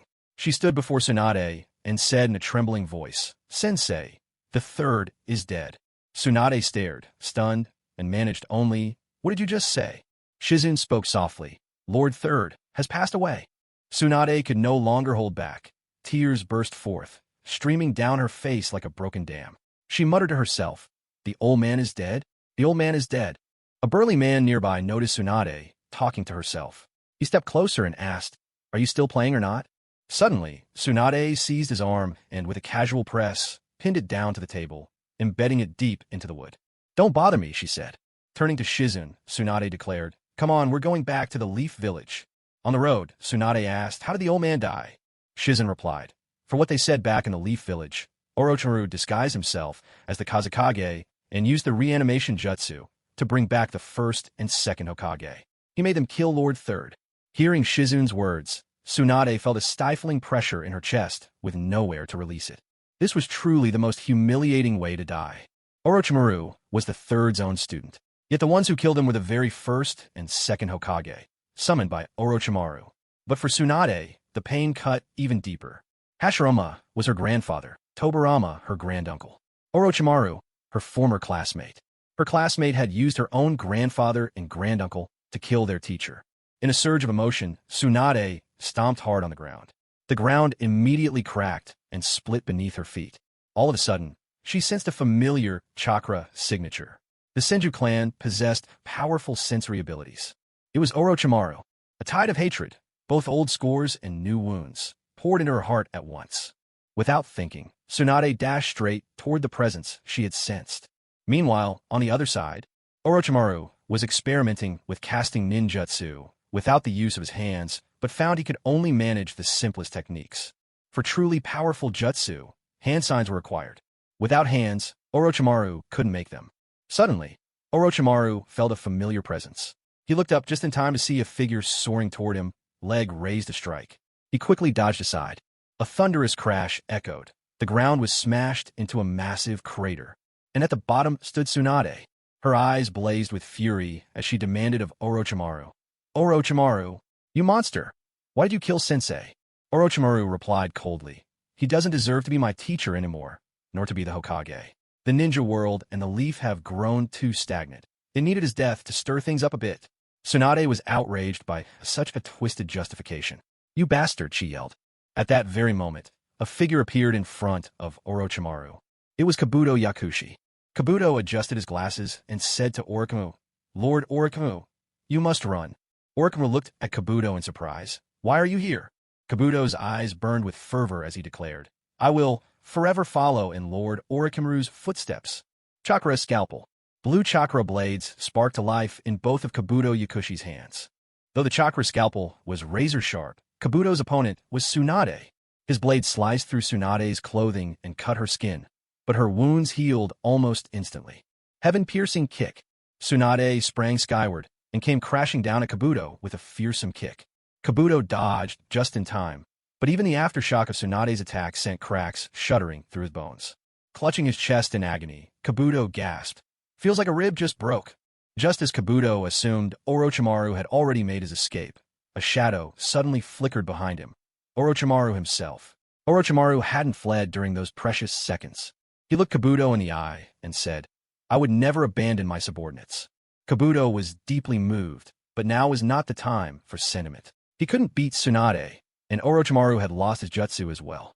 As Kabuto opened his mouth to speak, he noticed another figure materialize behind Orochimaru, seemingly out of nowhere. This newcomer loomed with a massive executioner's blade slung over his shoulder, his face and body wrapped tightly in bandages. It was Zabuza.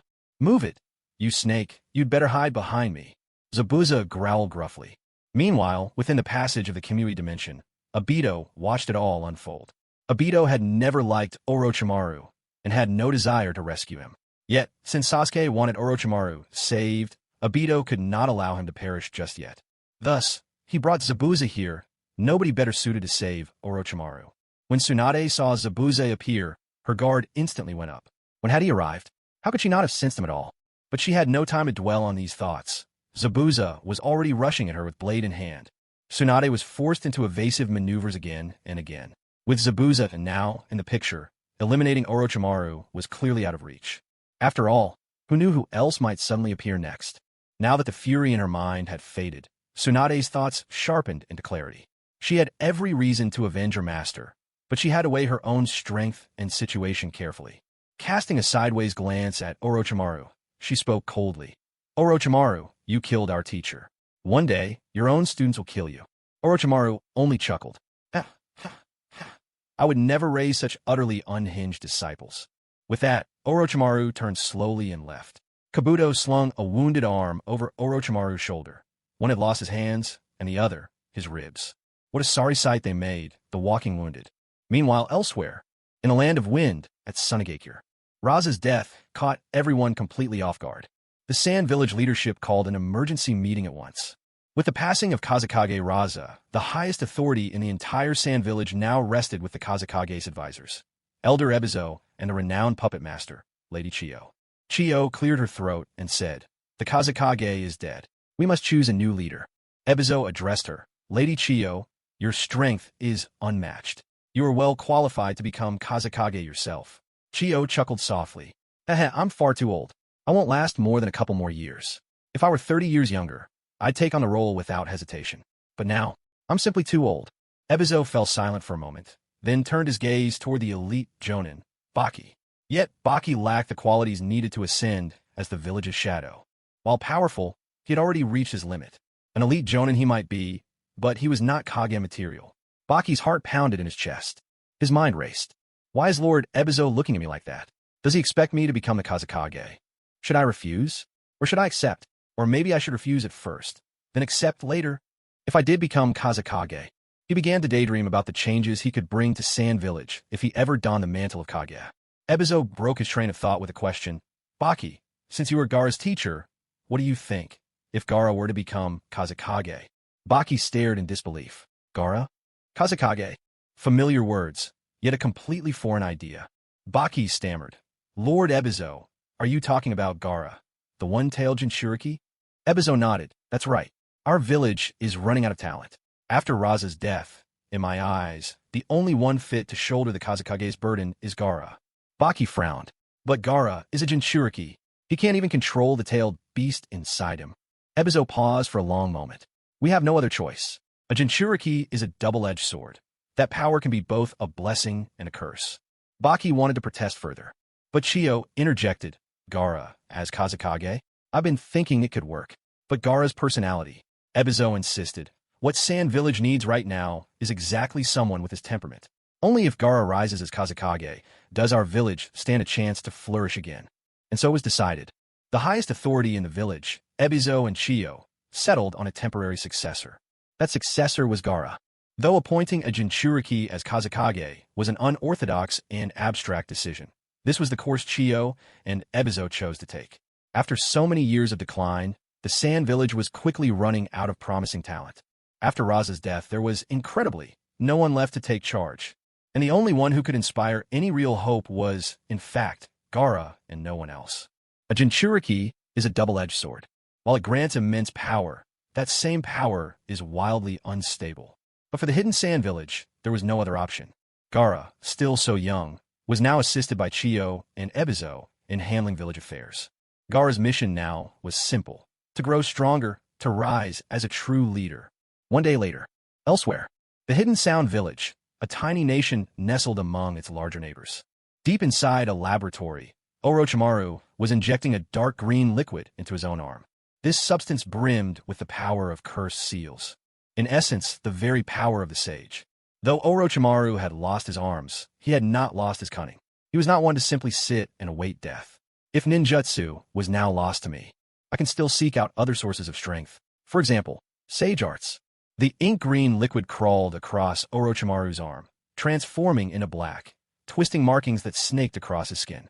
Orochimaru could feel it, an energy wholly unlike chakra, spilling strength into his very being. Yet, for all its power, it remained stubbornly out of reach. For even wielding this power required the use of both hands. Suddenly, a spark of inspiration struck Orochimaru. If I no longer have hands, then why not form hand seals with my tongue, or even my feet? If I can form the right seals, I can unleash the jutsu I seek. Outside the laboratory, Zabuza was polishing his massive executioner's blade. The blade gleamed, its surface shining with a deadly luster. Beside him, Suigetsu Hozuki watched wide-eyed in admiration. "Mr. Zabuza, you're my idol." There was nothing but pure adoration in Suigetsu's gaze toward Zabuza. Not only did Zabuza have the guts to try and assassinate the Mizukage, he was also the true master of the executioner's blade. And in the mercenary world, he had a legendary 100% success rate. Zabuza gave a low chuckle. "A guy like me, and someone actually looks up to me?" Suigetsu swept aside his bangs, revealing a betrayal scar right across his forehead, a sign he was a rogue ninja from the hidden mist. Zabuza fell silent. Why is it that wherever I go, I run into another rogue mist ninja? Is it really that easy for mist ninja to turn their backs on their own village? Zabuza asked, "What's your name?" Suigetsu replied, "It's Suigetsu Hozuki." That surname caught Zabuza's attention. Hozuki? A descendant of the second Mizukage? If you're heir to the Mizukage blood, why become a rogue ninja? With a flash of anger, Suigetsu snapped. It's all because of that idiot Mizukage. He doesn't know how to do anything except squeeze us dry. That wretched mist village. I couldn't stand another day there. Hozuki, Suigetsu, and Zabuza had a great conversation, hitting it off effortlessly. Normally, Zabuza isn't much of a talker. He keeps to himself and rarely speaks. But when he was with Suigetsu, it was as if he'd unlocked a hidden side of himself, chatting nonstop. The two of them talked and talked until night fell. Even when Zabuza said he needed to go, Suigetsu was clearly reluctant to say goodbye. Yet it truly was time for Zabuza to take his leave. A day later, upon returning to the Hidden Leaf Village, Zabuza was back to his usual routine, practicing his swordsmanship as always. The executioner's blade clashed over and over with a metal training dummy, ringing out with each powerful blow. Zabuza continued until sweat poured down his body, and only when the executioner's blade finally broke in two did he stop his relentless training. His great sword was broken, but Zabuza wasn't the slightest bit bothered. After all, the executioner's blade is known as a living weapon. As long as it tastes blood, it can repair itself. So Zabuza drew a sharp cut across his own wrist, letting blood drip drop by drop onto the severed blade. A blade fed with its master's blood always feels more responsive in his grip. But this time, as the blood seeped down, the executioner's blade didn't mend itself at all. Zabuza was momentarily stunned. What was going on? Why wasn't it regenerating? Frantically, Zabuza gave the blade a closer inspection, and then, somehow, at some point, his executioner's blade had been switched. This wasn't the real executioner's blade. It was a fake. When had it happened? Exactly when had the swap been made? Zabuza racked his brains, but he genuinely couldn't recall the moment his blade had been exchanged. Yet there could only be one answer. Hozuki Suigetsu. Sound Village. Suigetsu's eyes gleamed with delight as he clutched the executioner's blade in his arms. Now this was the real thing, ferocious and sharp, born for battle. Zabuza, that fool. How could he ever be the rightful master of the executioner's blade? He wasn't worthy. I am the true master of the executioner's blade. All along, Suigetsu had been scheming, because he had coveted the executioner's blade for a very long time. But Zabuza, the so-called demon of the hidden mist, came and went like a shadow. Suigetsu could never track him down. And even if he did find Zabuza, there was no guarantee he could beat him. That's why Suigetsu devised this plan ages ago. The Hozuki clan possessed special weapon scrolls, and using one, Suigetsu had secretly switched Zabuza's sword while the man was completely off guard. Now that the executioner's blade was finally in his own hands, Suigetsu had no intention of ever returning it. The ninja world is vast. Zabuza would never be able to find him now. Hidden Leaf. Within the Uchiha clan, Fugaku Uchiha gathered Itachi and Sasuke, and even had Sasuke summon Obito. Fugaku turned to Itachi, Sasuke, and Obito, and asked, "Sasuke, Itachi, Obito, how long do you think it would take for our Uchiha clan to bring the land of grass to its knees if we declared war? What are our chances of winning? Will the other villages interfere?" Sasuke spoke up. "The land of grass borders the land of rain, Lawn Village, the land of earth, and Sand Village. Lawn Village doesn't dare stand in our way. The land of rain is now ruled by the Akatsuki, so they won't interfere either. As for Sand Village, their Kazekage, Raza, just died, so they're tied up fighting over the Kage's seat. That means the only ones we really need to watch out for are the land of earth and the Tsutsuki of a Wagakure. Anoki the Two Scales is no pushover." Fugaku was deep in thought. How could they stall Anoki? Suddenly, an idea flashed in Sasuke's mind. "I have a plan. The plan, drive out the wolf, Lin the tiger. Amage Cure, Akatsuki headquarters." Conan received a request, an official mission sent from someone in the Leaf. Akatsuki, though made up of rogue shinobi, operated like mercenaries. For the right fee, anything was possible. The mysterious commission asked, disrupt the land of Earth for 3 days so they're too preoccupied to act. Reward, 100 million Rio. 100 million Rio, an astronomical sum. For comparison, Asuma's bounty was only 35 million. Yet this unnamed family from the Leaf was ready to pay out a full 100 million, though the requester remained anonymous. Conan didn't have to guess long. It could only be Uchiha or Hyuga. No other clan had that kind of power. If they could distract the land of Earth for 3 days. But who was best for the job? A flurry of paper cranes soared into the distance to gather her team. The medical duo, Sasori of the Red Sand and Deidara, were fishing idly by a lakeshore. A paper crane fluttered into Sasori's hand.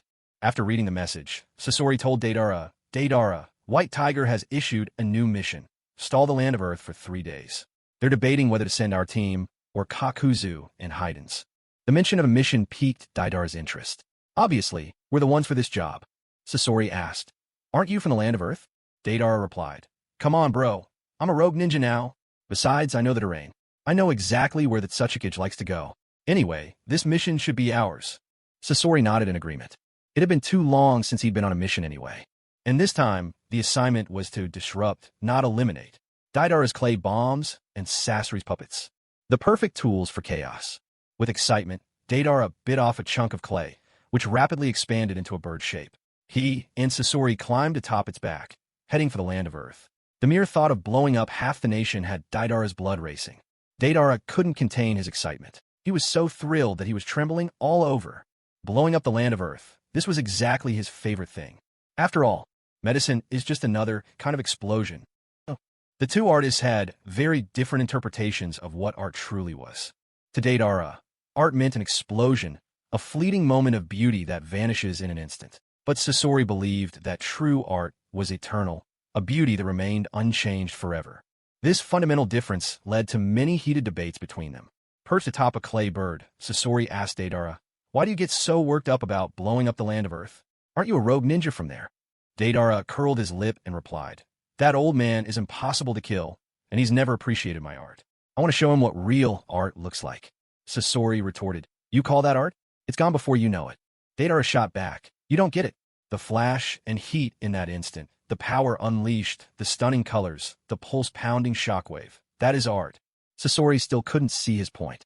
What value is there in art that existed for only a moment? For Sasori, art that endured through the ages. That was true art. Of course, Sasori did realize his own sense of artistry, in a way. After all, Kankuro eventually turned Sasori into a puppet himself. Perhaps that was a different kind of eternity. Above the Tsuchikage Tower in Awagakure, land of Earth, Deidara began molding his clay non-stop, transforming it into spider-shaped bombs that rained from the sky, landing on every corner of the Tsuchikage building. It looked as if everything would erupt in flames the very next moment. Third Tsuchikage, Inoki, had just finished going through a stack of paperwork and felt his back stiffen in protest. Getting old. His age was truly catching up to him. Rubbing his aching back, Inoki wandered out onto the rooftop and gazed at the cloudless blue sky. What a beautiful sunny day. Suddenly, he noticed a small black speck high above. Wait a minute. What was that? Before Inoki could fully process what he was seeing, a shout rang through the air, sharp and sudden. HYH. Crash. Inoki nearly stumbled in shock. That voice was all too familiar. Oh no.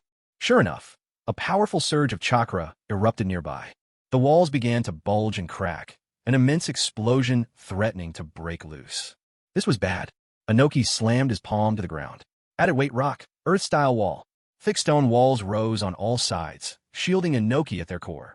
A deafening boom followed. The colossal blast leveled the entire Tsuchikage Tower, reducing it to rubble. Inoki, though unharmed, was left blackened from head to toe. His expression, however, was even darker than the soot that coated him. How dare you? Is this how you repay your teacher, after learning all your skills? Lightweight boulder jutsu. Inoki suddenly soared into the air, a whirlwind of shattered stones swirling around him, gathering together behind his back and forming a colossal fist. Stone enhancement jutsu. Instantly, the stone fist grew immensely heavier and smashed down towards Deidara's giant bird. Deidara watched Inoki excitedly. Old man, you sure can fly, but you'll never outfly me. I hold absolute control of the skies. Beneath Deidara, his giant bird shot higher into the sky. The massive rocky fist crashed down but missed its mark. From above, a barrage of different clay bombs rained down relentlessly from Deidara's bird. Boom! Take this! Inoki was battered and singed by the explosions, his face blackened from blasts. He ached to use his dust release and end Deidara and his clay bomb bird for good. But he couldn't bring himself to do it. After all, Deidara was the child he had raised since boyhood. Inoki had always groomed Deidara to be the next Tsuchikage. Now that Inoki was growing old, he saw Deidara as the one who would inherit his title. Deidara's natural talent was extraordinary, but he was also wildly mischievous. Inoki always tried to mold Deidara with its Tsuchike's discipline, but he never stopped to consider. It was precisely this strictness that spurred Deidara's rebellious streak. It was what led him to become a rogue shinobi. Deidara had never wanted to learn dust release. He vastly preferred his explosive clay. He called it explosion release. Deidara was unique. His very saliva contained a rare chakra, which, when mixed with clay, unleashed powerful detonations. Inoki tumbled back to the ground and stared upwards at the shrinking black speck in the sky. Balling his fists, he clenched his jaw tight. Moments later, members of the Umbu arrived at his side, surveying the scene of the Tsuchike's office, now reduced to ruins. They were aghast. "Lord Third, are you all right?" A muscle twitched in Inoki's cheek as he watched that little black duck grow ever smaller. He grumbled to the Umbu. "The Akatsuki just struck the Tsuchike, and where were you?" The Umbu stood frozen in fear, none daring to respond. Inoki continued. "It was Deidara who returned. He didn't show any hostile intent toward the land of Earth. In any case, you're not to breathe a word of this to anyone. And one more thing.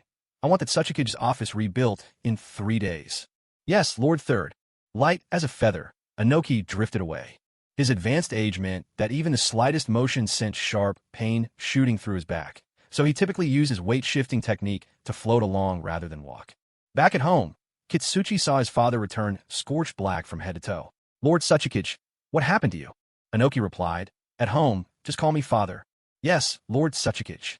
Nearby, Kuratsuchi sat in her pajamas, poring over her ninjutsu studies, her long legs hovering in the air. Black Soil heard Inoki's voice. She turned her head to look, only to see that Inoki resembled a little burnt potato. Black Soil wanted to laugh, but she didn't dare, worried that if she let a single chuckle slip, she would incur Inoki's displeasure. And then, she feared, she'd be pushed even farther from the Tsuchike's seat. Black Soil gazed at the figures of Inoki and Kuratsuchi. Inoki looked like a small potato. Kuratsuchi seemed like a towering mountain. Was Kuratsuchi really Inoki's flesh and blood? No, I shouldn't let my mind wander any further. If I keep thinking about this, I might stumble upon something awkward. Black Soil still longed to become the Kage, even though Inoki was stubbornly against it. To Inoki, the shadow of the hidden stone should be a man, never a woman. Black Soil couldn't restrain a jab. "Old man, did Deidara come back and blow you up or something?" Inoki shot back. "How did you know?" Black Soil smirked. "I could tell from the grin on your face. You must have seen Deidara. If not for that, would you really look this pleased? And old man, let's be honest, Deidara is a rogue shinobi now. He can't become Tsuchike anymore. Just hand over your dust release to me, and let me inherit the title." Inoki's mustache bristled in outrage, his eyes flaming. "No way. A girl becoming the Tsuchike. What a disgrace that would be." The truth was, Inoki wasn't really prejudiced against women. But, in his eyes, these were perilous times for the Hidden Stone. Handing power to a young woman. Was that really the best way to safeguard the village? Especially now, with the hidden rain under Akatsuki's control growing ever stronger. The Hidden Sand, though their Kage had died, were rumored to be gambling everything, putting a Jinchuriki in command. And the Hidden Leaf, even though their third Hokage had fallen, the village still had both the Uchiha and Hyuga clans. With those two families, especially the Uchiha, the Leaf was almost unbeatable. After all, Inoki had experienced firsthand the terror that Madara Uchiha once inspired. He simply couldn't understand Konoha. Why would they pressure such a powerful clan? If the Uchiha lived in the land of Earth, Inoki would treat them like honored ancestors. "You want rights? You can have them. Want the Kage's seat? I'll give it to you. As long as it benefits the village and the nation, who cares who holds the title?" His thoughts drifted back to the present. Suddenly, a sobering realization dawned on Inoki. The land of Earth now found itself in an awkward transition. Among the younger generation, not a single ninja could shoulder the mantle. Originally, Deidara might have qualified, but now he had defected. Deidara's rebellion had truly made a mess of things. For now, Inoki had lost all interest in meddling with the land of grass. Originally, Fugaku was worried that Inoki might interfere with his plan to destroy a nation, but now, there was no longer any need for concern. Konoha, the Uchiha clan.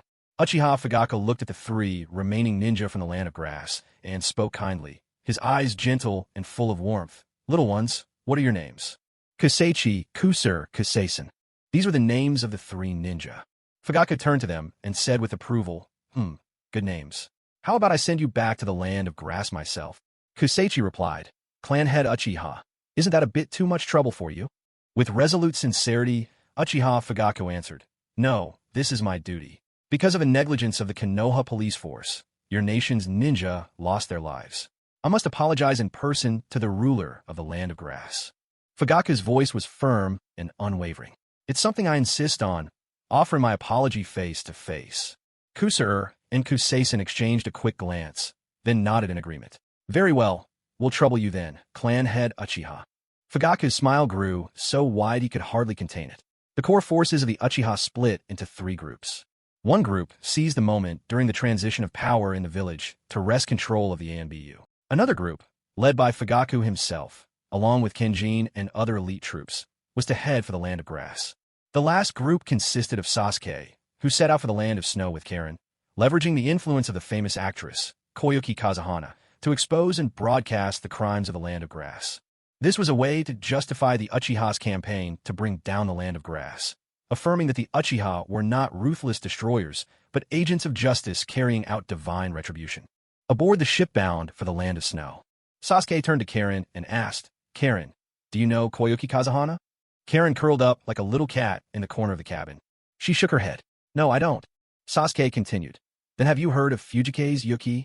As soon as he mentioned Koyuki Kazahana's stage name, Karen's eyes lit up instantly, and she nodded. Oh, Ido. I love watching Miss Yuki's performances in the Snow Ninja Chronicles. After all, stage plays were one of the few ways Karen could entertain herself. So, she knew Fujike's Yuki well. Sasuke said, Very soon, we'll reach the land of snow, and we'll go find her. The land of snow was now lush and vibrant.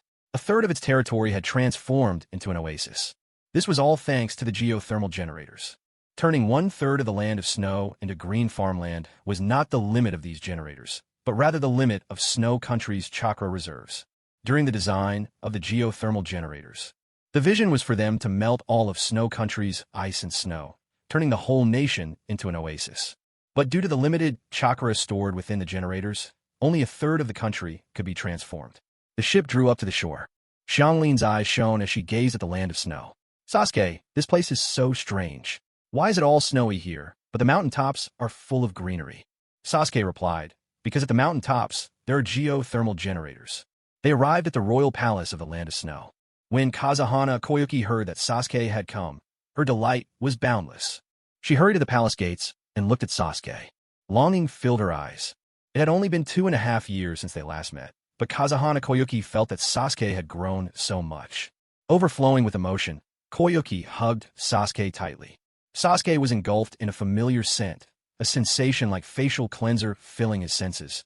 He could hardly breathe, a feeling both painful and joyful. After a long moment, Koyuki let Sasuke go and gently asked, Sasuke, what brings you here? Facing her, Sasuke responded, Sister Koyuki, I hope that you can use your influence to make the entire shinobi world aware of the crimes committed by the land of grass. Oh, Sasuke recounted what happened to Xianglin in the land of grass. When Koyuki learned that Xianglin's blood had the ability to heal, she was stunned with astonishment. When she heard how Xianglin's mother had been bitten to death, Koyuki's eyes brimmed with rage and disbelief. She could hardly imagine how the shinobi of the land of grass could commit such atrocities. Koyuki soon realized that Xianglin was her admirer. With warm affection, Koyuki signed her name for Xianglin. Xianglin clutched the autograph tightly, her gaze flickering with shyness. Koyuki noticed the scars on Xianglin's arm, and with heartfelt compassion, she pulled Xianglin gently into her embrace. Basking in a warm hug, Xianglin felt embraced for the first time in a long while. That very day, Koyuki found her stage director. She asked him to reveal the cruel deeds of the land of grass at theaters all across the shinobi world, treating living people as medicine, biting someone to death right before their eyes. The cruelty was inconceivable. At the same time, news swept through all the great ninja villages. The land of grass's brutal actions were exposed for all to see. Xianglin was revealed as a descendant of the Uzumaki clan. At first, none of the villages had any connection to her. But after that night's theater performance, everyone felt they bore a connection to the Uzumaki. Iwagakure, the land of whirlpools, was once an ally of our land of earth. The deeds of the land of grass are unforgivable. Sunagakure, the Kazakage-gara, is a close friend of the Uzumaki clan. What the land of grass did is beyond forgiveness. Kimogakure, We once shared a deep friendship with Uzumaki Kushina. The Land of Grass's crimes are unforgivable. Uchiha clan. No need for more quarreling. No need for fighting. Our Uchiha clan has already acted in the name of justice and wiped out the Land of Grass. Rest assured, none of the upper ranks have been spared. From this moment on, the Uchiha clan will temporarily take charge of the Land of Grass. There's no need for anyone to worry about the safety of this nation. From now on, the Uchiha will safeguard the Land of Grass. It was all because of the ruthlessness displayed by the upper echelons of Grass. Acting on behalf of justice, the Uchiha clan eradicated those in power in the Land of Grass. To prevent this nation from being seized by others, which could drag it into the fires of war, the Uchiha resolved to see their good deed through to the end, directly assuming control over the Land of Grass. And in doing so, they chose to protect the entire country as well. For the ordinary people, it didn't really matter who held the reins of power. What mattered was whether their lives got better. Naturally, benefits were part of the bargain. As one of the ruling clans of Konoha, the Uchiha wielded considerable influence. Fugaku Uchiha now had the authority to open new trade routes between the Land of Grass and the Hidden Leaf Village. The barriers separating Grass and Konoha were lifted, and Konoha's defensive perimeter was extended all the way to the edges of Grass's territory. And with that, the Land of Grass existed in name only. Meanwhile, elsewhere, at the Hokage Tower in Konoha, the day to select the next Hokage had arrived. Tsunade stood as the frontrunner, garnering 76% of the vote, making her the most likely candidate for the 5th Hokage. But the rules were clear. Only with 80% support could she ascend to the position. The final votes rested in the hands of the Uchiha clan. Itachi spoke in a grave tone. I refuse to support Tsunade as Hokage. Inoichi Yamanaka pressed a why not? Itachi touched his nose and replied, the Hokage of Konoha can be a man or a woman, old or young. But there's one thing they can never be, a compulsive gambler. And with that, the Hokage Selection Council ended abruptly. Despite holding the highest support rate, Tsunade found herself blocked by the Uchiha, unable to secure the position. That evening, at the Uchiha compound, Jiraiya moved swiftly across the Uchiha rooftops under the cover of darkness. Itachi's keen senses caught the presence of an intruder. In a flash, his form melted into a flurry of crows and vanished, only to materialize again atop the roof. Facing Jiraiya, Itachi asked, what brings you here? Jiraiya answered, I want to know why you turned down Tsunade for Hokage. Was it your father Fugaku's decision? Itachi replied, this was my choice alone. Jiraiya regarded him with a clear-headed air. He was well aware the Uchiha had ambitions of their own. He leveled his gaze at Itachi. Even with your clan's opposition, Tsunade is out. But you Uchiha can't hope to take the position for yourselves, either. With unshakable calm, Itachi responded, I know. His composure sent a chill down Jiraiya's spine. The Uchiha's ambitions were far more complicated than he'd imagined. Jiraiya finally asked, tell me, what do the Uchiha really want? Itachi countered with a question of his own. Are you in a position to make that decision? Jiraiya replied, I can bring it up for negotiation. Itachi spoke calmly. I want to become the head of the Konoha Umbu. Without a second's hesitation, Jiraiya flatly refused. Impossible. Absolutely impossible.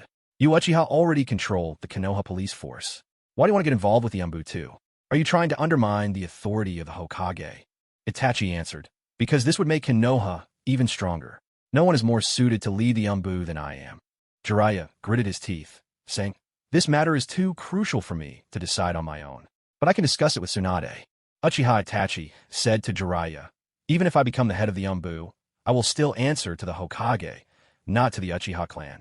The next day, Tsunade received the support of the Uchiha clan. Her approval rating for becoming Hokage soared to an astounding 96%.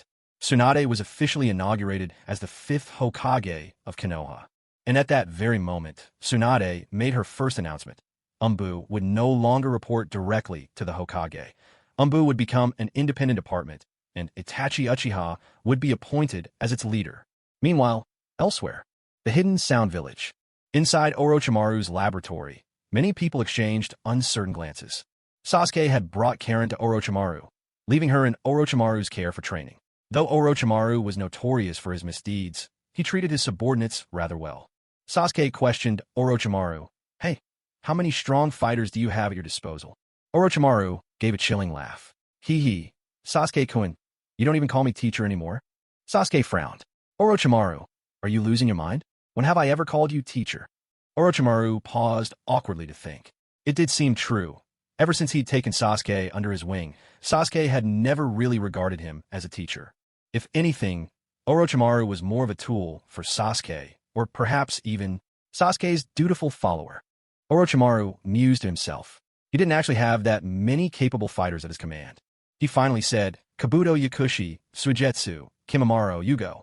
There are also 4 particularly skilled ninja under my command, Taiya, Kimu, Sakan, and Yukon, and Jirobo. As for the infamous trio from the Sound Village, Orochimaru didn't even want to mention them. They pompously called themselves the Sound Three. Their names? Tas, Sakan, and Kin. Truthfully, it was Kimimaro that Sasuke truly coveted. Among all of Orochimaru's subordinates, Kimimaro showed the greatest potential. Sasuke glanced toward Kimimaro, who was sitting quietly in a corner, tracing patterns into the ground with a bone blade held in his hand. Kimimaro was drawing a flower. To Kimimaro, this flower was something precious. Though the flower had withered away, love had not. Kimimaro's mind drifted back to the past. Due to the Kagaya clan's cursed bloodline, his family had long suffered persecution. Kimimaro was the only survivor. In the aftermath of countless hardships, he found a single vivid flower blossoming amidst the ruins, and at that very moment, Orochimaru found him too. To Kimimaro, the most fascinating thing in that moment had been plucking that flower. To Orochimaru, it had been discovering Kimimaro. From that day on, Kimimaro followed Orochimaru wherever he went. The true reason Sasuke had come this time was to revive Rin for Obito. It was a promise Sasuke had made to Obito long ago. Suddenly, the space around Sasuke distorted. Obito appeared at his side. The instant Orochimaru saw him, an inexplicable shiver of fear ran through his heart. It was a terror that came from deep within. Obito dropped all pretenses, gazing at a severed hand lying in the distance, one of its fingers still adorned with the ring inscribed void. Obito addressed Orochimaru. Since you've left the organization, you should return Akatsuki's ring. Orochimaru let out a low, dry chuckle. Just as I thought. You're the one pulling Akatsuki's strings from the shadows. Obito neither confirmed nor denied. Seeming to sense the malice radiating from Obito, Kimimaro pulled out one of his own ribs without hesitation and charged straight at him. His bone blade pierced through Obito in an instant. From behind, Obito gripped Kimimaro's shoulder. Foolish child. The air warped, and in the blink of an eye, Obito sucked Kimimaro into his Kamui dimension. Obito then fixed his gaze upon Orochimaru. He asked, with Edo Tensei, how confident are you that you can pull it off? Orochimaru replied, I am completely confident, but without my hands, I can't perform the jutsu right now. Obito was about to say something when Sasuke intervened. Obito, hear me out. You don't have to worry about Edo Tensei. All you need to do is have Akatsuki capture Chiyo from the Sand Village and persuade Nagato. That's enough. Sasuke's plan was simple. Orochimaru would use Edo Tensei to bring Rin back. Then Nagato would use the samsara of heavenly life technique to fully resurrect her. Lastly, they'd use the human path to draw out Chiyo's soul and learn the technique of one's own life reincarnation. After that, they'd simply find a suitable replacement to transfer life force into Nagato. This way, the samsara of heavenly life technique could be used indefinitely, breaking through the limits of the system. The dead could be resurrected endlessly. In the future, once Sasuke had learned the reanimation jutsu for himself, he would be able to bring back countless souls from the dead. He could assemble his own army, a legion of the reanimated. Suddenly, a thought struck Sasuke. He pointed at Orochimaru and demanded, You old snake, you really did hold something back from me. Why didn't you ever teach me the reanimation jutsu? Orochimaru let out a sheepish laugh. Because at the time, the technique was still incomplete. It was only then that the truth dawned on Orochimaru. He was Sasuke's teacher, so why was he showing Sasuke such humility? Orochimaru turned to Obito and said, Leader, before you leave, could you let Kimimaro go? Kimimaro is a remarkable talent. Obito replied, I have no intention of harming Kimimaro. The Hidden Rain Village. The rain drizzled ceaselessly, never letting up for even a moment. This was the work of Nagato's jutsu, Rain Tiger at Will, a technique that allowed him to sense everyone who entered the Hidden Rain Village through the falling raindrops. But whenever these droplets touched Obito, they simply passed right through him. Obito made his way beneath a ruined structure and sat atop a massive stone.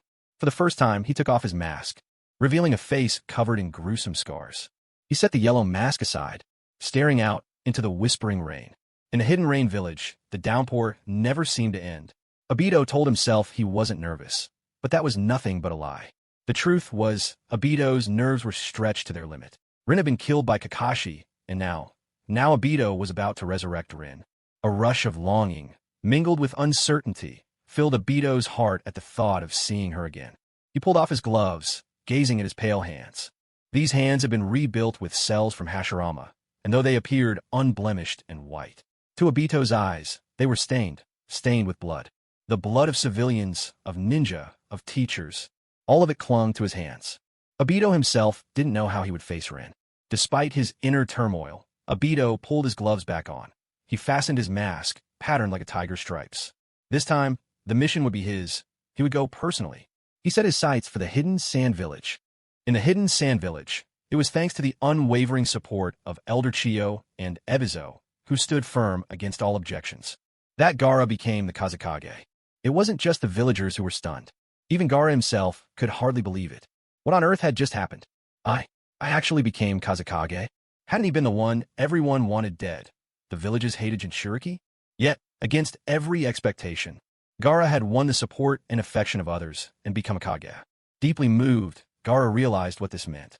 There were still people out there who could love him. This was Gaara's first time serving as Kage. He had no experience, but Gaara was determined to fulfill his role as best as he could. Night fell, and darkness draped the village. A crimson moon hung high in the sky. Chiyo was teaching Gaara how to interact with the other ninja and how to connect with the villagers. In Gaara's mind, the image of the Uchiha clan appeared. The way the Uchihas related to others was what Gaara admired most. But that kind of life was ultimately out of reach for him, because now he was the Kage. Beneath the shroud of night, atop the rooftops, Obito's long hair flowed in the still air, seemingly alive. He silently watched the lights shining within the Kazekage's mansion. Inside, Chiyo continued to guide Gaara. Obito pondered whether to make his move directly or wait until Chiyo left the building before acting. After all, Gaara was the Jinchuriki of the one-tailed beast. Dealing with him might pose certain complications. But to Obito, this hardly counted as troublesome. Obito's figure gradually faded away. Back inside the mansion, Gaara's pupils narrowed, because behind Chiyo, a mysterious figure had appeared.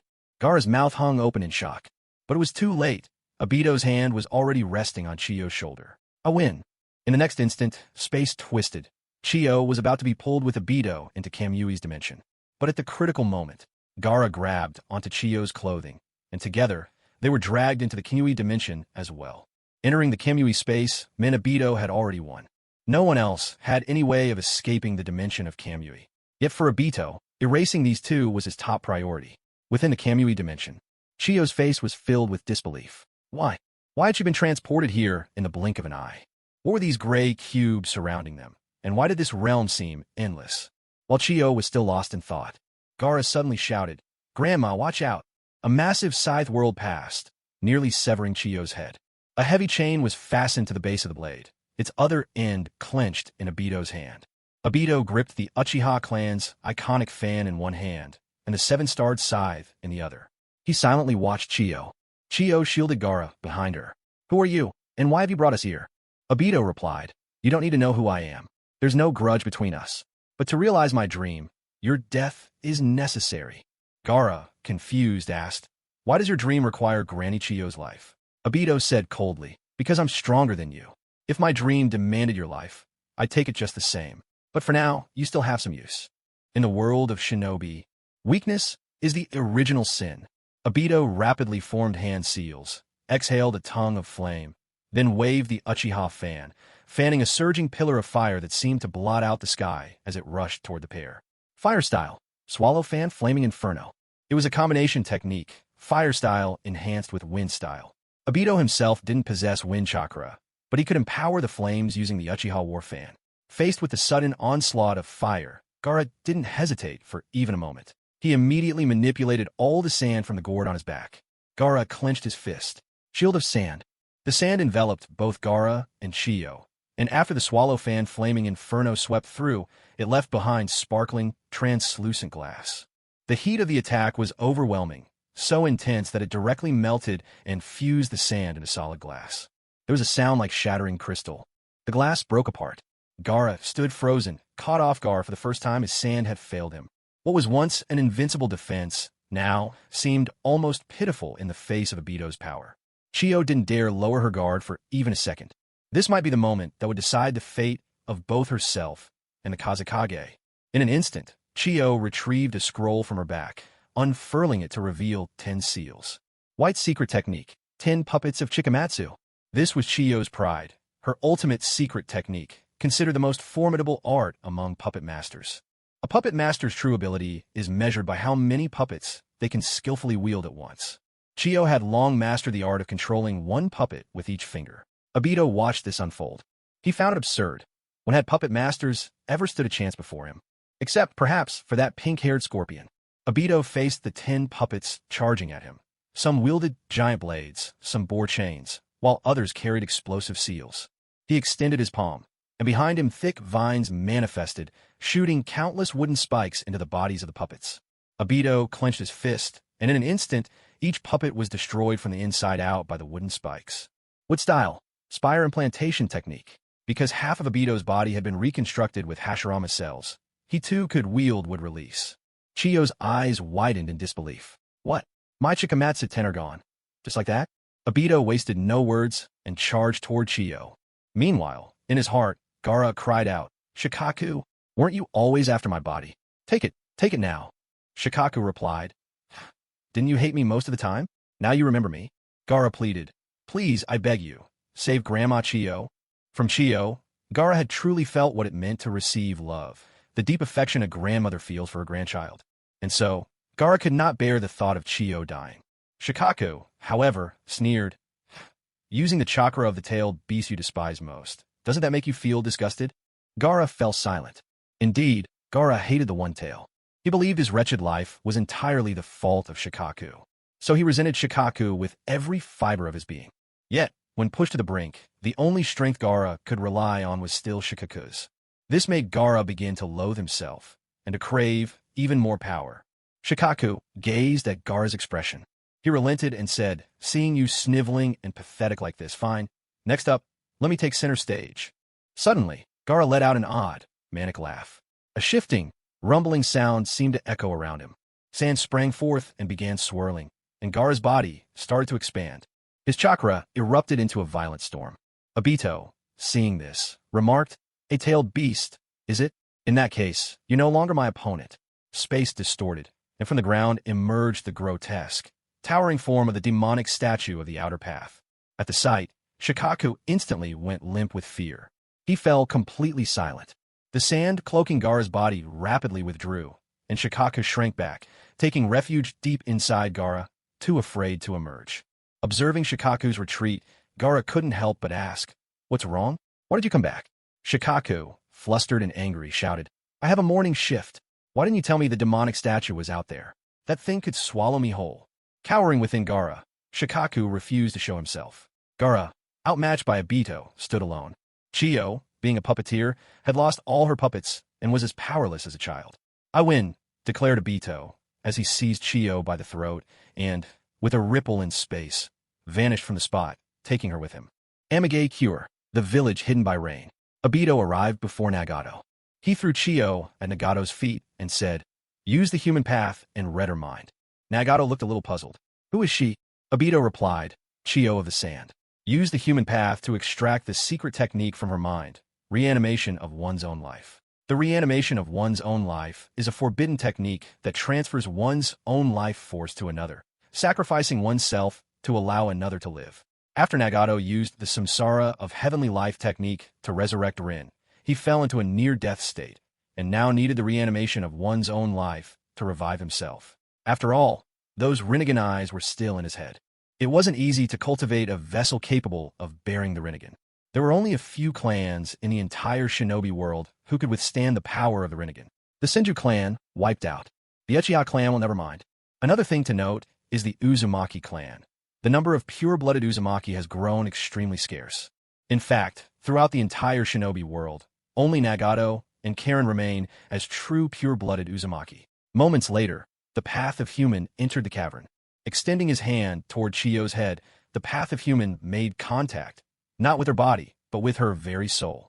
He began his soul-searching technique. Nagato's power and that of the Path of Human were connected. Their memories, too, intertwined. Nagato felt his mind swell with countless trivial, useless memories. The flood of trivial thoughts tormented him. After all, Nagato was the true body behind the 6 paths of pain. After a pause, Nagato declared, "I've found it, Kisei Tensei. Madara, what did you need such a technique for?" Obito replied coldly, "Some questions are best left unasked. There's something else. From now on, don't call me Madara. Call me Obito."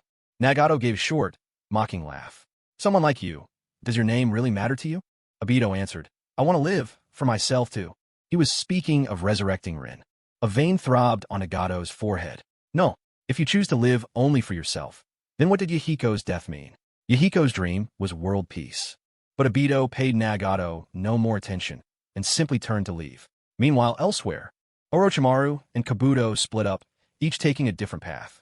Kabuto, having learned the forbidden reanimation jutsu, needed to hone his skills as much as possible, so that, one day, he could be of true service to Lord Orochimaru. Sasuke, meanwhile, had brought Orochimaru to the ruins of the land of whirlpools. Sasuke explained, "According to the Uchiha clan's records, there's only one way to undo the dead demon-consuming seal, and that is to find the mask that houses the Shinigami itself. By summoning the death god through this mask, you can release those souls that were swallowed by it." After much searching, Orochimaru finally found a hungry ghost mask inside the shrine of Uchiha. He couldn't hide his excitement. That familiar aura, it must be the death god. Orochimaru fitted the mask to his face. The next moment, the shadow of the Shinigami loomed silently behind Orochimaru. The death god gazed at Orochimaru, as if lost in contemplation. Orochimaru drew his Kusanagi blade and sliced open his own stomach. Blood streamed down, and behind him, the death god mirrored the gesture, gashing open its own belly. At once, the souls devoured by the Shinigami began to drift out in all directions. Those souls returned at last to the Pure Land. And Orochimaru's arms, restored at last, came back to him. He flexed his fingers, his hands, and with them, his jutsu, whereas once more. The third Hokage was dead. Since his passing, it was Tsunade who had taken up the mantle of leading the Leaf. Orochimaru regained the use of his hands, and with a sinister smile, he said, "I bet not even my teacher would have guessed how I managed to get my hands back in such a short time." Now that his hands were restored, Orochimaru could once again pursue his research into forbidden jutsu. Meanwhile, Kabuto Yakushi had mastered the art of the reanimation jutsu. He now needed to collect as many powerful bodies for Orochimaru as possible. And right next to Konoha was the perfect target, Kumogakure, the village hidden in the clouds. But this put Kabuto in a bit of a predicament. First of all, the peace treaty between Konoha and Kumogakure hadn't been dissolved. It was still safely stored in the Hokage's office. Not that it mattered much to Kabuto anyway. Disguising himself was child's play for him. With just half a day's effort, Kabuto could completely reinvent his appearance. The second problem was that Kabuto didn't know all that much about Orochimaru's objectives. He just wanted to find out. Who were the renowned warriors of Kumogakure? Enough pondering. He decided to start his search at the Kaga cemetery. Taking advantage of the cover of night, Kabuto slipped into the burial grounds where the former Raikage were laid to rest. The first gravestone, A. The second gravestone, A. The third gravestone, still A. Kabuto felt a chill creep up his spine. Was Kumogakure really this obsessed with security? He could sense danger closing in. With no time to lose, Kabuto chose to dig at the third gravestone. He dug and dug, until finally he hit the coffin lid. Lifting the lid, what did he see? There, perfectly preserved and lifelike, lay a corpse. It was none other than the third Raikage himself. Without hesitation, Kabuto hefted the third Raikage and dashed off. After all, this man was said to have both the strongest spear and shield among the Kage. His power was legendary. The next morning, Darui headed to the Umbu headquarters, passing by the Kage mausoleum on the way. Suddenly, his vision flickered. He thought he saw movement inside the cemetery. Darui hurried over to investigate, but he found no one. Only a large hole where a coffin was missing its occupant. He let out a quick sigh of relief. Phew, thank goodness no one broke in. But as Darui turned to leave, a troubling thought struck him. He knelt by the edge of the pit, peered inside, and realized the corpse was really gone. A shiver ran down Darui's back. Who would dare steal the body of the third Raikage from Kumogakure? Was this the work of a twisted mind, or simply a sign of moral collapse? It was truly unforgivable. He had to report this to the Raikage immediately. Over in the Raikage's office, the fourth Raikage, A, had been working on improving his temper lately. He had always been quick to anger in the past. But now, he'd managed to go 2 whole days without losing his temper or scolding anyone.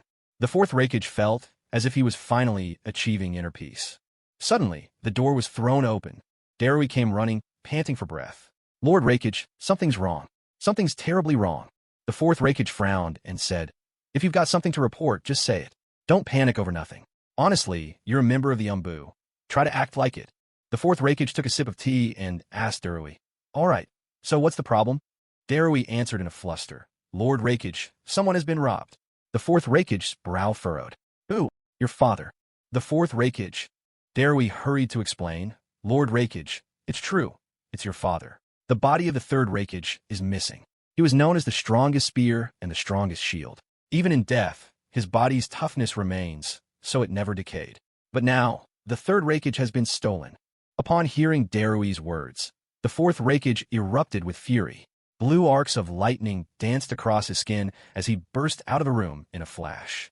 At the Shadow Mausoleum, the fourth Raikage stood, his face dark as thunder, staring at the place where his father's body had been stolen. The fourth Raikage was trembling all over with rage. My father truly has been stolen. 2 days later, at the Sound Village, a battered and disheveled Kabuto finally staggered back. On his shoulder, he was hauling a mummy wrapped tightly in bandages. Orochimaru eyed the bundle and asked Kabuto what he dragged back.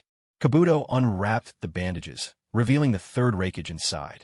Orochimaru jumped in shock, but his surprise quickly turned to thrilled excitement. The third Raikage, this was legendary. The strongest shield and the strongest spear. This body was a treasure trove for a scientist. Orochimaru praised him. Kabuto, you've really outdone yourself this time. To actually steal the third Raikage. Orochimaru already had a plan forming, to transform the third Raikage body into a puppet. But not a conventional puppet used by a puppeteer. This would be a puppet with simple self-awareness, one that only responded to its master's commands. The master wouldn't even need chakra threads to control it. All it would take was a single word to activate it. A puppet crafted from a third Raikage body would be in another league entirely compared to Sasori's works. After all, this was the mighty third Raikage's flesh. Meanwhile, elsewhere, at the Uchiha compound in Konoha, Tsunade, newly appointed to her position, had come to find Sasuke. Tsunade still owed Sasuke money. Back at the Hot Springs Village Casino, Sasuke had helped her out, and Tsunade had used that money to buy Shizune's freedom from her previous employer. When she saw Sasuke, Tsunade said, I owe you a lot of money, but I don't have the means to pay you yet. Sasuke replied, then let's make a bet. If you win, I won't take a single coin. Tsunade said, you've won.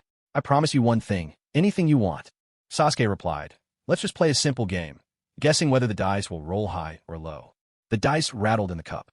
Tsunade felt a twinge of unease, yet she silently prayed for luck. Sasuke bet on high, and Tsunade by default chose low. The cover came off the dice. 51 no 6. High. Once again, Sasuke was declared the winner. I've lost again. Defeated, Tsunade stood up, intending to leave. She said, a promise is a promise. Even though I keep losing, I can always accept defeat with grace. And although I am the Hokage, the village coffers are empty these days. Once I have the money, you'll get your 10 million, as agreed. With those words, Tsunade left without another glance. Sasuke was left rather baffled. What luck, really? Betting against me?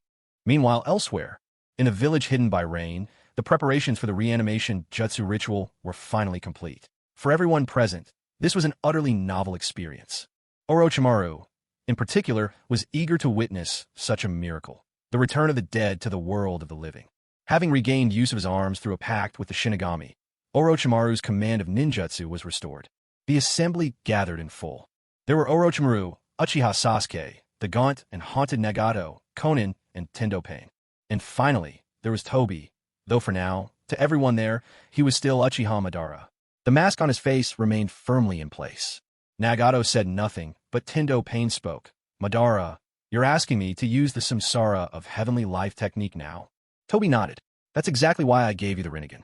And when you've performed the technique, I'll save you. After this is done, your debt to me is wiped clean. You can keep the Rinnegan, no strings attached. If the real Madara from the Pure Land could see this scene, he'd be furious enough to spring back to life on the spot. His precious Rinnegan, used by Tobi to earn favors. Pain pressed on. How exactly am I supposed to trust you? Tobi spoke coolly. You don't have a choice. You must trust me. And besides, if all goes as planned, this will become your one and only way to revive Yahiko. Those words found their mark. Nagato's heart stirred, not out of fear or threat, but the thought of bringing Yahiko back. Yahiko's death had always haunted him. If Nagato had wielded the Rinnegan's true power from the beginning, perhaps Yahiko would never have died. But nothing in life is ever perfect. It was Yahiko's death that awakened the true force of the Rinnegan within Nagato and turned him into the person he had become. Sasuke gazed at Nagato, whose body was as thin as a skeleton, skin stretched taut over sharp bones. This was because most of the chakra within Nagato had been drained by the demonic statue of the outer path to maintain its own activation. All these years, Nagato had never possessed enough chakra to properly sustain himself. When revived with the impure world reincarnation, Nagato could absorb Killer Bee's tailed beast cloak using the Preta path and regain his youth. In that case, shouldn't he be able to do something similar in his current state? Sasuke turned to Nagato and asked, "Can you use the Preta path ability to absorb chakra?" Nagato gave a slight nod, and Sasuke continued, "Good, then absorb my chakra right now." Nagato hesitated for a moment. "You?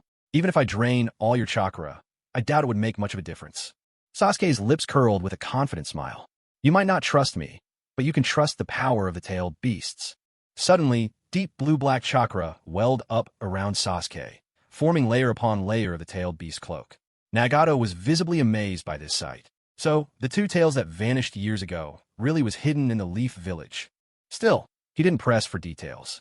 With Konan's support, Nagato climbed down from the apparatus that held him upright. Nagato placed his hand upon Sasuke's tailed beast cloak and intoned softly, "Preta path." At once, the chakra cloak around Sasuke began rapidly vanishing, until his true form stood revealed. At the same moment, a remarkable transformation took place in Nagato. His ashen white hair flushed into a glossy, vibrant red. Flesh and muscle filled out beneath his skin. He was still thin, but no longer reduced to skin and bones.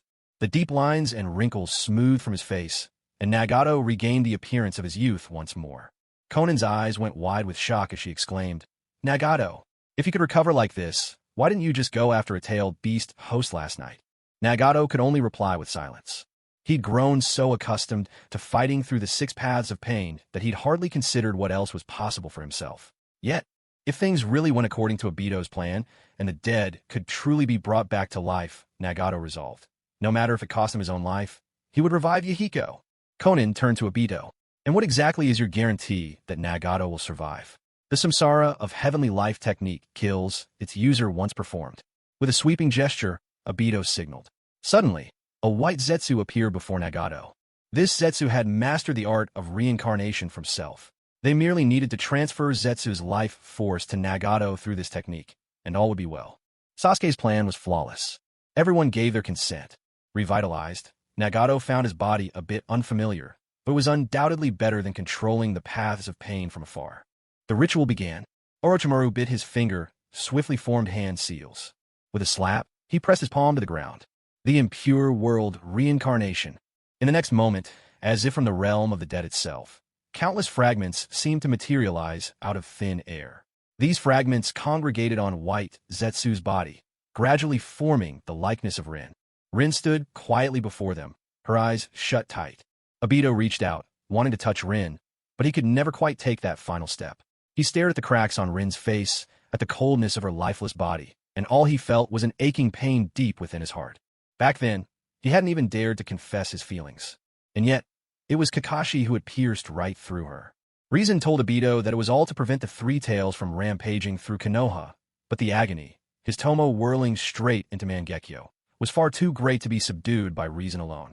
Even if Kakashi hadn't killed Rin, when the Three Tails lost control, Rin would have died anyway. Obito took a deep breath. His sorrow hardened into anger. "So the Three Tails, huh? You like running wild, do you? Fine, just wait. Once Rin is brought back, I'll come find you myself. I want to see for myself. Will you dare go on a rampage in front of the demonic statue of the outer path?" Orochimaru watched Obito's state, finding it all faintly amusing. To Orochimaru, Obito was shrouded in mystery, housing a formidable strength. And yet, even someone like that could be moved by emotion. To have feelings meant to have a weakness. Obito had chosen his own, unique weakness. Without emotions, there would be no weakness. That, Orochimaru mused, will be true perfection. "I'm about to restore Rin's consciousness," Orochimaru said. "Don't you want to take off your mask?" Obito's body stiffened at the suggestion. "Remove the mask." His hand hovered at the edge of the yellow, tiger-striped mask, but then he shook his head. "No, if I did, I'd risk scaring Rin." After all, the way Obito looked now was far too frightening. Orochimaru let out a low, amused chuckle, then deftly revived Rin's consciousness. Slowly, Rin opened her eyes. They were full of bewilderment and confusion. Why am I here? Didn't I already die? When Obito saw Rin's consciousness return, he wanted to say something to her, but the words just wouldn't come. He turned away, as if he were some weary hermit, with one hand tucked behind his back. Rin spotted Obito. Step by step, she walked toward him from behind and wrapped her arms around him in a gentle embrace. Obito did not phase out. He let himself feel Rin's arms around him, solid and true. On the surface, he remained composed, but inside, a storm was raging. In a low voice, Obito asked, "What are you doing?" Being shorter, Rin could only press against his chest. Hearing his words, she gave a soft laugh and replied gently, "You haven't changed at all." Obito's whole body tensed. Lin continued, "Obito, I've seen everything you've done.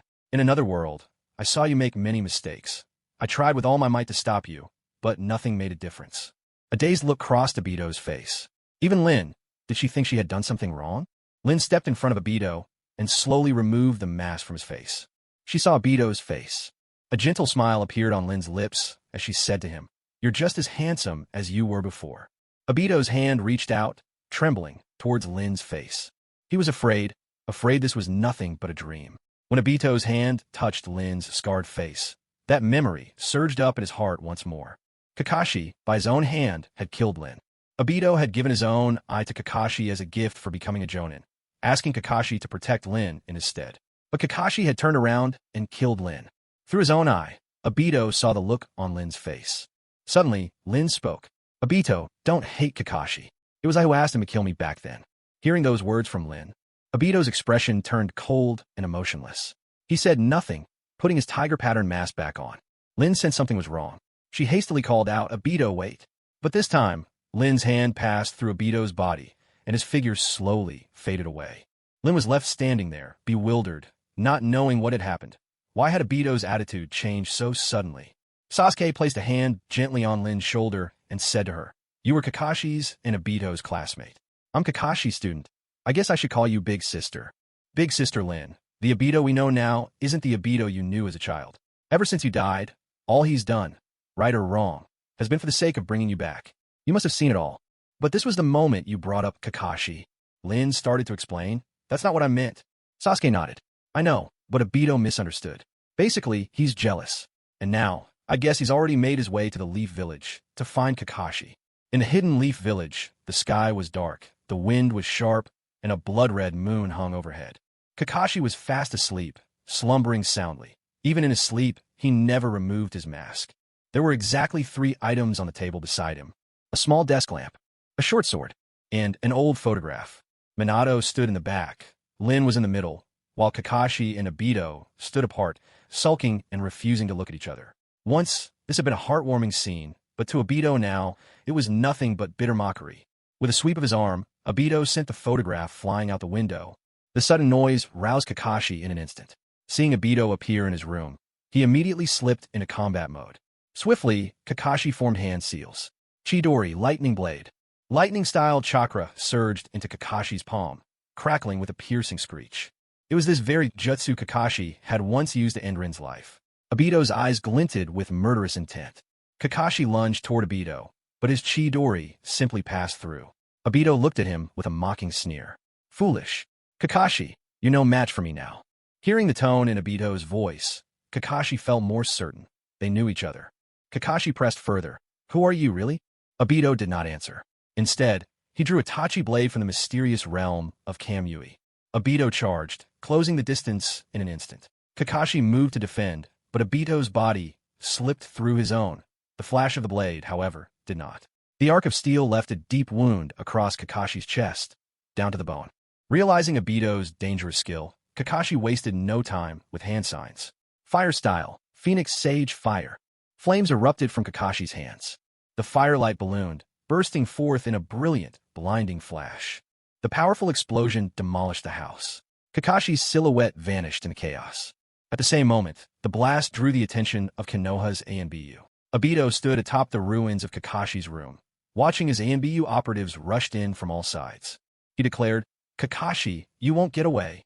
Suddenly, from beneath the rubble, a massive stone was flung aside. Kakashi emerged, his Mangekyo Sharingan revealed at last. He locked eyes with Obito. "Kamui, Instinctively, space twisted. A powerful, irresistible force tried to pull Obito apart, yet he walked through the shifting void without the slightest hindrance. Seeing this, Kakashi was stunned into disbelief. This was his ace up the sleeve, his most formidable technique. He had never failed with it before. Obito appeared behind him, his voice low and cold. Kakashi, using the jutsu I gave you against me? Isn't that a bit naive? You're still as arrogant and as foolish as ever. Space warped. Both he and Kakashi vanished together. Inside the dimension of Kamui, Kakashi trembled uncontrollably, his pupils wide with shock. Those words a moment ago, Kakashi realized who Obito was, but still couldn't accept it. This masked man was the one who killed Minato and unleashed the Nine Tails. If it truly was Obito, Kakashi looked at Obito in utter disbelief. Slowly, Obito lifted his mask. Every scar on his face seemed to taunt Kakashi with accusation. Obito glared at Kakashi and said, Kakashi, you call yourself my closest friend, and yet you didn't even recognize me. Doesn't that shame you at all? Kakashi was in shock. It really is you, Obito. You're alive. Why did you kill our sensei? Unable to contain the questions burning in his heart, Kakashi finally voiced them aloud. But Obito replied, Minato Namikaze, the so-called yellow flash of the ninja world, the fastest ninja alive, yet he couldn't save us when we were in mortal danger. He was never worthy of being my teacher. Oh. This was the knot Obito could never untie in his heart. Back then, at Canopy Bridge, Obito's team was ambushed by enemy shinobi from the land of Earth. In that desperate moment, Obito had saved Kakashi, though he loathed his own lack of strength. But later, those feelings twisted into resentment toward Minato. Minato was praised as the Yellow Flash, his speed unrivaled across the entire world of shinobi. And Kakashi even wore a kunai marked with the Flying Thunder God seal. But even with that, it made no difference. Back at Canopy Bridge, Minato was occupied with another mission and never came to save Obito's team. Obito couldn't help but find it all miserably ironic. In Minato's eyes, a mission was apparently more important than the lives of his own students. Becoming Hokage, that too, mattered more to Minato than the safety of his disciples. When Obito finally faced Minato in battle, he yearned for his teacher to realize that the one before him was Obito, his own student. But Minato failed to recognize his pupil. How utterly laughable. Young Obito had dreamed that, when he faced his sensei, he would be recognized. Instead, Minato looked upon him as a stranger. Pathetic. Utterly pathetic. Obito's words struck Kakashi like a bolt of lightning. His whole body trembled. He wanted to defend their teacher, to speak up for Minato. But Kakashi could find no excuse. He remembered when he became a Jonin, and Minato gave him a special kunai. That kunai never left Kakashi's side, a silent reminder of his teacher's belief in him. But at Canopy Bridge, Obito died. Rin died, too. Obito's hand lunged for Kakashi's chest. But this time, Kakashi did not move. Obito's hand passed straight through Kakashi's body. Yet even as he lashed out, Obito's heart twisted painfully. Why didn't you dodge? Facing Obito, Kakashi responded quietly. Obito, if hating me will lessen the pain in your heart, then I hope my death will be enough for you. Obito jerked his hand back, shouting in rage, Stop pretending. Kakashi, I gave you my eye and asked you to protect Rin in my place. But you're the one who killed her. In a moment of anguish, Kakashi dug out his own eye with 2 fingers and handed it back to Obito. Your eye. I'm giving it back. Obito snatched back what once was his without hesitation and put it into his socket. Tears of blood streamed down his face. Glaring at Kakashi, Obito demanded angrily, Kakashi, if you had the chance to trade your life for Rin's, to die so she could live, would you take it? Hearing Obito's words, Kakashi broke into a smile of genuine relief. He turned to Obito and said, Obito, do you mean it? Really? Day and night, I've longed for an opportunity like this.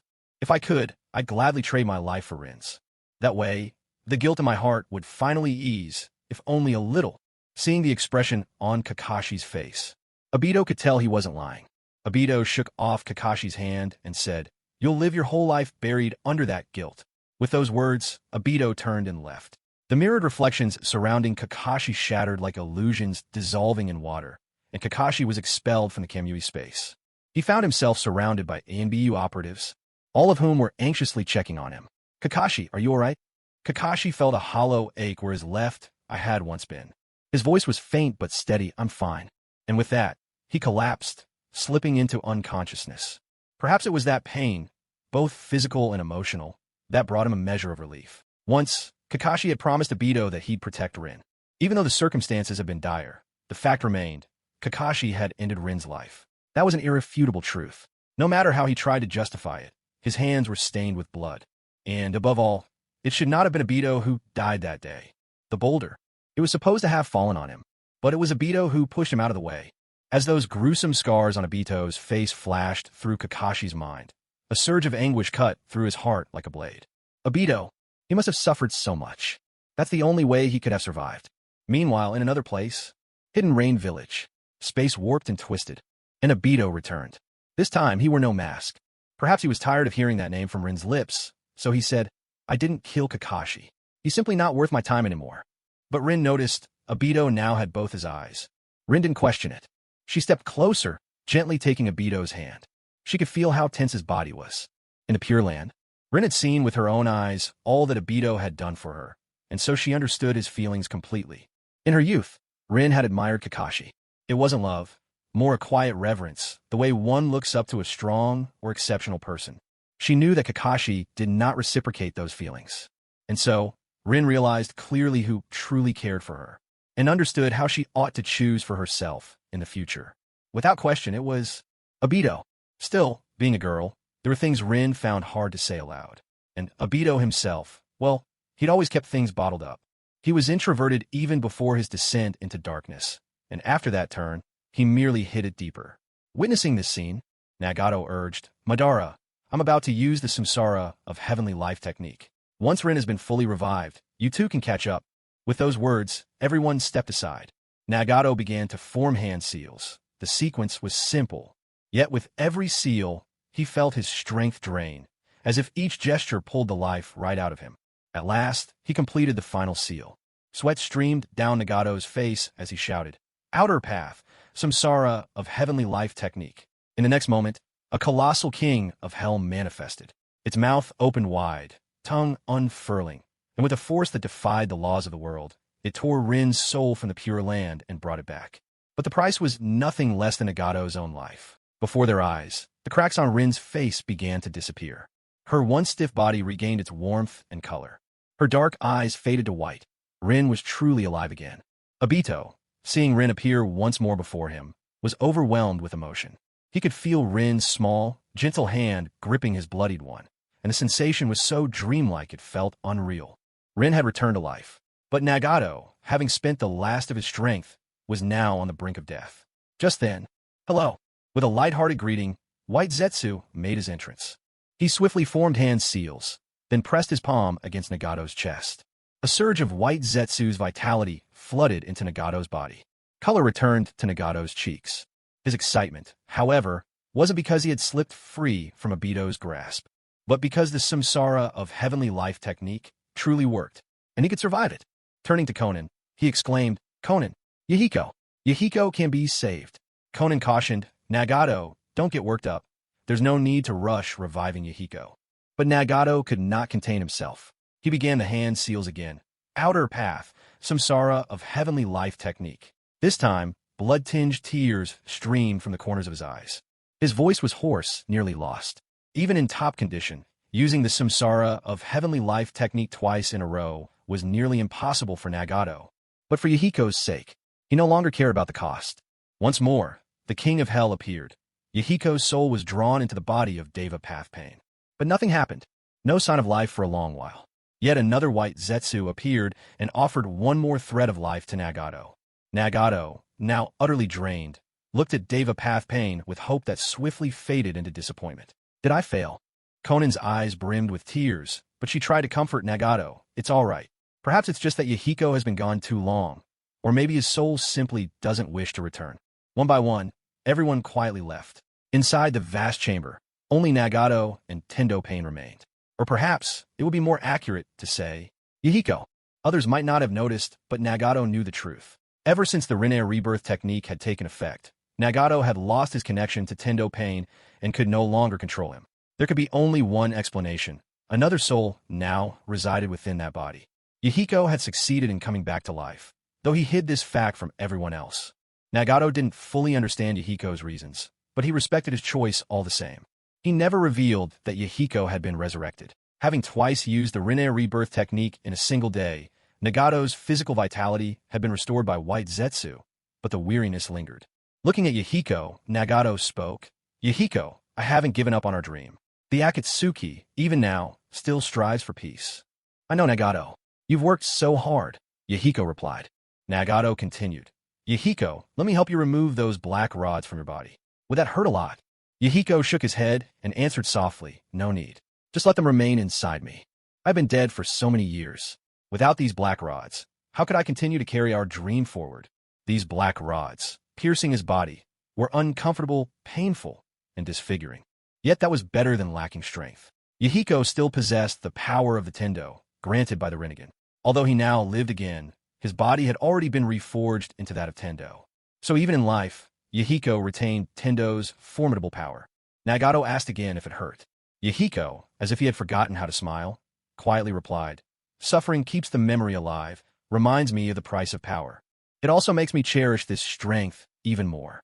Nagato pressed on. Then why don't you let Konan know you're alive? Yahiko looked at his own body. In this state, alive or dead, what difference did it make? His feelings for Konan were tangled and deep. Having grown up side by side, it was undeniable that they harbored affection for each other. Yet, after everything they had endured together, Yahiko knew that personal feelings meant nothing compared to world peace. Nagato asked again, wouldn't this be deceiving, Konan? Yahiko answered, if it's deception, let be my own deceit. The relationship among Nagato, Konan, and Yahiko was intricate and fraught. Once, Konan and Yahiko liked each other. Yet, neither had ever admitted their feelings. And as for Nagato, he too cherished a quiet, unspoken affection for Konan, but buried it deep within, knowing that from the very start, it was always Konan and Yahiko who depended on each other. 2 days later, in Amigakure, Yahiko sat alone atop a rooftop, gazing down over the entire village. Cold indifference filled his Rinnegan eyes. Relentless rain poured down, washing over Yahiko's body. Suddenly, he sensed a sheet of paper fluttering toward him from behind. Remarkably, the paper remained untouched by the rain. More and more paper gathered behind Yahiko, swirling together until they formed Konan's silhouette. Konan stood silently behind him, her gaze also sweeping across Amigakure. She spoke softly, isn't it beautiful? Yahiko nodded. Konan continued, this is our village, after all. Once, Hanzo of the Salamander schemed to have you killed, and after that, we inherited your will. We carried on Akatsuki's legacy and rebuilt Amigakure. If only you could see it now, how wonderful that would be. Yahiko replied, perhaps he already has. All at once, Konan seized Yahiko's arm. He instinctively tried to pull away, afraid that using Shinra Tensei would hurt her. Konan felt the pulse beneath Yahiko's skin, the steadfast beat of his heart. Tears welled up her eyes, streaming down her face as she choked out, Yahiko, you're alive again. Why didn't you tell me? Yahiko's body trembled. He stood up abruptly, turning away from her so she wouldn't see his face. From behind, Konan wrapped her arms around him, sobbing, Yahiko, why didn't you tell me? What? Yahiko replied quietly, does it really matter if I live or die? Isn't it my body that stands here, fighting by your side? You and Nagato, both of you, have your own dreams and ideals to pursue. My return is just a minor embellishment. In fact, without these black rods, I'd even be a burden to you both. I wish I could go back to those days, return to that time, and start training alongside you. Maybe then, I wouldn't be any weaker than I am now. But it's too late. Time won't turn back. All I can do now is work toward our shared dream with the body I have. If that's the case, then I am pain. Whether I've really come back or not, does it truly matter? His words were the voice of unyielding logic. But women follow their hearts. Through her tears, Konan insisted, it matters. It matters so much. Yahiko, you're our anchor. You're the founder of Akatsuki. You were the one who first spoke of world peace. But most of all, I want you to live. For the three of us to be the way we were, wouldn't that be enough? Yahiko let out a self-deprecating laugh. We can't go back. Perhaps Yahiko was never meant to be resurrected. Too proud to accept this half-man, half-phantom existence. But even worse than his current state was the feeling of powerlessness. If only Yahiko had been strong enough back then, Konan would never have been held hostage. Nagato would never have lost control. Even now, Yahiko believed he still needed enough power. He once had a dream, to become Kami, someone who could change the world and bring peace to it. Nagato had succeeded in shaping Yahiko into a god. Even now, Yahiko didn't want to lose his strength. Though, he hated this side of himself. As she watched Yahiko's figure grow distant, Konan called out, Yahiko, please don't lie to me, all right? Yahiko nodded in response. Seeing this, Konan smiled with relief. She followed behind Yahiko as they walked toward the center of Amigakure. In the hidden mist village upon a lake, a giant turtle with 3 tails was happily frolicking in the water. This was the 3 tails. The fate of the 3 tails had been rather pitiful. It had been sealed within 2 different hosts, both of whom died unnatural deaths. While tailed beasts were beings of raw chakra and could not truly die, they became weak each time a Jinchuriki perished. After losing 2 hosts in succession, the 3 tails had been reduced to hiding in this little lake to recover. Yet, this carefree lifestyle wasn't so bad. In fact, it was just what the 3 tails enjoyed most. Though stripped of much of its power, it no longer had to worry about humans scheming to seize its strength. A life without worries or restraints, roaming freely. This truly felt wonderful. But at that very moment, space began to twist on a tiny island at the center of the lake, and a man in an indigo-blue cloak appeared. His hair was jagged and short, his eyes glimmered red, and scars twisted fiercely across the right side of his face. The moment the 3 tails sensed this man's chakra, its heart skipped a beat. Oh, why did it feel like the good times were about to end? As panic surged within the 3 tails, Obito's left eye sharpened its focus, and space began to warp around the beast. With a distortion in space, one of the 3 tails' tails was severed clean off. It let out a roar of pain. Its massive body sent waves crashing across the lake, unsettling the surface. Obito gazed at the 3 tails, growing more irritated the longer he looked. Fond of rampaging, are you? Too arrogant for your own good? Very well. Let's see just how wild you can get. Obito called out, 3 tails, don't worry, I'm not the least bit interested in your measly strength. I'm here simply because you annoy me, and I feel like giving you a beating. The 3 tails was momentarily stunned. What kind of explanation was that? Yet the pain radiating from its lost tail was all too real. Enraged, the 3 tails began to gather energy for a tailed beast ball. With a deep rumble, the massive sphere of chakra compressed into a line, blasting straight at Obito, only to pass through him entirely, obliterating the small island beneath his feet. Obito stared at the now footless surface of the lake. A bluish chakra began to shimmer across his body, rapidly forming into a skeleton of glowing blue, then solidifying into the complete form of the Susanoo. The fully manifested Susanoo stood atop the lake, every step it took sending tidal waves surging across the surface. The 3 tails looked on in terror, ancient memories of dread rising up from deep within. But Obito gave the beast no chance to recover. The complete Susanoo closed its massive hand around the 3 tails' neck, then landed a devastating punch on its head. The force of the blow left the 3 tails reeling, its senses spinning. If the 3 tails hadn't been indispensable, Obito would have already finished it off. Instead, he continued his relentless assault, pounding away for a full half hour, until crimson tears of blood streamed from his eyes, and even the thick turtle shell on the 3 tails' back began to crack under the onslaught. At last, Obito let the Susanoo vanish. Standing atop the great turtle's battered head, he spat out, "From now on, if you ever see me, stay out of my way. Every time I see you, I'll beat you up again." The 3 tails trembled with fear, shuddering in silence. Meanwhile, in the Hidden Leaf Village, inside the Hokage's office, Tsunade, the 5th Hokage, was buried in paperwork when the doors suddenly swung open. Shikako Nara stepped in. "Lady Hokage, we've received a mysterious request," he reported. Tsunade sighed in exasperation. "If it's a request, you can handle it yourself, can't you? Why come to me?" Shikaku hesitated, then explained, "The request comes from a descendant of the Land of Illusions." Tsunade paused, frowning slightly. "The Land of Illusions?" Shikaka nodded. "Exactly. An ancient realm, older even than the Warring States period, long before the founding of the Leaf. The Land of Illusions king once possessed a mysterious, or known as the Stone of Jello, granting their people extraordinary power. With this power, they established their nation. Yet, for reasons lost to history, the kingdom vanished overnight. The one who sent the request is named Hyan, a caravan steward who travels between countries.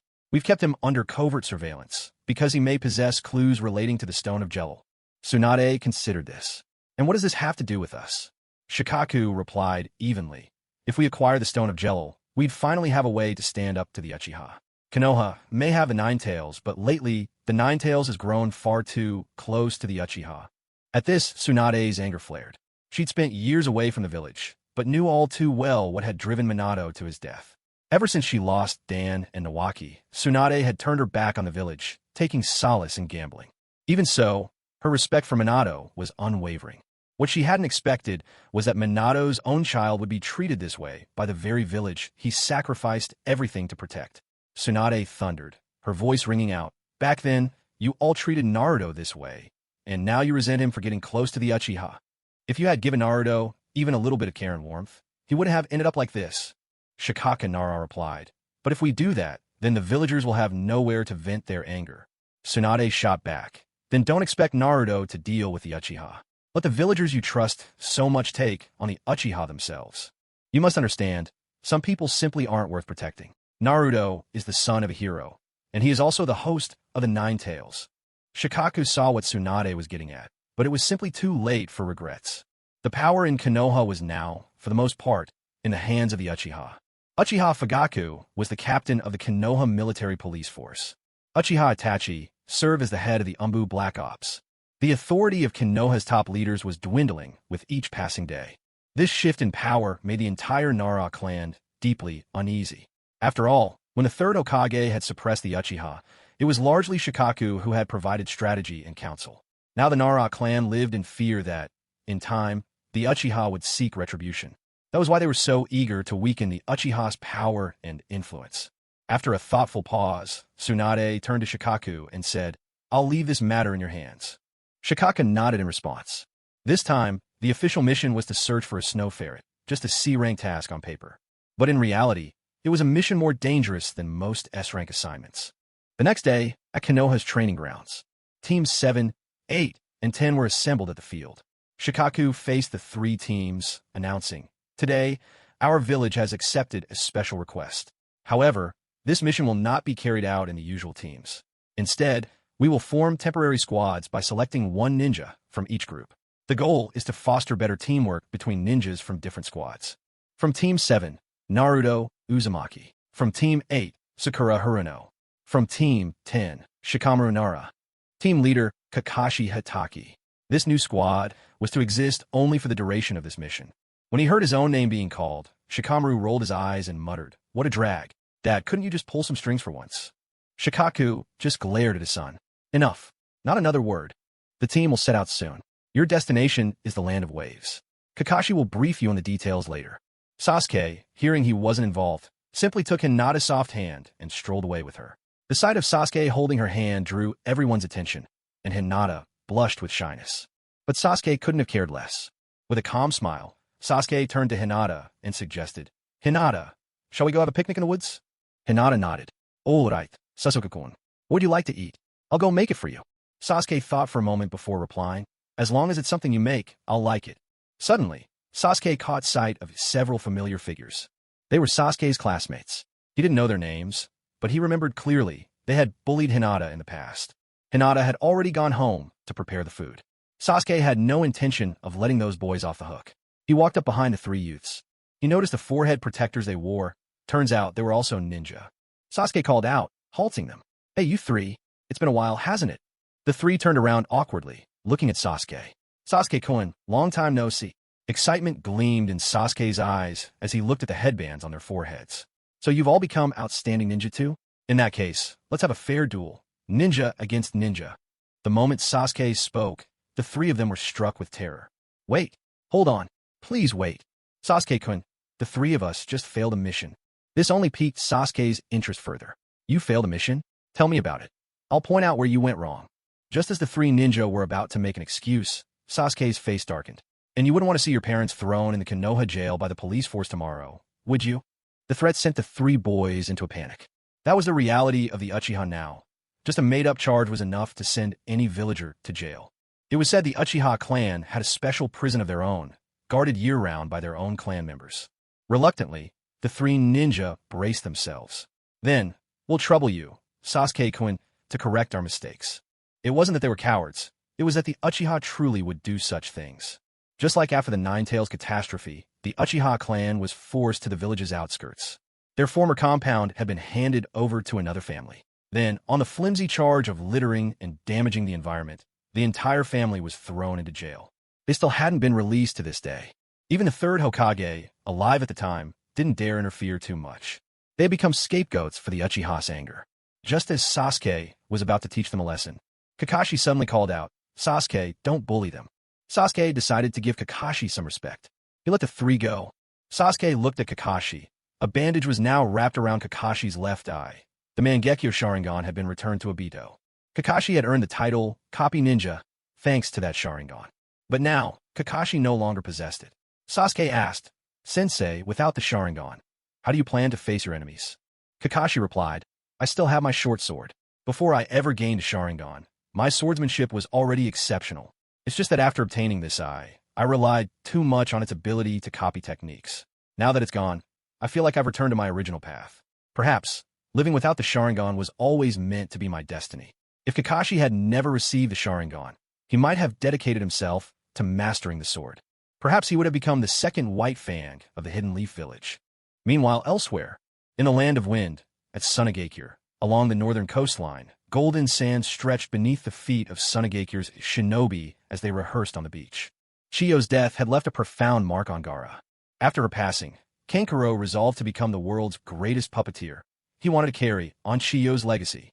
However, the white secret technique was a forbidden art, far beyond what the then inexperienced Kankuro could control.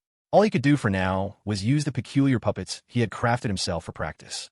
Gaara sat quietly on the shore, observing all of this in silence. During this period, even Shikaku had been uncharacteristically quiet. Gaara realized that Shikaku, contrary to his reputation, was not a fearless mad spirit after all. He too had things that frightened him. After witnessing Shikaku's humiliating side, the reverence Gaara once held for him was gone. These days, Shikaku behaved himself and caused no more mischief. Even while Gaara slept, Shikaku no longer tried to seize control of his body. That's because Shikaku had discovered that staying within the Jinchuriki's body was, in fact, the safest place to be. Although Shikaku would never admit it, Gaara's body was the best vessel he could hope for.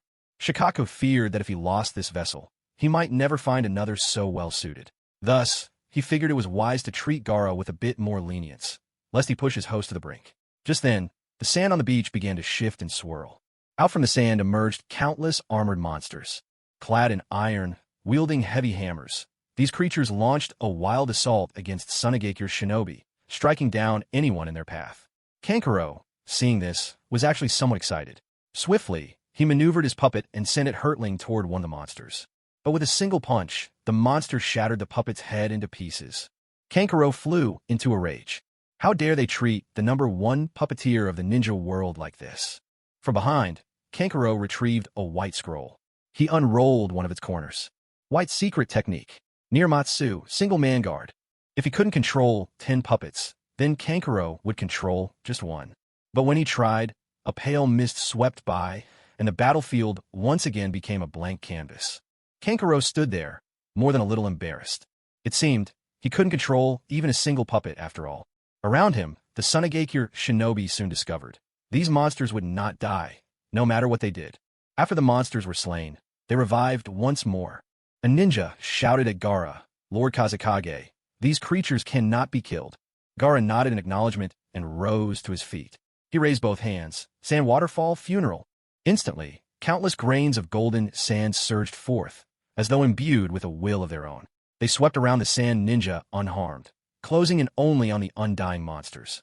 The yellow sands clamped onto the undead creatures, ruthlessly dragging them down beneath the earth. Gaara thought to himself, if they cannot be killed, then let them be entombed forever beneath the sand. Countless armored monsters were buried deep in the sand. Suddenly, a dense mist rose up over the ocean surface. Gaara ordered 3 flares to be launched. The flares burst through the haze, illuminating the sea, and revealed a massive ship like none they had ever seen before. The ship unleashed a barrage of cannon fire toward the shinobi of the sand. Gaara lifted his hands, summoning a mighty shield of golden sand. Explosions pounded the sand shield. Shockingly, the blast shattered it instantly. Despite the destruction, no one was harmed. Gaara gazed after the fleeing vessel. He wished to command the sands beneath the sea, but found himself still incapable of such a feat. Shikaku understood Gaara's intent and said, "Beg me, and I'll grant you my power." Gaara replied, "I don't need it." Shikaku bristled. "You don't want it? Well, I'm giving it to you anyway." Suddenly, Gaara felt a surge of chakra rushing through him. Under his command, the sands below the sea gathered to form a colossal sand claw, which crushed the ship in an instant. Shikaku whooped in excitement. "Did you see that? That's the power of the great Shikaku." Gaara remained silent. He was still not accustomed to interacting with Shikaku in this way. Meanwhile, elsewhere, in the land of waves, Naruto, Sakura, as well as Shikamaru and Kakashi, were searching for Weasel. Kakashi briefed them on the mission's details. Shikamaru groaned, his scalp tingling. How troublesome. Do we really need me just to catch a weasel? Ugh, what a hassle.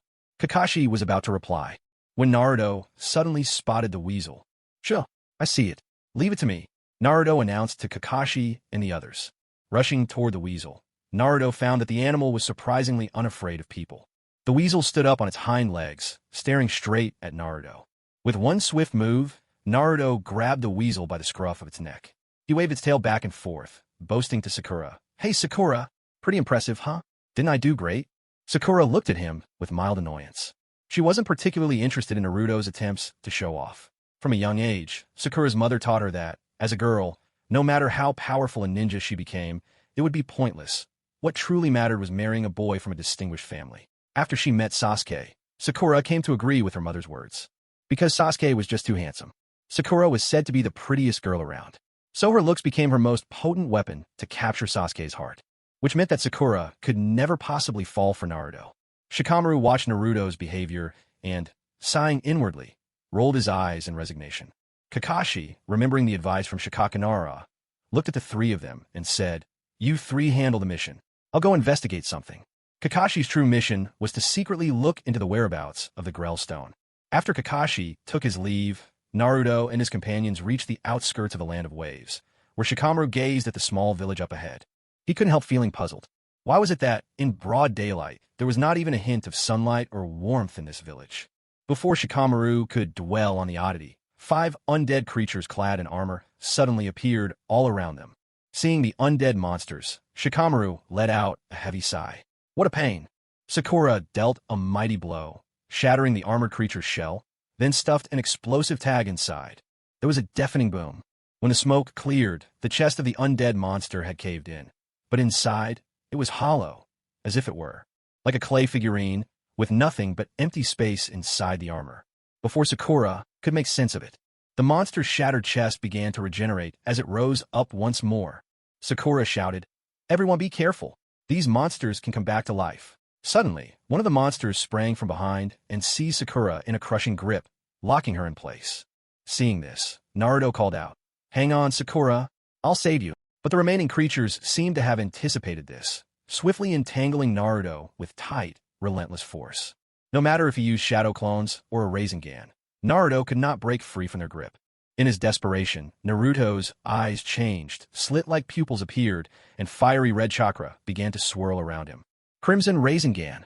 With a burst of Nine-Tails chakra, Naruto's Rasengan obliterated 4 of the undead monsters instantly. The surge of power tore them apart completely, leaving not even a chance for them to heal or reassemble. In those crucial moments when Naruto needed to break free from a deadlock, he could only rely on the Nine-Tails' strength. At this stage, even a small portion of the Nine-Tails' power was incredibly overwhelming for Naruto. In the blink of an eye, Naruto reached Sakura's side. With a single punch, he destroyed the undead monster restraining Sakura, rescuing her just in time. Just then, a brilliant flash of sword light swept over from the distance. Naruto looked up. To his astonishment, he saw a blonde youth clad in silver armor. The blonde youth gave Naruto a thumbs down, making a contemptuous gesture. Naruto, of course, could not stand for that. Shadow Clone Jutsu. Massive replication. In an instant, a dozen shadow clones of Naruto charged at the blonde boy together. The blonde boy calmly swept his short sword across his chest. A flash of green light burst from his torso, and the short sword elongated into a long sword. A swirling green cyclone cloaked the blade. Wherever that viridian cyclone passed, Naruto's shadow clones were scattered in the blink of an eye. With the shattering of the final clone, Naruto's real self lunged into the fray. Vermilion Rasengan. The red Rasengan clashed fiercely against the blonde youth's whirling green cyclone, erupting in a violent explosion. The ground split open from the blast, and both fighters tumbled together over the edge of the cliff. Just as Shikamaru rushed to save them, a loud mechanical rumble echoed from the direction of the village behind him. Turning toward the sound, Shikamaru saw an enormous moving fortress cresting the horizon. The titanic mobile castle creaked and groaned with every lumbering step. Shikamaru turned to Sakura and said, Sakura, you go find Kakashi-sensei to help Naruto. I'll go investigate that fortress. With the Nine Tails sealed inside Naruto, his safety was not an immediate concern. Besides, the situation had now grown far beyond what Shikamaru and Sakura could hope to handle alone.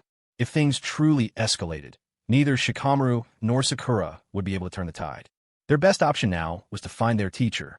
A thought crossed Shikamaru's mind, despite his reluctance to admit it. If Sasuke were here now, none of this would be half as troublesome. Kakashi hadn't left long ago. They should be able to find him. Yet, Sakura's search for Kakashi nearly carried her out of the land of waves, and still, she couldn't discover his whereabouts. Out of options, Sakura could only return to Konoha to seek help from others. In Konoha, Sasuke and Hinata were having a picnic in the forest. Suddenly, Hinata sensed a surge of chakra. Activating her Byakugan, she turned to Sasuke and said, "Sasuke-kun, Sakura's back." "Is Sakura alone?" Sasuke asked. Hinata nodded. "Yes, she seems to be in some kind of trouble. Her chakra is in disarray." Just then, Sakura burst onto the scene. Seeing Sasuke, she couldn't contain her excitement. "Hinata, Sasuke, Naruto's in trouble." Hinata's first instinct was to worry about her friend. Sasuke, however, insisted Sakura explain fully. Undying monster, green mark, blonde boy, ermine. Sakura told them everything she had encountered. The realization dawned on Sasuke. Wasn't this all because of the Grellstone incident? That so-called Lord Hato, arrogant and blind to his own limits, wanted to build his ideal nation by harnessing the Grellstone's power. To build a nation without war, where the strong do not oppress the weak, a country conceived in the realm of ideals. Suddenly, Sasuke thought of something amusing. Hato wanted to create an ideal nation. The Akatsuki also sought to bring peace to the world of shinobi. Hato wished for a world without war. So did the Akatsuki. Hato was gathering the Grellstone. The Akatsuki were collecting tailed beasts. It struck Sasuke how uncannily similar their goals appeared. Yet, the Akatsuki truly aspired to create a peaceful ninja world, while Hato merely used the notion of an ideal nation as a facade, scheming to seize all the Grellstones for himself. If that was the case, he might as well let Hato see just what it takes to establish an ideal nation. Sasuke turned to Sakura and Hinata, saying, "Hinata, take Sakura back to rest. I'm going to rescue Naruto." With that, Sasuke summoned the gigantic serpent, Manda. Standing atop Manda, he sped towards the hidden rain village. Since Konoha bordered the rain village, Sasuke reached his destination swiftly. He sought out Nagato. Facing Nagato, he declared, "Nagato, there's someone out there trying to establish an ideal nation." Nagato looked puzzled. "And what exactly is an ideal nation?" Sasuke explained, "A nation without war, where the strong do not bully the weak." Nagato nodded. "That doesn't sound so bad. In fact, it's what I strive for as well." But Sasuke pressed on. "But what if the wars are started by him in the first place?" Nagato's confusion deepened. Sasuke went on. "The man seeking to create this ideal nation is named Hato. He wields a mineral known as the Grellstone, brimming with immense chakra. Hato dreams of exploiting its power to seize control of the shinobi world. His so-called ideal nation is nothing but a world ruled for his own ideals. Moreover, Hato commands a force of undying soldiers, children forced through his inhumane experiments, transformed into these warriors." Upon hearing this, Nagato stiffened, his fists clenched tight with righteous resolve. The Akatsuki might not have been a virtuous group, but they'd always honored Yahiko's dream, striving toward peace for the world. This was their belief, their purpose and action as well. But now, someone sought to corrupt the concept of an ideal nation, using it as a banner to wreak havoc upon the shinobi world. This was something the Akatsuki could not tolerate. Nagato would never let Yahiko's dream be trampled by Hato's ambitions. Nagato said, "I'd like to see for myself just how powerful this so-called Hato and this Grellstone truly are. Sasuke, consider this a favor owed. I'll help. Do you have intelligence on Hato's whereabouts?" Sasuke replied, "No concrete intel on Hato himself, but he has 3 followers, Camilla, Rank, and Fuga. They seem to possess shape-shifting abilities." Nagato fell silent for a moment, thinking to himself, if Hato was using the ideals of a perfect world as a cover, then his group must surely be formidable. Just in case, the 6 Paths of Pain personally took action to confront Heidi. Kisame Hashigaki faced off against Camilla. Haiden engaged in battle with Rank. Sasori of the Red Sand confronted Fugai. Every member of the Akatsuki possessed the power to vanquish even the strongest shadows. Now, Nagato had sent no less than 3 Akatsuki members, along with the 6 Paths of Pain themselves, to deal with Heidi. This alone showed Heidi more respect than anyone else ever could. Meanwhile, Heidi had no idea he had already attracted the attention of the Akatsuki. If Heidi knew he was about to go up against the 6 paths of pain, he'd probably be so shocked he'd abandon all his plans on the spot. After all, Heidi had been operating in the ninja world for years. He understood all too well that compared to the elusive chakra of the Grell Stone, the chakra of the tailed beast was both far greater in volume and explosively wild. But Heidi was no match for a tailed beast. Even the weakest, 3 tails, was out of his league. The Akatsuki, however, were a different matter. Their very purpose was to hunt the tailed beasts, and each member, save for their intelligence agent Zetsu, was strong enough to capture one on their own. Beneath the cliff, Naruto slowly regained consciousness. He saw a blonde youth lying next to him, with a snow-white ermine resting on the youth's shoulder. Naruto jolted awake in an instant. Where the heck am I now? As Naruto came to his senses, the blonde youth also began to stir. The two of them had fallen from the cliff together and were both seriously injured. But with the 9 tails inside him and his Uzumaki bloodline, Naruto possessed formidable vitality and healing abilities. So Naruto's injuries were no longer a concern. The blonde youth, however, didn't recover nearly as well. He was healing quickly, but still lagged behind Naruto. Naruto eyed him warily. "Who are you?" The blonde youth initially ignored him, but then remembered Naruto's strength. Naruto could prove useful in achieving his own ideals. He finally spoke. "My name is Timsy." Naruto pressed. "Why did you attack us?" Timsy replied, "Because you blocked our path. We're building a nation of ideals, and you stood in our way." Naruto was baffled. He thought he was the king of daydreamers, but this blonde kid seemed even more delusional. Timsy, unable to contain his excitement, exclaimed, "I'll follow Lord Heidi unto death if that's what it takes. I want to help him create a nation without war, without bullying. Would you join me?" Naruto shook his head with a helpless smile. "Nah, my dream is to become Hokage and to protect my friends." Elsewhere, Sunagakure, along the northern coast. Amidst the wreckage of shattered boat, a young blonde girl appeared. Suddenly, 2 square clumps of sand hurtled toward the young woman. But she didn't care at all. Lightning flickered to life around her, blocking the incoming sand with ease. The girl was none other than Camilla, one of Heido's followers. She possessed the power to command lightning. Just as Gaara was about to make his move, he suddenly felt a tingling sensation on his scalp. A surge of astonishing, fearsome chakra unexpectedly filled the air. A hulking figure had appeared inside the cabin at some unknown moment. The man's face was concealed beneath a wide-brimmed hat, but his imposing stance alone made it clear how formidable he was. What a dreadful pressure. Note, this part of the story is adapted from the movie Legend of the Stone of Jell-El. Some readers may not have seen the film, but don't worry, it can be read as a self-contained episode. What a dreadful pressure.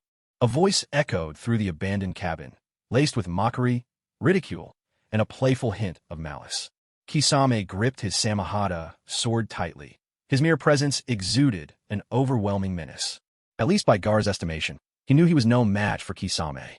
And it was at this moment, Kisame swept aside his hat, revealing his face. Gaara tensed as if facing a mortal enemy. This was Hoshigaki Kisame, the S-rank missing nin from Kirigakure. He was infamous for surviving a failed assassination attempt on the Mizukage and escaping unscathed. The sight of Kisame's face made Camilla recoil in discomfort. So ugly. She couldn't help but mutter her distaste. Kisame's ear twitched. He'd caught her muttered insult. He asked Gaara, "Hey kid, who here goes by the name Camilla?" Camilla was startled. Was this fearsome, hideous shark man here for her? "I am," Camilla replied. The very next moment, Kisame flashed before Camilla and hefted Samahata, bringing it down with devastating force. A thunderous crash rang out. Camilla's chest was caved in under Kisame's brutal blow. Tears streaming down her face, she cried out, "You really have no sense of mercy for a lady. It hurts so much. Lord Heido, help me." Camilla's body began to transform. Her skin turned a deep shade of violet. The beautiful features of her face twisted into something monstrous. Her whole body hulking and powerful. If he glanced quickly, she seemed even more massive than Kisame himself. Camilla loathed this transformation. It made her strong, yes, but it really was hideous. As for Kisame's lack of mercy, Kisame was the sort who wouldn't hesitate to kill even his childhood sweetheart. Someone like Camilla was easy prey for him. As Camilla completed her monstrous metamorphosis, Kisame showed not the slightest hint of fear. On the contrary, he found the situation rather fascinating. If it weren't for facing such an opponent, Kisame might not have come at all. Kisame's hands flew through a series of hand signs. Water style, super shark bullet technique. The sea was right beside them, Kisame's home ground, where he held absolute advantage. An enormous shark burst forth from the water, smashing through the ship's hull. Its jaws clamped down on Camilla, and with a sickening crunch, it tore her apart. The watery shark engulfed Camilla's body and dove beneath the waves, dragging her out of sight into the ocean's depths. Kisame stood silent for a moment. Gaara was also frozen with shock. Kisame finally broke the silence. She looked pretty formidable. Why was she so weak? She couldn't even withstand a single attack from me. Kisame couldn't help but grumble. Gaara, however, was on full alert. If Kisame really had killed Camilla, then wouldn't he be Kisame's next target? Would the notorious rogue, ninja, Kisame, really come all this way to Sunagakure just for someone like Camilla? As tension mounted for Gaara, Kisame turned and called out, "Kid, are you nervous? Relax. My mission this time doesn't include you." With that, Kisame slipped into the sea and vanished beneath the waves, gone as suddenly as he'd arrived. Despite Kisame's departure, Gaara remained tense and wary. After all, he had no way of knowing whether Kisame might suddenly return for a surprise attack. Gaara was, after all, a tailed beast Jinchuriki, a container for Shikaku. He wondered if perhaps he'd overestimated Shikaku's importance, and how much others might covet the one-tailed beast. It was a tailed beast, yes, but only the one tail. Still, that was no small thing. Meanwhile, elsewhere, Timsy turned to Naruto and said, "I'm an orphan. My parents perished in the war. Ever since, I've followed Lord Hyde wherever he goes." Timsy's eyes were filled with adoration for Lord Hyde. Naruto was at a bit of loss. This kid, could it be he's been totally brainwashed? Naruto's expression did not escape Timsy, who suddenly turned indignant. "You might not worship Lord Hyde, but you mustn't speak ill of him, HSS." Timsy had pulled too hard on his wound, and pain made him suck in a sharp breath. Naruto was left speechless. What did I ever insult Hyde?" Timsy replied, "Your eyes. When I mentioned Lord Hyde, your eyes weren't reverent enough." Naruto just stared back, dumbfounded. But he pressed on, asking, "By the way, if you want to build an ideal nation, why not go after the tailed beasts? Their power is far greater." Timsy paused, confused. He asked Naruto, "Tell me, what exactly is a tailed beast?" Seeing the blank shock on Timsy's face, Naruto was just as startled. "Are you seriously a ninja? How do you not know about tailed beasts?" As it turned out, Timsy, he really wasn't a ninja. He's a knight, Naruto said. "The so-called tailed beasts are collections of boundless chakra. They possess intelligence, and their power can destroy the world itself. Words alone could never convey the might of a tailed beast. Only those who have witnessed one with their own eyes can truly grasp the terror they inspire." The next morning, Naruto discovered that Timsy was nowhere to be found. Naruto asked Ian, "Uncle, have you seen Timsy?" Ian seemed distraught. "No, I haven't. And my ermine's missing too. That ermine doesn't really belong to me. It was raised by my ancestors. Strictly speaking, in terms of age, that little thing's senior even to me." Naruto said, "Don't worry, Uncle Ian. Timsy is still injured. He can't have gotten far. I promise I'll bring your ermine back." With that, Naruto set off, relying on his intuition to track Timsy down. Not far off, down a small path, Timsy was still limping, his wounds yet to fully heal. Timsy couldn't help but be impressed by Naruto's powers of recovery. In the moving fortress, Timsy was already considered to have a monstrous healing ability, yet compared to Naruto, his regeneration seemed utterly insignificant. What a truly uncanny constitution. Timsy stroked the ermine perched on his shoulder and asked, "Why are you following me?" The ermine affectionately nuzzled against Timsy's golden hair. But Naruto had gone off in the wrong direction. Inside Naruto, Kurama rumbled, "Hey kid, you're heading the wrong way." Naruto asked, "And how would you know?" Kurama replied with palpable disdain, "That stinky ermine, it scent carries for miles. Even from here, I can smell it clear as day." Feeling a bit embarrassed, Naruto scratched his head and turned to Kurama, "Thanks, Nine Tails." Kurama, seriously, I go out of my way to help him, and he still calls me Nine Tails. It's just completely infuriating. Naruto quickly caught up to Timsy. Timsy, still limping, shot him a glare and asked, "Why are you following me?" Naruto replied, I've been thinking, your idea of an ideal kingdom sounds fascinating. I want to join Mr. Hade's organization and help build that utopia too." Timsy believed him. He stopped, then turned to Naruto and said, "All right, I'll take you to meet Mr. Hade now." Atop a dizzying cliff stood a colossal, moving fortress. The fortress rumbled along, supported by 8 crab-like legs. Naruto stared, stunned by the sight. "What on earth is that?" Timsy said proudly. "This is the masterpiece of Lord Hade." Once inside the moving fortress, Hidden in the shadows, Shikamaru stared in shock. What? Naruto? He's in the moving fortress now, too. Speaking of which, why hasn't Sakura come back with reinforcements yet? The moving castle rolled grandly towards the hidden sand village. At the same time, Heian's caravan was also on its way to the sand village. Hade, heavy-set and draped in a blue cloak, caught sight of Timxi leading a stranger back. With a gentle smile, Hade asked, "And who might this be?" Timxi turned to Hade and said, "This is Naruto. He's powerful, and he wants to join us, to help create that legendary utopia." Hade addressed Naruto. "To build a utopia, you first have to break the 5 great villages' monopoly. And to do that, we need great power. What can give me that power is the legendary Jellystone." Naruto asked with curiosity, "Why not just go after a tailed beast?" Unlike Timxi, Hade knew about the tailed beasts. Hade was at a loss for words. If I could catch a tailed beast, would I really go through all this trouble for some so-called Jellystone? Hade explained, "It's not the same. The tailed beasts have long since been distributed among the villages. We can't just force our way in. Since the other villages already have tailed beasts, we'll set our sights on the Jellystone instead." Hidden in the shadows, Shikamaru crushed the scroll in his hand, then bit his finger and wrote a few quick notes upon it. Moving castle, sand village, utopia, Hade, Jellystone. In an instant, a swarm of little creatures formed a tiny butterfly, which fluttered out from the castle and flew in the direction of a leaf village. Meanwhile, in the sand village, across the endless desert, 2 figures strode along. It was Haiden and Sasori of the red sand. Yawning, Haiden complained, Hey, why are we wandering out here in the desert, baking under this sun?" Sasori replied, "Leader said we should wait in the desert, so we'll wait." Clearly bored, Haiden ran a hand through his slick back hair and turned to Sasori. "Say, Sasori, aren't you a rogue ninja from the sand village? Why'd you become a rogue, anyway?" Sasori didn't answer. Undeterred, Haiden pressed on, "Come on, Sasori, is that really how you look? Aren't you a puppet master? Where's your real body? Let's have a proper chat, just the 2 of us." He kept talking. "Sasori, did you hear? The boss is supposed to be here, but I haven't seen him anywhere. How come?" He sighed. "Funny thing is, I joined Akatsuki because of Orochimaru, but now Orochimaru's turned traitor on us." Haiden just kept talking, his words never ending. But through it all, Sasori stayed silent. With a sigh, Haiden muttered, "Man, you're such a bore. Being on a team with you is just no fun at all." The scorpion puppet aimed the stinger at Haiden and threatened, "Shut up, or I'll kill you."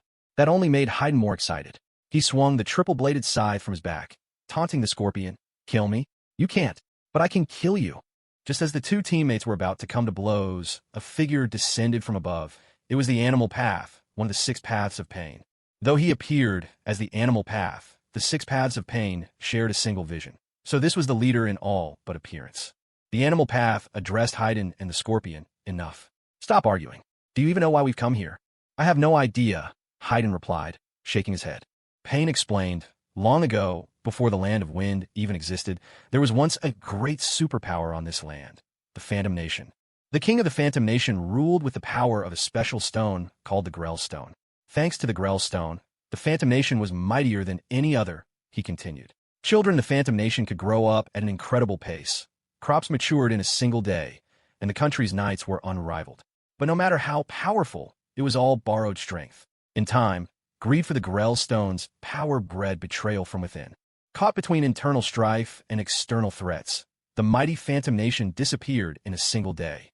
The last survivors of the Phantom Nation buried the Grell Stone deep beneath these shifting sands, which is now the Land of Wind. With the fall of the Phantom Nation, smaller neighboring states collapsed as well. The world of shinobi in that era was plunged into what's now known as the Warring States period. Unable to resist, Haiden asked, "How do you know all this, leader?" Pain replied, "Intelligence from Zetsu." Though the truth was uncertain, Pain rarely doubted Zetsu's information. As Pain finished speaking, the ground began to tremble violently. Out of the dust came an enormous moving puppet, lumbering towards Sunagakure. Pain observed, "That must be the so-called Hyde group." The 3 of them tailed the moving fortress until it rumbled to a halt. A flood of people poured out, digging feverishly in the desert sand. Seeing this, Pain remarked, "It seems this is where they buried the Grell Stone." Haiden, his murderous urges barely contained, could wait no longer. With a wild whoop, he charged ahead. His enormous scythe spun like a top, whirling through the ranks of undying monsters, cutting them down without mercy. Laughter rang out as the scythe spun, and Haiden's maniacal cackling filled the air. In that moment, he resembled nothing so much as a madman. Then Haiden noticed, with a start, that the monsters he killed sprang back to life only moments later. Exhilarated, Haiden cried out, "What? They're immortal too? Could it be these monsters also worship the evil god?"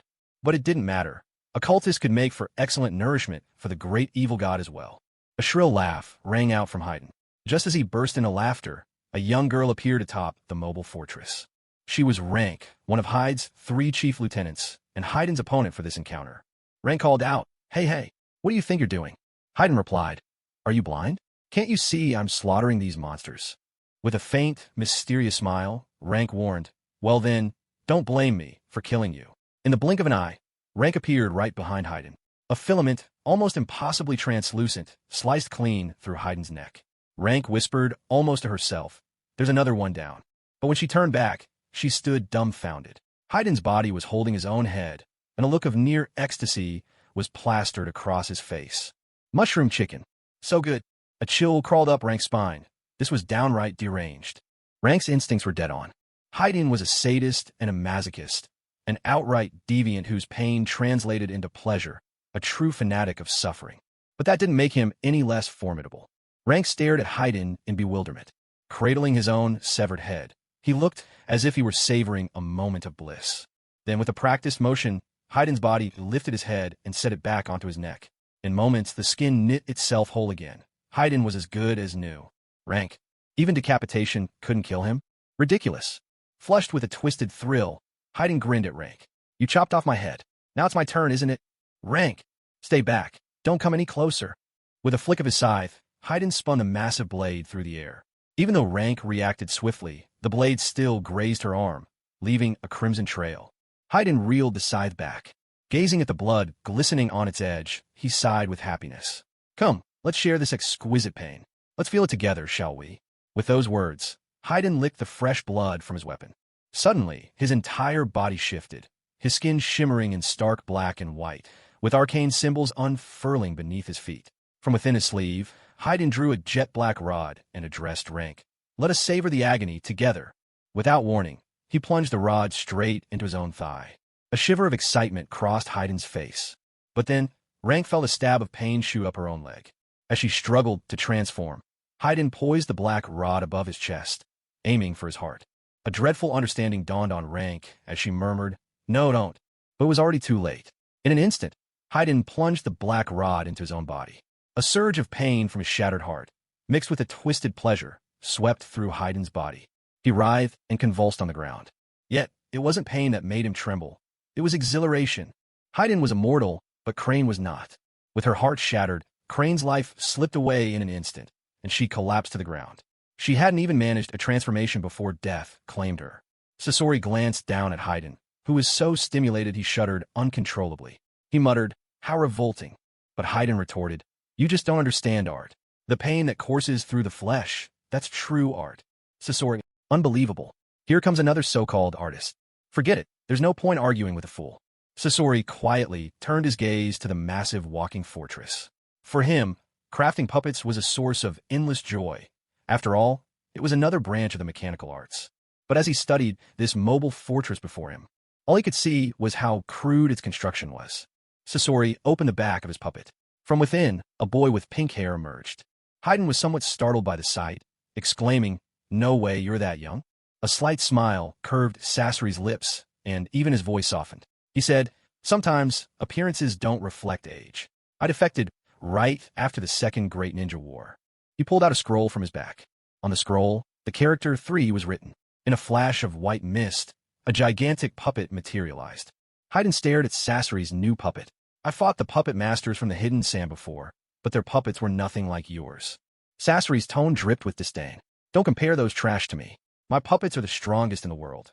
This one is the 3rd Kazekage." He had assassinated the 3rd Kazekage and turned him into a puppet.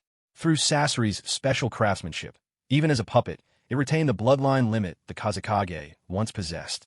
Magnet release. Perhaps sensing Sasori and Hayden's presence, 2 figures stood atop the massive fortress. One was Hato. The other was his last and fiercest subordinate, Kazugai.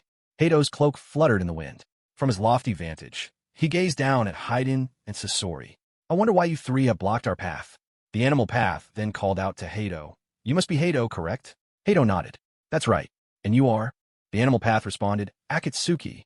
Then, in a flash, the animal path formed hand signs and slapped the ground, summoning jutsu. In the blink of an eye, the remaining 5 paths of pain appeared in Hato's view. Looking at this gathering of pains, Hato felt a chill race down his spine. He had just opened his mouth to speak when he heard a cry. Shirara would. No one knew when, but the Azura path had already appeared at Hato's side, its 6 arms locked tightly around him as it leaped down from the fortress heights. Pain of the Deva path spoke coldly. First get down here. Then we'll talk. At that moment, the human path nodded at Hyde and suddenly attacked from behind, jamming its hand into Hyde's abdomen as if trying to wrench out his very soul. Hyde let out a cry of agony, his voice raw with suffering. Who are you people? I haven't done you any harm. Hyde pleaded. The Deva path replied. I've heard you wish to create a utopia, but with your abilities, that's nothing but a ridiculous fantasy. How can someone who has never truly suffered even claim to empathize with others' pain? Let me show you just how vast the gulf is between you and a god. While Azura path gripped Hyde tightly, the human path continued to extract his soul. Hyde's screams grew hoarse and desperate. He shouted, You're going too far enough? The Deva path looked down on him and said, And what if I am? What can you do about it? Suddenly, Hyde's chest began to glow with a bluish light. A massive surge of chakra erupted. Hyde's body swelled instantly, breaking free from Azura path's grasp by sheer explosive force. Seizing the moment, Hyde lunged straight at the Deva path. So you're the real one, aren't you? The Deva path smirked. Not bad. You're clever. But woefully overconfident. Almighty push. An overwhelming force slammed into Hyde, sending him flying backward. Without missing a beat, Animal Path struck the ground. Summoning Jutsu, Chameleon. A giant chameleon appeared, its invisible tongue snaking out to ensnare Hyde. Before Hyde could break free, Azura Path leapt high into the air. Azura attack. The Azura Path's head split open, revealing a massive cannon. In an instant, it fired a hulking shell straight at Hyde. A thunderous explosion rocked the ground. After the dust settled, Hyde lay severely wounded, barely clinging to life. The Deva Path strode over, seized Hyde by the head, and stared into his eyes. You think you can save the world with your meager strength? It's not enough. There's no need for me to kill you. This is where you stop. With those words, the 6 paths of pain turned, preparing to leave. But, unnoticed, a blonde-haired youth stepped in front of them, blocking their way. With fierce indignation, Timothy shouted, Who are you people? Why are you hurting Master Hyde? Pain didn't even spare Timothy a glance. Timothy drew a short sword and slashed across his chest. The weapon instantly extended, transforming into a long sword.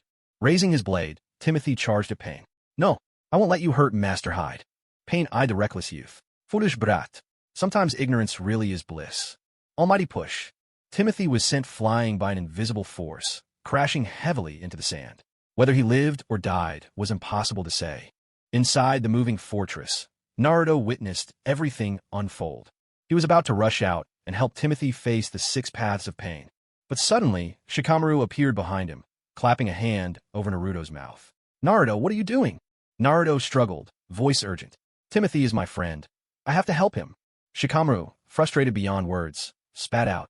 Are you out of your mind? What the hell are you even helping with? Do you have any idea who those people in the black cloaks with red clouds are? Naruto asked, Who are they? Shikamaru replied. See that guy with silver hair and a scythe on his back? That's hiding from the land of hot water. He's committed countless murders and is listed as an S-rank rogue ninja there. And that one with pink hair, that must be Sasori of the Red Sand. He managed to kill the 3rd Kazekage, then turned him into a puppet. He's an S-rank rogue ninja from a sand village. As for those other 6, I don't know them, but I guarantee they're every bit as dangerous. Do you really want to throw your life away? Naruto said anxiously. Doesn't that mean Timothy's in grave danger? He's my friend. Right at that moment, the moving castle gave a violent shudder, hurling Naruto and Shikamaru off and sending them tumbling into the dunes of golden sand below. At that very moment, behind Pain, Hato broke into a grin, an intense blue glow pulsing from his chest. Hato stood up, eyes gleaming with excitement. This is it. This is the place. The Grellstone vein is right underneath us. He glared at Pain, resentment twisting his features. Now I'll show you all what the true power of the Grellstone really is. Hato poured all his strength into the Grellstone set in his chest, and it resonated fiercely with the Grellstone vein deep underground.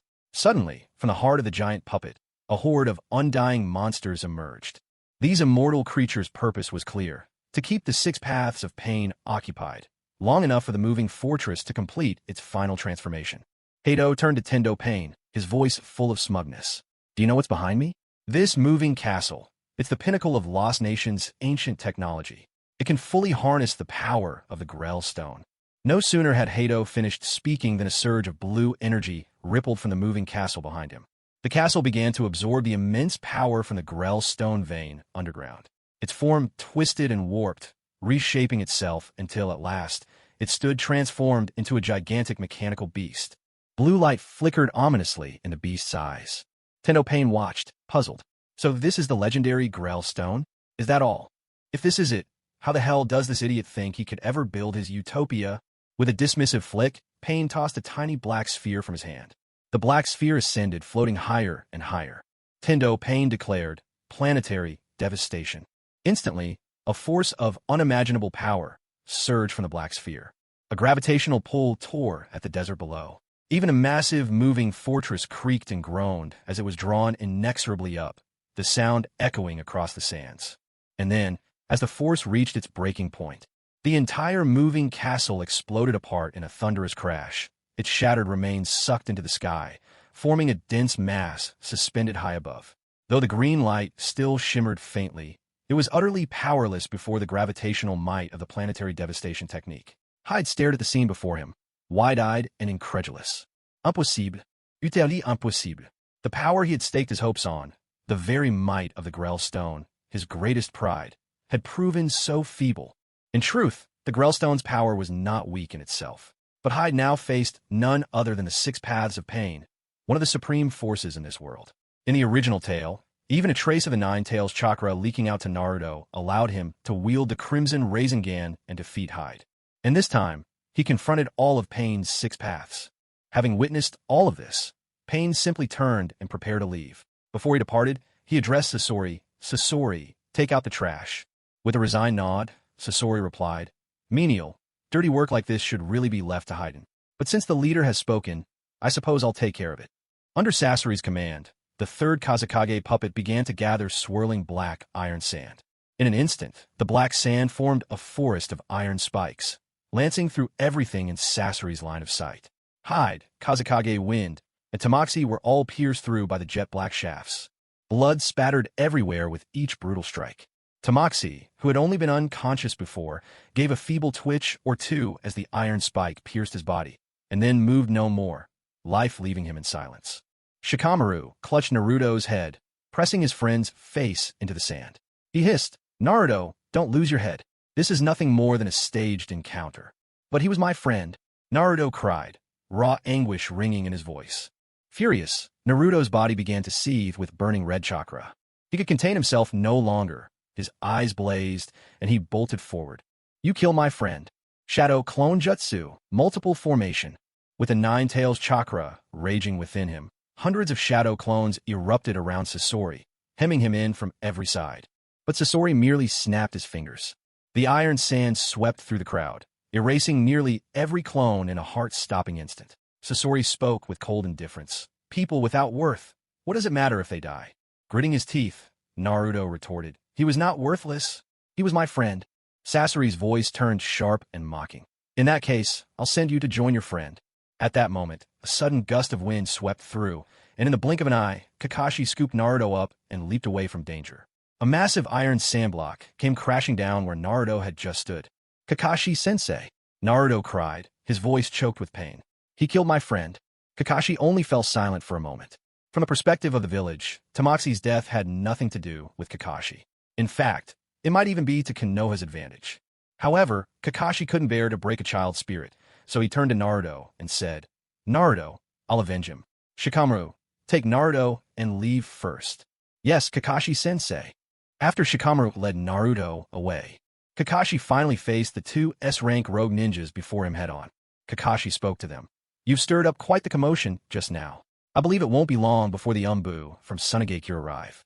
Sasori replied with utter indifference. So what? I'll just kill them all, if they dare to come. Kakashi could only fall silent for a moment. Then Sasori spoke again. I am a Sunagakure ninja as well. Or at least I was. During the Second Great Ninja War, my parents left me behind and marched off to fight against Konoha. My grandmother told me they'd be back soon, but they never returned. Later, I discovered they fell during the war, both killed by the White Fang of the Leaf. Kakashi Hatake, the White Fang of the Leaf, is your father, isn't he? The White Fang of the Leaf is your father, isn't he? There was a note of resentment threading through Sasori's voice. Kakashi nodded in silence before drawing the short blade slung across his back. Now that his Mangekyo Sharingan was gone and his own chakra reserves insufficient, the only thing he could rely on was his inherited mastery of the blade. He met Sasori's gaze and admitted, "That's right." Sasori dropped onto Hiriko, propping his chin on his hand, and addressed Kakashi. "During the Second Great Ninja War, your father killed my parents. Because of him, the Sunagakure ninja squad my parents belonged to was wiped out. But all that matters little to me now. Sunagakure and Konoha were enemies, and every loss or sacrifice was a choice made on both sides. My childhood was marked by misfortune, haunted by loneliness. Later, someone told me that everyone is born alone, and that you must embrace solitude to grow stronger within it. So eventually, I killed that person and made him into one of my puppets. As I wandered through the world, I heard that you, too, grew up with a tragic childhood. Your father took his own life because he saved his teammates instead of completing the mission. I found it all so ironic. I always wanted to meet your father, to see for myself whether my puppet techniques had any hope of surviving his blade. But he was already gone. Now, the only one left for me to test myself against is you. Kakashi, train hard. One day, I'll come for your life." With that, Sasori retreated into Hiriko, taking Haiden with him as they left. Haiden muttered, his voice thick with disappointment. "Tisich, what's with that? I thought there'd be a real fight." Scorpion's voice grew harsh, and he snapped, "Shut up." His feelings toward Kakashi were complicated. On one hand, he wanted vengeance. He wanted to kill the child of his enemy. However, when Scorpion learned that Kakashi had endured a childhood much like his own, he let go of that intention. He yearned to redeem the honor of puppet masters.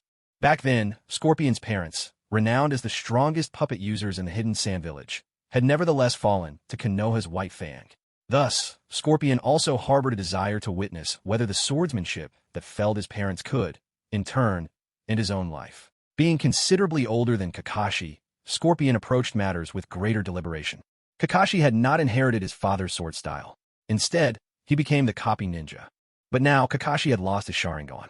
Forced to reclaim his old blade, Kakashi was left to revisit his father's craft, and Scorpion, with renewed resolve, made up his mind to defeat Kakashi at his prime and take his life. Meanwhile, Kakashi felt a chill creep across his scalp. What's going on? Out of nowhere, he seemed to have acquired yet another opponent. With a resigned sigh, Kakashi turned and continued his journey toward the Hidden Leaf. Once everyone had dispersed, a covert squad from the hidden sand cautiously emerged. The village really was stretched thin on capable shinobi these days.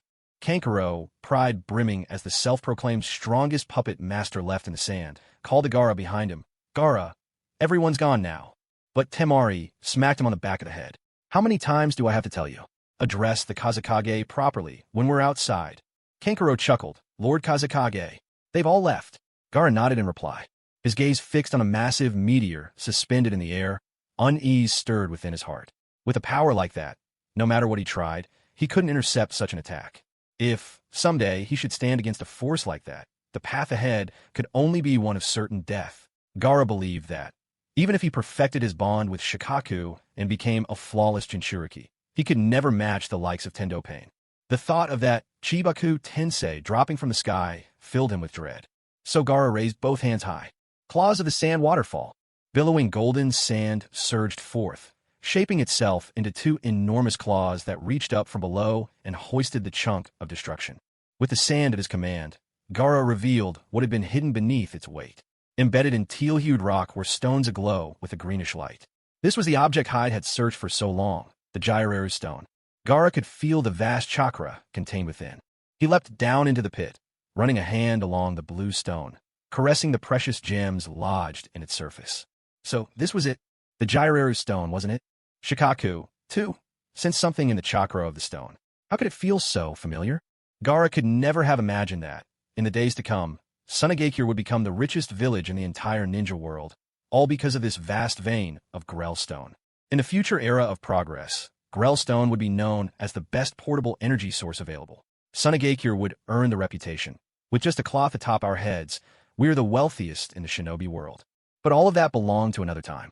As of now, Gaara still had no inkling of just how important Grell Stone would become in the years ahead. He tried to draw power from the Grell Stone, but his efforts ended in failure. Shikaku remarked, "Don't waste your energy. The chakra inside this stone is different. Human beings simply can't absorb its power." After all, Hyde had once said it. Grell Stone could only merge with the life force of the royal bloodline from the Land of Illusions. Gaara was clearly not a descendant of that line, so he had no way to harness its power. Even so, with such a vast source of chakra in front of him, it would be a shame to let it go to waste. Drawing a deep breath, Gaara turned to Kankuro and gave his command. From this moment on, dispatch squads of 3 from the ANBU to guard the mine day and night in rotating shifts. Yes, Lord Kazekage.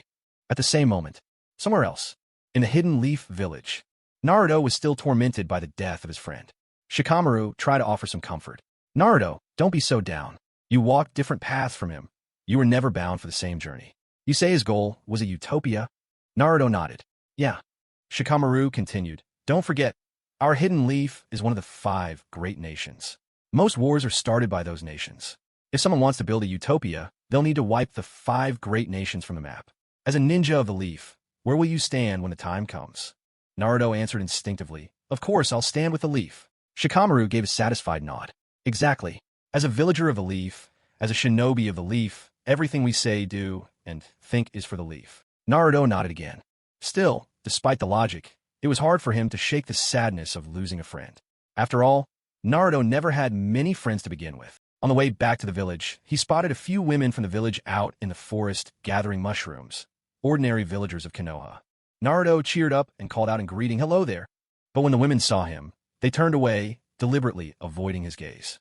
Naruto's eager greeting was met with a cold shoulder. It was just as expected. Awkwardly rubbing his nose, Naruto decided to move on. But then, he overheard the women whispering behind his back. "So that's the demon fox. He really does look frightening." Exactly. I just don't get why the village would let someone like him become Hokage. I still remember when that fox demon wreaked havoc on Konoha. My husband and son died because of it. A fox demon will always be a fox demon." Though Naruto had heard words like these far too many times, the woman's accusations still pierced his heart like knives. Naruto clenched his fists. He wanted to walk away, but the more he tried, the heavier his heart became. "My parents died in the Nine-Tails attack too. If not for my father, none of you would have survived. It wasn't me who brought disaster to Konoha. It was me who saved it." Naruto's eyes slowly grew bloodshot. His pupils narrowed and became slit-like. Shikamaru, seeing this, thought to himself with alarm, "This is bad, really bad. The Nine-Tails is about to go berserk." Shikamaru quickly formed hand seals, using his shadow possession jutsu to forcibly restrain Naruto. But how could mere shadows possibly hold back the Nine-Tails? With a simple wave of Naruto's hand, the jutsu snapped apart. The backlash from the broken technique hit Shikamaru. He coughed up a mouthful of blood. Desperate, Shikamaru pulled out the scroll Asuma had given him and crushed it between his hands. Asuma had told him, "If you're ever in danger, crush the scroll. I'll be there right away." A red, flaming chakra cloak began to swirl around Naruto, the first tail emerging. His eyes now blazed with savagery and cruelty. Naruto spoke to the woman, each word pronounced with chilling clarity. "Why do you call me a fox demon? I haven't hurt anyone." But the woman's reply was merciless. "Because you are a fox demon. What other reason do we need?" Tears welled at the corners of Naruto's eyes. "But my father saved all of you," the woman went on. "He was the Hokage. It was his duty to save us. Do we ever ask for his help? And who's going to make up for what we've lost?" Naruto closed his eyes. A thought rang bitterly in his mind. Some people just aren't worth saving. Already, Timsy's death had hit Naruto hard. He was balanced on the very edge of emotional collapse. He was, after all, only a boy in his teens. Inside Naruto, the Nine-Tails spoke, "Kid, tear them apart. Tear them apart. Tear them apart." Naruto's consciousness slipped away. The Nine-Tails seized full control. Feeling the strength of Naruto's body, the beast chuckled. "Such a feeble vessel, but it's good enough." A brilliant orange-red chakra tail unfurled behind Naruto. He raised his finger, leveling it at the 3 women, and crimson-black chakra swirled, condensing into a miniature-tailed beast bomb at his fingertip. With a piercing whoosh, the tailed beast bomb shot forward, erasing the 3 women in a heartbeat, leaving nothing but ash in the wake of its tremendous power. Naruto cracked his neck and turned to face Shikamaru. Shikamaru looked into Naruto's eyes and felt a chill run down his spine. What kind of eyes were these? There was not the slightest trace of emotion, only a cold, violent urge to kill. A tingling fear crept over Shikamaru's scalp. Was Naruto targeting him now? Naruto's finger pointed straight at Shikamaru, the tail beast bomb forming in swirls of black, blue, and red, when all at once. A voice rang out, almost like salvation, fire style, ash pile burning. A cloud of ashen smoke instantly enveloped Naruto, followed by a thunderous explosion. Asuma appeared behind Shikamaru, sweeping him out of harm's way. With urgency in his voice, Asuma asked, "Shikamaru, why has the Nine Tails lost control?" Shikamaru replied, "On this mission, Naruto lost a friend. He was already on the edge. And when we returned, those women started calling him a demon fox again." Asuma frowned. "Women?" Shikamaru nodded. "Yes, 3 women. They're already dead." A terrible scream tore through the air. At that moment, a beam of red light burst forth. A torrent of red chakra flooded over Naruto's body, hiding his features completely. He now looked less like himself, more like a half-formed Nine Tails. From behind Naruto, the chakra tails lashed out, morphing into a giant hand that swung at Asuma. Asuma called back to Shikamaru, "You go first. I'll hold him here." He began to weave hand signs. Fire style damn. But Naruto's tail struck Asuma full force, breaking his jutsu mid-formation. Asuma's body went flying, searing pain stabbing through his chest. It felt as if at least 2 of his ribs had been shattered. How could Naruto possess such overwhelming strength? No, this wasn't Naruto. It was the Nine Tails. Twisting midair, Asuma regained his balance and again flashed through hand signs. Fire style, ash pile burning. He spewed a massive cloud of gray smoke. This smoke crackled with fire chakra, ready to ignite in an instant like gunpowder and erupt in a blazing blast. All of a sudden, a shimmering hand of chakra shot out from the smoke. Asuma clenched his fist. Ignite! A series of deafening explosions shook the ground, one after another, as Asuma used the body flicker technique to escape the blast. He glanced back after the detonation and saw Naruto, untouched amid the swirling dust. Asuma's jutsu had done nothing to harm the Nine Tails at all. A chill prickled at Asuma's scalp. If the Nine Tails was this powerful in an incomplete form, how terrible must its true power be? No wonder, in times past, the 4th Hokage faced such a fearsome monster. Then, behind Naruto, a second tail began to emerge. At this moment, only one thought was left in Asuma's mind. Run. If he stayed to fight any longer, certain death awaited him. Asuma didn't fear death, but he didn't want to die such a meaningless death. At the very least, he refused to fall at the hands of his fellow village ninja. The violent explosion drew the attention of the Konoha police force. Uchiha Fugaku frowned as he watched Naruto from afar. Damn it, the Nine Tails is rampaging again. This time it's got nothing to do with the Uchiha clan. Despite his words, Fugaku couldn't ignore the situation. After all, he was the captain of the Konoha police force. Fugaku quickly formed hand seals. Fire style, great fireball jutsu. A massive fireball shot straight at Naruto. Turning to the squad behind him, Fugaku barked, "Kenjin, you take 3 men and deploy the 4 Violet Flames formation." "Yes, clan head." The fireball hurtled toward Naruto, but with a swipe of his claw, Naruto shattered the flames. He then lunged straight at Fugaku. When he was just 3 meters away, Naruto's movements abruptly slowed. Fugaku had activated the powerful ocular jutsu of the Mangekyo, Amaterasu's sovereignty. Time in the vicinity seemed to decelerate, yet Fugaku moved unfazed. He planted a solid kick into Naruto, sending him flying in an instant with overwhelming force. Within the domain of Amaterasu's sovereignty, Naruto couldn't make an effective response, which was why the kick sent him flying. Amaterasu's sovereignty could slow the flow of everything, even thought itself, but its caster remained unaffected. Thanks to this, Fugaku could send Naruto, who was now in his two-tailed state, flying with a single well-placed kick. Besides, the Uchiha clan's taijutsu was formidable to begin with. Twisting in midair after being kicked away, Naruto spun and opened his jaws toward Fugaku, gathering chakra into a tailed beast ball. In an instant, the tailed beast ball shot forth like a cannon round, aimed straight at Fugaku. Just 3 meters from Fugaku, the orb's speed suddenly plummeted. Fugaku dodged it with a flash of movement. The massive tailed beast ball exploded in the forest behind Fugaku, shaking the trees and earth. Fugaku winced as a headache began pulsing in his temples. Why do the Nine Tails have to go on a rampage now, of all times? But none of that mattered. What was important now was subduing the Nine Tails before it could unleash even greater destruction. Kenjin and the other 3 Uchiha swiftly formed the necessary seals. A violet barrier sprang up between them. A perfect square formed in an instant. The sight triggered Naruto's instinct to fight.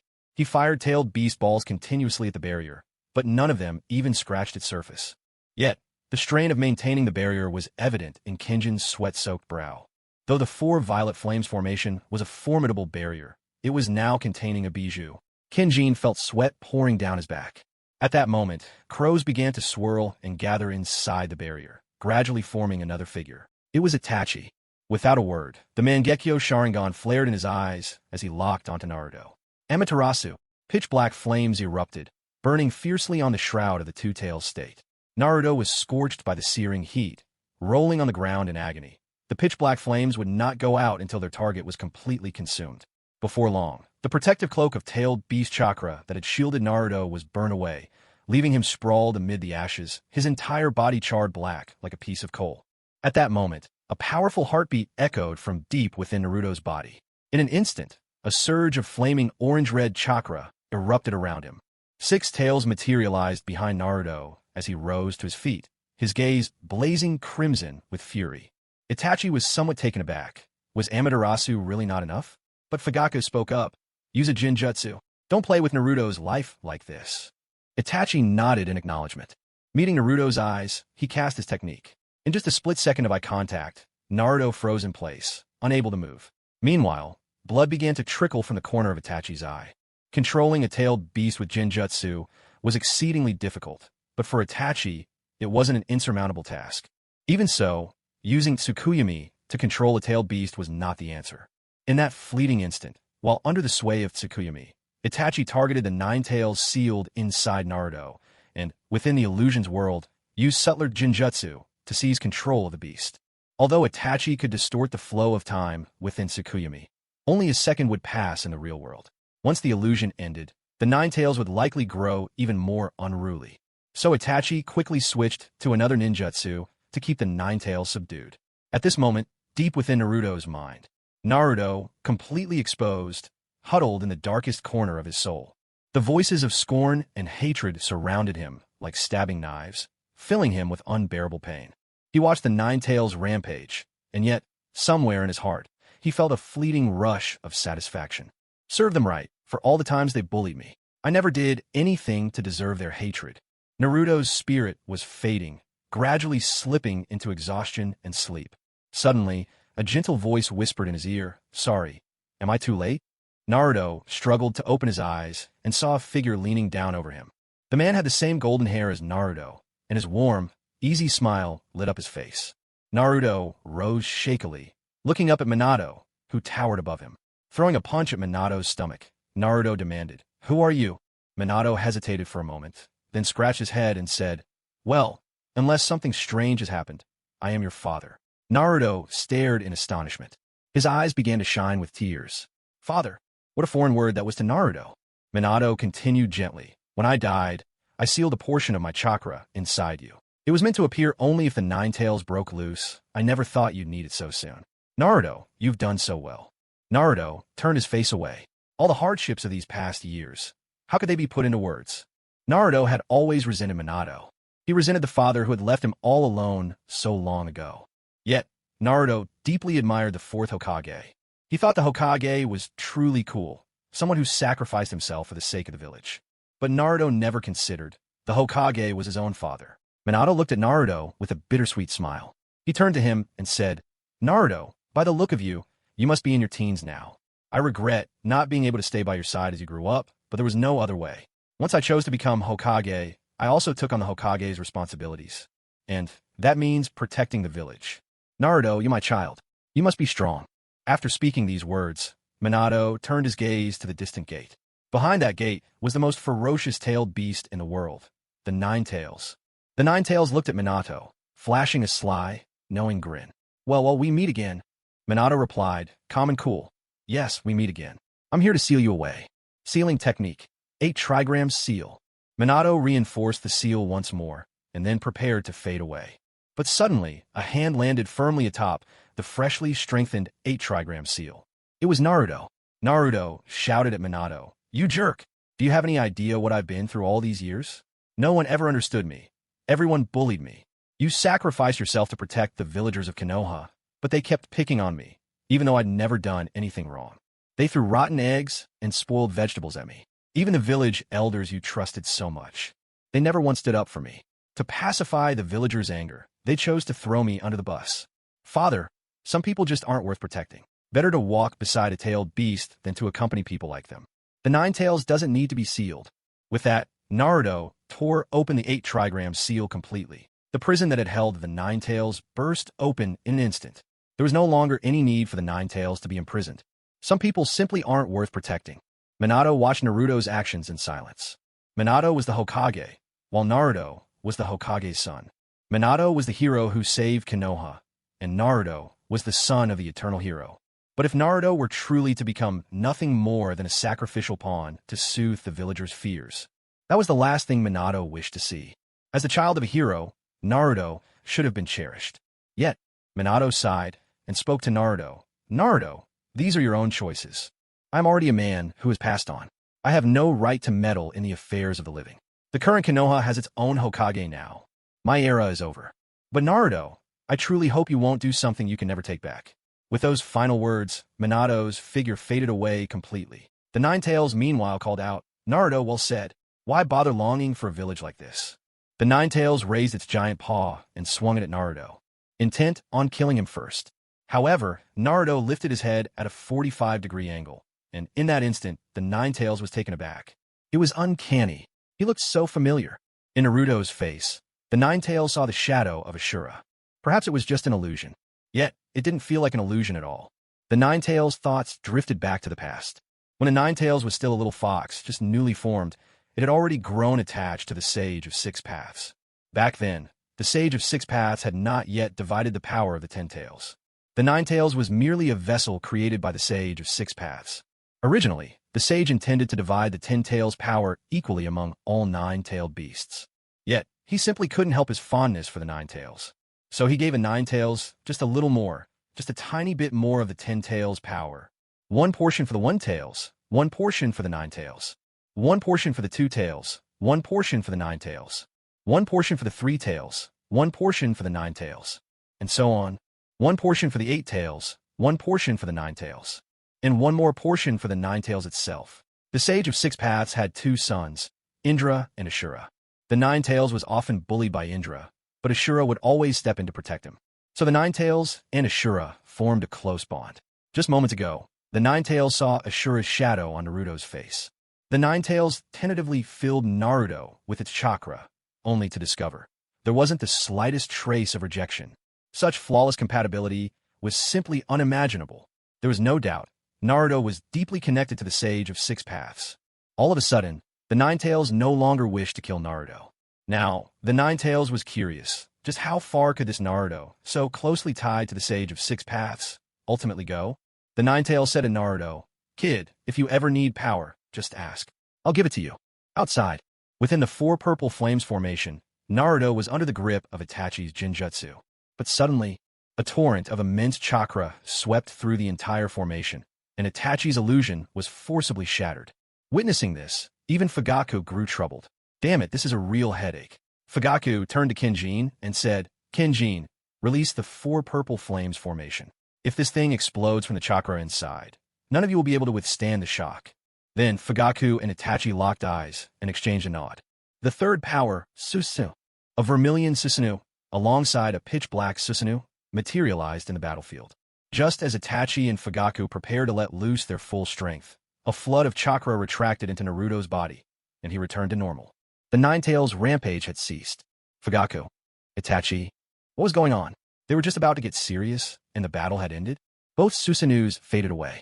Itachi moved to approach Naruto and question him, but once again, the orange-red chakra surged forth. Itachi and Fugaku instantly readied themselves for combat. Susanoo sprang forth once more. A moment later, Naruto lay sprawled on the ground, looking up at Itachi and Fugaku, who stood inside the half-formed Susanoo. You must be Sasuke's brother, and you, his father. Right now, I feel absolutely stuffed, like my chakra is about to spill right out of me. Itachi dispelled his Susanoo once more. He walked over to Naruto and asked, Why do the Nine Tails inside you go on a rampage? Naruto was silent for a moment before replying. My friend died. I felt terrible. Then I saw 3 villagers from the Leaf. I greeted them, but they just hurled insults at me. What did they say? They called me a demon fox, said I was violent, claimed my father died for nothing. Fugaku was so furious he could hardly breathe. Damn it. Because of something so trivial, I nearly exhausted my sharingan. He turned to Kenjin and ordered, Kenjin, post a notice from the police force. Announced that Naruto is the son of Minato, the 4th Hokage of the Leaf, and a hero of the village. A hero shouldn't be made to shed both blood and tears. From this moment on, anyone who dares insult the 9-Tails Jinchuriki will be arrested for treason. Kenjin hesitated. Chief, isn't treason a bit too serious? Fugaku replied, It's not. Don't forget, the tailed beasts are critical strategic weapons for our village. If this kind of talk ever drove the Jinchuriki to join another village, the consequences would be catastrophic. What could be more treacherous than that? Kenjin nodded with excitement. Yes, Chief. Naruto's stomach was so round and firm he looked like a child, lying comfortably on the ground. A short while later, more people arrived, one after another. Tsunade, the 5th Hokage, Shikaka Nara, Inoichi Yamanaka, and other village elders all rushed over. Tsunade surveyed the wreckage scattered all around. Did the 9-Tails go on a rampage just now? Fugaku nodded. Yes, but we've managed to suppress it. It was Naruto himself who calmed it down. Tsunade was briefly flabbergasted. Naruto, you can control the 9-Tails on your own now? Naruto nodded and replied, I don't really know what happened. Suddenly, the 9-Tails just wasn't so cranky anymore. It became a lot easier to talk with. Inside Naruto's mind, Kurama yelled, Call me Kurama. That's my name, Kurama. Tsunade grew visibly excited. If that was true, didn't that mean Naruto had become the perfect Jinchuriki?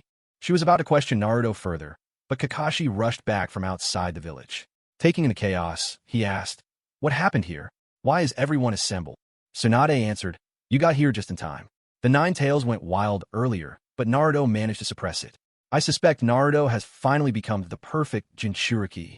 Kakashi, however, spoke up, Achieving perfect Jinchuriki isn't that easy. And the tailed beasts all have their own feelings and consciousness. The 9-Tails, for instance, is fierce and ruthless. Inside, the 9-Tails grumbled, Who's out here spreading rumors about me? If you hadn't pushed me around so much, would I have turned out this savage? Of course, Kakashi couldn't hear a word the 9-Tails said. Tsunade spoke, All right, then take Naruto back with you and keep a close eye on him. Just as Kakashi was about to agree, Fugaku interjected, I don't believe Kakashi fully understands the 9-Tails' power. I suggest Naruto should be brought to the Uchiha for observation. Tsunade fell silent. Fugaku was equally stern. A tense standoff hung in the air, and Tsunade found herself in a quandary. The head of the ANBU has already been handed to the Uchiha. The leader of the police is you, Fugaku. Now do you plan to take the 9-Tails as well?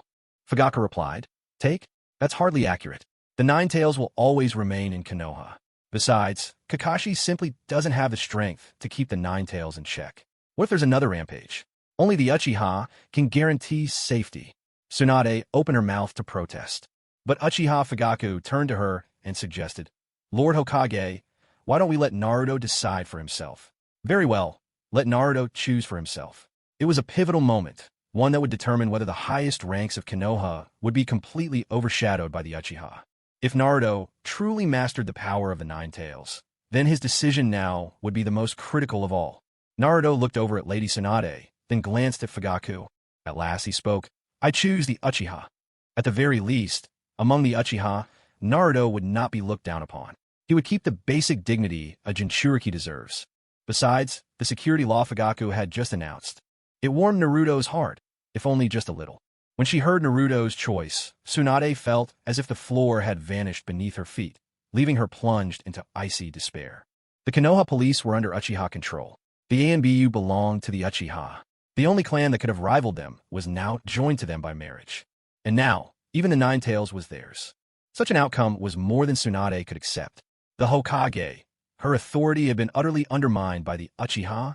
She was left with nothing. No means left to counterbalance the Uchiha's rising dominance. Konoha, the Uchiha compound. Deep in the heart of the Uchiha estate stood a quiet courtyard, lined with many rooms. Within these rooms resided the Jinchuriki. The earliest hint of a tailed beast organization could be seen here. The 6-Tails Jinchuriki, Uchiha, lived among them. Outside, numerous Uchiha members stood on guard. But their vigilance wasn't meant to keep Uchiha confined. It was to keep him safe. At first, Fugaku had planned to assign people to restrain Uchiha, to keep the power of the Six Tails forever locked inside the Uchiha clan. But Sasuke rejected that idea. Sasuke said, if you trust someone, don't doubt them. If you doubt them, don't use them. Sasuke believed in Yugao. Now it seems Sasuke's judgment was right. Yugao was living quite comfortably with the Uchiha. His favorite pastimes were painting, blowing bubbles, and teasing Xiaoying. Now, Xiaoying was a chunin of the Hidden Leaf, while Yugao remained, in essence, a jobless wanderer. Yet despite being unemployed, Yugao was a Jinchuriki of the Six Tails and led a relaxed, carefree life. Right now, Yugao was stretched out on the crooked tree trunk in the middle of the courtyard, resting. Suddenly, the gate creaked open. Uchiha Fugaku had brought Naruto. Naruto gazed around at the spacious, luxurious courtyard, a little incredulous. So, I'll be living here from now on? Fugaku nodded. That's right. This is your home from this day forward. If you need anything, just let the guards outside know. But don't get the wrong idea. They're not here to keep an eye on you. On the contrary, they're here to protect you. After saying this, Fugaku turned and left. Naruto looked around the courtyard with curiosity. Suddenly, a clear voice called down from the tree. Hey, who are you? Naruto looked up. Lounging languidly on the tree with his chest half bare, Yugao struck a flamboyant pose. Naruto said, I'm Naruto Uzumaki. Please take care of me from now on. I don't know your name yet. Yugao jumped down from the tree and asked Naruto, so, are you a Jinchuriki too? Naruto nodded. Yeah, I am. On Yugao's shoulder, chakra took the form of a miniature Six Tails. The tiny Six Tails stood on Yugao's shoulder and addressed Naruto. So, which tailed beast do you carry inside you? Because of Naruto's special constitution, the Six Tails couldn't tell. Just as Six Tails finished speaking, a miniature Nine Tails formed on Naruto's shoulder. With a leap, Nine Tails bounded onto Naruto's head and said to Six Tails, Hey, Sixy, it's me. Six Tails perked up, excited. Nine Tails, aren't you the one who can't stand humans? Nine Tails spoke in a deep, meaningful tone. That's right, but have you looked at who this boy resembles? Six Tails focused, and to his astonishment, caught a glimpse of Ashura's very shadow. He gasped, Ashu. Before he could finish, Nine Tails sprang onto Yugao's shoulder and, with a flick, sent Six Tails tumbling. Don't say it out loud. The little Six Tails rolled twice on the ground, then nodded in acquiescence. Nine Tails was, after all, the strongest among them. Six Tails never stood a chance. Yet, Six Tails couldn't help but feel that Nine Tails was no longer as powerful as before. He asked why. Nine Tails replied, My darker half was sealed away by Minato. Six Tails was surprised. You mean, the darker side of you isn't your darkest side anymore? Just how dark must your shadow be? Nine Tails' expression grew sullen. Six Tails hurriedly said, Wait, don't be angry. Let me tell you what I've been through all these years, little brother. After the 8-trigram seal was opened, Kurama was able to use this method to condense itself into a miniature version, gaining a brief freedom to wander and unwind. Standing nearby, Yugao introduced himself to Naruto. My name is Yugao, Yu as in feather, and Gao as in happiness. Though Yugao appeared rather aloof, in truth, he was a reserved yet warm-hearted soul.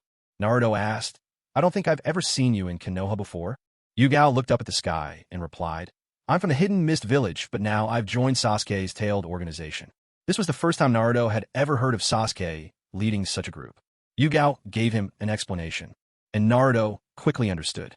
Sasuke wanted to bring together all the Jinchuriki, the hosts of the tailed beasts, into one group. That way, no one would dare to bully the Jinchuriki anymore. Yugao even took out a uniform he had designed for the tailed organization to show Naruto. It was a pure white combat outfit, accented with simple black designs, radiating a sense of strength. But the most striking part was the forehead protector. Numbers 1, 2, 3, all the way 9. Each one representing the Jinchuriki of the respective tailed beast from 1 tails to 9 tails. Naruto thought it looked pretty good. Because Yugao knew the identities of several Jinchuriki, he had already sketched out the designs in advance. For instance, 1-tail Gaara, 8 tails Killer Bee. These were ones Yugao was familiar with. But when Naruto saw the design for 2 tails, to his surprise, it was Sasuke. Naruto was astonished. Sasuke is a Jinchuriki too? Yugao nodded. Yes, Sasuke is the Jinchuriki of the 2 tails. Didn't you know that? Naruto shook his head. He truly had no idea. To realize that his closest friend was also a Jinchuriki. Yet Sasuke never told him. This left Naruto with a faint pang of sadness in his heart. Moments later, Sasuke arrived. Clad in white, Sasuke still cut an impossibly dashing figure. Naruto turned to Sasuke and asked, Sasuke, are you really the Jinchuriki of the 2 tails? Sasuke nodded. Yeah, I am. So what? Then why didn't you ever tell me? Back then, the Uchiha clan's relationship with the village was tense. I couldn't tell anyone. I was about to become the weapon of the Uchiha. After Sasuke explained, Naruto felt a sudden realization. Politics and power had always been mysteries to him. He never cared about such things. He wanted to become Hokage only so others would acknowledge him. Sasuke looked at Naruto and said, Naruto, you know this. Only strength can change the world. That's why I hope you'll join my tailed organization. So this world will know no more war, and the strong will no longer oppress the weak. Just like the ideal nation that Timsy dreamed of establishing. Naruto was taken aback. Sasuke, you know about Timsy? Sasuke nodded. Yes, the Uchiha intelligence network stretches across the entire ninja world. So of course I've heard of Timsy. He wants to create a utopia. And to do that, he needs the power of the Grellstone. But we're different. We are Jinchuriki. We carry the power of tailed beasts. Naruto nodded in agreement. All right, count me in. On one hand, Naruto already respected this organization. On the other hand, he also wanted to fulfill the mission that his friend couldn't complete. And so, the Tails organization welcomed its fourth member. Naruto, Gaara of the One Tail, Sasuke of the Two Tails, Uchiha of the Six Tails, Naruto of the Nine Tails. Elsewhere, Sasuke returned to his own room. Everything was proceeding in an orderly fashion. Yet, in the shadows, a malignant force continued to grow. That was the Kara organization. Years ago, Kagaya Otsutsuki and Ishiki Otsutsuki chose the ninja world and planted the chakra fruit tree. But then, Kagaya betrayed Ishiki with a surprise attack. Ishiki was left gravely wounded on the verge of death. As he lay dying, a passing monk came by, and Ishiki implanted him with a karma mark. Karma is the method the Otsutsuki clan uses to resurrect themselves. Ishiki Otsutsuki's current host is called Jigen. At this moment, Jigen is still lurking in the shadows, quietly biding his time. Sasuke felt a certain unease toward this Jigen, or rather, toward Ishiki Otsutsuki himself.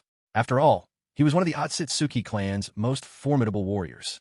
Sasuke was now 13 years old. In 2 years, when he turned 15, his eyes would evolve once again. By then, Sasuke planned to take action, to hunt down Jigen hiding in the darkness, to truly understand the Otsutsuki. Otsutsuki, just wait. I'm coming for you. Time flew by. In the blink of an eye, 2 years passed.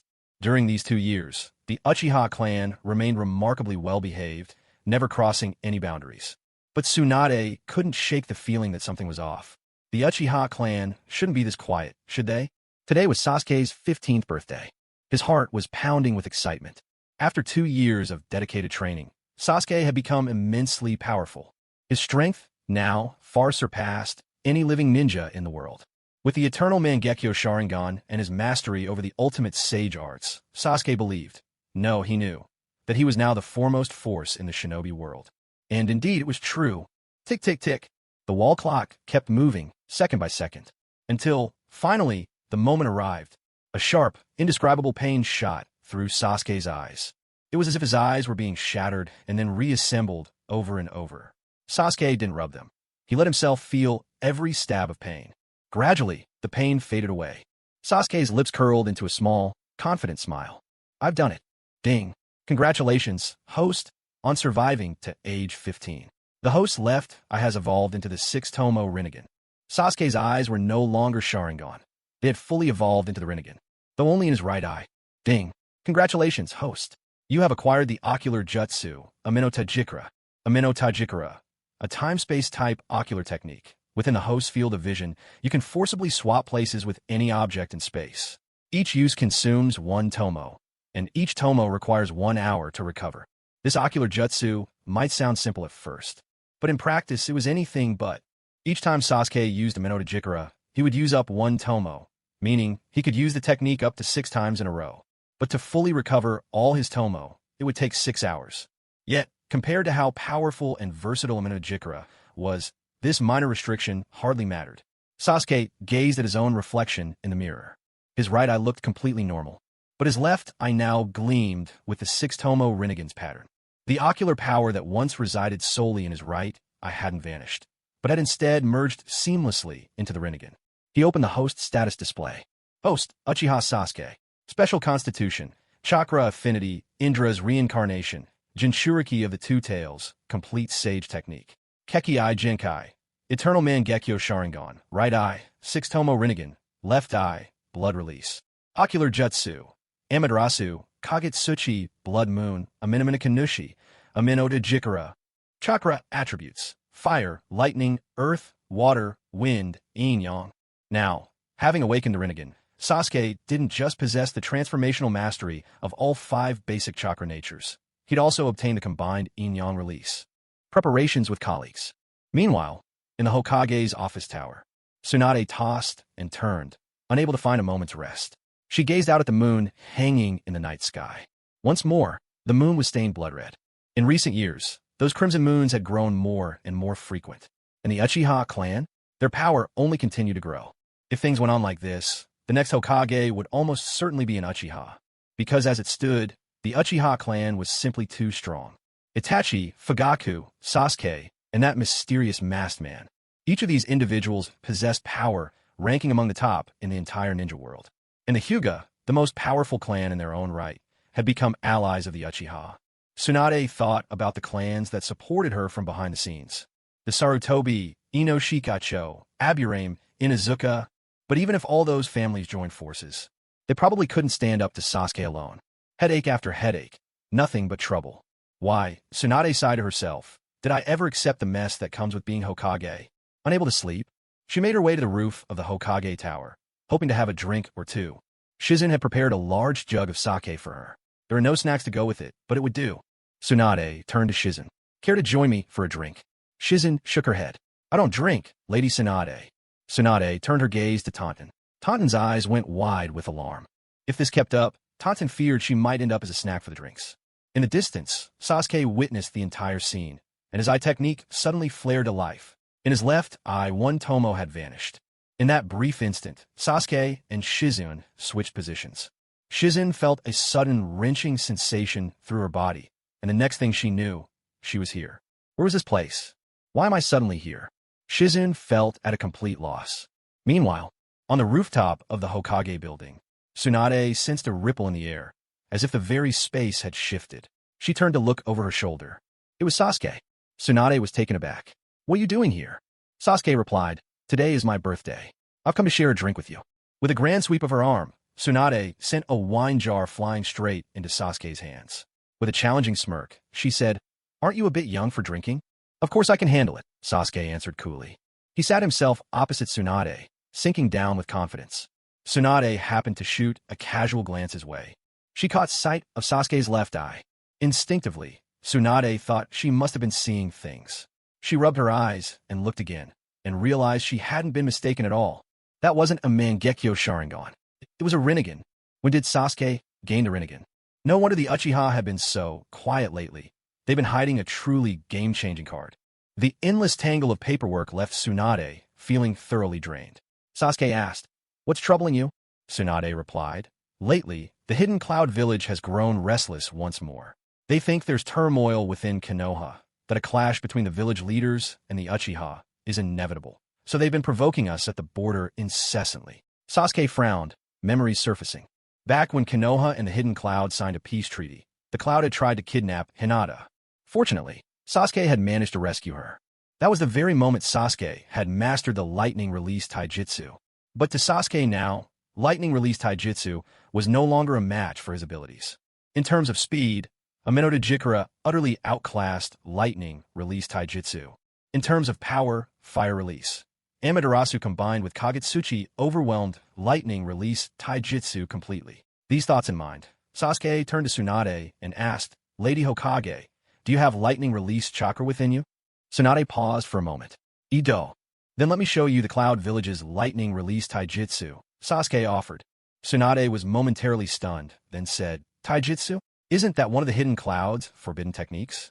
They use lightning release chakra to stimulate their cells, activating and strengthening their bodies, making themselves faster and stronger. Sasuke nodded. Exactly. It was an insight I gained in my youth. Sasuke then demonstrated the lightning release, body flicker technique. In an instant, arcs of electricity surged around Sasuke's body.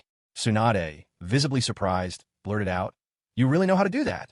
Sasuke immediately began instructing Tsunade on the technique, guiding her to gather chakra at her heart, then use a special breathing rhythm to regulate her heartbeat. By syncing her pulse, she would ensure a steady blood supply while seamlessly channeling lightning release chakra throughout her body. Just as Sasuke was about to elaborate, the door suddenly swung open. Shikaku Nara strode in, beginning, "Lady Hokage, I—" But Shikaku froze. For a brief moment, his mind utterly blanked out. Even someone as clever as he was simply couldn't comprehend what was happening before him. Tsunade shouted out, "You didn't see a thing today." "Yes, Lady Hokage." Shikaku hurried out. A low, flustered murmur hung in the air. An hour later, finally, sparks of lightning flickered over Tsunade's body. It was a sign Tsunade had begun to grasp the basics of the lightning release, body flicker technique. Sasuke was just about to leave. Tsunade called out, "Wait. What is it?" "Go teach the Hidden Cloud Village a lesson." "Why me?" With a guilty look, Sasuke relented. "All right, I'll go. Hidden Cloud Village." The fourth Raikage was reading a book. He stared at the page, perplexed by the jumble of words. None of it made any sense to him. Suddenly, the door burst open. His secretary, Mabui, dashed in at a near sprint. Pushing her glasses up, Mabui clutched a stack of documents and addressed the Raikage. "Lord Fourth, there are several urgent matters requiring your attention." The Raikage fumed. "Didn't I say you could handle those? Every time I look at these reports, my head feels like it's about to explode." Mabui replied, "All right, then I'll mention the major ones. First, Killer Bee has sneaked out again." The Raikage demanded, "Where did he go?" Mabui said, "We don't know. But Fuji Fubuki is holding a concert in the Leaf Village, so my guess is Killer Bee went there to watch the show." The fourth Raikage took a deep breath. Since the peace treaty with the Leaf was still in effect, at least there was no immediate cause for concern. Mabui continued, "And, Lord Raikage, someone in the village has started drawing comics about you, and they're spreading all over the Cloud Village." The Raikage said, "That's a good thing, right? What's wrong with spreading my wise and heroic image?" Mabui tried desperately to suppress her laughter. "Well, the trouble is, in the comics, you're portrayed as a ravenous, over-the-top, insatiable glutton." The fourth Raikage. Mabui handed the comic over to the Raikage. The first page featured a close-up portrait of the fourth Raikage, though the expression on his face was oddly indecent. As for the book's contents, it told the tale of the fourth Raikage killing his own father and inheriting the title of Raikage. The fourth Raikage was described as the mightiest man on the planet, so nothing could escape the clutches of his iron will. Eventually, though, the fourth Raikage grew bored. One day, quite by chance, the fourth Raikage caught sight of Darui, his loyal captain who had fought by his side through countless battles. Then, the fourth Raikage's wandering eye fell upon the Eight Tails, the fearsome beast guarding Hidden Cloud Village. Throwing his head back, the fourth Raikage burst into raucous laughter. Even the Eight Tails has a captivating charm. And just like that, the story came to an abrupt end. The comic's illustrations were drawn in painstaking detail. Every little nuance was captured. When the fourth Raikage finished reading, he was so furious his nose practically twisted in rage. He tried to tamp down his anger, but his voice still trembled. Who could have done this?" "The aide," Mori replied. "We don't know yet, sir, but we're investigating the matter." In a fit of rage, the fourth Raikage clenched the comic in his hand and crushed it to powder. Simply recalling what he just read left the fourth Raikage feeling utterly unsettled. Yet there was nowhere he could vent his frustration. He had always lived an upright and honorable life, but now his image was being destroyed by this book. Struggling to keep his fury under control, the fourth Raikage heard Mori say, "Lord Raikage, you're holding the book upside down." No wonder I didn't recognize the words. It's upside down. But that didn't matter. What mattered now was stopping this book from spreading within the village. The fourth Raikage shouted, "Quick! Mobilize Hidden Cloud Village's entire Black Ops. Stop the comic from spreading, no matter what it takes." He decided to seek out Darui, the commander of the village's covert forces, himself. Facing Darui, the Raikage commanded, "Darui, destroy every last copy of that comic in the village. Spare no effort. And in the end, I want the author brought to me, however you find them." Darui nodded solemnly. He had read the comic, too. In its pages, he and the Raikage were depicted as entangled. At that moment, Darui, ever the straight-laced man, felt as if the sky itself was caving in. Would their noble reputations be utterly ruined by this comic? The fourth Raikage had lived with honor and integrity all his life, only to have his image shattered by a cheap story. The whole predicament was almost comedic in its absurdity. Darui vowed he would never allow such humiliation to stand. Never. But what truly infuriated the Raikage most was a particular detail. He was depicted as ogling the Eight Tails. Who on earth could even dream up such a ridiculous plot? Just last night, he'd gone to sleep in a peaceful mood, but upon awakening, the world had come crashing down around him. Meanwhile, elsewhere, Snow Country's king, Princess Kouki Kazahana, was missing Sasuke terribly. So she made up her mind. she would travel to the Hidden Leaf Village and host a concert. Fubuki Koyuki got in touch with her former director, who then reached out to the Konoha Opera House. Together, they penciled in a concert for Fubuki Koyuki to be held at the Opera House 3 days later. This time, Fubuki Koyuki would once again use her stage name, Fuji Fubuki. As she walked the streets of Konoha, Fubuki Koyuki could spot members of the Konoha security force everywhere, recognizable by their green vests. These days, Konoha's security force was desperately short-staffed. Because of this, the force had been split into many smaller squads. Squads 1 through 10 were staffed by members of the Uchiha clan. Squads 11 through 36 were made up of those from other families. There was no shortage of ninja in Konoha, so they never worried about running out of people to fill their ranks. And with the generous rewards offered by the Uchiha clan, it was all the more attractive. The Uchiha clan soon learned that Fubuki Koyuki had arrived in Konoha, so they dispatched an entire squad to ensure her safety. This was the Konoha Security Force's 12th squad. The captain was Kimimaro.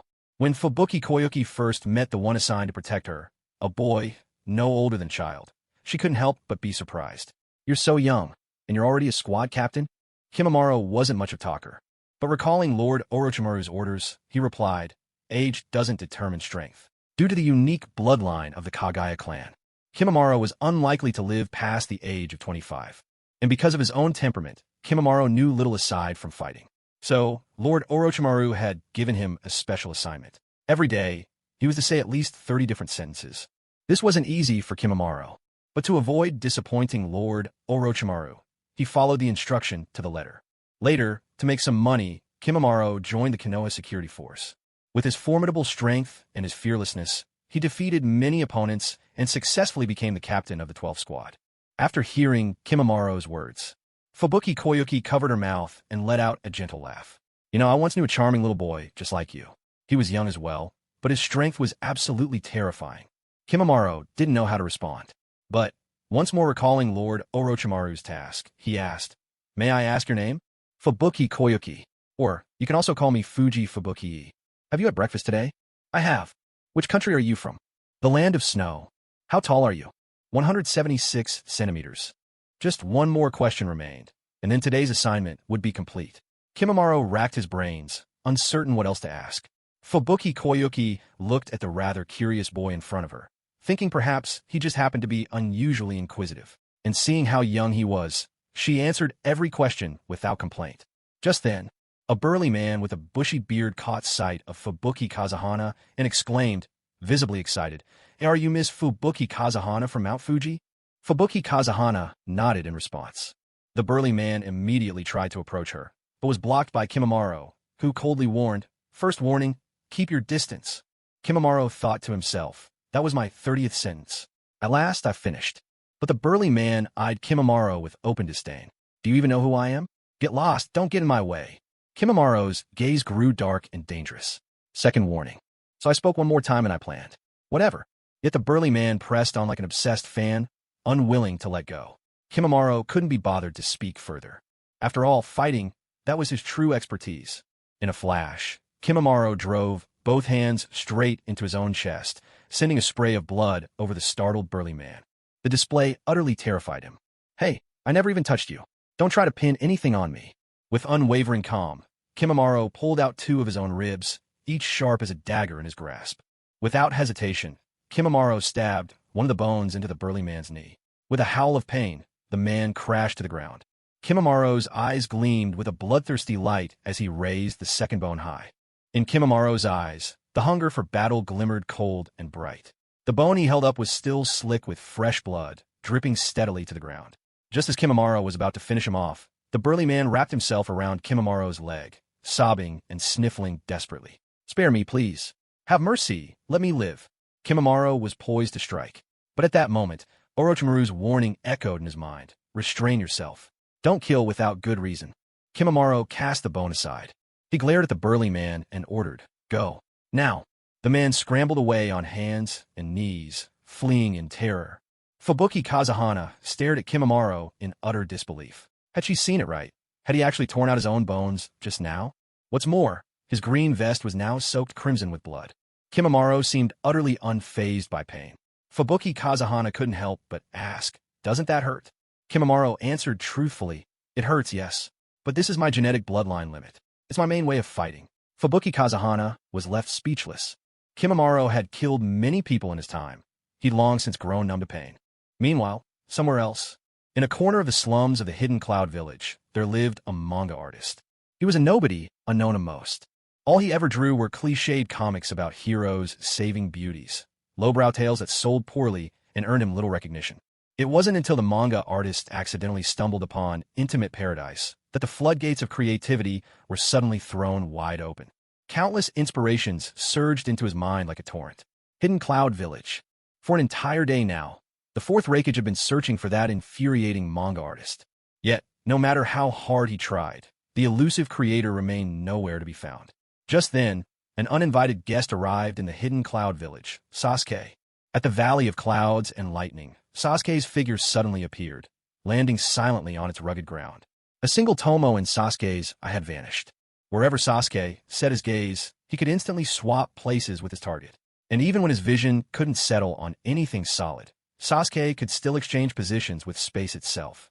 Matatabi, the Two Tails, looked around and found the surroundings oddly familiar. Had they come to the Hidden Cloud Village again? Just then, someone spotted Sasuke. A ball of crackling lightning was hurled his way. It was Samui, the captain of the Valley's security squad, attempting to intercept him. She was charged with guarding the two Jinchuriki of the tailed beasts. But under her watch, the Two Tails was long gone, and the Eight Tails host had slipped away as well. After losing track of not one, but two Jinchuriki, Samui's pride took a serious hit. Though the Reikage hadn't come to reprimand her, Samui still felt she had let him down. What? Astonished as she was, Samui reacted immediately. She once more unleashed her lightning release, neutralizing the incoming attack with her own. After all, techniques powered by the same chakra nature can cancel each other out. Sasuke couldn't help but praise her. That was a quick reaction. A sudden idea flashed through Sasuke's mind. Though the thought amused him, he had no intention of acting on it. In a blink, Sasuke appeared behind Samui, another tomo in his eye fading away. He'd swapped places with the very space behind her. Samui sneered coldly. You've picked the wrong opponent. Electric arcs burst across her entire body as she readied another lightning release, intent on slowing Sasuke down. But as it turned out, Samui had picked the wrong fight, too. Sasuke spoke with cool confidence. My lightning release surpasses yours. No, what I'm after is a book. Sasuke reached out and, to Samui's shock, pulled a book from her chest pocket. On its cover, 3 bold characters caught his eye. It felt as if Sasuke had been struck by lightning. After reading this thunder volume, he was utterly at a loss. The author was nothing short of a genius. Even Sasuke couldn't have foreseen some of the twists in the story. He stared incredulously at Samui. You read this kind of stuff? For a young woman? Only then did Samui truly take in Sasuke's face. He was incredibly handsome. But even as she was taken aback, she snapped in response to his question, I don't read it. A colleague forced it on me. Sasuke's expression became a lively mix of amusement and disbelief. Such a conflicted woman. You say one thing, but mean another. Sasuke was about to leave when Samui called out. You're just leaving like that? With a stubborn edge to her voice, Samui pressed further. Who exactly are you? Sasuke replied, Uchiha Sasuke. No sooner had he finished speaking than Sasuke vanished in the blink of an eye. The heavenly hand power of Sasuke's Rinnegan was undeniably formidable, yet it came with its own set of limitations. However, those restrictions were of little concern to him. As for why such limits existed, Sasuke had a theory. His Rinnegan possessed abilities of the sage level, but his body had yet to reach that same sage level. As a result, he couldn't draw out the full power of his Rinnegan, which was why he could only use it 6 times consecutively. After all, according to the system's original plan, Sasuke was supposed to awaken the Rinnegan at the age of 20. Yet, due to his own efforts, he awakened the Rinnegan ahead of schedule. No doubt, this was the reason for these constraints. Sasuke didn't dwell on it further and dashed toward the Reikage's tower. The Reikage's tower, with its platinum facade, stood tall and commanding, a symbol of authority. At the entrance, the Umbu guard stiffened at the sight of an unfamiliar figure, immediately on high alert. Halt! Who are you? Sasuke's gaze fixed on a yellow-haired man with a center part, C. He spoke, from Konoha. Uchiha Sasuke, I want to see the Reikage right now. I need to question him. We have a peace treaty, so why does your side constantly provoke our borders? C's expression was one of awkward embarrassment. He started to say something, but promptly thought better of it and fell silent. After all, as a modest Umbu squad captain, this was no time to speak out of turn. He addressed Sasuke. Please wait a moment. I'll go inform the Reikage at once. Sasuke gave a cold snort. Oomph. That won't be necessary. I'll speak to him myself. The Cloud Umbu tried to block his path. But C shook his head. Let him go. Inside the towering office, within the Raikage building. This was incredible, utterly absurd. His mighty and heroic reputation built over a lifetime, utterly ruined by some ridiculous book. Just then, Sasuke appeared before the Raikage in an instant. A gentle breeze swept in, rustling the Raikage's cloak. The fourth Raikage was in the midst of his anger, and he glared fiercely at Sasuke. Who the hell are you to dare barge into the Raikage's office? Sasuke revealed his Rinnegan, his gaze sharp and threatening. He addressed the Raikage. I am Sasuke Uchiha. I represent the Hidden Leaf Village, and I've come to negotiate. The fourth Raikage sneered. And who are you? A brat with no standing. But before the Raikage could finish, he suddenly sensed a pulse of overwhelming force behind him, enough to make his skin prickle with unease. A cold bead of sweat formed on the Raikage's brow. For the first time, he truly regarded the boy who now stood before him. As the Raikage, he naturally knew about the existence of 6 paths level beings. And of course, he also knew about the Rinnegan. Only now did the Raikage notice Sasuke's Rinnegan. In disbelief, the Raikage exclaimed, The Rinnegan? Kid, how'd you get those eyes? Sasuke gave him no answer. In his mind, the Raikage recalled a pair of infamous brothers from the Hidden Cloud Village, Kin and Jin. Kin and Jin rampaged through the land, burning, pillaging, and committing every imaginable crime. Wherever they marched, they left nothing but scorched earth. In short, even the Raikage of their era found them troublesome to deal with. Their power came from 4 legendary ninja tools of the 6 paths: a rope, a fan, a gourd, and a heavy blade. In any case, the Raikage understood the significance of the 6 paths level. The spies he had planted within the Hidden Rain Village had reported to him countless times. They told him that the leader of the Akatsuki went by the name of Pain of the 6 paths. They were said to be invincible in this world. Their strength came from the Rinnegan. The Rinnegan, the eyes of the sage of 6 paths himself. And now, the Raikage had seen those very eyes in Sasuke. A ripple of surprise surged through his heart. Just moments ago, if his senses hadn't betrayed him, he felt something he hadn't in a long time: fear. The Raikage's spirit knew no fear, but his body had responded instinctively, recoiling in primal dread. Such a sensation had not visited him in ages. It was a reaction honed by instinct alone. As the third Raikage son, the fourth Raikage's body was trained to its utmost limit. His father earned the titles of strongest spear and strongest shield for a reason. He wasn't far behind. Yet even so, now he had felt the chill of fear. And that, strangely, thrilled the Raikage. Crackling with arcs of lightning jutsu, he activated his body. Once, twice, a third time, pushing it to its utmost intensity. In an instant, the fourth Raikage surged to his peak, looking Sasuke in the eye. If you're here, representing the Hidden Leaf and negotiating with me, you'd better come with the power to back it up. Without warning, the Raikage charged at Sasuke. This speed, swift enough to rival even the Flying Thunder God technique. And yet, in front of Sasuke, it still wasn't quite enough. Eternal Stand of Heaven. With the domain unleashed, everything within a 5-meter radius slowed to a third of its normal speed. The Raikage, who had just been a blur, appeared much slower in Sasuke's eyes. Within this field, every motion was dulled, every thought delayed. Even the Raikage's mind lagged behind. Only Sasuke moved unhindered. A tomo disappeared from Sasuke's eye, and in a heartbeat, he and the Raikage had switched places. The Raikage's powerful frame crashed straight into the wall, smashing a gaping hole right through it. Half of Sasuke's Susanoo took form. He pulled back his bow and loosed an arrow. A bolt of purple chakra hurtled toward the Raikage. The violet chakra arrow exploded in an instant, destroying half of the Raikage's tower. A tremendous force burst forth, tearing the Raikage's clothes to shreds in a heartbeat. Even the Raikage himself was left charred all over by the blast. The energy of Sasuke's chakra arrow was so fierce, it seared every last hair from the Raikage's head. Turning to the Raikage, Sasuke said, Raikage, do I now have the right to negotiate with you? The Raikage's face was grim. He looked straight at Sasuke and replied, You have the right. The Raikage was always direct. If someone had the right, he would admit it. If not, he would say so plainly. The strength Sasuke had shown just now had truly earned the Raikage's respect. The Raikage's lightning-style body technique had pushed every cell of his body to its utmost limit. Yet even so, he couldn't catch Sasuke's shadow. Sasuke's speed now surpassed even Minato at his peak. Because the Raikage was already so swift when Sasuke and he switched places, he didn't even feel a thing.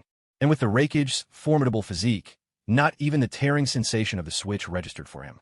Now, Sasuke possessed the strength to negotiate with the Raikage. The two men sat atop the half-ruined Raikage tower. With a stern expression, the Raikage faced Sasuke and asked, What is it you want? Or should I say, what does Konoha want? Sasuke smiled faintly. It's not about what Konoha wants. The question is Raikage. What are you prepared to do? The Raikage looked at Sasuke, bewildered. Locking eyes with him, Sasuke continued. Since Konoha and the Hidden Cloud have signed a peace treaty, why does your village keep raiding Konoha's border? The Raikage looked like he was about to deny it. But faced with the chilling glint in Sasuke's eyes, he relented. Understood. I'll tighten control over my subordinates. We will not breach the terms of the peace accord. Sasuke's gaze was intense as he declared. If the Hidden Cloud continues invading Konoha's borders, then Konoha will be forced to respond in kind. My Uchiha clan will bring every last one of our people, and we'll come straight for Cloud and Thunder Gorge. The Raikage's eyes went wide in alarm. Cloud and Thunder Gorge was the most vital place in the Hidden Cloud. If the Uchiha truly launched a strike there, the Hidden Cloud would become the laughingstock of every village. And after that, the Hidden Cloud might as well be renamed the Konoha Village Branch Office. Meanwhile, elsewhere, in Konoha Village at the Konoha Opera House, Koyuki Kazahana stood at the center of the stage, dancing gracefully while singing. The melody and rhythm of the song were dazzling, weaving seamlessly together with Koyuki's movements. Upon the trail where moonlight rises, while the crimson lanterns are lit, the festival's music plays its secret code, luring delicate butterflies from their sleep. As the final note faded, thunderous applause erupted throughout the entire theater. One more time. Princess Fuka, another song, please. Beads of fine sweat shimmered on Fuka Koyuki's forehead. She searched the audience below, but still did not see that figure she longed for, day and night. And yet, in the third row, there sat a person with a hat pulled low, their face completely hidden in shadow. He struggled to suppress the wild excitement that churned in his heart. This music, this dance, it was simply perfection itself. Killer Bee fought to keep his composure. Deep down, he was almost overwhelmed by the urge to dash onto the stage and kiss her toes. But he managed to restrain himself. If word got out that the Eight-Tails Jinchuriki had caused a scene at the Konoha Opera House, the Raikage would have his head for sure. So Killer Bee hung on, barely. He had three great passions in life: rapping, dancing, and basketball. And yet, he never thought to fuse music and dance together. But now, his genius brain was ticking at lightning speed. He'd do just as Fuka Koyuki had, blend song and dance into one. He'd call it sing and dance rap. Suddenly, a voice called out to Fuka Koyuki, "Princess, what is the name of this piece?" At the unexpected question, hope sparked in her eyes. She glanced toward the entrance of the opera house. There stood Uchiha Sasuke. Tears of joy shimmered in her gaze. Fuka Koyuki answered, "The lyrics, melody, and dance for this song were all taught to me by a young man several years ago. He told me this music is called Paradise Pure Land." Killer Bee bit down hard on his sleeve. Paradise Pure Land. What a perfect name. He was so excited he couldn't stop trembling. Just then, the white-haired man beside Killer Bee snapped, "Stop squirming. You're distracting me while I'm trying to write." Killer Bee turned to look at him, a burly guy dressed in red, scribbling busily in a tiny notebook. It was none other than Jiraiya, who muttered quietly to Killer Bee, "That's my soon-to-be leading lady for a new film. I'm writing a scene just for her." Killer Bee was about to call Jiraiya's bluff, but in that instant, their eyes met. Jiraiya, a free-spirited writer, spent his life wandering from country to country. Naturally, he recognized Killer Bee, the Eight-Tails Jinchuriki of a land of lightning. And Killer Bee, of course, knew Jiraiya too, one of the legendary Sannin of Konoha, alongside Tsunade and Orochimaru, renowned since the Third Great Ninja War. Jiraiya was the most famous of the three. In a flash, Killer Bee clapped a hand over Jiraiya's mouth. "You idiot, shut up. Don't say a word. My being here has to remain a secret." Jiraiya replied with a quick okay sign. The two of them looked together toward the stage. They saw Sasuke stepping onto the platform. At a height of 176 centimeters, Koyuki Kazahana still stood taller than Sasuke. Koyuki Kazahana raised Sasuke's hand, addressing the audience. "This is the one who taught me to dance, who taught me music. Uchiha Sasuke." Last night, it was the princess of a land of snow, the reigning monarch. Koyuki Kazahana, before the eyes of all, announced Sasuke's name. She openly expressed her fondness and admiration for him. In that moment, Sasuke's fame soared to unprecedented heights across the shinobi world. The next day, the Hokage's tower. The fifth Hokage, Tsunade, looked at Koyuki Kazahana with disbelief. "Princess, are you certain you want to sign a subordinate treaty with Konoha?" A subordinate treaty is not the same as a peace treaty. A peace treaty nearly puts both nations on equal footing, allowing their people to coexist without aggression or harm. Thus, a peace treaty is typically what should be signed. Yet Koyuki Kazahana, as ruler of the land of snow, though she preferred being called princess, She had taken the initiative to request a subordinate treaty with Konoha. A subordinate treaty, however, is different. It does not treat both sides as equals. Instead, the Land of Snow willingly becomes a vassal state beneath Konoha. Konoha's people would have unconditional access to the Land of Snow. In return, the Land of Snow would be protected by Konoha. It sounds noble, being called a vassal state. But in harsher terms, it essentially means being absorbed by Konoha. Koyuki Kazahana nodded and said, "That's right. However, I must emphasize a few points. First, the Land of Snow does not belong to Konoha, but to the Uchiha.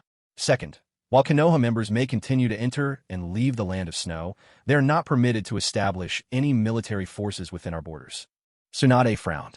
In the past, Uchiha had, under the banner of serving justice, annexed the Land of Grass, bringing it under their protection. Now the Land of Snow was offering itself to the Uchiha. Tsunade couldn't quite understand. What was so special about the Uchiha? Why were they held in such esteem? She voiced her question. Koyuki Kazahana countered, "Lady Hokage, in your opinion, between Konoha and the Uchiha as they are now, who truly possesses the power to protect the Land of Snow?" Tsunade didn't respond, because by the time a question was asked, the answer was already clear. Thus, whether Tsunade answered or not, it no longer mattered.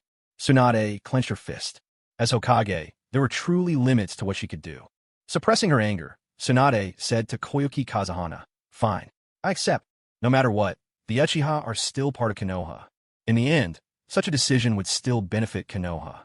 Were Tsunade not the Hokage, she might want to scold Kazahana Koyuki, but as the Hokage, Tsunade must look at things from the perspective of the village. Her burdens are many and complex.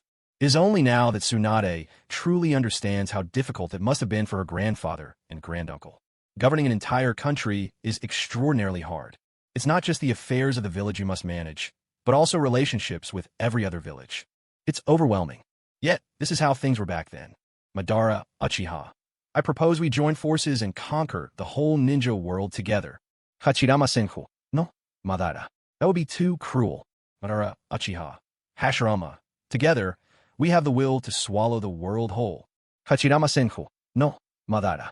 The war has only just ended. Madara Uchiha. Hashirama.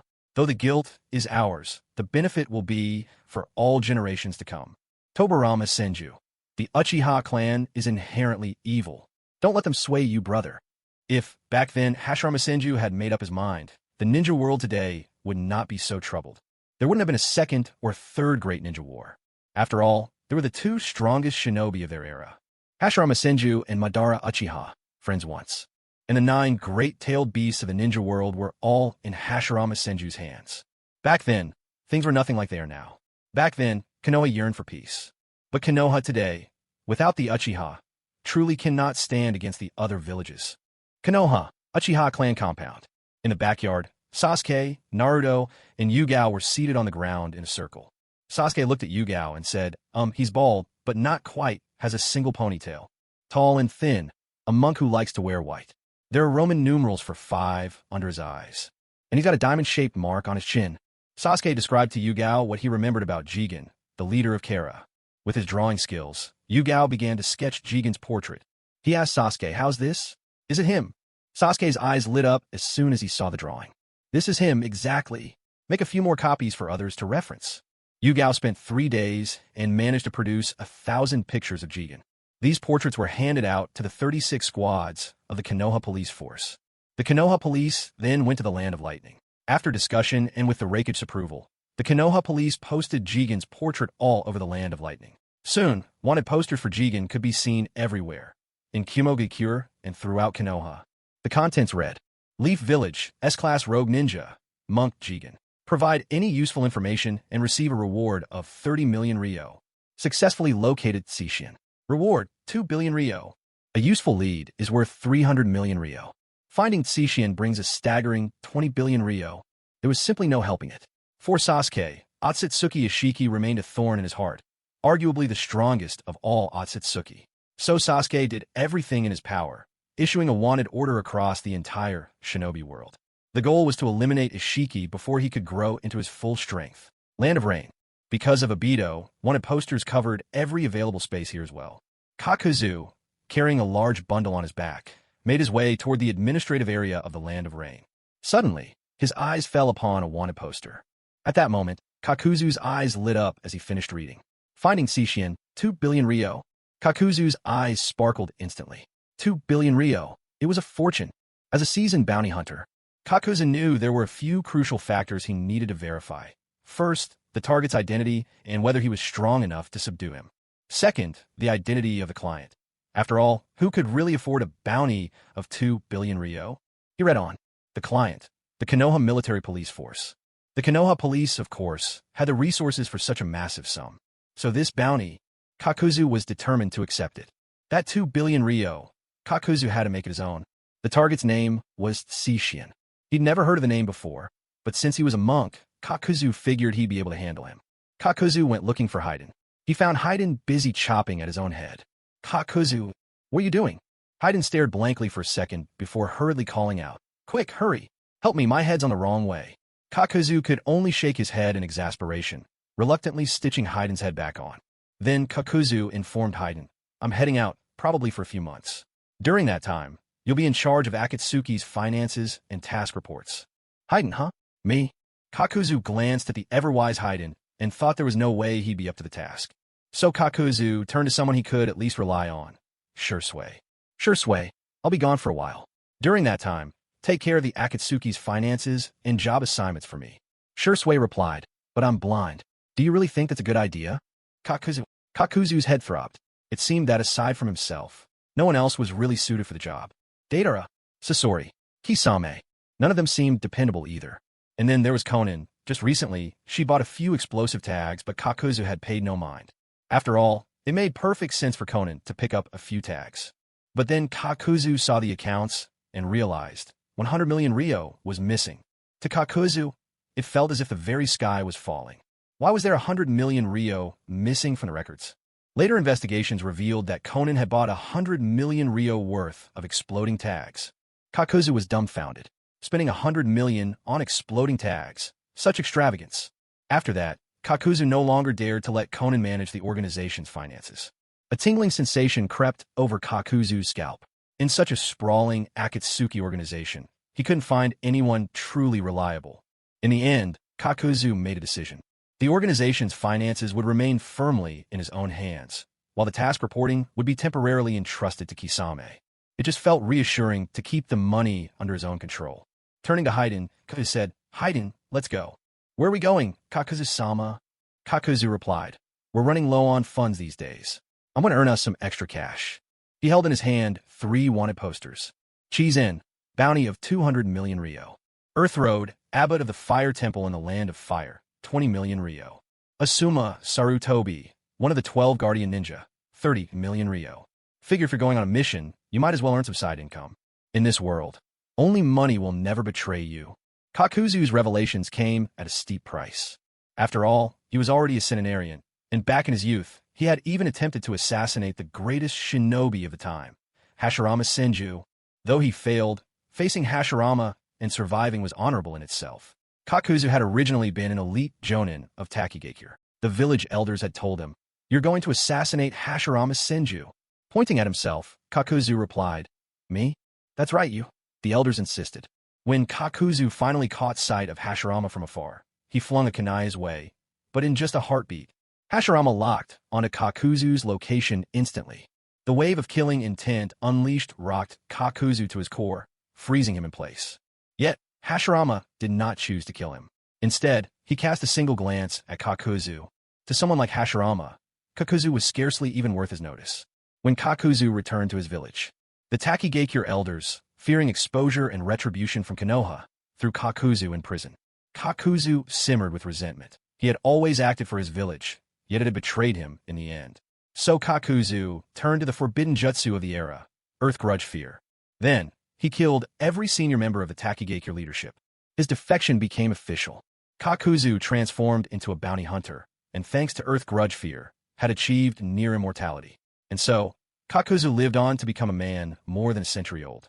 He glanced over at Haiden, who was yawning and idly dragging a massive scythe behind him. Kakuzu thought to himself, though this youngster's personality was hardly in harmony with his own. When it came to ability, they are simply a match made in heaven. Haiden, empowered by his faith in the evil god, possesses immortality. Kakuzu, too, has gained his own form of immortality through the power of Earth Grudge Fear. The two are known as the Immortal Duo. Within the Akatsuki, there are 5 pairs altogether. Pain and Konan form one team. Kakuzu and Haiden are the Immortal Duo. Kisame and Shisui are nicknamed the two directionless souls. Kisame can't navigate, and Shisui is blind. Deidara and Sasori are known as the Art Duo. And lastly, there are Zetsu and Orochimaru. Though Orochimaru has since betrayed the Akatsuki, back then, they were called the Bizarre Duo. Kakuzu's thoughts returned to the present. He gazed at the 3 wanted posters in his hand. There was no telling where Cien might be. So, it was time to pay a visit to the temple in the Land of Fire. Meanwhile, elsewhere, in a temple within the Land of Earth, Cien, having just finished his prayers, let a cold glint flicker in his eyes. To Cien, all those so-called gods and Buddhas were nothing but trash. But now he was still far too weak. He didn't possess the power to resurrect. And, after so many years, this body was already teetering at the brink of collapse. He'd have to endure a little longer. Perhaps it would be a few years. Perhaps it would be decades. When Ishiki, slumbering within Cien, found a suitable vessel, he could then use it to return in full force. When that time comes, all those who betrayed Ishiki, he would destroy them. Everything Ishiki lost, he would reclaim all. But just then, a pigeon flew by, a wanted poster clasped in its beak. It landed softly on Cien's shoulder. Gently stroking the pigeon's feathers, Cien murmured, "You've worked hard." Then, he unfolded the wanted poster. And in an instant, he was petrified. It felt as if the sky had collapsed. Within Cien's body dwelled Ishiki's soul, unstoppable, fearless of gods or fate. But not at this moment. After being ambushed by Kaguya and left on the edge of death, Ishiki, too, now feared his very consciousness fading into nothingness. A thought struck Cien. How did the Uchiha know his name, even his appearance? There could only be one explanation. Cien glanced at the giant tortoise behind him. This was the treasured tool of the Otsutsuki clan, the Kara. It wielded the power to traverse time and space. If this so-called Uchiha knew his name and face, it had to mean someone from the future had crossed time, intent on killing him in the present. The realization brought a cold smile to Cien's lips. It must be that his future self had found the perfect vessel and been resurrected, provoking this Uchiha to travel back in time, hoping to erase him. Yet to activate the Kara required a tremendous amount of chakra. Now, Cien could barely muster the faintest fraction of its power. He simply couldn't set the Kara in motion. What he needed was a vast reservoir of chakra. At present, the Land of Earth has not been infiltrated by the Uchiha clan. Therefore, for the time being, no wanted posters have been put up there. Jishin, above all else, values his own life. After all, he has spent so many years planning for his resurrection. So, Jishin wants to live. And to stay alive, the best way is to travel back in time. By moving to a different point in the same timeline, he can keep himself safe. In this way, there might even be 2 Jishins coexisting at different periods in the past. But for now, in this very moment, in this ninja world, there is no Jishin. Of course, such a move is incredibly risky. Yet, there's simply no other way. If he remains in this timeline, Jishin will inevitably be found. Meanwhile, elsewhere, the Uchiha clan was in the midst of negotiations with both Inoki and Meitorumi. Gaara of the Land of Wind was easy to deal with, given that he was Sasuke's friend. So Jishin's wanted posters quickly spread throughout the Land of Wind. Among the 5 great nations, the Uchiha clan had almost never engaged with Kirigakure, the Hidden Mist Village.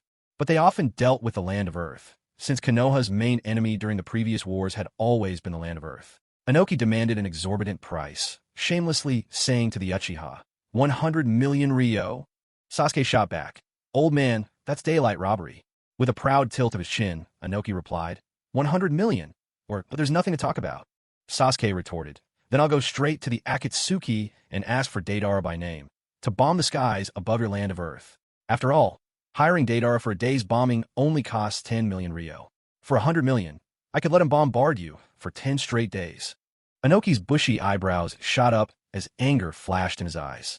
Sasuke's move was as underhanded as it was stunning, but it struck straight at Inoki's most vulnerable spot. Deidara was Inoki's pupil. Even though he had defected, Inoki had always considered him his disciple. He even fantasized about Deidara returning one day and making him the next Sasuke. Inoki's favoritism and affection for Deidara were obvious to all. To let Deidara bomb the Land of Earth, wouldn't that just be twisting a knife? In the end, Inoki relented. He said to Sasuke, "Fine, I'll put up the wanted posters all over the land of Earth, but you must have Deidara come to the Tsuchikage's office, just once. Sasuke agreed without hesitation. Deal. Inoki intended to keep Deidara there by force. To Inoki, Deidara was still much too immature. This was his rebellious phase, and Inoki was determined not to let it continue. Sasuke then went to find Obito. Obito was now in the land of snow with Rin, enjoying a sweet, secluded life for two, far from the mainland and the endless conflicts. That was the life Rin had always wanted. Moreover, with Obito's presence, the safety of the land of snow was guaranteed. Sasuke spoke to Obito through the intercom, a device developed by Orochimaru. Put your connections to use, mobilize the Akatsuki. Make sure their people protect Deidara, and head to the land of Earth. I suspect Inoki has it in for Deidara. Obito indicated his agreement. Although he had already left the Akatsuki, the Rinnegan was something he had given to Nagato. The formation of the Akatsuki itself had also been made possible by Obito's manipulation. In short, whenever Obito made a request, unless it was particularly outrageous, Nagato and Yahiko would go out of their way to oblige him. Obito used Kamui to travel to the Hidden Rain village. These days, he no longer wore a mask. Though his face bore numerous scars, he felt there was no longer any need to hide his identity. The eye he'd gifted to Kakashi had been returned to him, and after regaining both of his Kamui eyes, Obito acquired a special ability. The Kamui mark. Much like the Flying Thunder God seals, he could now leave a Kamui mark at a specific location, enabling him to travel there in a flash, just like the legendary technique. However, the Flying Thunder God was still faster than Kamui. Obito's movement involved a brief phase of intangibility. Invincible though this period was, it still wasn't quite instantaneous, unlike the Flying Thunder God. Functionally, the Flying Thunder God fell far short of Kamui's versatility, and Kamui, in turn, was no match for Sasuke's Ameno Jikara. Obito explained to Nagato that Deidara needed to make a visit to the Tsuchikage's tower in the land of Earth, and that some people should go along to protect him. Yahiko decided that he himself would be Deidara's escort. After all, the strength of a god wasn't something to be taken lightly. Land of Earth, Tsuchikage's tower. Deidara was standing at the building's entrance, looking utterly reluctant. He had trained here many years ago, after all, but he had never been fond of that sort of life. Dust release, earth release, all that stuff was just so dull. Explosions were far more exhilarating. The mesmerizing beauty of a moment, here and gone in a flash. But Inoki had never accepted Deidara's vision of art. That was why Deidara defected. His days with Akatsuki had been immensely enjoyable. Not only was his art never held back, he found an older comrade to discuss art with. True, their philosophies of art could not have been more different. But the feeling of proving his explosive art to Sasori after the fireworks, that was sheer delight. Trailing Deidara was a man with bright orange hair, his face riddled with black rods, giving him a somewhat rebellious and edgy appearance. Inoki spotted Deidara from afar. Excitedly, he rushed out, caught Deidara by the sleeve, and dragged him inside. Deidara, take that outfit off. It's hideous. Deidara frowned. Old man, keep your hands to yourself. Inoki acted like a shameless sycophant. Reluctantly letting go of Deidara, Inoki said, You can't even bring yourself to call me teacher anymore, Deidara. But Deidara replied, Just say what you have to say. I need to get back to the Hidden Rain village. Inoki frowned and said, Child, now that you've come, why not stay? Pain watched this exchange quietly. Turning to Inoki, Pain spoke, Tsuchikage, I'm sorry, but I can't let you take Deidara. He is one of the Akatsuki. At this moment, although Akatsuki were a renowned mercenary organization, and Inoki himself often hired them, he still didn't know Pain's true power. Yet every time Inoki saw those Rinnegan eyes, a strange shiver of fear would flicker through his heart, as if he had seen those eyes long ago. But he was certain he'd never encountered the Rinnegan before. Addressing Pain, Inoki said, Deidara was born a child of the land of Earth. Pain interrupted, I'm sorry, but now Deidara is a member of Akatsuki. We share a common vision, striving for peace in the shinobi world. To create a world without war, without bullying, a world where the great nations no longer oppress the small. Inoki bristled at this, protesting, It's not the great nations bullying the small. Pain made a questioning sound. Inoki continued, When war breaks out with a smaller nation, the great nations suffer just as much pain. As these words hung in the air, Yahiko felt a surge of indignation. He, Konan, and Nagato were born orphans of war. The Third Great Shinobi War, its fiercest battles ravaged the Rain Village. The Land of Earth, Wind Country, Leaf Village, three mighty forces locked in chaos. Yahiko's parents had died in that very war. killed by shinobi from the Hidden Leaf. To say the great nations suffered the same pain. If not for their ambition, would these wars even have happened? If their pain was truly equal, then why are there so few orphans in the great nations? In the great nations, war orphans are the children of shinobi. But in the smaller lands, they're the children of ordinary people. Pain's gaze grew cold. He had lost all patience for the Tsuchikage. He spoke, voice icy. You don't understand at all. You have no idea what real pain is. Deidara's face drained of color in an instant. Whenever the leader began speaking this gravely about shouldering burdens and sacks of rice, Deidara knew trouble was brewing. It was time to disappear, and fast. Now Pain's body began to rise, slowly lifting into the air. Floating above, his voice reverberated. You people from the great nations, you have no idea what true pain is. Feel pain. Think about pain. Accept pain. Understand pain. Those who do not understand pain cannot comprehend peace. From this moment on, let the world feel pain. Inoki stared at Pain, utterly bewildered. He muttered, "What's with all this dramatic talk? Such an edgy kid." Suddenly, Pain spread his arms wide, his figure radiating beneath the sunlight, almost luminous. Almighty push, cataclysm. In an instant, a boundless force erupted from Pain as the center. A force of unimaginable power swept out, flattening half the land of Earth in its wake. Inoki was utterly stunned. He had barely said a word, and yet, why did this provoke such an extreme response? With a single almighty push, half the land was laid to waste? Only those who have tasted pain can long for peace, can begin to understand it. That was Pain's way, to make the Tsuchikage finally grasp the meaning of true peace. Perhaps, years from now, a little child from a land of Earth might ask his mother, "Mommy, why was the land of Earth built in a giant pit?" The mother, lost in thought, would reply, "Back in the day, there was a man who loved peace more than anything." After witnessing Pain unleash this devastating almighty push, Inoki was left numb, frozen in disbelief. He just said the wrong thing, and half his village was destroyed? That single technique had killed countless people, leaving their bodies scattered among the ruins. Pain hovered in the air above, looking down, his eyes calm and unmoved. To create a world of perfection, sacrifices must be made. Their deaths were not without meaning. From this moment, the people of the land of Earth would harbor nothing but hatred for Pain. For Pain had killed their loved ones. So the thought crossed his mind, perhaps he should end them all. But, in the end, Pain did not follow through. Just as Inoki readied himself for revenge, Pain, standing before him, suddenly vanished without a trace. Meanwhile, in the Hidden Rain village, the animal path clapped his hand to the ground. Summoning jutsu, the Deva path Pain, far away in the land of Earth, was instantly recalled by the summoning. Now, looking skyward, the Deva path let out a distant sigh. The road to peace is long and arduous.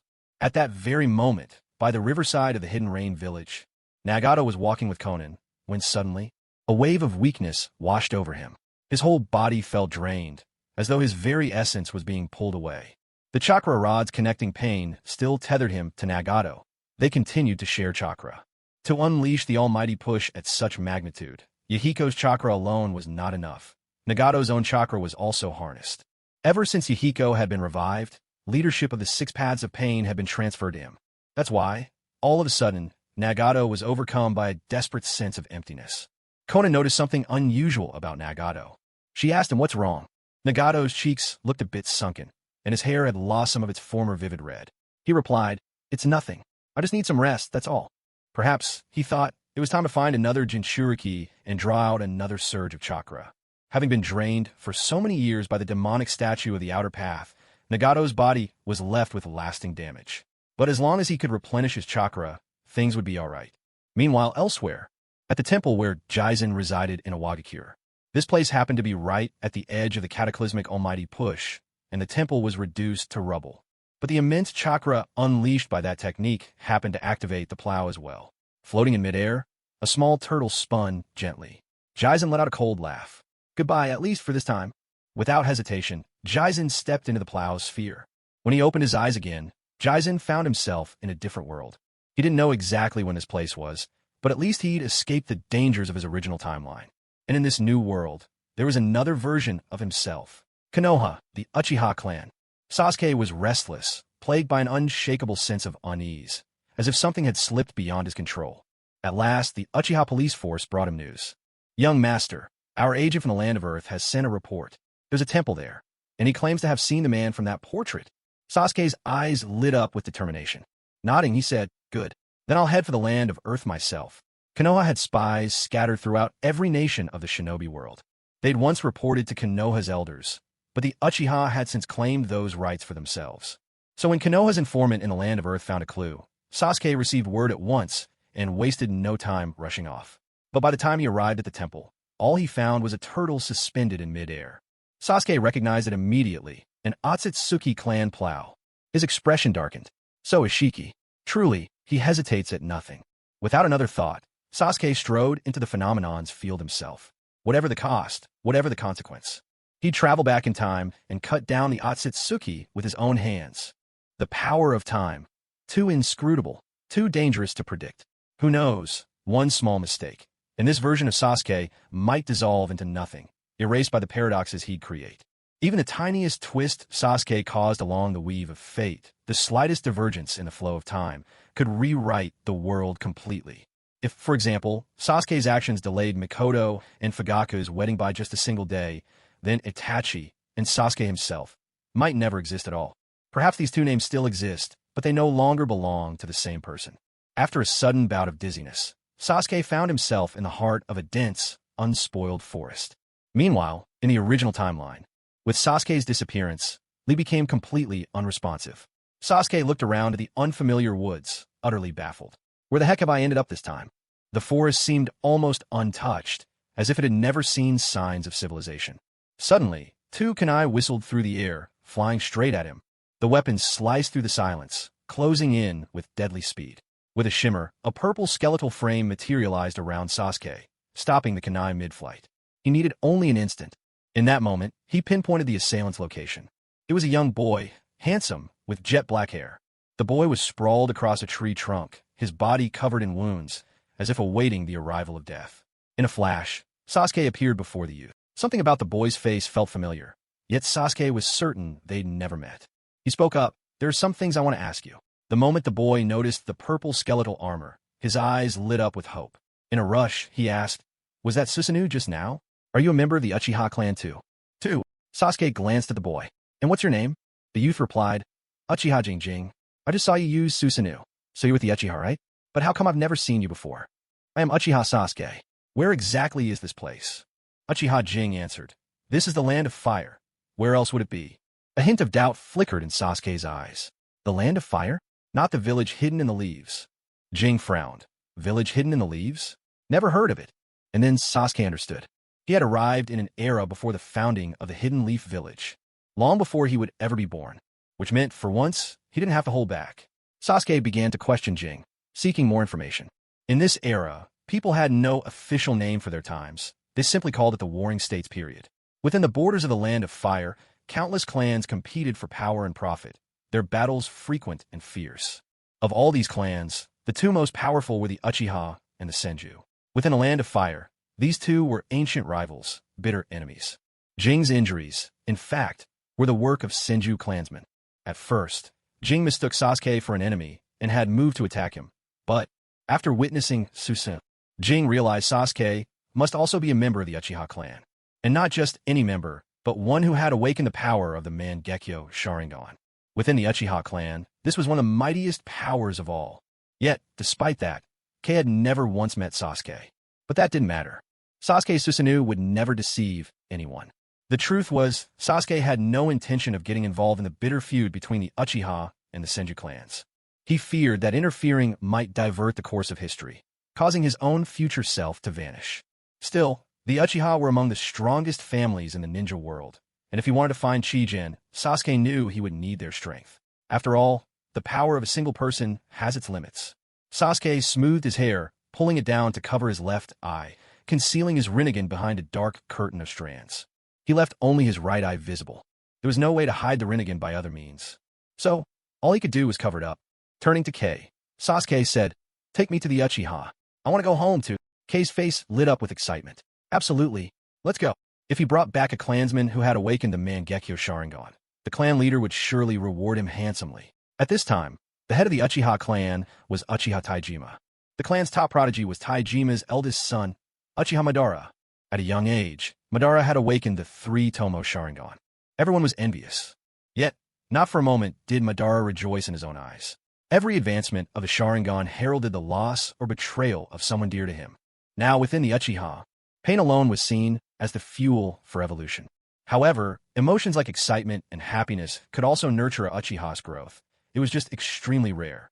For this reason, none among the Uchiha knew it. Kei led Sasuke into the Uchiha territory. As Sasuke studied the familiar landscape, a wave of nostalgia welled up in his chest. Another member of the clan caught sight of Sasuke and bowed with great respect. Second young master. Kei turned to gape at Sasuke in disbelief. You're the second young master? The second young master referred to Taijima's second son, Madara's younger brother, Izuna. Sasuke looked almost identical to Izuna. But Kei quickly explained that, most of the time, he relied on voices to tell people apart. Sasuke replied, No, I'm not him. My name is Sasuke. Just then, a commotion swept through the Uchiha compound.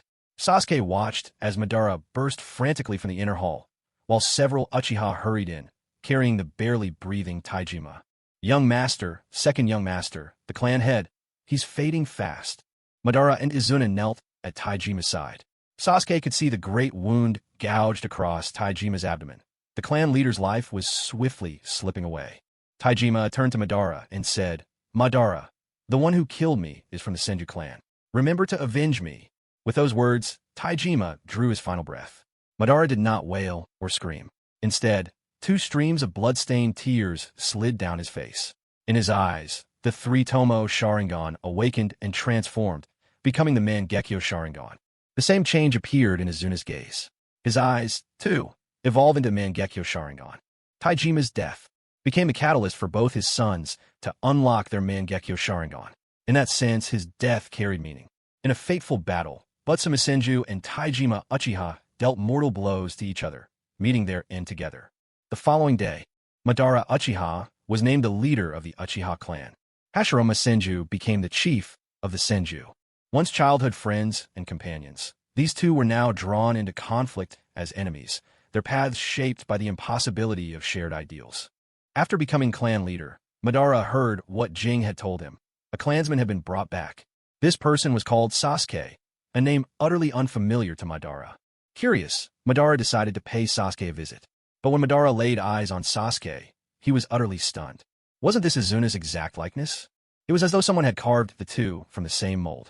But Madara's reaction was not simple amazement. He was instantly on guard. After all, in these troubled times, trusting no one was the key to a clan's survival. This was doubly true when it came to someone who looked so strikingly like Izuna. A suspicion crept over Madara. Could this be a plot against the Uchiha? No matter how Sasuke explained himself, Madara decided to hold him in custody for the time being. Sasuke didn't dare to resist. After all, he stood before people of true consequence. Whether it was Madara or Izuna, Sasuke was not about to pick a fight. Even the guards of the Uchiha, Sasuke dared not move against them either.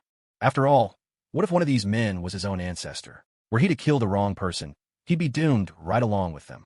So Sasuke held back and let them restrain him. It made no difference. Nothing could truly hold him for long. Just as three members of the Uchiha finished tying Sasuke up with ropes. In the blink of an eye, Sasuke's figure vanished, replaced by Izuna. The real Sasuke, meanwhile, appeared at Madara's side. Izuna was struck speechless. Why are you tying me up? The Uchihas stared in confusion. Madara's eyes snapped to Sasuke, and he declared, You're not Izuna. Suddenly, an overwhelming aura burst from Madara, strong enough to sweep Sasuke's hair back in a surge. This revealed Sasuke's Rinnegan to everyone. Madara's pupils contracted. The Mangekyo in his eyes silently faded to black. On the surface, Madara said nothing, but inside, a storm of emotions raged. He had been certain of what he just saw.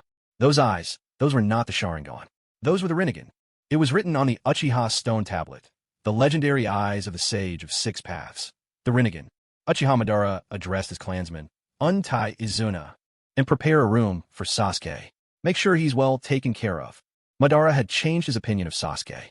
Sasuke turned to him and began, Sir. But before Sasuke could finish, Madara cut him off. Don't call me sir. I'm not worthy of that title. I have only one question. Where did you get that eye? And do you harbor any hostility toward the Uchiha? Sasuke glanced left and right, and Madara immediately understood his meaning. Everyone leave us. Izuna asked, Brother, do I need to go as well? Madara nodded. Once everyone had departed, Sasuke spoke to Madara. I come from a future time. These eyes are the proof. I want to make a deal with you. You help me find someone. I'm here to hunt him down. In return, I can tell you the secret of the Rinnegan. Madara replied, deal. Madara's ambition stretched beyond the Mangekyo Sharingan. If he could truly grasp the secret behind the Rinnegan, then everything would be worth it. It was inscribed on the Uchiha stone tablet that the Uchiha clan was deeply entwined with the Sage of Six Paths. Within the Uchiha clan grounds stood a great stone tablet. Its inscriptions could only be revealed to future generations of the Uchiha. Yet, after Madara awakened the Mangekyo Sharingan, he discovered he still could not decipher the entire message. Doubt crept into his mind. That doubt, beyond the Mangekyo, there existed an even higher power of the eye. Combining this with the content on the first half of the tablet, Madara speculated. The Rinnegan. Perhaps the Uchiha Sharingan truly could evolve into the Rinnegan.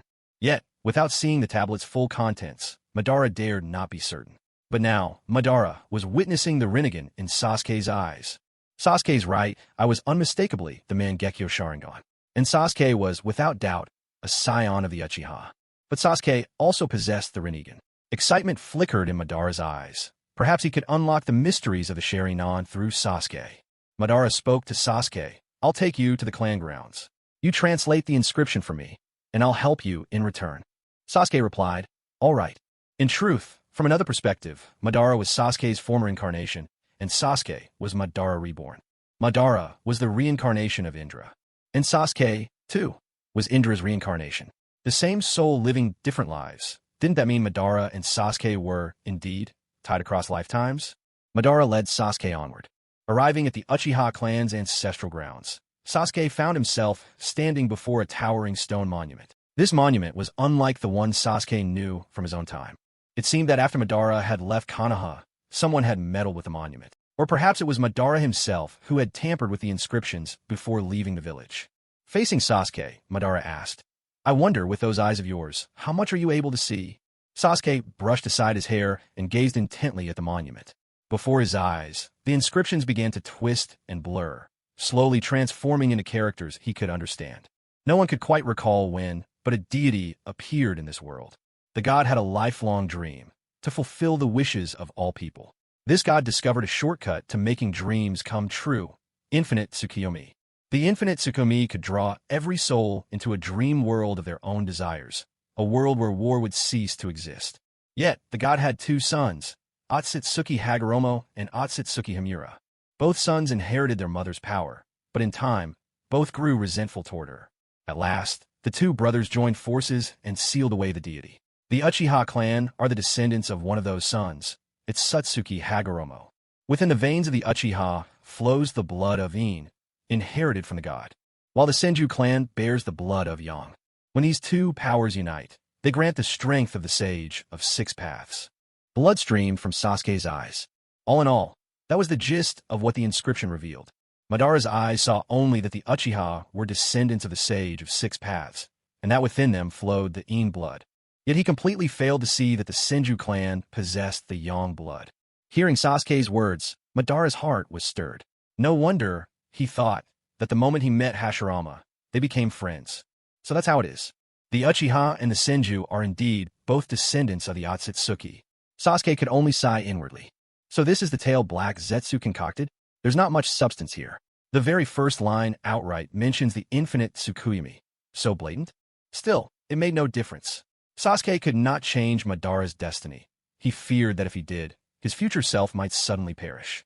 Sasuke stayed among the Uchiha for a month, and Madara agreed that both the Uchiha and their subordinate families would scour the entire shinobi world for information about Jikijin. Then one day, quite unexpectedly, Sasuke saw Madara donning armor, clad in his iconic red samurai regalia, the Uchiha war fan in hand. Meanwhile, Izuna was meticulously sharpening his katana. All of the elite warriors of the Uchiha clan donned their armor and sharpened their swords. Sasuke asked what was going on. A faint smile appeared on Izuna's face as he turned to Sasuke and said, Here's the situation. The Kawanishi region used to belong to the Uchiha, but now the Senju want to seize it. My brother and I will lead the Uchiha to drive the Senju away. A dazed look appeared in Sasuke's eyes for a moment. In all likelihood, this would be the last time he saw Izuna. Sasuke called out to him, Izuna, wait. Izuna smiled at him. What is it? Do you want to come too? Sasuke fell silent for a moment, then finally said, No, I'll stay here. Izuna and Madara both knew that Sasuke came from the future. So naturally, they didn't insist that Sasuke join them. Just as he was about to leave, Izuna came running back and said to Sasuke, "I'm going to die here, aren't I?" Sasuke said nothing. Izuna shrugged it off. "I really envy you, living in a peaceful era. Unlike me, one night I get to eat roast duck, and the very next day I could lose my head on the battlefield." To Izuna, the time Sasuke came from was the very definition of peace. Sasuke remained silent. The thought that Izuna would die weighed bitterly on his mind. But if he tried to save Izuna, it might cost him his own life. Suddenly, Madara shouted, "Izuna, what are you doing?" Izuna called back, "I'm coming, brother." Upon the banks of Kawanishi, the battlefield awaited. The Senju warriors stood atop the shattered stones, waiting for the Uchiha to arrive. The Senju and the Uchiha, the two most powerful clans in the shinobi world. The leader of the Senju was Hashirama, Madara's friend from childhood. A white bandage was wrapped around Hashirama's forehead, bearing the Senju clan crest. Hashirama's gaze at Madara brimmed with complexity. After all, they had once been the closest of friends. But now, the bonds of family had made them enemies. Yet somewhere, their dream remained the same. Hashirama called out loudly, "Madara, do you remember the dream we once shared?" Uchiha Madara answered, "Hashirama, it's simple. If the Senju want peace, leave Kawanishi to us." Senju Tobirama bellowed, "Never. This land is stained with the blood of my father." Izuna glared at Tobirama. "Our father died too. Enough words, let's settle this." Suddenly, chaos erupted as battle was joined on every side. Tobirama faced off against Izuna. Madara stood against Hashirama. With arms crossed, Madara's gaze scornful, a brilliant blue Susanoo erupted around him, towering, sword in hand, ready for battle. Suddenly, a thunderous shout rang out. Wood style, wood dragon jutsu. A colossal wooden dragon soared into the sky, coiling tightly around Madara's Susanoo. Facing Madara, Hashirama called out, "Madara, end this now." But Madara shouted back, "Impossible. We stand on opposite sides.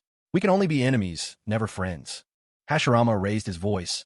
"Nothing is impossible. The Uchiha and the Senju are the two strongest clans in this world. If we could put aside our grievances, perhaps we could truly bring an end to this war." Hashirama continued, "I'm willing to concede the lands west of the river." Madara was visibly moved. If the Uchiha and the Senju really could make peace, plunging the entire shinobi world into an era of harmony, that was something Madara had always wished for. Madara said to Hashirama, "Very well, but..." Before Madara could finish, he saw it. Tobirama had killed Izuna. Izuna, caught off guard. He hadn't even activated his Mangekyo when he fell beneath Tobirama's flying Thunder God slash. Izuna's eyes were wide with disbelief. From the very beginning, he had been the one with the advantage. He had even been on his guard. Yet he still died. Izuna collapsed in a pool of blood, while Tobirama was drenched in sweat. In an instant, Madara unleashed his complete Susanoo, shattering the wooden dragon, but Hashirama also summoned his Wood Golem technique. The Wood Golem barred Madara's path. Hashirama shouted to Tobirama, "Run! I can't hold him for long." Izuna's death reignited the Uchiha's fighting spirit. The Uchiha reclaimed the land west of the river, and Hashirama escaped with his life, perhaps because, from the very beginning, Madara had never truly intended to kill him. Izuna was gone. Madara gazed at his brother's lifeless body, racked with unspeakable pain. He wanted to cry, but no tears would come. Cradling Izuna's corpse, Madara returned to the Uchiha. Madara loathed war. He loathed death. Yet there was nothing he could do. Born into chaotic times, Madara had to seek power strong enough to ensure no more of his clan would be lost. Madara had lost all his blood relatives. Now, the Uchiha were his only family. Madara transplanted Izuna's eyes. His Mangekyo Sharingan became the Eternal Mangekyo. The burden of his previous eyes was gone. Addressing every Uchiha, Madara declared, "We march to the eastern riverlands, avenge Izuna." Meanwhile, elsewhere, the Senju received word. The Uchiha were preparing for all-out war. Once more, Madara faced Hashirama across the battlefield. But this time, Madara was utterly changed. Fixing his eyes on the figure behind Hashirama, Madara said, "Hashirama, your brother killed mine, my last family. Now, I have nothing left." Hashirama said, "That's precisely why we have to put an end to this war. Don't pit your power against mine." Madara didn't respond. In a flash, he lunged straight for Hashirama. With every clash of fists and feet, Madara displayed the true art of hand-to-hand combat. The Mangekyo in Madara's eyes spun relentlessly, analyzing each move as he battled Hashirama. Fire style, majestic destroyer flame. A torrent of flames surged forth, instantly flooding Hashirama's field of vision. Tobirama quickly formed hand seals. Water style, water colliding wave. Tobirama summoned a surge of water that rivaled Madara's fire in strength. When water met fire, billowing steam erupted everywhere. From within the mists of steam, a blue Susanoo burst forth, swinging its blade down toward Tobirama. Startled, Tobirama narrowly escaped using body flicker technique. Seeing the scene unfold, Hashirama slammed his hands together. Wood-style, wooden golem jutsu. A massive wooden golem once again clashed headlong with Susanoo. The very shockwaves of their battle were so overwhelming, it was nearly impossible to keep one's eyes open. Shouting over the conflict, Hashirama called to Madara, "Madara, look around you. Senju clan members are dying, and so are the Uchiha. Is this truly what you wish to see?" Madara wavered once more. Watching the Uchiha fall was something Madara had never wanted. In that moment, both Madara and Hashirama simultaneously dispelled Susanoo and the wooden golem jutsu. Madara turned to Hashirama. "What is it you want, then? To make peace and forgive all that's passed between the Uchiha and the Senju?" Hashirama nodded. "Yes, it's the only way this war will ever end." Suddenly, Madara shouted, "But your brother killed mine. He was my only family." Hashirama answered, his face earnest. "I'm willing to die for that. I'll pay for your brother's life with my own. As an elder brother, it's my duty to take responsibility for the wrongs my sibling committed." Madara nodded. "Fine, if you die, I'll make peace with the Senju." Tobirama cried out, "Brother, don't fall for it. This is one of Madara's schemes. If you die, how can we ever stand against Uchiha Madara?" But Hashirama replied with conviction, "I know Madara. He is not that kind of man. If my death could bring peace to this world, then my death would have meaning. Madara, don't forget the dream we once shared." With those words, Senju Hashirama removed his battle armor. Shedding the scarlet plates, he revealed the black tunic beneath, then picked up a kunai and aimed it at his own abdomen. Just as the kunai was about to pierce Hashirama, Madara stopped him. "Enough. If you die, I might not be able to stop myself from killing him." Madara couldn't bring himself to watch Hashirama die. After all, with Azuna gone, Hashirama was Madara's only friend left. Besides, to fulfill their dream, he still needed Hashirama's strength. Hearing Madara's words, Hashirama and Madara exchanged a knowing smile. As the Uchiha and Senju, each under the leadership of their respective clan heads, Uchiha Madara and Senju Hashirama, old enmities thawed, and a new alliance was forged. A week later, Madara and Hashirama signed a peace treaty. Members of the Uchiha and Senju clans were forbidden from harming one another. The Uchiha and Senju were to refrain from internal strife, and instead, both clans should strive together for peace across the shinobi world. Madara and Hashirama sat side by side atop a lofty cliff. Hashirama looked toward Madara and said, "Madara, do you remember the dreams we once shared? We're closer to them now than ever before." He continued, "Madara, I plan to name this village the village hidden in the fire, and its leader will be called the Hokage." But Madara interjected, "Come on, Hashirama, let's call it the village hidden in the leaves." He casually picked up a leaf, letting it drift away with the wind. "Our village will be called Konoha, and its leader will be the Hokage.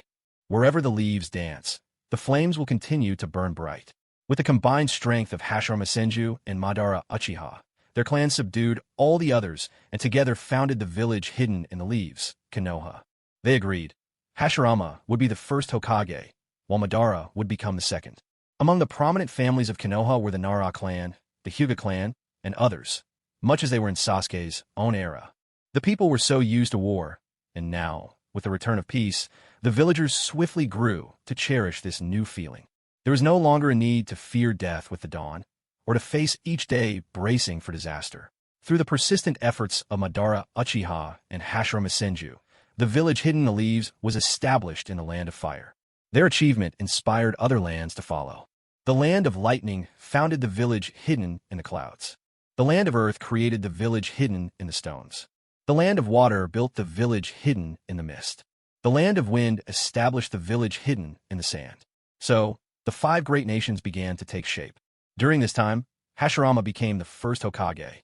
Madara, countless times, urged Hashirama that Senju and Uchiha should unite their power to destroy the other villages, so there would be only one Land of Fire, only one Konoha, across the shinobi world.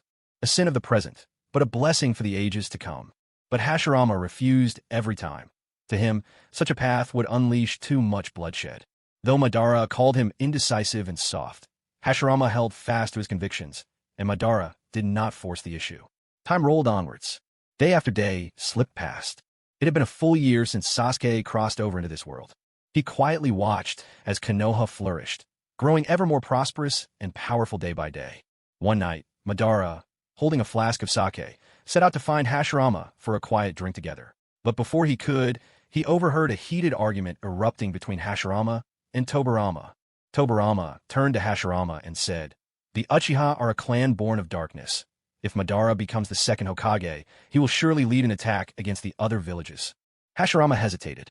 He looked at Tobirama and replied, "But I once made a promise to Madara Uchiha." Yet, it was precisely Hashirama's wavering that left Madara utterly disheartened. There are times when a man's disappointment happens in the blink of an eye. Madara forced himself to hold back the urge to go in and kill Tobirama to avenge Azuna. Madara returned to the Uchiha. Inside the clan grounds, Madara broke down and spoke to Sasuke.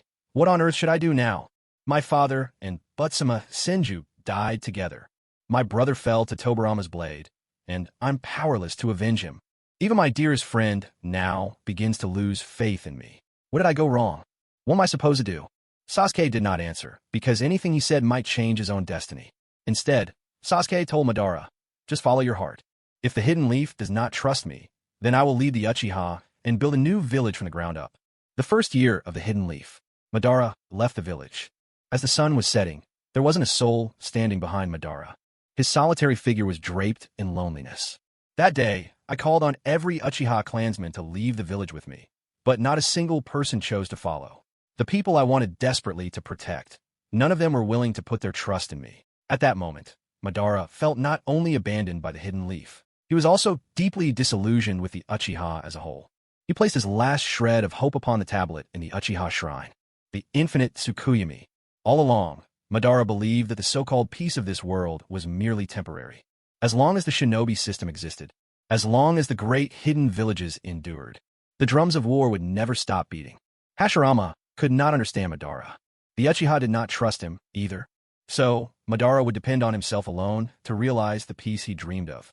Let the Hidden Leaf be nothing more than a fleeting dream. With Sasuke walking behind him, Madara's figure no longer seemed quite so lonely. Madara laughed at himself. "Are you following me just to mock my failure?" Sasuke replied, "Not at all. I only wish to see what you've been through." Madara's tone softened a bit. "I'm sorry, but there's something I promised you that I can no longer fulfill." Sasuke said, "It's all right. I'll find Chijin someday, no matter what." After leaving the Hidden Leaf, Sasuke kept close behind Madara, perhaps because he looked so much like Azuna. Madara poured all the gentleness he had left onto Sasuke. If he caught a wild pheasant, both drumsticks would go to Sasuke. If he caught a fish, the fattest part was always for Sasuke. Although Sasuke only observed Madara's actions without interfering, at least Madara was no longer alone. Madara arrived in the land of wind at Sunagakure. In the vast, endless desert, there was a powerful surge of chakra. It was the One Tail. To realize the peace he longed for, Madara set his sights on the tailed beasts. Gather all 9 tailed beasts, and the power obtained would far surpass even Hashirama's. Madara found Shikaku, who was dozing in the middle of the desert. But suddenly, someone barged into Shikaku's resting place. Shikaku erupted in fury. Its belly bulged, and a blast of wind, mighty as a storm, surged toward Madara. Madara snorted coldly. Tricks for children. With a casual wave of the Uchiha fan, the sand beast's wind bullet rebounded right back. Uchiha reflection. The overwhelming force shattered half of Shikaku's body into sand. Shikaku was enraged beyond measure. The surrounding sand rushed back, reconstructing its vast body. And with a furious roar, its enormous sand claw slashed at Madara. Madara's armor and hair stirred, even though there was no breeze. He crossed his arms, blue chakra raging in waves around him.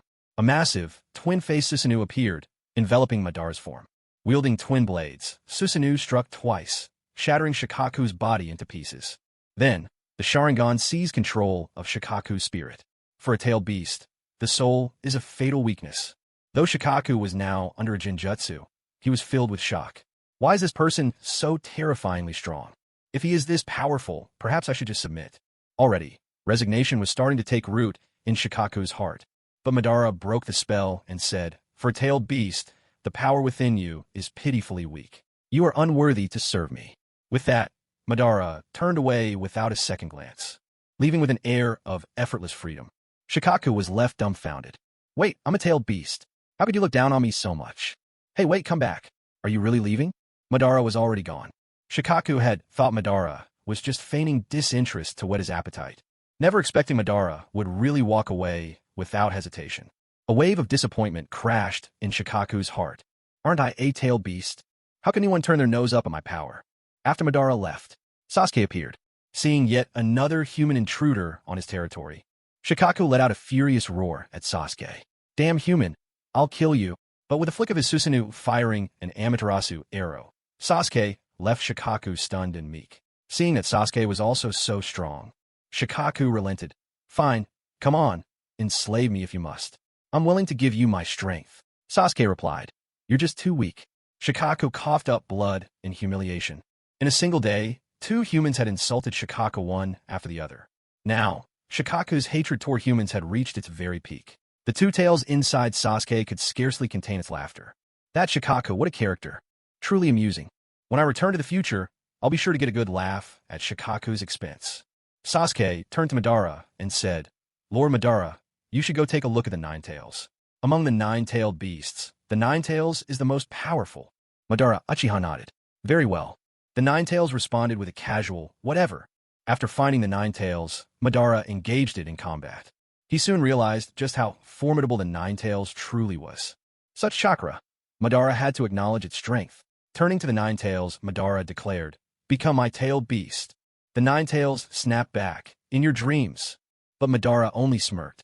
Whether you agree or not, you're coming with me. With his sharingan, Madara seized control of the Nine Tails.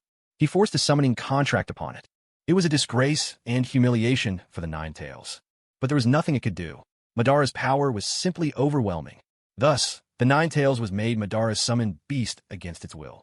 Once he'd secured his contract with the Nine Tails, Madara settled at the borders of the land of Earth. Another year passed. Sasuke turned 17, and Madara made his way to Konoha. Suddenly, the alarm bells of Konoha rang out, filling the air with tension. Tobirama asked a member of the Konoha police force in disbelief, Kagami, what's happening? The Uchiha now served as the police within Konoha's borders. And Uchiha Kagami, as it happened, was Tobirama Senju's own disciple. At this time, Kagami was only 15 years old. With a conflicted look in his eyes, Kagami turned to his teacher and said, Sensei, someone has invaded Konoha. Tobirama bristled with anger. Who is it? I'll deal with it myself. Kagami replied, It's Uchiha. Madara. Tobirama's expression changed. I'll go and get my brother. Hashirama gazed at Madara, who stood garbed in red armor, towering atop a tailed beast. His voice filled with incredulity. Hashirama called out, Madara, so you finally returned. Why did you leave without a word back then? Uchiha Madara answered coldly, We walk different paths now. Our ways have parted. Our principles have changed. There's no reason for us to remain together any longer. Hashirama raised his voice. Madara, do you really mean to let all our efforts, the things we fought so hard for, go to waste? That would be an insult to our brothers, to our comrades. Madara's face twisted in contempt. You are in no position to lecture me. With a shout, he charged, It's been too long since we've faced each other, Hashirama. Hashirama replied, Madara, I don't want to kill you. Madara shot back. So you think you could kill me whenever you wish? With a slap of his hand on the ground, Madara unleashed his power. Summoning jutsu, Nine Tails. Hashirama responded without hesitation. Clapping his hands together, he declared, With style, with dragon jutsu. A colossal wooden dragon erupted from the earth, coiling itself around the Nine Tails. But with a mighty-tailed beast bomb, the Nine Tails shattered the wooden dragon to pieces. But just then, the wooden figure appeared once more, reaching out to seize the tailed beast ball and try to force it into the Nine Tails' mouth.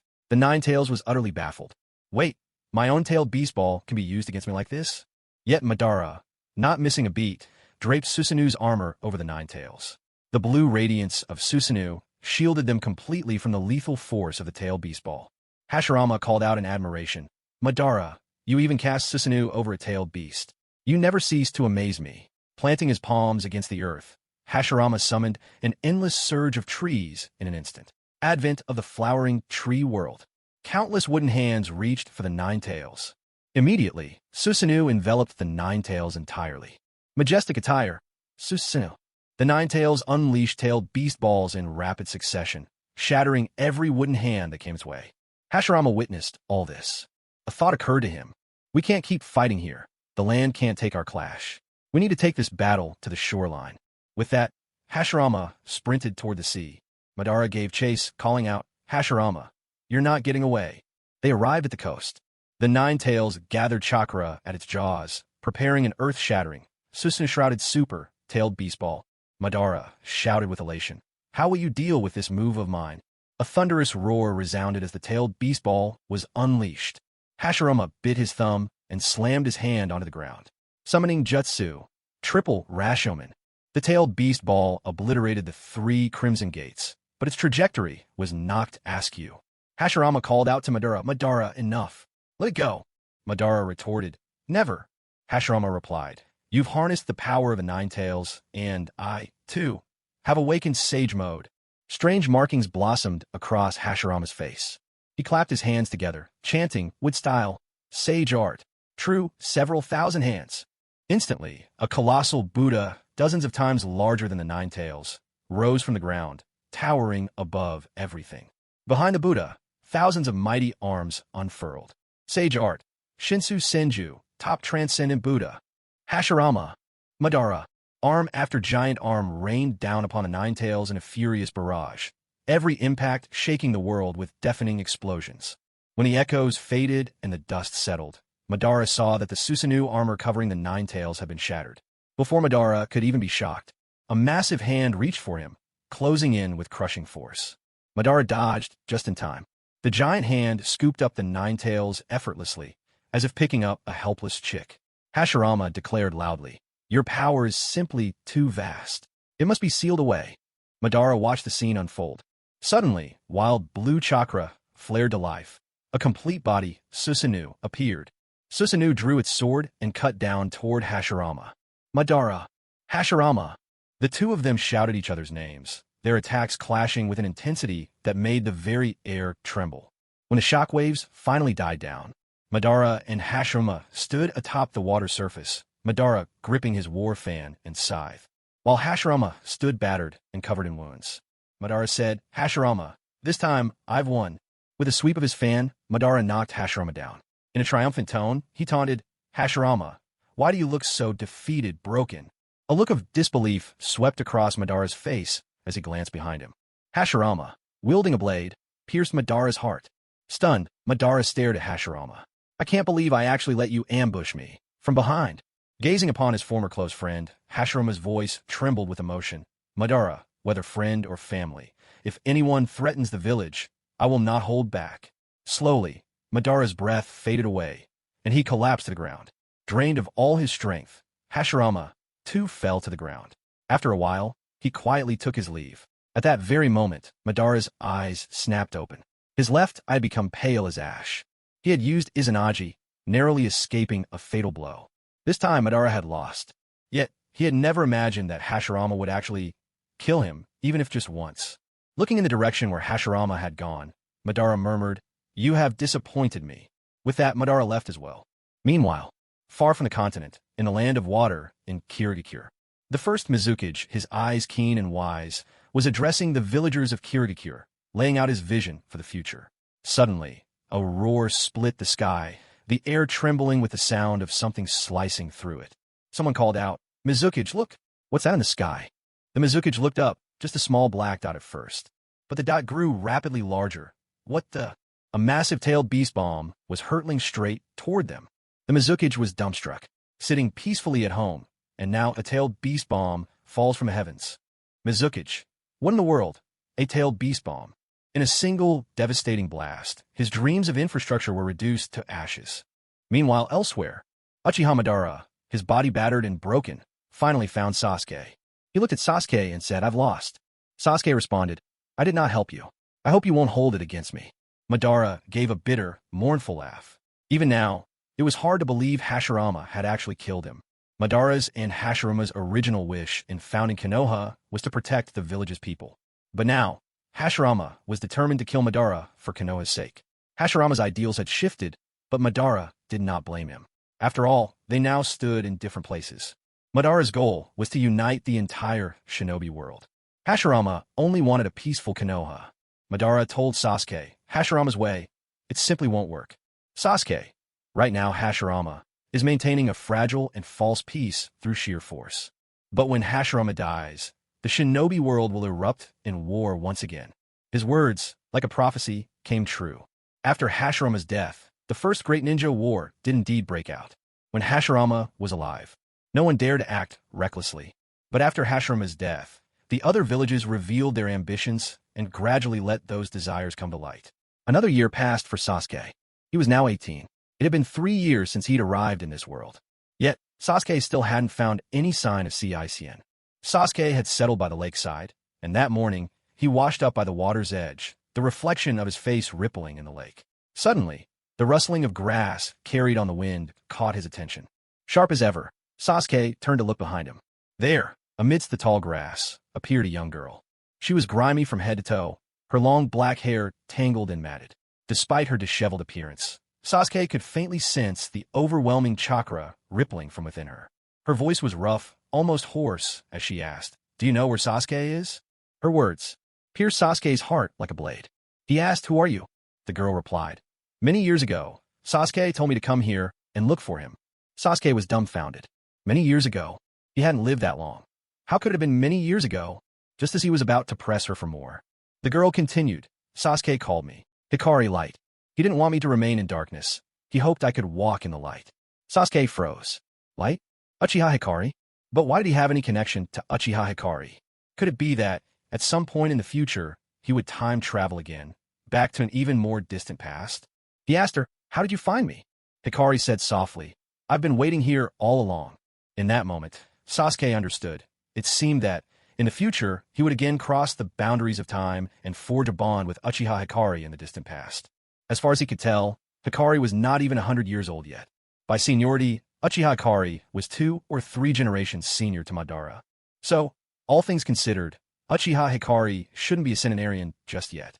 Meanwhile, elsewhere, Chixian found Chixian. Then, Chixian devoured Chixian. For the Akatsuki, another of their kind was nothing but nourishment. But what would happen if your past self devoured your present self? To Cicien, it no longer mattered. At least, the current Cicien now possessed the power of an Akatsuki, obtained in the blink of an eye. He decided not to run from Sasuke any longer. He wanted Sasuke to witness what true power really meant. Back with Sasuke, he was helping Hikari wash up. After her bath, Hikari emerged fragrant and soft, no longer resembling someone of great age, but rather a young girl, hardly 20. Hikari had been born in a turbulent era. This was a period even earlier than the Warring States era. During this time, Hikari's parents perished in the chaos of war, which triggered the awakening of the Mangekyo Sharingan in her eyes. The ability she gained from her Mangekyo was called Yasakani no Magatama, a technique of tremendous power.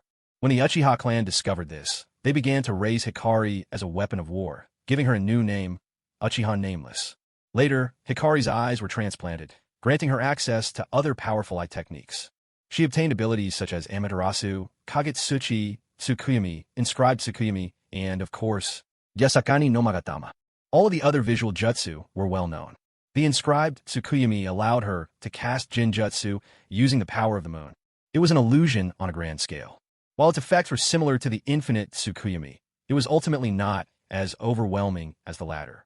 As for Yasakani no Magatama, its power truly defied imagination. Anyone marked by Hikari's inscription would become her puppet, their mind, and would be completely dominated by her. This was somewhat akin to the Kodoeme Tsukumi technique. However, while it was harder to activate than Kodoeme Tsukumi and its effect less absolute, it carried none of Kodoeme Tsukumi's negative side effects. Because of this overwhelming ability, Hikari was forged into a weapon of war. Perhaps it was Sasuke who ultimately saved her. Hikari fell in love with Sasuke and decided to dedicate her life to him, even though Sasuke himself remained unaware of this for now. But such is the allure of destiny's interwoven strands. After bathing, Hikari dressed in Sasuke's clothes, curling up in a small bundle at the corner of the bed. Her eyes shimmered with emotion as she gazed at Sasuke intently. Sasuke, meanwhile, sized Hikari up as well. Once scrubbed clean, she was every bit the quintessential Uchiha. There was no mistaking that pure bloodline. Her features were utterly classic. Thump, thump, thump. A knock came at the door. Sasuke asked, "Who is it?" From outside, a low and resonant voice replied, "A humble monk wandering by at midnight. I beseech you for a bowl of water." Sasuke frowned. There was a river nearby, after all. He drank from the river as well.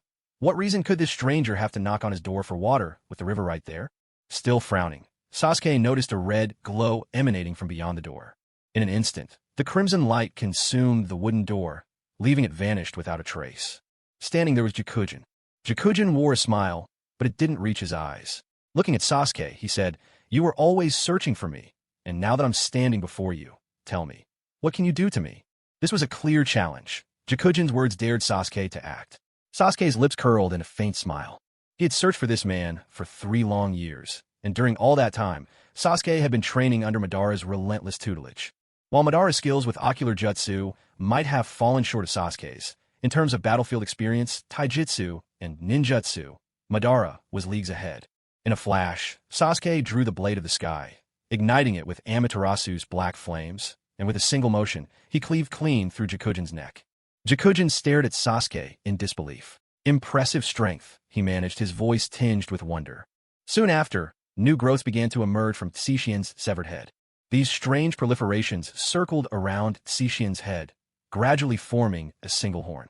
Then his appearance began to change. Tsushin's entire demeanor matured, growing older and more distinguished. And finally his eyes. His right eye was unique, one possessed only by Ishiki himself. He called it the black eye. Within the black eye was a golden, wheel-like pattern, inlaid with 8 triangles arranged like petals around its circumference. His left eye, in contrast, was a white eye. Tsushin declared, "Watch closely. This is my true form, Otsutsuki Ishiki." As the words fell, Ishiki Otsutsuki's real body suddenly manifested. He too wore the trademark gray and white robes of the Otsutsuki clan. Ishiki hovered effortlessly above the ground, looking down at Sasuke with an expression that regarded him as little more than an insect. Ishiki spoke calmly. "Though my power now is but a fraction of its peak, it's still more than enough to crush you." Sasuke curled his lip with a smirk. "Interesting, but don't get ahead of yourself. Even without your peak strength, you're still at most 70% as strong as you once were." Ishiki fell silent for a moment. Sasuke was telling the truth. Ishiki now retained only 60% of his original power, and this form could only be maintained for 10 minutes.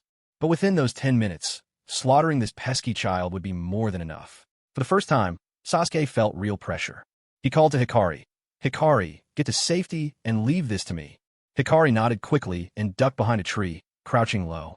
Wielding the blade of heaven, coated in the black flames of Amaterasu, Sasuke charged at Ishiki with lightning speed. Ishiki responded with a scornful smile. With a clench of his fist, Sasuke's figure instantly shattered into 4, then 8, splitting apart like broken reflections. "So a shadow clone, is it?" Ishiki mused. "Over here." Sasuke's voice suddenly rang out from behind. The Kusanagi sword shot straight for Ishiki's heart. But in a flash, Ishiki dodged, and a massive obsidian cube materialized above Sasuke's head, casting a crushing shadow. Deikokutin, Great Box of Heaven. The black cube seemed impossibly heavy, yet Sasuke managed to keep track of Ishiki's movements even as it closed in. With only a hair's breadth left before the cube struck Sasuke, one of the tomo in Sasuke's left eye vanished. Amino to Jikara. In a blink, their positions swapped, Sasuke where Ishiki had stood, and vice versa. The tremendous cube now plummeted toward Ishiki himself. But Ishiki, with one hand, effortlessly caught and lifted the titanic cube. Shanama Bikona. The black cube abruptly shrank, sealed away in the Deikokutin space. Meanwhile, Sasuke was thinking furiously, analyzing every scrap of intel. His own power matched the 6 paths level, but not its most supreme form. Even in partnership with Naruto, he had only just managed to seal away Kagaya. Yet Ishiki surpassed even Kagaya. There was no doubt Sasuke was not Ishiki's match. But at the same time, Ishiki's strength had not yet reached its zenith. Ishiki's left eye was a Byakugan. Although it didn't possess any special pupil techniques, it offered a full 360-degree field of vision, with perception far surpassing even the Sharingan. His right eye, known as the Black Eye, wielded a power that truly defied explanation. First, the Black Eye contained its own unique extra-dimensional space, much like the Kimui dimension, a domain called the Great Black Heaven. There was also Shanin Bikuna. With Shanin Bikuna, anything that fell within his line of sight could be miniaturized and stored inside the Great Black Heaven. And as if that weren't enough, Ishiki possessed a second 10 tails. The only good news, at this moment, Ishiki might not actually have the strength required to summon the 10 tails. Sasuke darted nimbly out of harm's way, knowing his ninjutsu was useless against Ishiki and that he was no master of taijutsu either. Techniques like Jinjutsu or even Amaterasu, he wouldn't bother trying them. They'd have no effect on a member of the Akatsuki, the very progenitors of chakra. Ninjutsu alone simply didn't work. Sasuke steadied his breath. He began to absorb the natural energy all around him, and soon, a violet mist gathered, swirling quietly at his feet. This mist was the sign he had entered Sage Mode. Thanks to his nearly flawless mastery of Sage Mode, there were no visible changes in his appearance. With swift hand signs, Sasuke invoked his art, Katan, majestic destroyer flame. Ishiki gave a dismissive chuckle. Trying to fight me using ninjutsu? How naive. But this was no ordinary ninjutsu. This was sage art. Fire blazed across Ishiki's form. Ishiki paused, then gave a faint smile. Interesting. With a single wave of his hand, the flames vanished instantly. And then, suddenly, Ishiki appeared right beside Sasuke, seizing him by the collar. He leaned in, his voice cold. You are no match for me, understand? You're hiding a tailed beast within, aren't you? Well, it belongs to me now. Over my dead body, Sasuke shot back. In a blink, Sasuke's figure switched places. He traded spaces with a distant patch of air. What a troublesome ability. Now, Ishiki felt he was being toyed with. For minutes had slipped by already. He still had 6 minutes left to kill Sasuke. Meanwhile, Sasuke realized with growing anxiety that trying to inflict significant damage on Ishiki would burn through natural energy far faster than he could absorb it. This was bad. A terrible miscalculation. He had crossed worlds only to discover he was outmatched by Ishiki. Was this really where he would meet his end? Sasuke thought, I haven't even been with anyone yet. I can't die here. Suddenly, up in the sky, the moon took on the markings of the sharingan. This technique was certainly intimidating. And yet, it was light imprint, Tsukuyami. At the sight of the imprint, Tsukuyami, Ishiki was taken aback and quickly averted his gaze, believing this to be the infinite Tsukuyami. After all, the infinite Tsukuyami was Kagaya's technique, and in his current state, he knew he was no match for that treacherous woman. But then, Ishiki realized, this didn't appear to be the infinite Tsukuyami after all. Because Ishiki possesses a 360-degree Byakugan, he was inevitably caught in the trap. His body was marked by Mitsuki's Tsukuyami. Mitsuki tried to control Ishiki using the 8,000 Spears technique. But Ishiki was simply too powerful. Though the 8,000 Spears was formidable as well, it couldn't fully restrain him. All it could do was pin him in place. Blood tears trickled from the corners of Mitsuki's eyes. She channeled the 8,000 Spears, siphoning Ishiki's power. But it was far too slow. She could hold him at most for another minute. Turning to Sasuke, Mitsuki said, You saved me years ago. Now it's my turn. Run, quickly. I can't hold him much longer. Don't attack him either, or you'll break my hold with the 8,000 Spears. Sasuke clenched his teeth, torn. Then, at that moment, something stirred within him. Inside Sasuke's mind, Matatabi, the two-tails, spoke. Sasuke, I have a technique that can defeat Ishiki, but it only lasts 5 minutes. You must defeat him within that time. Sasuke frowned. You have something like that? Matatabi replied. That's right. This technique can only be used once in my entire life, and once it is, my life force will fade. But now is the time. If I sacrifice myself, I can save you and help you defeat Ishiki. Otherwise, if Ishiki defeats you, I'll perish anyway. Sasuke, this technique is called the Heavy Ion Mode. Sasuke was momentarily stunned. You can use heavy ions too? Matatabi, mistaking Sasuke's hesitation, urged him, Don't hesitate, Sasuke. Tailed beasts are pure chakra. We do not truly vanish. Somewhere, another me still exists. When this body disperses, my consciousness will pass on to that one. Sasuke, I'll find you again. Tailed beast, Heavy Ion Mode. A cloak of black-blue chakra gathered around Sasuke, swathing him in a commanding aura. Ishiki, seeing Sasuke in this form, felt a sudden, inexplicable sense of pressure. Well, this is interesting. Interesting my foot. In the next instant, Sasuke appeared right before Ishiki, fist blazing with black-blue flames as he struck out. Ishiki reflexively tried to block, but his body was sent flying. Unbelievable. Ishiki stared at Sasuke in shock. The sheer force made Sasuke almost unrecognizable to him. The great black sky. Countless black cubes rained down toward Sasuke. But now, Sasuke was no longer restricted by his space-time ability. With infinite, boundless chakra at his disposal, Sasuke blinked from place to place, dodging the black cubes with uncanny precision. He moved so fast that Ishiki couldn't react at all. In the next instant, a fully formed Susanoo loomed behind Sasuke, drawing its bow and knocking an arrow, tip ablaze with crackling black-blue fire. Another traveling arrow.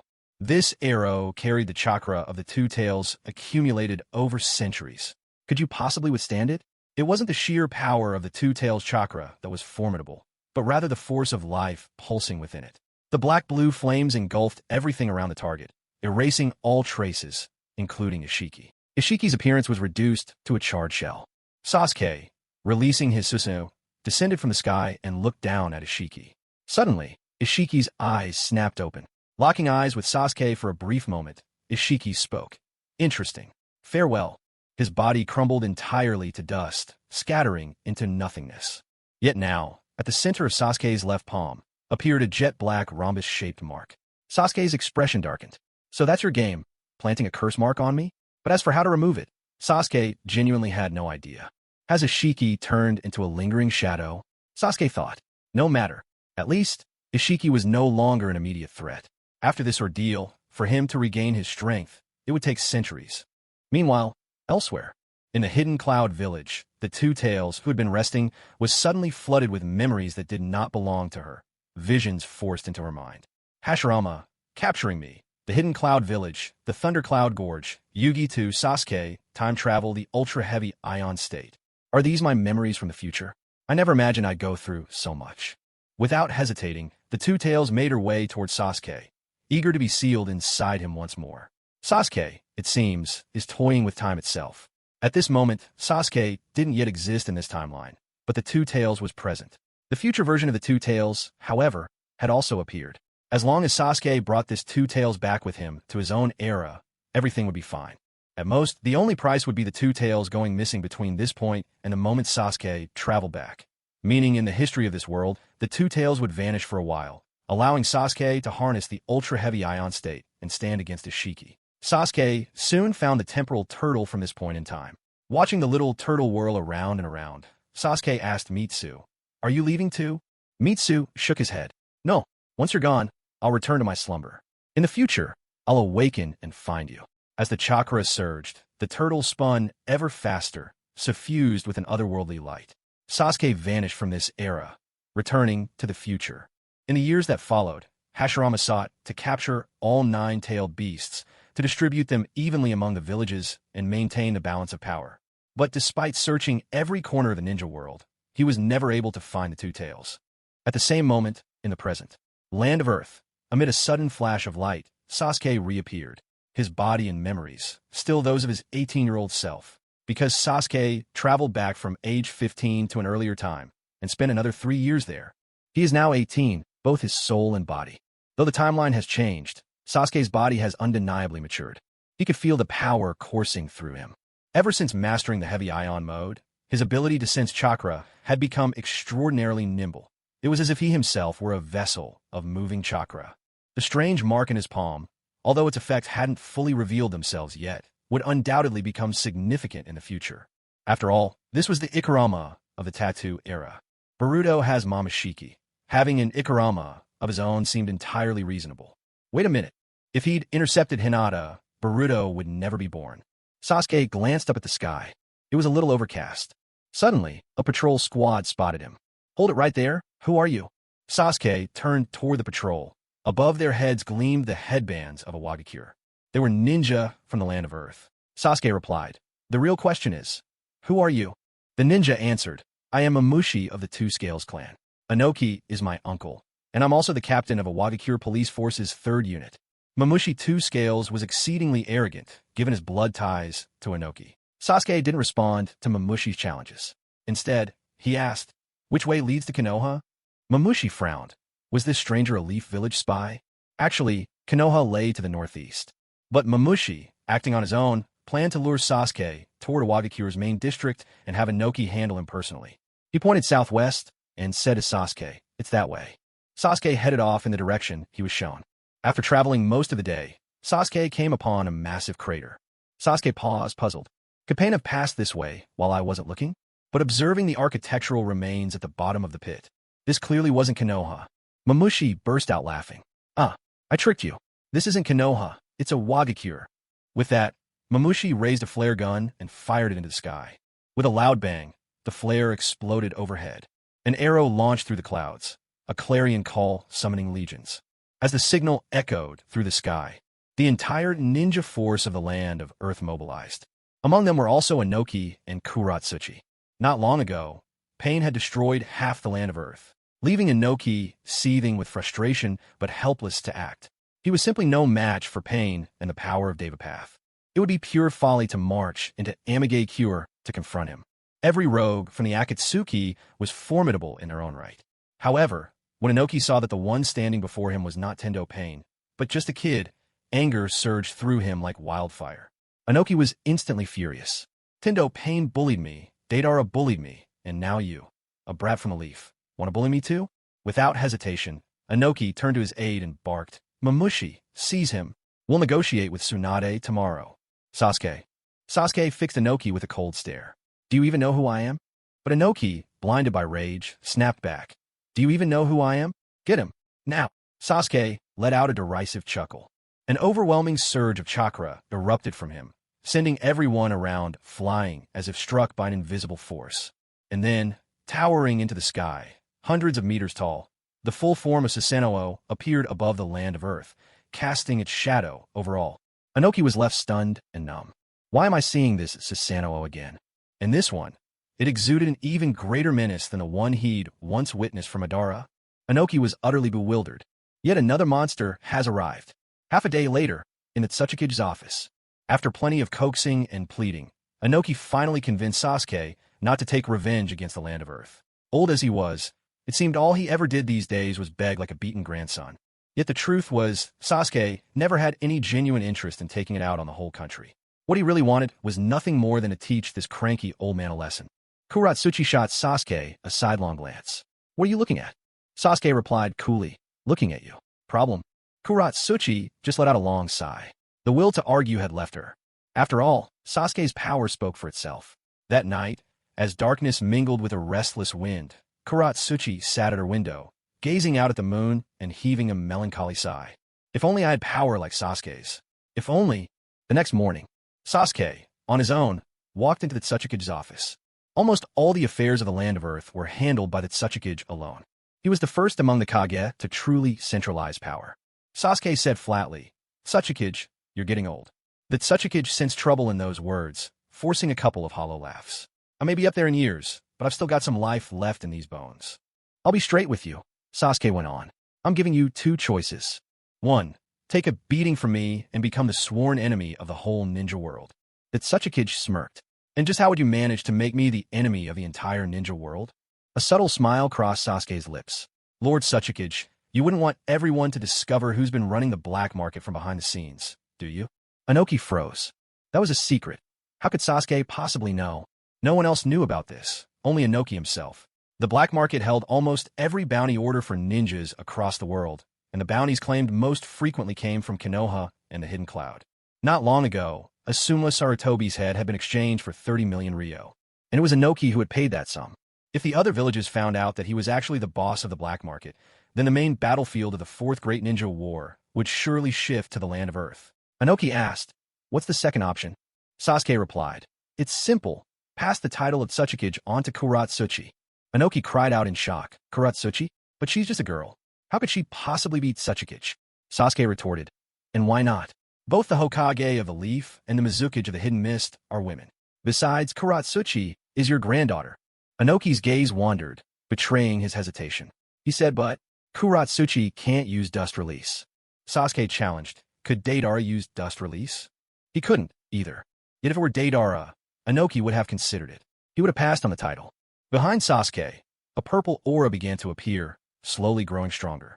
Inoki quickly interjected, wait, let's talk this over. Sasuke declared, there's nothing to talk about. If you refuse to pass on the title, I'll kill you, and the people who support you too. Then I'll bring the Uchiha clan here to the land of Earth. Inoki, you wouldn't want a Wagakure to finally live up to its name as the Hidden Rock by being flattened, would you? Inoki fell silent for a moment. Once again, he felt the overwhelming gap in strength. He drew in a long breath. Why Kuratsuchi? Why not Kitsuchi? Sasuke's answer was firm and emphatic. Because I want to shatter your sexist views. Inoki, after much deliberation, Inoki finally said, fine, let Kuratsuchi be Tsuchikige, but I must be informed of all major matters in the village. Sasuke responded, deal. Letting Kuratsuchi become Tsuchikige was enough. As for power, if Inoki wanted to hold on to it, he could. At least now, Kuratsuchi was a Kage. The fourth Suchikage, Kuratsuchi. Not the fourth leg Kage. A week later, Inoki of the Land of Earth held the abdication ceremony. Word spread throughout the Land of Earth. Inoki's granddaughter Kuratsuchi had become the fourth Suchikage. The very first act Kuratsuchi carried out as Suchikage was to apply to the leaf for cooperation, proposing a peace treaty. Konoha and Iwagakure would not invade or interfere with each other. The very next day, Sasuke returned to the Hidden Leaf Village.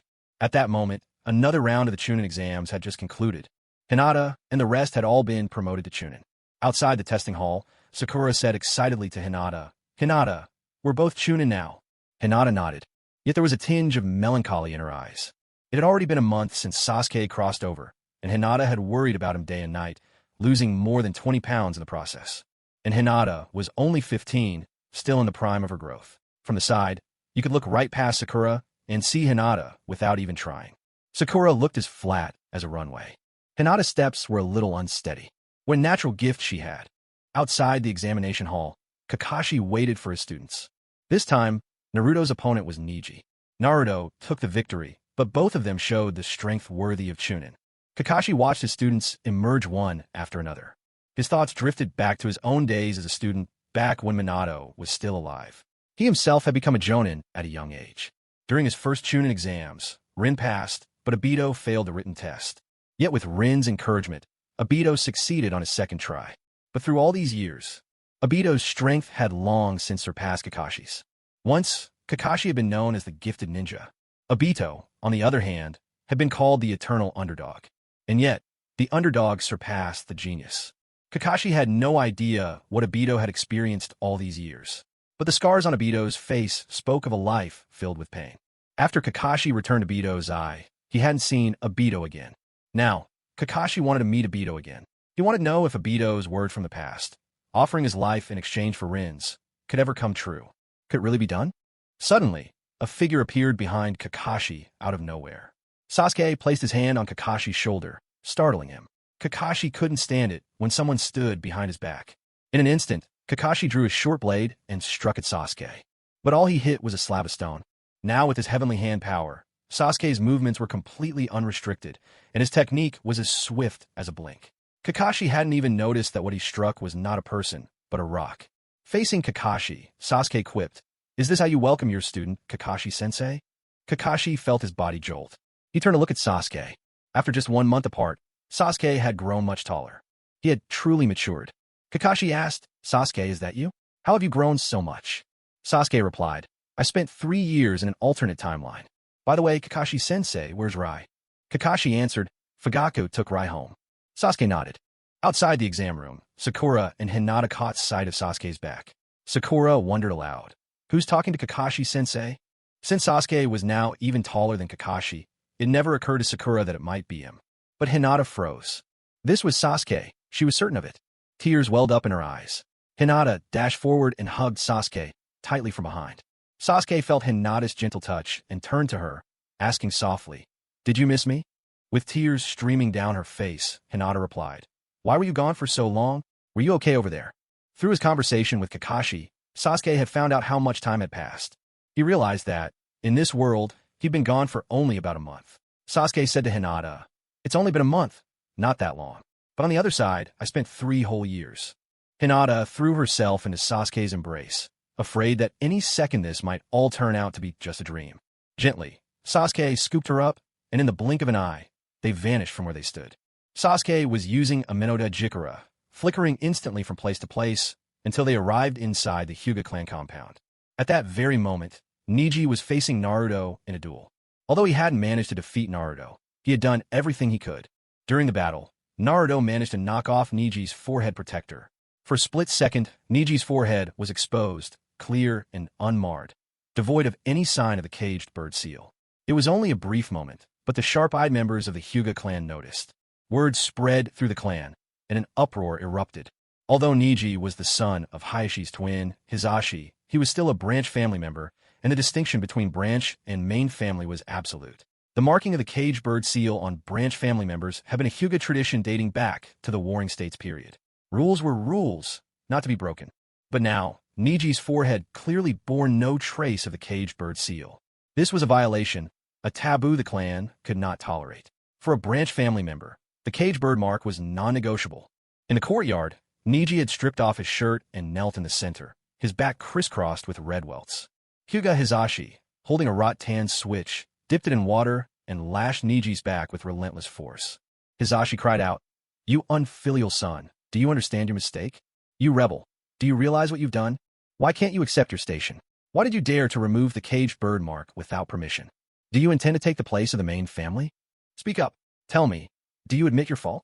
Niji gritted his teeth, swallowing his pain, and looked up at Hizashi. "Father, I did nothing wrong.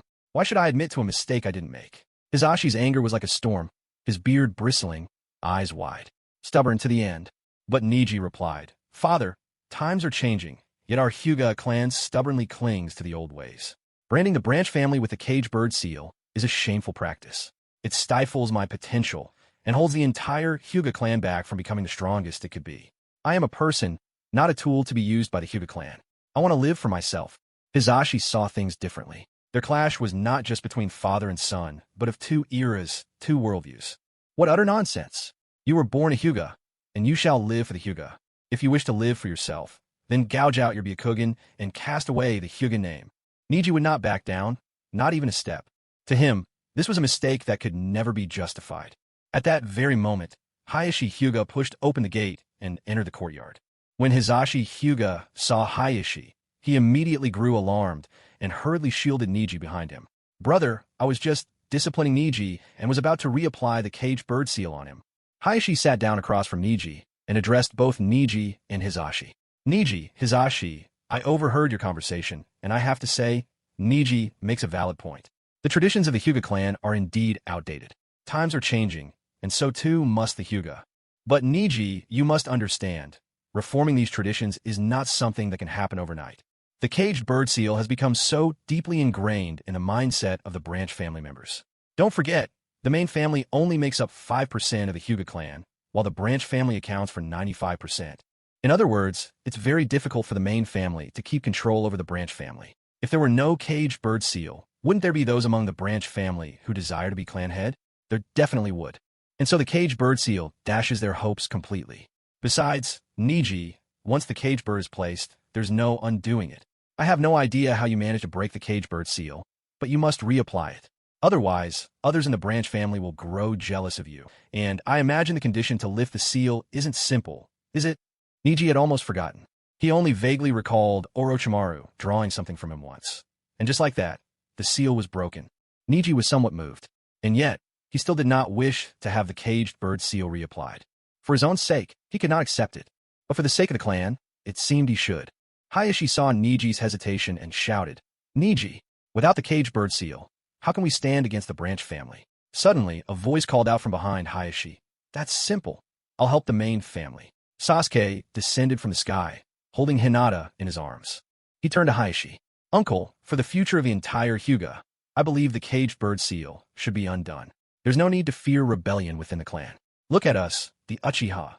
Ever since Madara left the Leaf, my father's branch has led the clan for years, and aren't we still united as one? There's truly nothing to worry about. Blood ties are the strongest bonds of all. And besides, father-in-law, don't you still have me?" Sasuke's hair fluttered in the breeze, revealing the Rinnegan hidden beneath his locks. Hayashi's eyes widened in shock. The Rinnegan. As one of the oldest clans in the shinobi world, the Hyuga were well aware of the Rinnegan and the secrets of the Sage of Six Paths. With a sharp intake of breath, Hayashi made up his mind. "Very well, we'll do as you say." Niji was dumbfounded. He thought, so that whole lecture was for nothing? Was it all for nothing? Niji fell silent, lost in thought. Indeed, traveling the world, strength truly is necessary. Without strength, no one would give weight to your words. Only those like Sasuke, who possess real power, make statements that truly matter. Hayashi Hyuga asked Niji, "Was the curse of the caged bird removed?" Niji replied, "Back then, Sasuke helped me remove it." Sasuke added that Orochimaru's help was needed for the process. Upon hearing this, Hayashi was immediately alarmed. Orochimaru was, after all, a legendary S-class rogue ninja of Konoha. He hadn't just conducted human experiments in the village. He was also the S-class traitor who had killed the third Hokage. If Orochimaru's help was essential, Hayashi didn't want to involve him at all. After all, that would be akin to committing treason. Sasuke, too, felt there was no need to seek out Orochimaru right now. After all, Konoha could not possibly accept his return. To the villagers, Orochimaru had used them for inhuman experiments. To the shinobi, he had slain the third Hokage. For these reasons, Orochimaru was destined to remain in exile from Konoha for the foreseeable future. Meanwhile, on the other side of the world, Kuratsuchi donned her deep maroon Tsuchikage robe and placed upon her head the signature diamond-shaped hat of her office. With her own squad at her side, she set off toward Konoha. Kuratsuchi had made up her mind to sign a peace treaty with Konoha and Sunagakure. Her goal was for the three great hidden villages to coexist in harmony, never again to infringe upon one another. Only then could the land of Earth truly prosper, paving the way for a more unified shinobi world.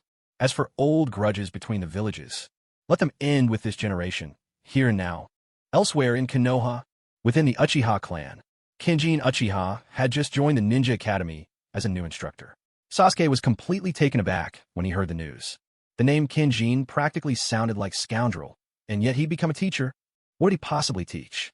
Forcing the kids into early morning training every day? Sasuke really couldn't quite understand it. He worried Kenjin might end up trampling all over the blooming talents of Konoha. Yet in the end, Sasuke chose to show respect. The truth was, Konoha had a very special plan at work. 3 days earlier, Tsunade and the Hokage advisors had held a discussion. To further strengthen Konoha, they decided to establish an advanced academy. After enrolling in the Ninja Academy and graduating as a genin, ninja who attained the rank of chunin would become eligible for the advanced academy. But not all chunins would make the cut. You had to become a chunin before turning 18 to qualify for enrollment in the advanced ninja academy. There, the most elite instructors would provide the most comprehensive ninjutsu training. Graduating from the advanced ninja academy would make you a jonin.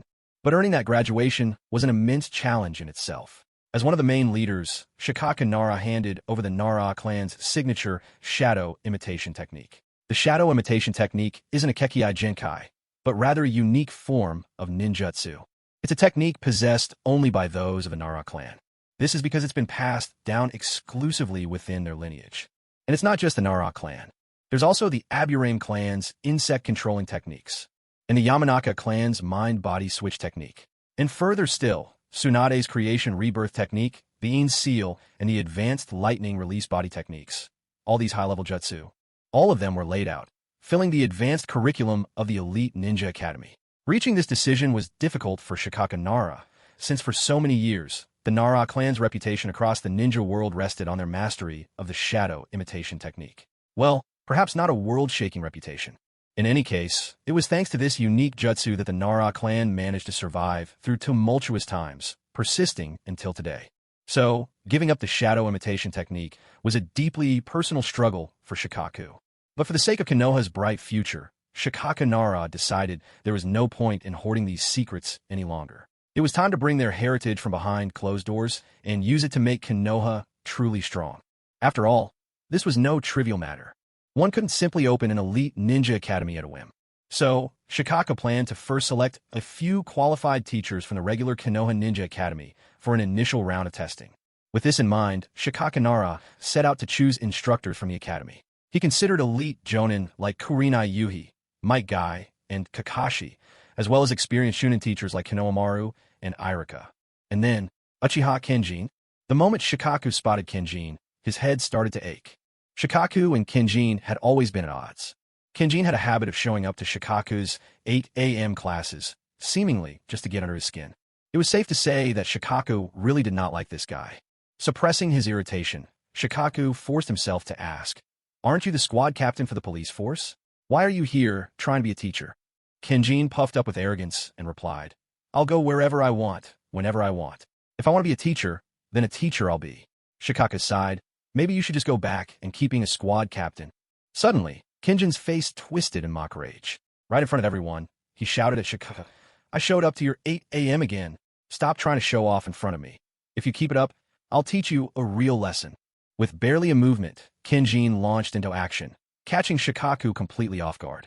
Uchiha Kenjin had 3 great loves in life: showing off, drinking, and giving Shikaku a hard time. As the faithful strategist behind generations of Hokage, Shikaka Nara was a constant source of irritation for Kenjin. In the past, the Uchiha clan had to lay low. Kenjin couldn't openly banter or quarrel with Shikaku. But now, the Uchiha were stronger than ever, so Kenjin argued whenever he pleased. Sure enough, Shikaku was left trembling with fury. His trembling voice rang out, "Someone, throw him out for me." Yet, no one dare make a move. For the Umbu, too, were all Uchiha. Witnessing this, Kenjin's nostrils flared in excitement, as if he couldn't be prouder. In a sudden flash, an arc of lightning shot toward Kenjin. It was Kakashi. Kakashi pressed his Chidori against Kenjin's throat and said coldly, "Uchiha Kenjin, that's enough. Don't make a scene." But Kenjin showed no fear at all. If Kakashi were to kill him now, Kenjin would be even happier. For then the Uchiha would finally have a righteous reason to revolt. With Sasuke alive and well, the odds of a successful coup at this moment were 100%. Kenjin almost wished Kakashi would kill him, just to give the Uchiha the perfect excuse and opportunity to rise in open rebellion. Looking at Kakashi, Uchiha Kenjin called out, "Kakashi, what are you doing? You almost scared me." Kakashi's voice grew dark. "Uchiha Kenjin, this isn't the place for your tantrums. The Konoha Advanced Ninja Academy is about to be established. Don't stir up trouble." Kenjin simply shrugged. Fine, I won't insult him anymore." Kakashi finally released him.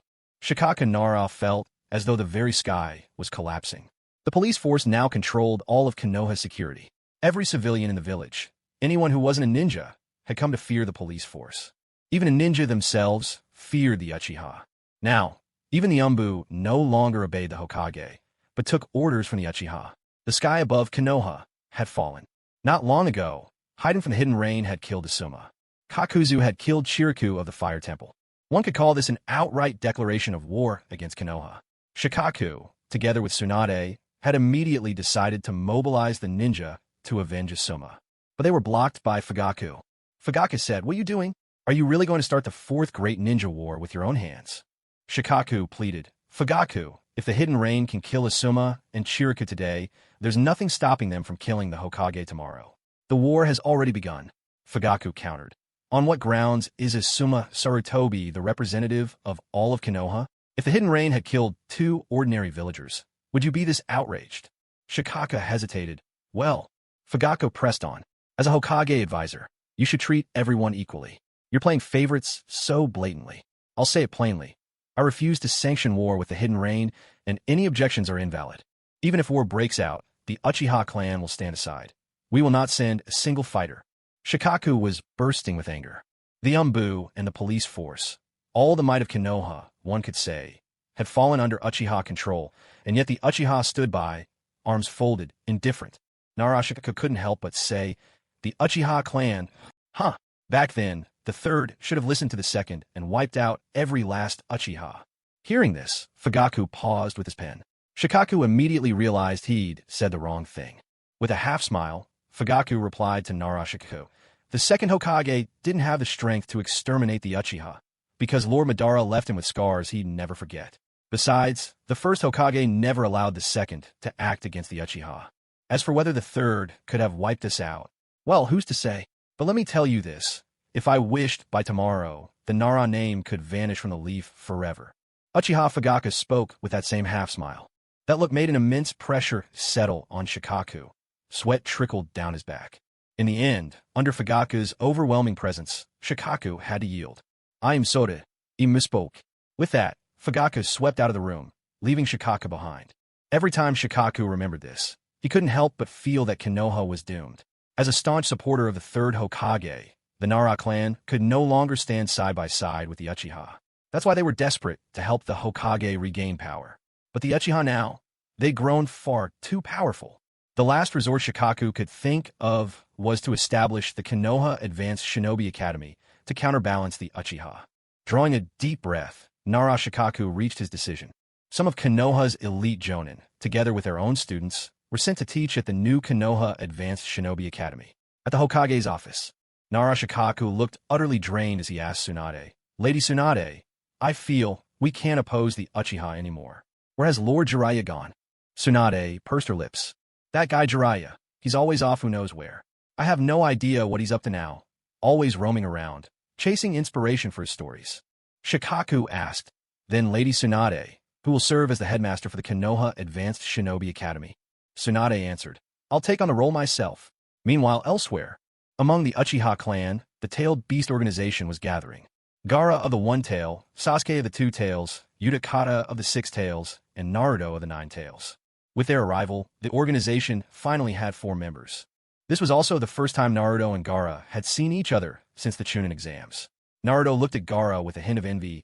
"Gaara, I really envy you. You've already become a Kage, and I'm still just a chunin." Gaara only replied, "Becoming a Kage was never my own wish." Meanwhile, Uchiha was quietly blowing bubbles. Everyone's eyes then turned to Sasuke. Someone asked, "Sasuke, why do you suddenly seem so much more mature?" Sasuke then began to share his own journey through time. Back in Konoha's founding era, Sasuke had spent 3 years there. He had witnessed the birth of Konoha with his own eyes. He had witnessed the battle of the Final Valley with his own eyes and had beheld the splendor and majesty of both Madara and Hashirama. Naruto asked enviously, "Does that mean I could travel back in time too?" Sasuke thought about Naruto's ever-impulsive nature. If he went back, without a doubt, it would be to try and save his own parents. Yet, Sasuke still had a way that could bring Naruto's parents back to life. That was by using the impure world reincarnation and then the Rinne rebirth jutsu. But if Naruto were to go back and actually save Minato, the entire course of history would be changed beyond recognition. So, Sasuke would never let Naruto return to the past. But instead, Sasuke looked at Naruto and said, "Naruto, let's not talk about that. Let's focus on how we might bring your parents back." Naruto's body trembled. He stared at Sasuke in disbelief. "Sasuke, are you serious?" Sasuke nodded, his response firm. "Of course I am." Meanwhile, on another side of the world, the successive release of the book Thunder Quintet had sent the Raikage reputation soaring across the entire ninja world. The imposing image of the fourth Raikage, the paragon of strength, wisdom, and unyielding arrogance, had been utterly shattered by these books. In the Cloud Village, the Raikage, strong as an ox, buried his head in his pillow and wept bitterly. He, the dignified Raikage, his whole life had been one of upright deeds. Only his darker skin had led to him being caricatured as a giant black bull, a lecherous brute. His reputation completely ruined. Book Thunder, no, the Raikage, had never known fear in his life. Even death itself did not scare him. But the way the Book Thunder series had swept through every corner of the ninja world, it hadn't killed his body, but his spirit was left utterly broken. In the Lightning Gorge, Killer Bee lounged atop Gyuki's tentacle, utterly engrossed in his copy of Book Thunder, reveling in the risque exploits between the Raikage and the Eight Tails. Killer Bee grew more and more excited as he read. He turned and asked the Hachibi, "Hey, Eight Tails, do you like my brother?" The Eight Tails. Irked, the Eight Tails flicked Killer Bee away with a whip of his tail. "Get lost." At that moment, the celebrated manga artist responsible for Book Thunder, known as Mr. Kobe, tilted his head to the sky at a 45-degree angle. The massive success of Book Thunder had already brought him financial freedom. Yet he dared not reveal his true identity, for fear of incurring the Raikage's wrath. And so, the artist could only hide his achievements and his name deep within the shadows. Land of Fire, Hidden Leaf Village. The sudden arrival of the fourth Tsuchikage had caught Tsunade quite off guard. Inside the Hokage Tower, Tsunade regarded Kuratsuchi, her fair-skinned, strikingly beautiful legs in full view, with no small sense of amazement. Wasn't the third Tsuchikage, Inoki, supposed to be the most stubborn of old men? Why on earth would he hand over the Tsuchikage's title to Kuratsuchi? As baffling as it seemed, Tsunade composed herself and faced Kuratsuchi with due respect, asking, "May I know what brings the fourth Tsuchikage to the Hidden Leaf Village today?" Black Soil spoke. "On behalf of the Hidden Stone Village, I wish to sign a peace agreement with the village hidden in the leaves, hoping that the Hokage will grant her consent." Tsunade frowned. Another peace agreement? The Hidden Cloud Village had already signed a peace agreement, and now the Hidden Stone Village wanted to do the same? But Tsunade understood all too well a so-called peace agreement was just a piece of paper. As long as people were willing to recognize it, it was a peace treaty. The moment someone decided otherwise, it became nothing more than wasted paper. Tsunade asked Black Soil, "Does your predecessor, Lord Inoki, know about this matter?" Black Soil's brows knitted. "Why do they always ask about Inoki, when I am the one in charge now?" She responded, "That is not for the Hokage to be concerned with. My grandfather is aware of all this. And Hokage, let me remind you, I am the fourth Tsuchikage." Tsunade nodded in acknowledgement. She then glanced over the agreement. It was not much different from the one with the Hidden Cloud, except for one significant point. This time, both nations would cancel their border defenses. Ninjas from either side could travel freely between the borders. Reading this requirement, even Tsunade was taken aback. This is bold, allowing ninja to enter and leave each other's countries at will. What would distinguish two villages from simply being one? But perhaps, only in this way could the two villages be joined together as closely as possible. Tsunade was tempted. If this could truly be put into effect, then the peace agreement would no longer be just a slip of paper. The hidden leaf and the hidden stone would truly become inseparable. Ninjas from the hidden stone could come to reside in the hidden leaf, intermarrying with its people. So, too, would it be for the hidden leaf. In the long run, their shinobi would no longer bear hostility toward each other. As for the possibility of hidden stone ninjas causing trouble, though the Uchiha were far from easy to handle, Tsunade had great faith in their capabilities. There and then, Tsunade and Black Soil signed an unprecedented treaty, a peace never before seen. The hidden stone had made clear its true commitment to peace with the hidden leaf. On the journey back to their village, Sasuke accompanied Black Soil on her way. Along the road, Sasuke said to Black Soil, "Aren't you getting tired from walking all this way?" Black Soil shot a glare at him. "Do you think everyone has endless chakra like you? I've been using lightweight rock technique for style, but I don't have that much chakra left." Sasuke replied, "Shall I get us a ride, then?" Black Soil paused. "A ride?" Sasuke nodded, recalling an old friend he hadn't seen in years. He bit his finger and slapped his palm to the ground, summoning jutsu. In a swirl of white mist, a gigantic purple serpent appeared before Black Soil. Black Soil regarded Manda with amazement. It looked ferocious enough, but somehow she sensed it wasn't quite as fearsome as it seemed. Sasuke didn't care in the least. All that mattered was that it looked cool. When the myriad serpents caught sight of Sasuke, they were momentarily dumbfounded. "Are you Uchiha Sasuke? Why have you suddenly grown so much?" Sasuke replied curtly, "Cut the chatter. Take Kuratsuchi and me to a Wagakure now." The great serpent flew into a rage. "What do you take me for?" Suddenly, a flash of Sasuke's heavenly blade glinted before the serpent's eyes. Instantly, its demeanor calmed. The serpent quickly relented. "Sasuke, if you want to ride me, then so be it." Sasuke nodded with satisfaction. Though this long beast was rebellious through and through, fortunately, it was no match for him. Upon returning to Wagakure, they went straight to the Tsukiji building. There, several figures were already waiting for Kuratsuchi. They were all elders of Wagakure. Onoki was absent. Since he had decided to relinquish the position of Tsukiji, he now intended to enjoy a well-deserved retirement. Among the elders, Elder Tsuchi stood at the helm. He was a few years senior to Onoki and, like him, a disciple of the second Tsukiji.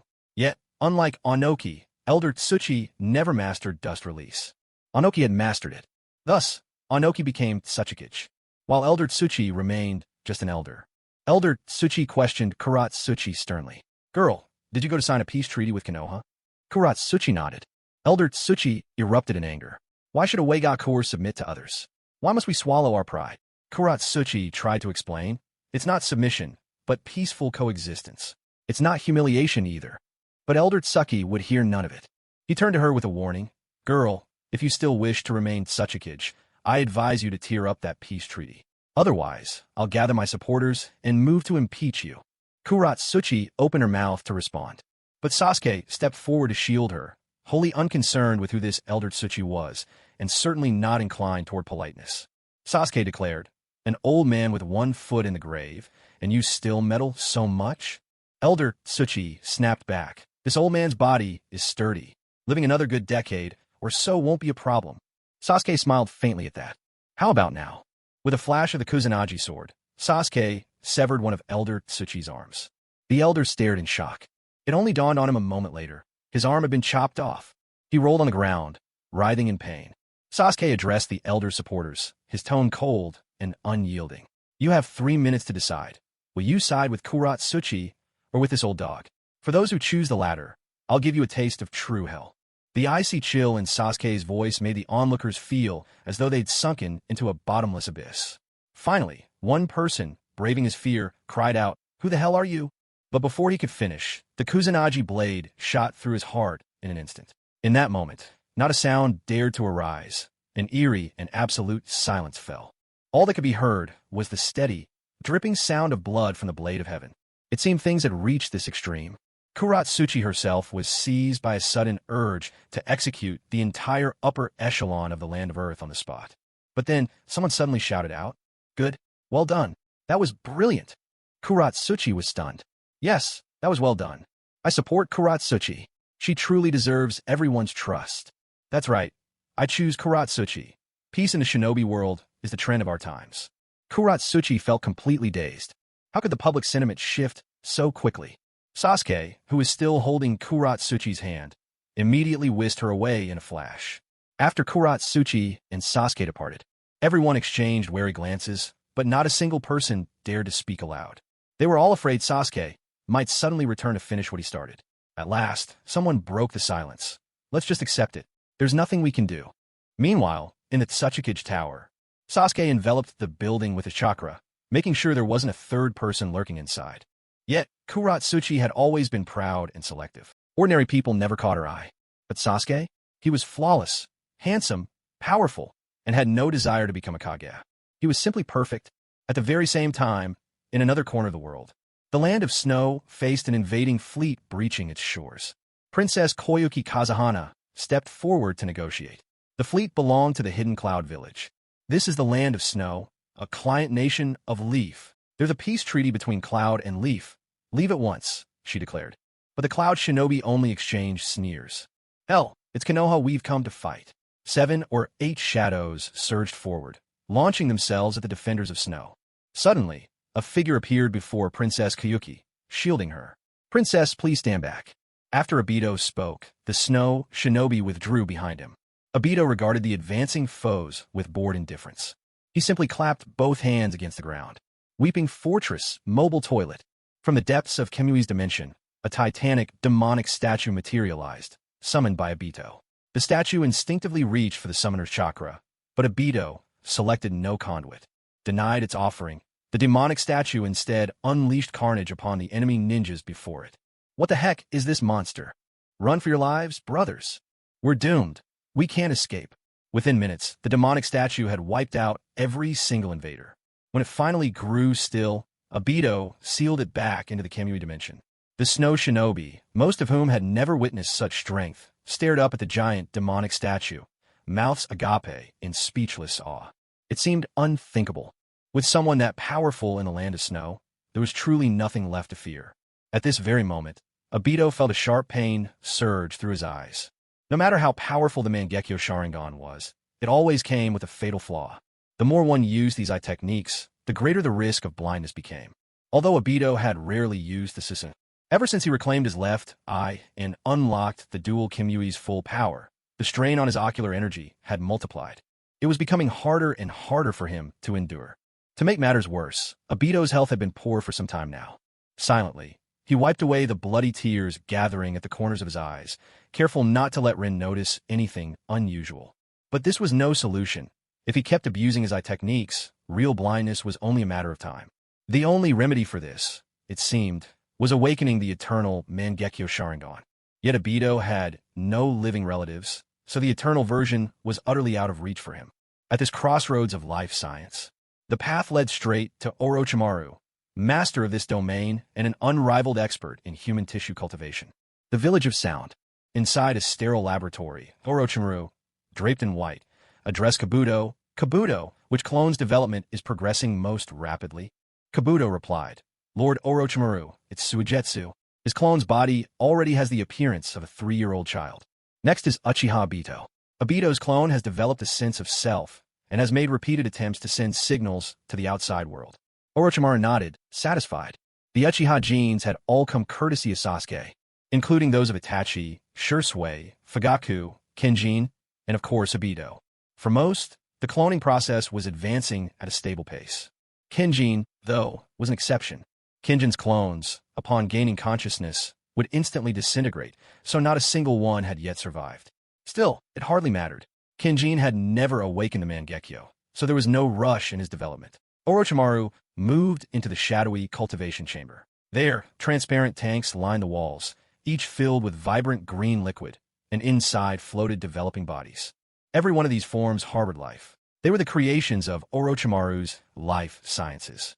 Should Orochimaru's research ever be revealed, it would shake the entire ninja world to its core. His data skirted the edge of the unimaginable. Orochimaru's techniques not only made cloning entire beings possible through their genes, he could also create an endless supply of organs, as needed. His memory traveled back to the Third Great Ninja War, to his most talented disciple, Nawaki. Nawaki's heart had been fatally damaged, a wound even Tsunade's medical jutsu couldn't heal. But things were different now. Orochimaru could seal Nawaki's body away, and then use Nawaki's genes to grow a perfect clone for transplantation. Then obtain a brand new heart from the clone body. A heart from Shizun's body, which would never incur rejection. But by then, it was already too late. At the very least, Orochimaru had finally achieved it now. Cultivating bodies like Suigetsu's and Yugo's was simply a precaution, a reserve for unforeseen circumstances. As for raising bodies like Itachi's and Fugaku's, it was to thoroughly eliminate the risk of blindness that came with the Mangekyo Sharingan. Such a risk, to Orochimaru, was nothing less than a genetic flaw. Yet, through his mastery of life sciences, Orochimaru could preempt and avoid these defects. The absolutely most important thing, the point that held Orochimaru's relentless fixation, was this. He could transplant these genes into himself to cultivate his own being into the perfect life form, even though his body might experience a host of rejection reactions. Orochimaru's living corpse reincarnation technique was a superb solution to that problem. In time, Orochimaru would most certainly evolve into the flawless being he dreamt of. Even the coveted Sharingan, the very eye he longed for day and night, would be within his grasp. With Sasuke's genetic material at his disposal, Orochimaru found there was no longer a need to seize Sasuke's body by force. That came with too much danger. Orochimaru knew he could not defeat Sasuke in his current state. Meanwhile, in Sunagakure, Temari reported to Gaara with a grave face, "Kazeko-sama, more and more ninja with unique bloodline limits have been vanishing from the village. What's your take on this?" Gaara questioned in return, "Have any of the Umbu we sent out come back?" Temari shook her head. "Not a single one has returned." Kankuro, standing beside them, trembled in fright. Temari turned to ask him what was wrong. With a pained expression, Kankuro replied, "All these ninja with special bloodlines are disappearing from the village. You think, as the puppet master prodigy here, I might end up on that list too? It's terrifying. I don't want to be hunted." Gaara, Temari, utterly unimpressed, shot back, "Give it a rest. With your sorry excuse for puppet mastery, you're not even fit to hold a candle to Granny Chiyo." "A single finger," she added mockingly. And it was true. Chiyo mastered the white secret technique, commanding the Chikamatsu 10 puppets. Kankuro, despite all his years of training, couldn't even control one of the 10. So naturally, he was no match for even a single finger of Chiyo's skill. Gaara's brow furrowed tightly as he spoke to Temari. "Take me to the spot where the ninja have disappeared." In the borderlands between Konoha and Sunagakure stood an ancient ruin. Inside the palace of these ruins, 4 figures loomed. One was small and hunched, wrapped head to toe in bandages, with a shock of white hair and clad in white. Then there were 2 slender men, both gaunt and odd-looking, each bearing a conspicuous mark on their heads, one with a symbol for 1 and the other for 3. The last was 2. It was none other than Amato and his 3 subordinates. Baruko had mastered a forbidden technique, one that promised immortality, so long as he could gather 5 unique Kekkei Genkai. At present, Baruko had already absorbed 3. Just then, a strange beast with an unusual appearance burst into the chamber. It let out a string of rapid cries. Number 2 leaned toward Baruko and announced, "Someone has broken in." Meanwhile, Gaara, accompanied by Temari and Kankuro, made their way through the ancient ruins. Black stones surrounded them in every direction, the landscape devoid of even a single grain of sand. Gaara furrowed his brow. "I never imagined that there was a place like this in the Land of Wind." Temari replied, "The Land of Wind is vast, Lord Kazekage. It's only natural that even you might not know every corner of it." Kankuro chimed in, "Gaara, why is it just the 3 of us?" Temari shot back, "How many times have I told you? When we're out in the field, address people properly." Suddenly, the ground trembled. 3 enormous, wolf-like beasts burst into view, their bodies bizarrely stitched together, roaring menacingly at Gaara and his companions. From the gourd on Gaara's back, a torrent of sand surged forth, trapping the 3 beasts and pinning them in place. But then, from the distance, 3 more figures appeared. Leading them was number 2. With a swift slap, Temari struck Kankuro. "Disgusting. I don't care who you are. This is the Land of Wind. Get out of here at once." "Wind style, great sickle weasel jutsu." A chorus of eerie laughter echoed from above. Kankuro looked up. A bird-like beast circled overhead, with 2 uncanny, almost grotesque faces affixed to its body. It was numbers 1 and 3. With a wave of number 1's hand, the avian creature unleashed a flurry of feathers. Quickly raising his hand, Gaara summoned his sand shield, blocking the explosive feathers from reaching them. But in the next instant, a bolt of lightning streaked through the air. A white hand pierced straight through Gaara's chest. It was Baruko. Baruko spoke slowly, "So this is the Kazekage. how disappointing.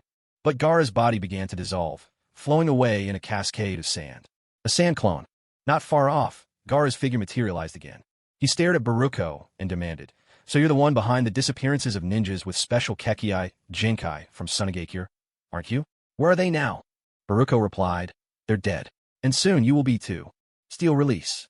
This rare Kekkei Jinkai let Baruko's body become tougher than the hardest steel. Storm release. In a flash, Baruko lunged at Gaara. The gourd on Gaara's back surged with more sand, forming a shield around him. Baruko's storm release couldn't break through Gaara's flowing defense. But now, Gaara had no sand left to use. With just this little bit of sand around, there's no way I could defeat Biryu. Right at that moment, Gaara's body began to swell and grow larger. Chunks of sand started to appear on Gaara's body, as the form of the one-tailed beast took shape. Gaara looked to Shikaku and said, "I'm counting on you." Shikaku let out a mischievous laugh. "Haha, here comes the great Shikaku." But Biryu slammed both hands onto the ground. A stitched monstrosity, far larger than Shikaku, burst forth. The stitched beast roared, hurling a torrent of flames at Shikaku. Furious, Shikaku summoned sand out of thin air, a display of his power. Gaara manipulated the swirling sand. Sand claw. The sand gathered into a massive claw, slamming toward Biryu, but his body was protected by an impenetrable steel release. Shikaku's belly bulged as he unleashed a howling wind release sphere. Yet to their shock, Biryu absorbed all of these jutsu. Not only that, he transformed the attacks into an even more overwhelming flood of energy that shot toward Shikaku. Shikaku's eyes widened in terror. In a flash, he swept up Gaara and disappeared into the sands, vanishing from sight. Gaara, what the? Shikaku, what are you doing? Why are you running? Weren't you going to help me fight him? Shikaku replied, "No way. I can't fight him if he can absorb other people's attacks. My chakra is useless against him. Sometimes you have to live to fight another day. Let's retreat for now." "But what about Temari and Kankuro?" Gaara shot back. "That's not my problem." Shikaku answered curtly. Gaara shouted in frustration, "Shikaku, how can you be such a coward?" Shikaku muttered, "Seems like I've got a memory others don't." Shikaku remembered a time, back in the day, when he got beaten up twice in a single day. That memory put him on high alert. One move is all it should take to decide the fight. If you're winning, crush the enemy. If not, run like hell. Gaara also knew that, without enough sand, there was no way he could beat that strange white creature. All he could do was seek help from the Leaf Village from the Uchiha clan.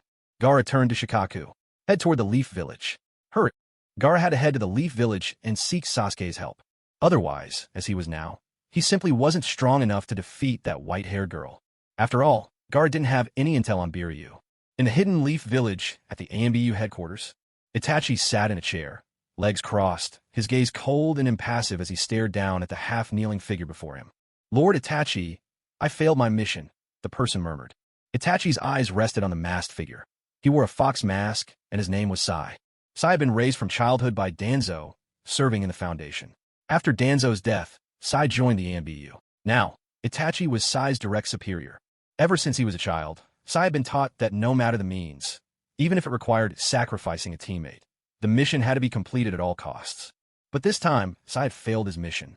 After all, Sai was still just a 17-year-old boy. Itachi looked at Sai and said, "From today onwards, you are no longer a member of the AMBU." Sai trembled all over, believing that he had lost his worth. Yet, Itachi appeared before Sai, placed a reassuring hand on his shoulder, and told him, "You've been through enough. Go and live as a true ninja now." The next day, at the Advanced Ninja Academy, the very first group of students had already gathered, and their teacher was Inoichi Yamanaka. He was the father of Ino Yamanaka. Addressing all the students, Inoichi said, "You are the founding class of the Advanced Ninja Academy. Here, we will teach you everything we know without reservation. Today, I will conduct your very first lesson, beginning with the fundamentals of Jinjutsu, and how to break the simplest illusions. Finally, I will demonstrate the Yamanaka clan's mind transfer jutsu. If you wish to learn, I will teach you without holding anything back." Inoichi's gaze swept across the gathered students. Lee, Niji, Hinata, Naruto, Sakura, Ino, Shikaku, Sasuke, and many others. Almost every chunin who met the requirements was present for the first term. At that moment, Kakashi opened the door and entered, bringing a student with him. "Sorry, hope I'm not interrupting. This is our new transfer student, Sai." Inoichi nodded, and Sai was welcomed into the group. That evening, the Advanced Academy dormitories were prepared. Sai was assigned as Naruto's roommate. Naruto turned to Sai and asked, "So, what did you do before?" Sai hesitated, pointed at himself, and replied, "I was in the Umbu. But after failing a mission, I was demoted to chunin. Now I'm sharing a room with you." Naruto was speechless. Naruto couldn't help noticing the scars all over Sai's body, still wrapped in fresh bandages. Before Naruto could say anything more, Kakashi appeared at the door. He looked at the two of them and set down two small gifts. "Sai, aren't you a fan of reading? I brought you a few manga. These are for you." Sai accepted the thick stack of comics. On top was a copy of Make Out Paradise. Beneath, it was another, the second volume of the infamous Lightning Legends. Make Out Paradise was written by Jiraiya. Lightning Legends was the work of the third son of the Lightning Clan. Sai had never read these books before. He looked up at Kakashi and said, "Arigato." Then, Kakashi handed Naruto a pair of bells. The bell had been squeezed out of shape, looking almost like the proud trophies of two seasoned gamers. Naruto took the bell and asked Kakashi, "Kakashi-sensei, is this?" Kakashi replied, "The bell is broken. Help me fix it, will you? Maybe one day, when you become a mentor yourself, you'll find it useful." Naruto's mind instantly started to wander, spinning fantastic images of what it would be like to be a mentor in the future. He pictured himself in that role, surrounded by his own students. A smile crept onto Naruto's face. Excited, Naruto declared, "Someday, I'll tell my students. Anyone who fails their mission is a failure. But those who don't cherish their comrades are even worse than failures." The first part of that statement made Sai nod in agreement, but the latter part took him completely by surprise. Sai had been taught something altogether different, that even if it meant sacrificing your comrades, the mission must be completed at all costs. Naruto's philosophy couldn't have been more different from Sai's. At that very moment, somewhere else, in the ruins of a castle within the hidden sand village, two gigantic crosses had been erected, and Kankuro and Temari were bound tightly to them. Number 2 was standing guard over them. After all, as long as these two were here, Gaara would surely attempt to come to the rescue. Hebihiko hardly spared a glance at their bloodline abilities. Perhaps it was because, in truth, they possessed none worth mentioning. If it had been Raza's gold style, Hebihiko might have given it some thought. But neither of them had inherited Raza's rare bloodline. Number 2 had tied Kankuro to the cross and now questioned him. "Tell me, where's Gaara?"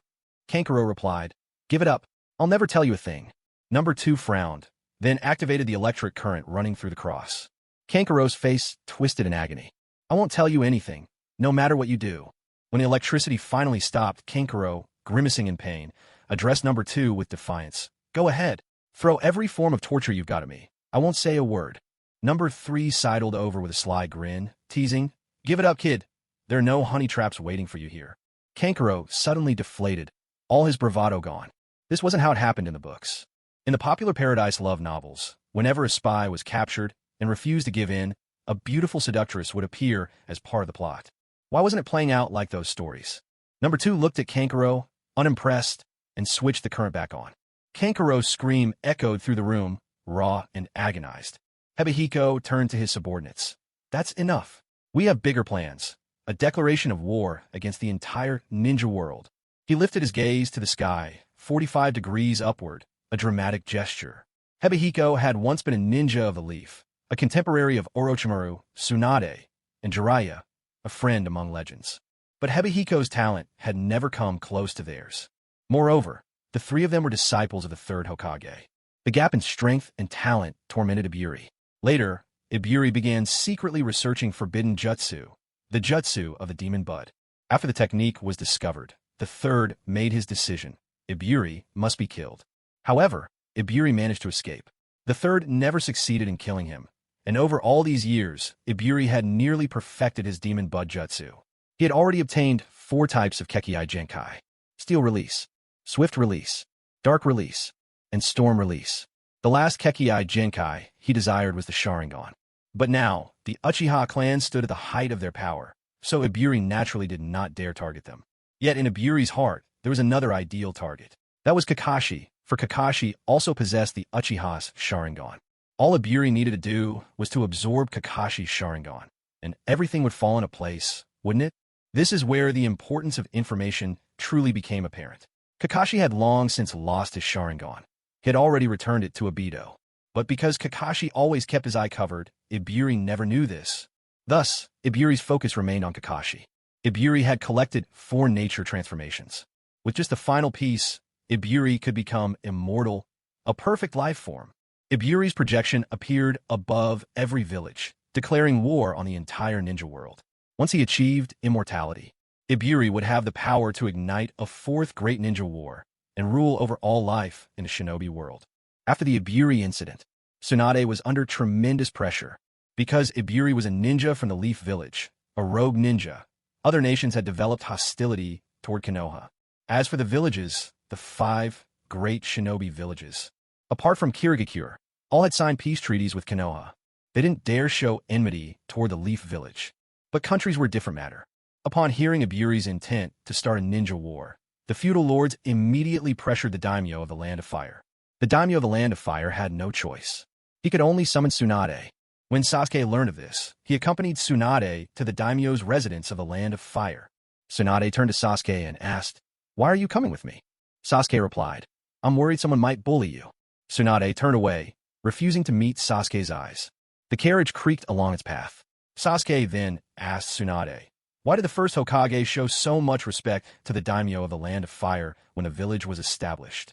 Tsunade recalled and answered, "Back during the Warring States period, the concept of a country existed, but within these countries, the ninja clans were constantly fighting one another over territory.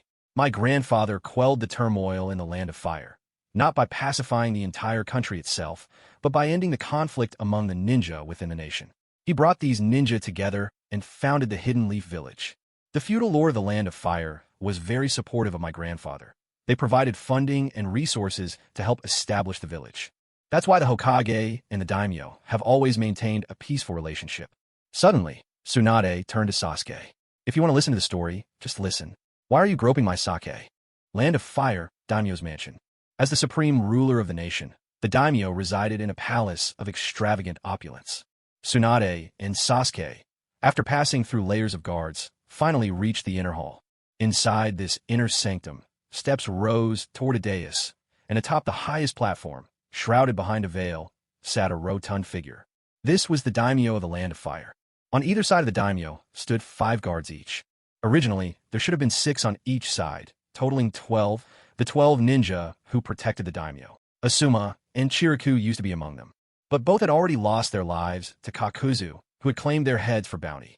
"Tsunade," said the daimyo, "the other nations are growing displeased with the Land of Fire.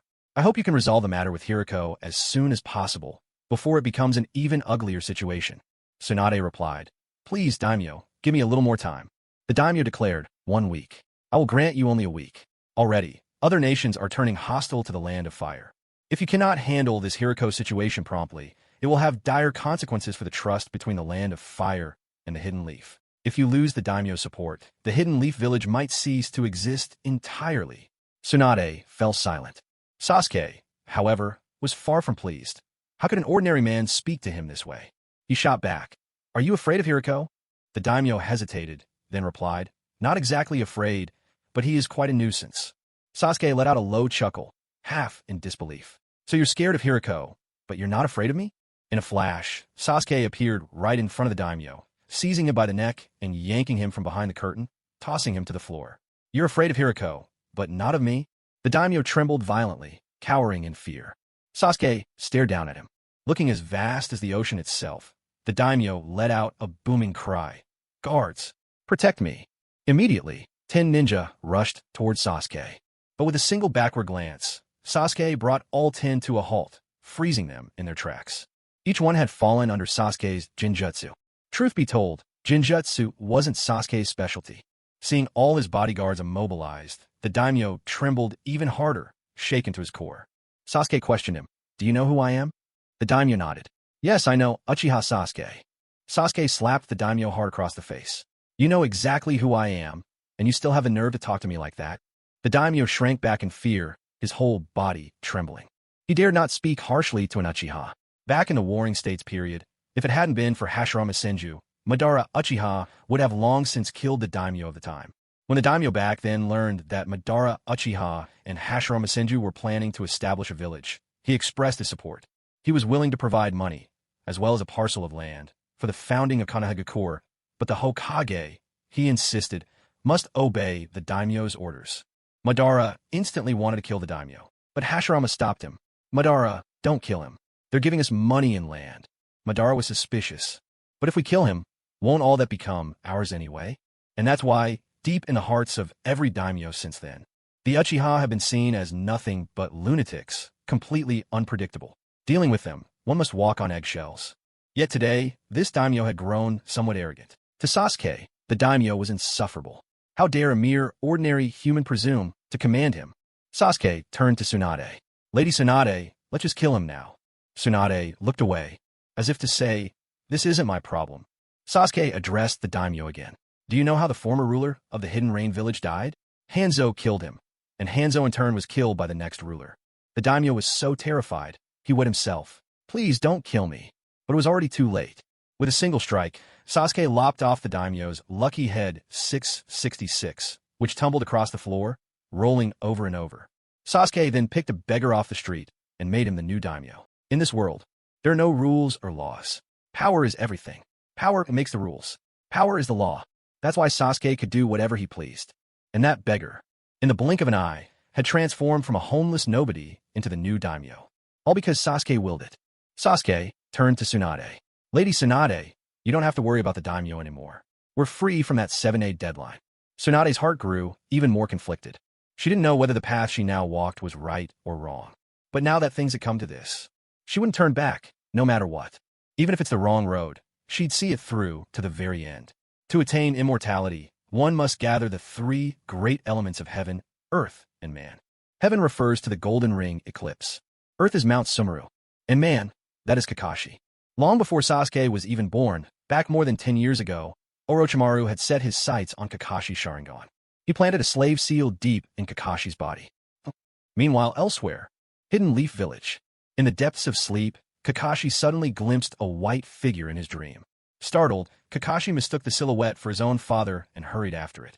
Yet, the more he chased, the farther away the figure seemed to slip from his grasp.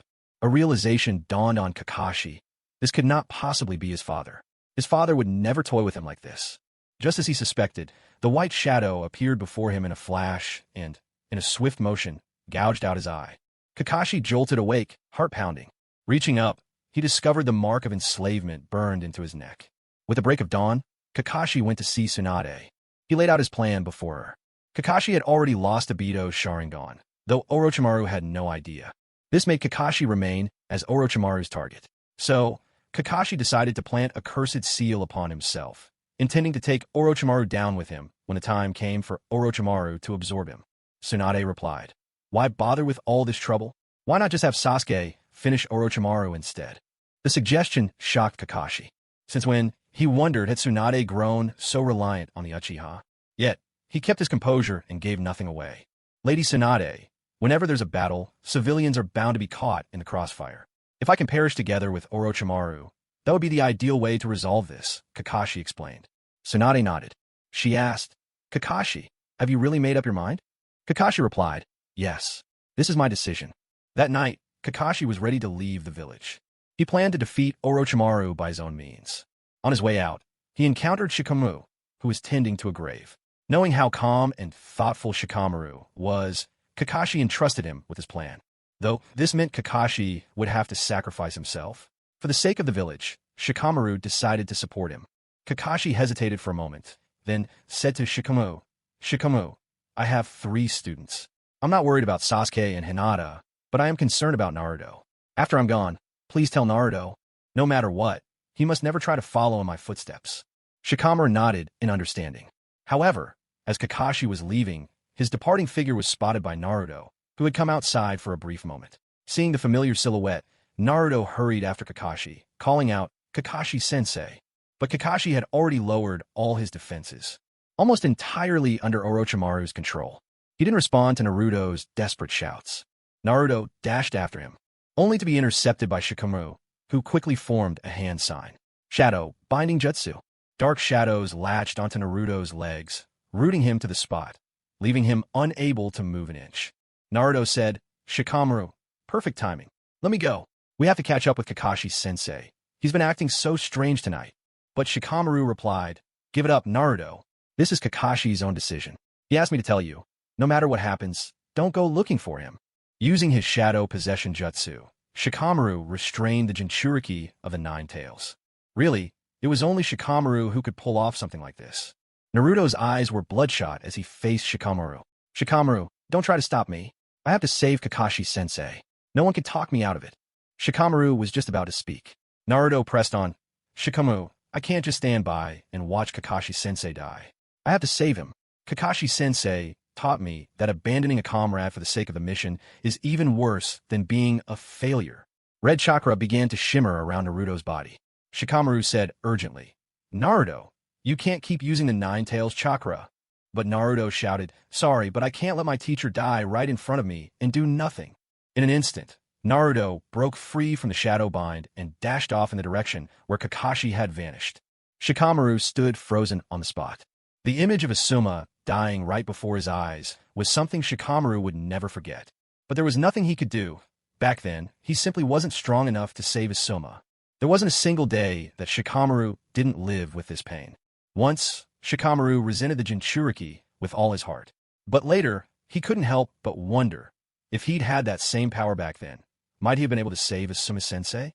But that was just wishful thinking. After all, Shikamaru had never been chosen to be a Jinchuriki. His thoughts wandered, drifting back to a month earlier. Asuma's squad had been assigned a B-rank mission. But as soon as they left Konoha, they were targeted by Kakuzu and Haiden of the Akatsuki. The reason they wanted to kill Asuma was simple. His head was worth 35 million ryo. Absurd, really. Just 35 million ryo to put a price on Asuma's life. The three of them were blocked by Kakuzu, and Shikamaru could do nothing but watch Asuma die before his very eyes. Afterwards, Kakuzu cruelly severed Asuma's head. Whenever Shikamaru recalled this scene, his heart twisted with unbearable pain. He had never liked the smell of tobacco, yet came to need the comfort of a smoke. Even the knuckle dusters that once belonged to Asuma found their way to Shikamaru's hands. Looking at Naruto's departing figure, Shikamaru thought, maybe Naruto was right. At the very least, he would have fewer regrets in the future. That very night, Shikamaru went to see Tsunade.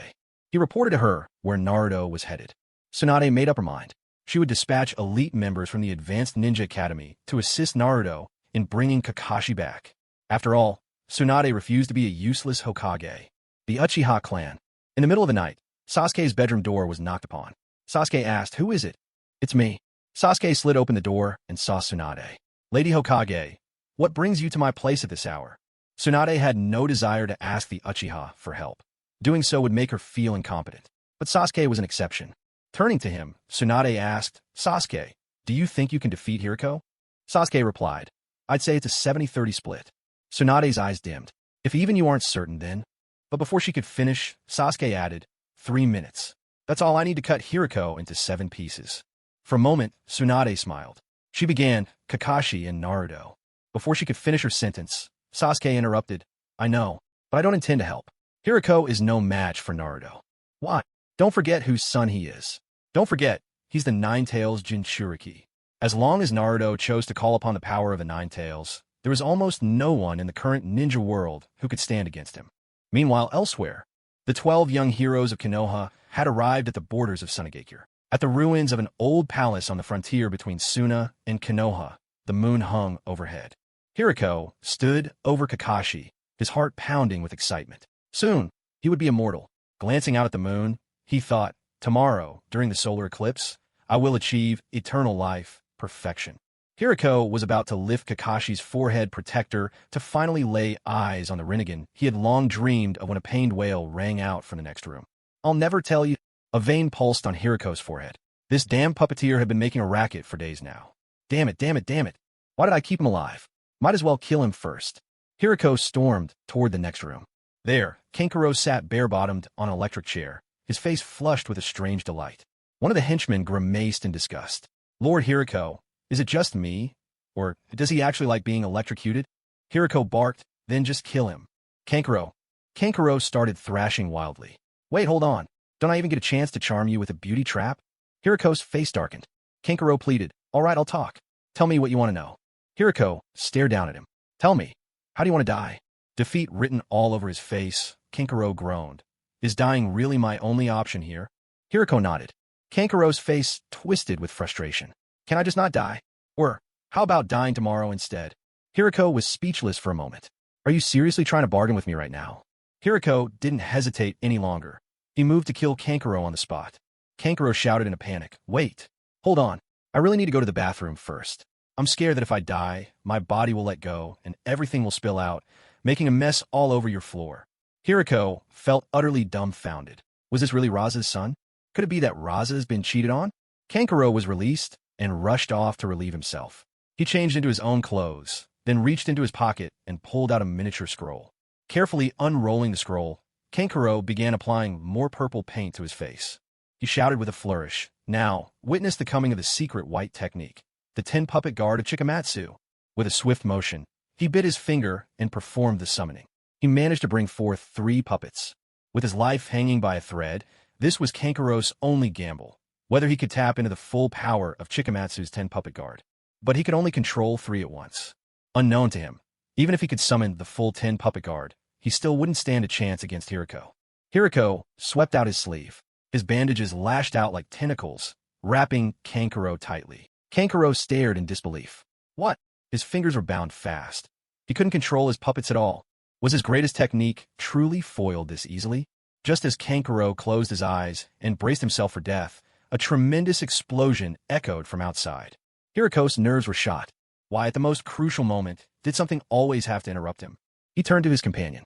"You finished the 2 of them off." Number 2 nodded. "You got it." But at that exact moment, countless white snakes suddenly slithered from the cracks in the ground, winding around number 2 and pinning her tightly. She struggled, her shapely body writhing on the floor. From the shadows, Orochimaru emerged at a measured pace. He leaned in, gently tracing his tongue across her cheek. A synthetic human. Orochimaru was thrilled. It wasn't a naturally born person, nor a clone, nor a mere duplicate. This was an entirely new life form, with her own consciousness, a synthetic human. So this was the forbidden technique, Ghost Bud Luo? He let out a soft, chilling laugh. Interesting. Hiriko had once been Orochimaru's friend, but driven by jealousy of Konoha's legendary Sannin and Orochimaru's boundless talent, Hiriko began to pursue forbidden human experimentation with the Ghost Bud Luo technique. To be honest, Orochimaru bore some of the blame for leading Hiriko down this path. Eventually, Orochimaru, too, delved into forbidden science. But Orochimaru's ultimate technique, living corpse reincarnation, was entirely born of his own research. A perfect life form? Now, that was intriguing. Orochimaru was eager to dissect the secrets of Hiriko's Ghost Bud Luo for himself. But there was no way Buryu would hand one over. It didn't matter, though. Orochimaru could just catch one himself. He would capture a synthetic being and take it back for his own research. Outside the palace, Naruto hammered at the gates again and again. "Kakashi-sensei, where are you? You bastards, I'll never forgive you. Hurry up and give Kakashi-sensei back to us." Just then, the gates opened. Buryu stepped out, and Naruto caught sight of him. So this was the man who had declared war on the entire shinobi world, whose shadow loomed over everyone. Kakashi-sensei had to be here too. In a flash, Naruto summoned 2 shadow clones, and a Rasengan began spinning in his palm. Rasengan! He charged straight at Buryu. But Buryu was gone in an instant, flickering away with his swift release technique. Looking back at Naruto, he sneered, "Ridiculous. If I'm not mistaken, you're the Nine-Tails Jinchuriki, aren't you? Even the power of the Nine-Tails seems a bit feeble compared to the might of my immortality." Kurama. Feeble? Me? I'm the most powerful tailed beast, officially recognized by Uchiha Madara. Even Hashirama Senju called me formidable. And you, of all people, dare call me weak? Deep in Naruto's inner world, Kurama spoke to him. "Come on, kid. Let this fool see my true power." Naruto nodded, determination lighting up his eyes. "Yeah, let's show him the bond between the 2 of us. Let's unleash the new technique we've been working on." In the next moment, Kurama's chakra surged into Naruto without reservation. A golden, glowing coat of chakra enveloped Naruto's body, flooding the darkness around him with radiant light. Naruto shouted at the top of his lungs, "This is the bond between me and Kurama. The new transformation. Kurama Link." Buryu stared, dumbfounded, at the shimmering golden figure before him. Chakra was practically spilling out everywhere. He was at a loss. Was Naruto really coming at him in Kurama Link mode?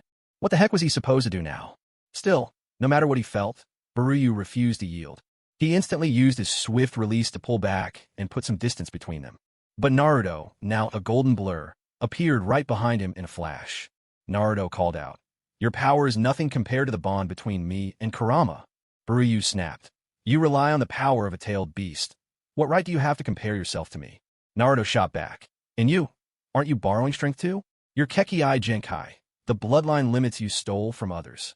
Hearing Naruto's words, Buruyu's face flushed with anger and shame. It was true. The Kyaro technique came from stripping others' bloodline limits, all to strengthen himself. However, Boruto believed that this was the result of his own hard work. He would not allow anyone to say otherwise. Boruto formed hand seals, and at once, an enormous, monstrous beast appeared behind him. This was the creation born of the secret technique, the art of Orochimaru. Yet, upon seeing the gigantic beast, the Nine-Tails merely scoffed, unimpressed. A colossal golden fox head materialized, and with it, a miniature-tailed beast ball shot toward the monster's mouth.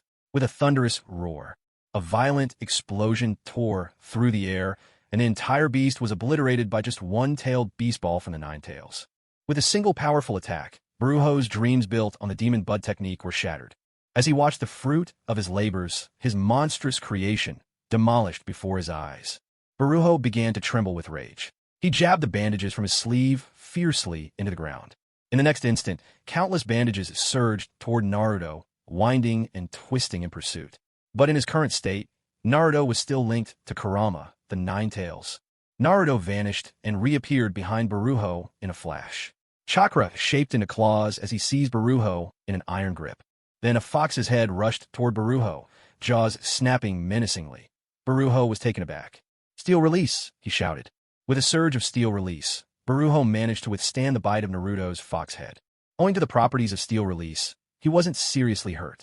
But Boruto's eyes glinted with venomous resentment as he glared at Naruto. It was as if he was demanding to know, why must everyone stand in my way?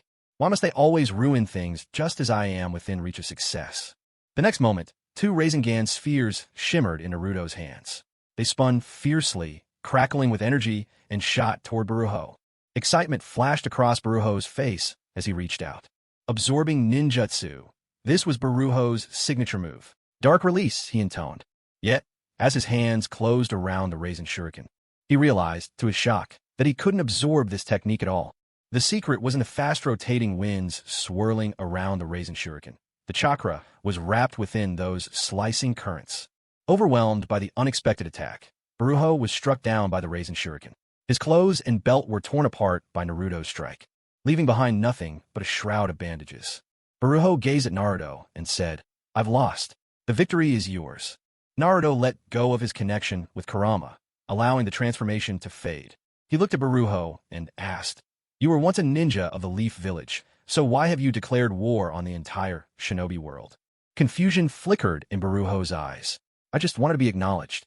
Though they stood as enemies, Naruto couldn't help but point out, "You claim that gathering all 5 Kekkai Genkai would grant you immortality. So why not wait until you actually become immortal before declaring war on the shinobi world? Why do you plunge the world into chaos when you were just one step away?" Boruto was stunned for a moment. Why, indeed, did I choose to declare war after gathering all 4 Kekkai Genkai? Why not wait until I had truly attained immortality before making my move? A sudden clarity appeared in Boruto's eyes. What was he thinking before, revealing himself too early like that? Naruto turned to Boruto and declared, "But it doesn't matter anymore. As long as I stand here, your schemes can never succeed. I will defeat every plot and conspiracy." PSage mode is definitely in play. As previously mentioned, Naruto did become Jiraiya's disciple. It's just that the details of his training weren't written out, since Sasuke is the main character here, not Naruto. Plus, with the Nine-Tails acknowledgement, Naruto naturally unlocked the Kurama Link mode through Sage mode. It was Naruto who saved Kakashi. On Kakashi's neck, there was still Boruto's enslavement seal. However, for Naruto, removing the slave mark was as easy as lifting a feather. With the immense chakra of the Nine-Tails, he could simply blast the slave seal away. Kakashi regained consciousness, looking at Naruto in bewilderment. He asked, "Did I lose?" Naruto smiled at him and said, "Kakashi-sensei, you didn't fail. I defeated Boruto." Kakashi was somewhat taken aback. He knew just how powerful Boruto was. Could Naruto really have defeated him? Sasuke was already so strong, and now, Naruto surpassed me too? Are all my students destined to outstrip the impossible? Maybe sensing Kakashi's confusion, Naruto explained, "Kakashi-sensei, after my friend died, I sought out Jiraiya-sensei. He took me to Mount Myaboku, where I spent some time training. During that period, I mastered Sage Mode. Plus, Kurama willingly lends me his strength now. When Sage Mode is combined with Kurama's power, it becomes a whole new state. The Kurama Link Mode. Kakashi was slightly overwhelmed. Sage Mode? The Nine Tails showing submission? All accomplished so quickly? Suddenly, a figure dropped down from the sky. Sen landed in an instant. In the next moment, a strange, monstrous bird appeared, sending its explosive feathers spraying in all directions. A colossal nine-tailed fox head materialized, enveloping both Naruto and Kakashi. Then, Sen placed his hand on Baruhu and stared at him coldly, saying, "Lord Baru, you have failed. You've already lost your worth. This is what you taught me. So now, you shall become my strength," Sen shouted. Technique of the Demon Bud, fusion. Baruhu's body slowly fused with San's. Baruhu. Kakashi, speechless, could only exclaim, "You've truly outdone your own master, San." 3 continued. "Lord Baru, 1 has already been devoured by me. He was no match for me. 2 has disappeared. Otherwise she too would have become my nourishment. Lord Baruhu, what exactly are you resisting?" Just then, a sword, the Kusanagi blade, suddenly pierced through 3's body. 3 stared back in disbelief. Behind him was a face pale as death. It was Orochimaru. Orochimaru offered a chilling, shadowy smile. "Ha ha ha, puny insect, vermin like you dare to feast on one of my friends." 3 collapsed to the ground, unwilling to accept defeat. Orochimaru reached out a hand to Baruhu. "Baruhu, what a sorry state you're in. Didn't you dream of a perfect body? Come, let's join forces and see together whose body is truly perfection." A ripple of emotion flickered in Baruhu's eyes. He never imagined that, at such a life-or-death moment, it would be Orochimaru who came to his rescue. Baruhu gripped Orochimaru's hand, allowing himself to be pulled up. Then, side by side, the two of them walked away into the distance. Kakashi watched their receding figures. He made no rash moves, for Orochimaru was an S-rank rogue ninja, and so was Baruhu. Orochimaru reasoned that, even combined with Naruto's strength, they might struggle to defeat them. Naruto, meanwhile, felt his eyes grow wet. To Naruto, the two had fallen out decades ago, yet here they were after all these years. Both had plunged into darkness, lost their way, but still, they managed to save one another. It was such a moving tale of friendship. Meanwhile, elsewhere, Sasuke was deep in thought, scheming about resurrection. He pondered, should he revive Lord Madara? If he did, Nagato's Rinnegan would be lost, and there was no guarantee Madara would listen to him or aid his resurrection plans. So, Sasuke devised an alternative, revive someone other than Madara. Madara could always return through Edo Tensei. After all, Madara retained the Rinnegan in his reincarnated state, and as an Edo Tensei, he could even shift between the Rinnegan and the Eternal Mangekyo at will. So, for now, he could let Madara exist as an Edo Tensei, for Madara sought resurrection only to cast infinite Tsukuyomi in the first place. But with Sasuke now in the game, Madara no longer needed to cast the infinite Tsukuyomi. Sasuke's eyes turned abruptly cold. Caught up in grand schemes, he'd almost forgotten that bastard. Black Zetsu. In the Hidden Rain village, Zetsu was reporting intelligence to Nagato. Amid that aloe-shaped head was a face split half black, half white, strangely unsettling to say the least. Suddenly, the very space around them twisted and warped. Obito and Sasuke appeared in their midst. Zetsu greeted them cheerfully, "Hello." But Obito and Sasuke's stares were cold as ice. Sasuke exchanged a meaningful glance with Nagato, who immediately understood and went to shut the door. Zetsu sensed something was amiss. "You all have something to discuss? In that case, I'll take my leave," he said. But Sasuke replied, "No need to leave. You won't be able to escape. To prevent you from slipping underground, the 4 Crimson Ray formation has sealed the ground itself." Obito's expression was as cold as ice. In the Kamui dimension, Sasuke had explained everything to Obito, revealing that this very guy was the true mastermind behind everything. He was the real culprit responsible for Rin's death all those years ago. That was why, when Obito looked at Zetsu now, his gaze was fierce and full of hatred. Zetsu replied, somewhat awkwardly, "Well, about that." But in the next instant, Sasuke's Kusanagi blade flashed and pierced straight through Zetsu's heart. Ordinary ninjutsu couldn't kill Zetsu. The only technique capable of destroying him was Yin-Yang Release. But Sasuke hadn't mastered Yin-Yang Release to the degree required to finish Zetsu for good, so the best option was to use sealing techniques.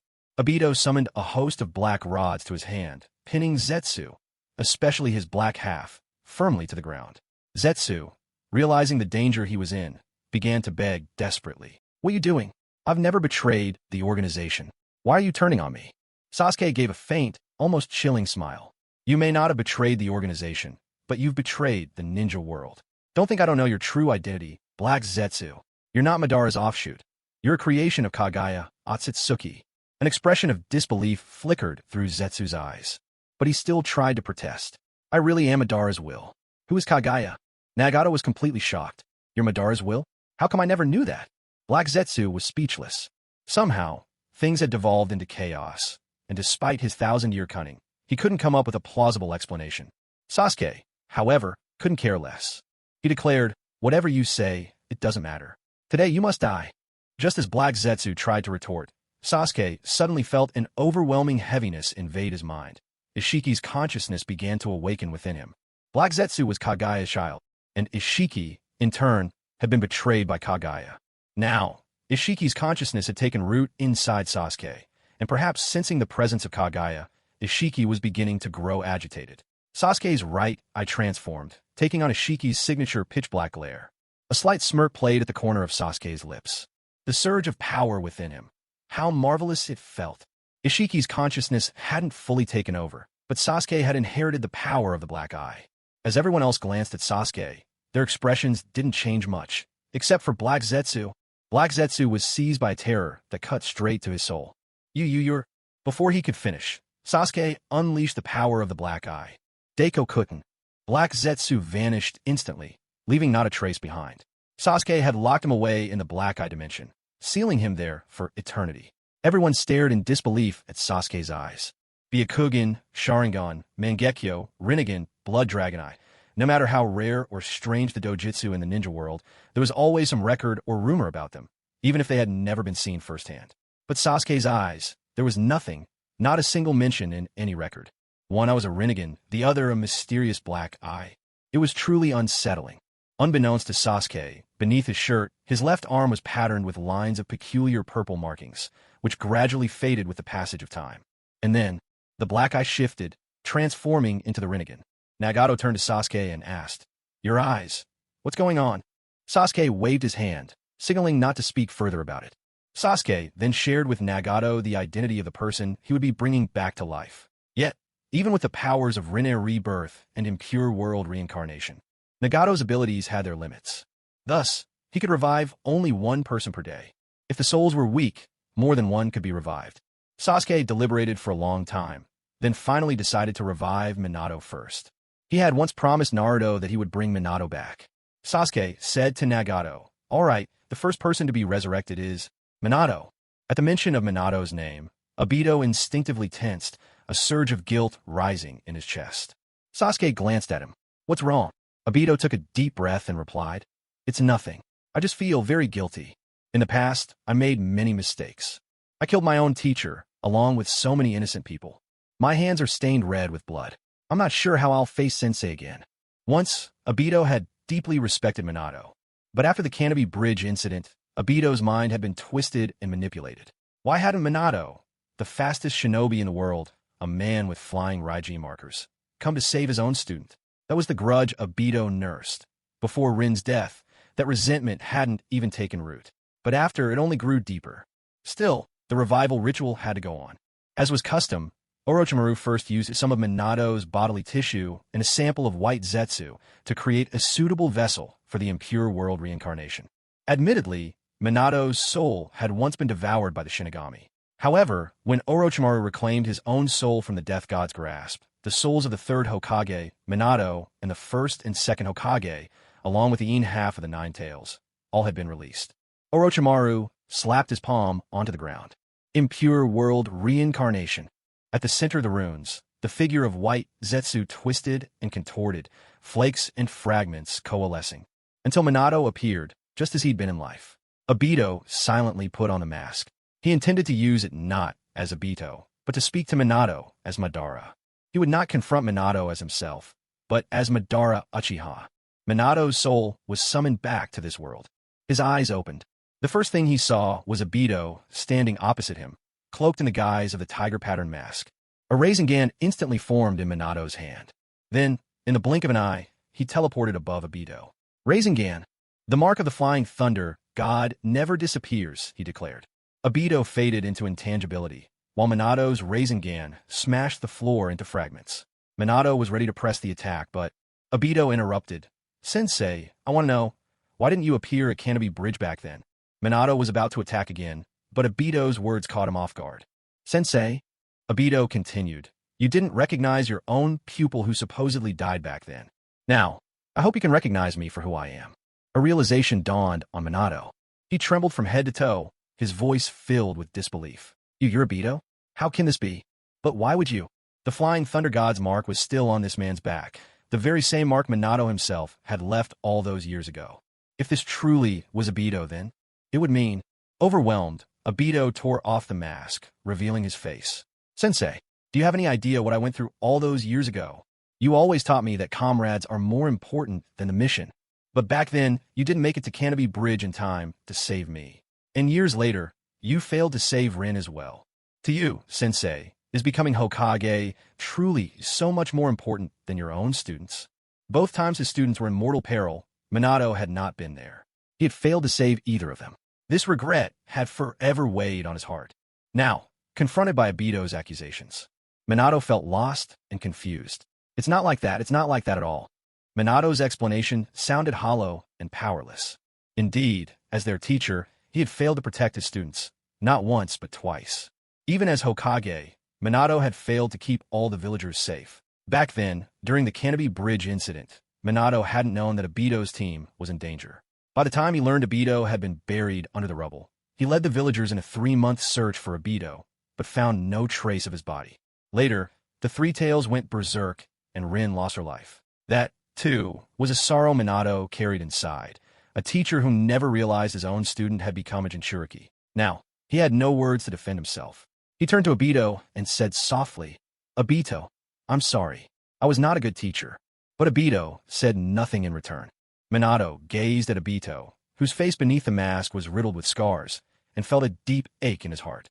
Obito had once been his favorite student. Just by looking at the scars on his face, one could imagine the hardships he'd endured.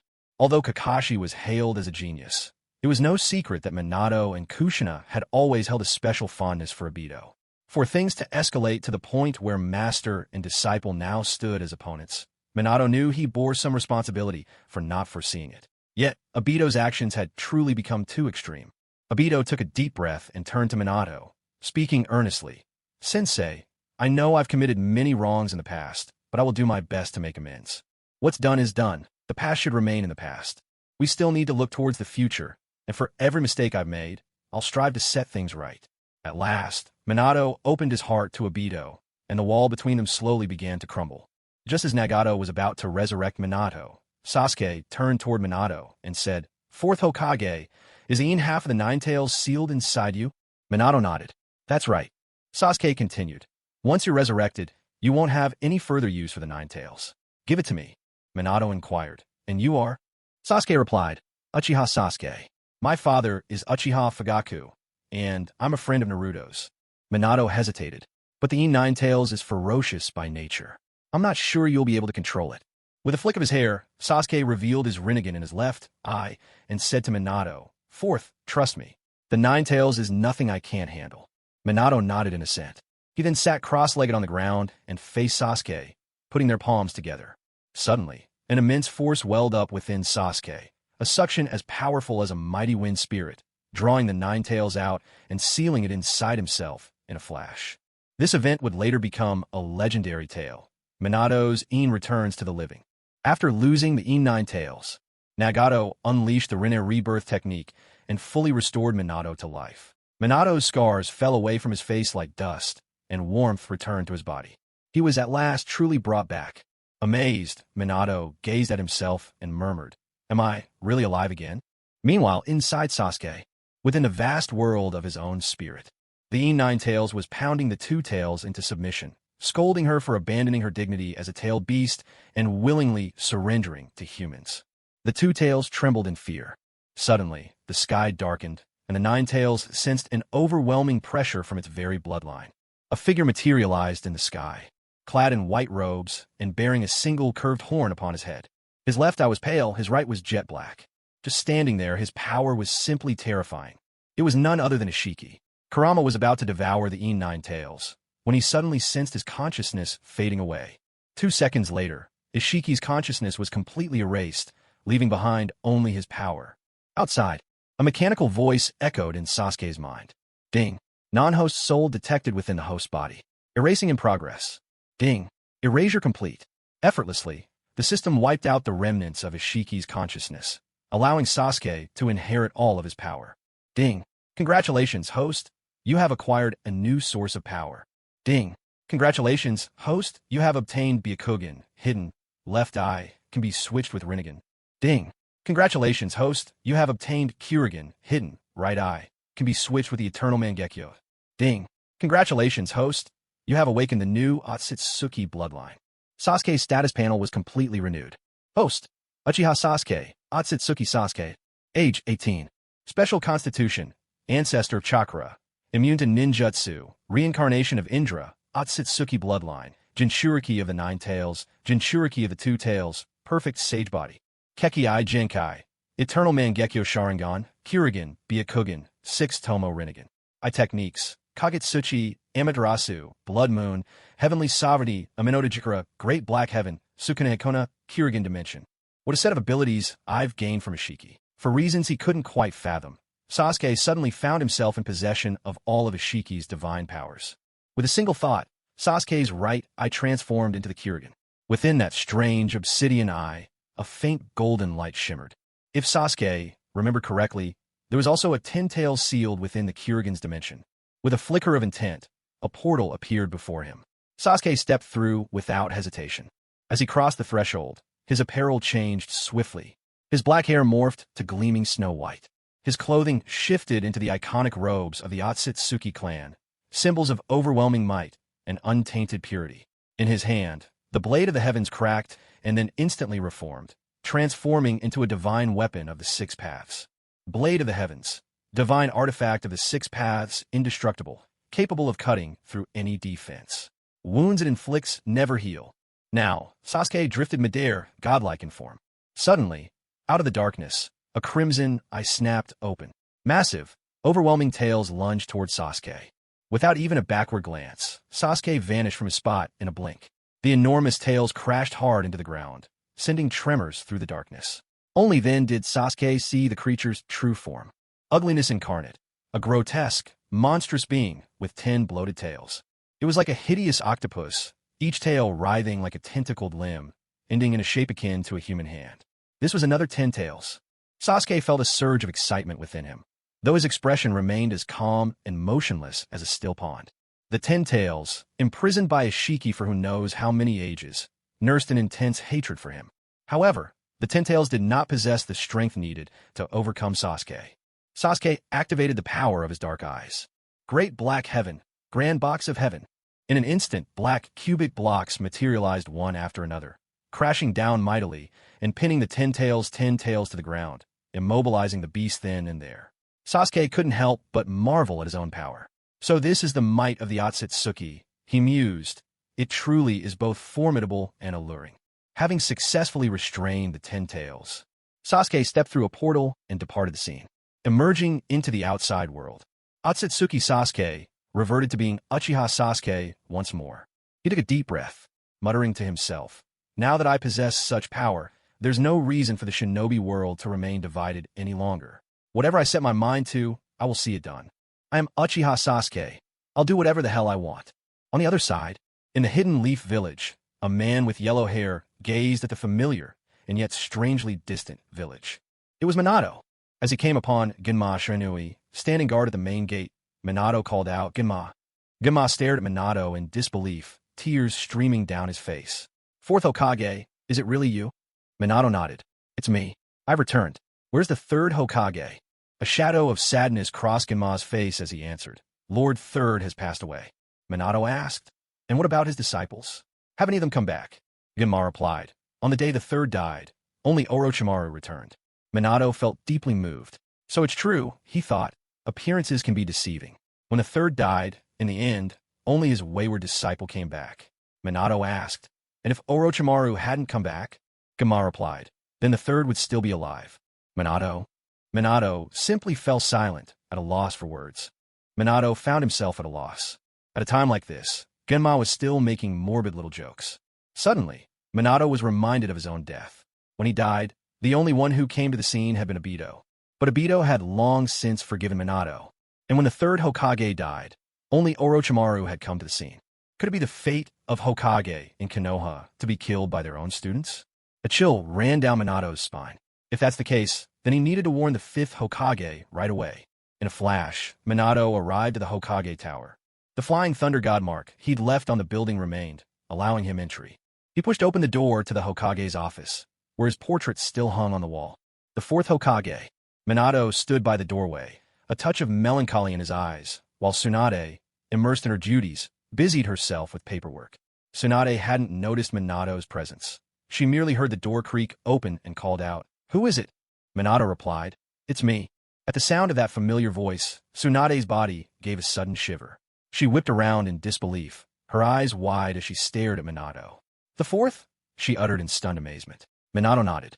"Lady Tsunade, I have returned to life." To Tsunade, it was almost beyond comprehension. Come back to life? Could the dead truly return? Her entire worldview trembled.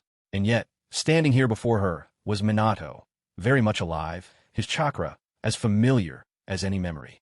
There was no mistaking it. This was Minato. But how was it possible? By what means had Minato come back? With her heart racing, Tsunade pressed the question, "How were you revived?" Emotions she thought long buried welled up again. To this day, she had never forgotten the agony of the Third Great Ninja War. How her younger brother, Nawaki, had died before her very eyes. How her first love, Dan Kato, had perished the same way. This pain had shadowed Tsunade all her life. Even at her age now, she had never sought another companion. But if there were truly a path for Minato to return, could she, perhaps, bring Nawaki and Dan back as well? A storm of longing and hope raged inside her. If what Minato said was true, eyes brimming with anticipation, Tsunade awaited Minato's answer. He said, "It was someone named Sasuke Uchiha. He was the one who brought me back." At the mention of Sasuke's name, Tsunade's heart sank. Sasuke again. She should have known. It was Sasuke as always. Tsunade knew precisely what Sasuke might seek from her. There were precious few things she could offer that would move his heart. Yet despite her bitterness, she hesitated. This uncertainty gnawed at her. Restless and weary, Tsunade turned to Minato and said, "I don't want to be Hokage anymore. Starting tomorrow, you'll resume your place as the fourth." Without another word, she shrugged off her Hokage's ceremonial robes and tossed them aside. Minato could only stare in confusion. Tsunade continued, "After you and Kushina sacrificed yourselves, didn't the third take up the mantle again?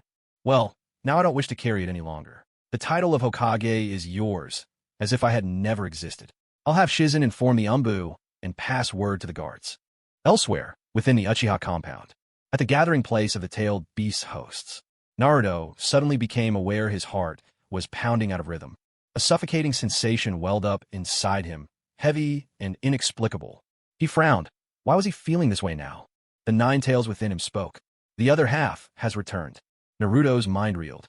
"Kurama," the nine tails clarified, "I'm saying the other half of my power has returned from the Pure Land." Naruto listened to Kurama's words, utterly astonished. If the half of the nine tails truly returned from the Pure Land, then didn't that mean his father had come back as well?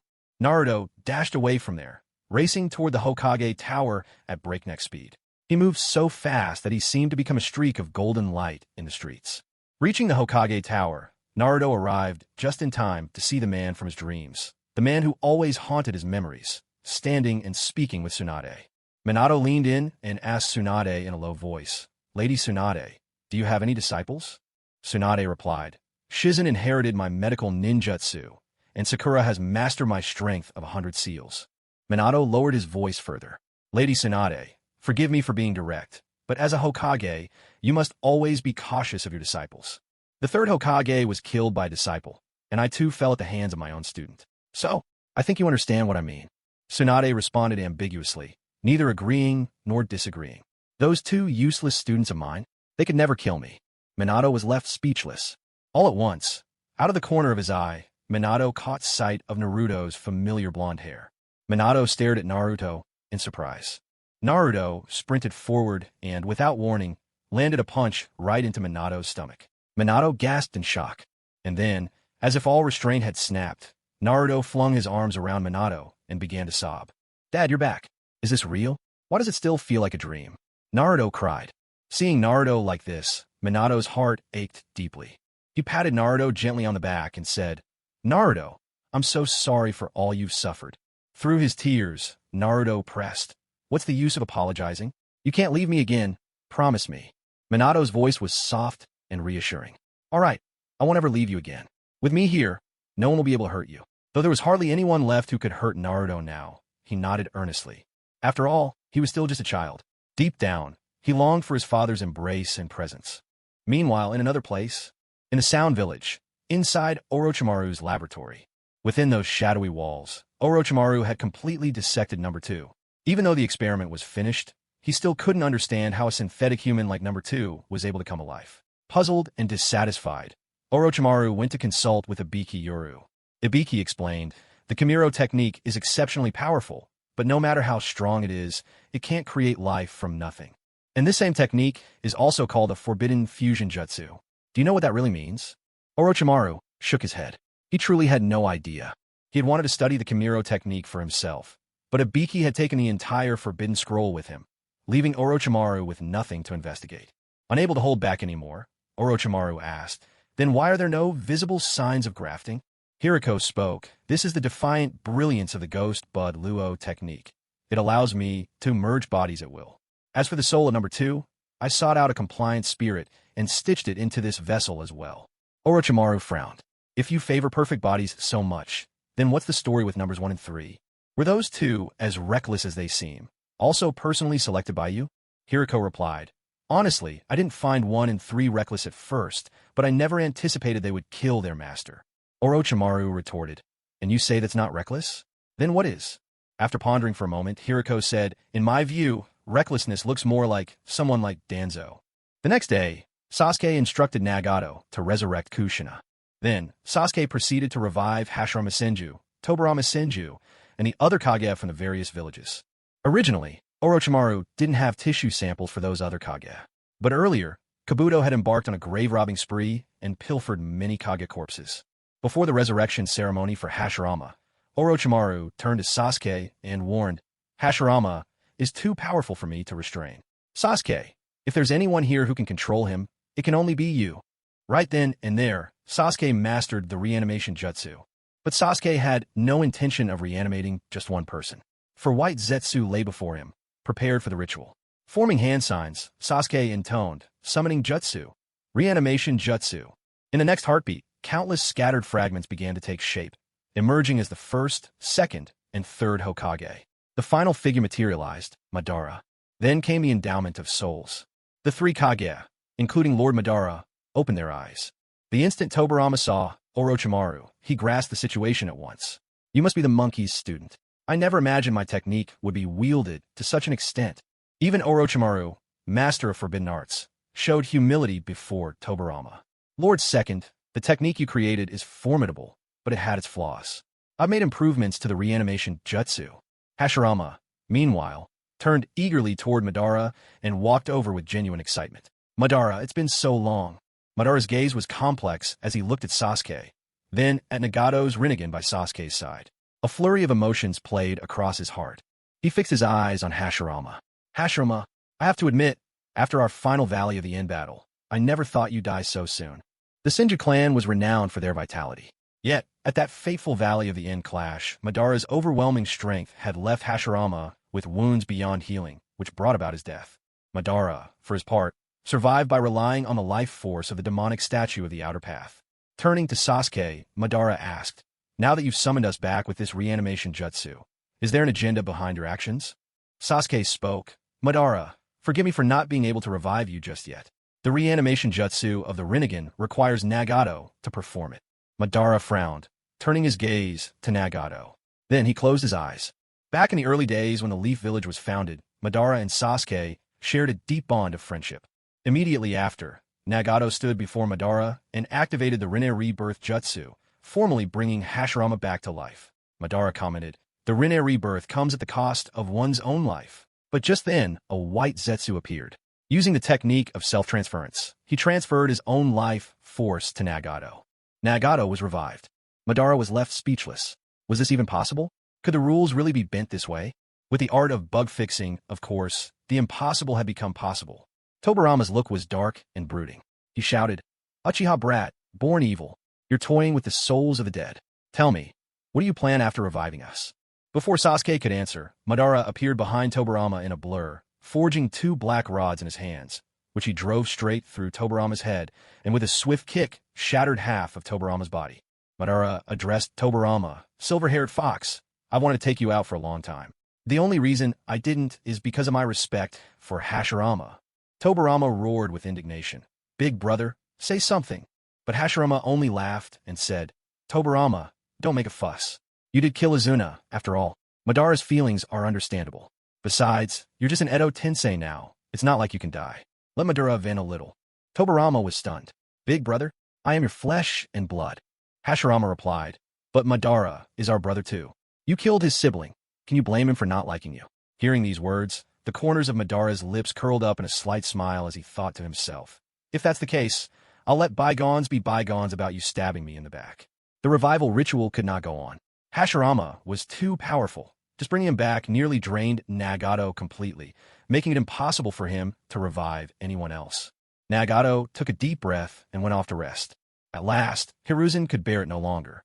He shouted, "Uchiha Madara, stop attacking my teacher, or don't blame me for being harsh." At these words, Madara did stop.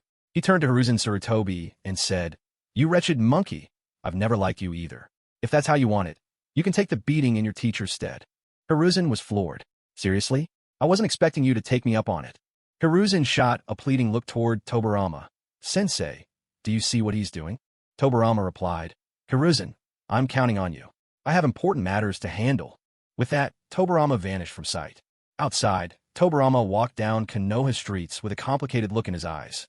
He gazed at Konoha's present prosperity. Rumor had it that Konoha was now the greatest nation in the ninja world. Though it had always held that title, things had only truly flourished after Hashirama's death and Tobarama's.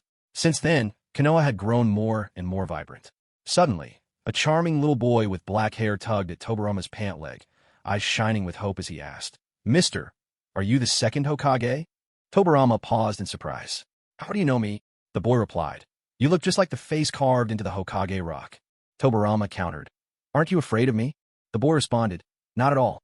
Everyone says the second Hokage was the most diligent of all Hokage." A faint smile tugged at Tobarama's lips. This kid's actually kind of adorable. "Hey kid, what's your name?" "I'm Uchiha Yikshian." In an instant, the smile on Tobarama's face froze. "Uchiha." The boy looked up at Tobarama and said, "Second Hokage, sir. Could I have your autograph?" Tobarama's first impulse was to turn and walk away. But faced with the child's earnest gaze, Tobarama's heart softened. Oh well, forget it.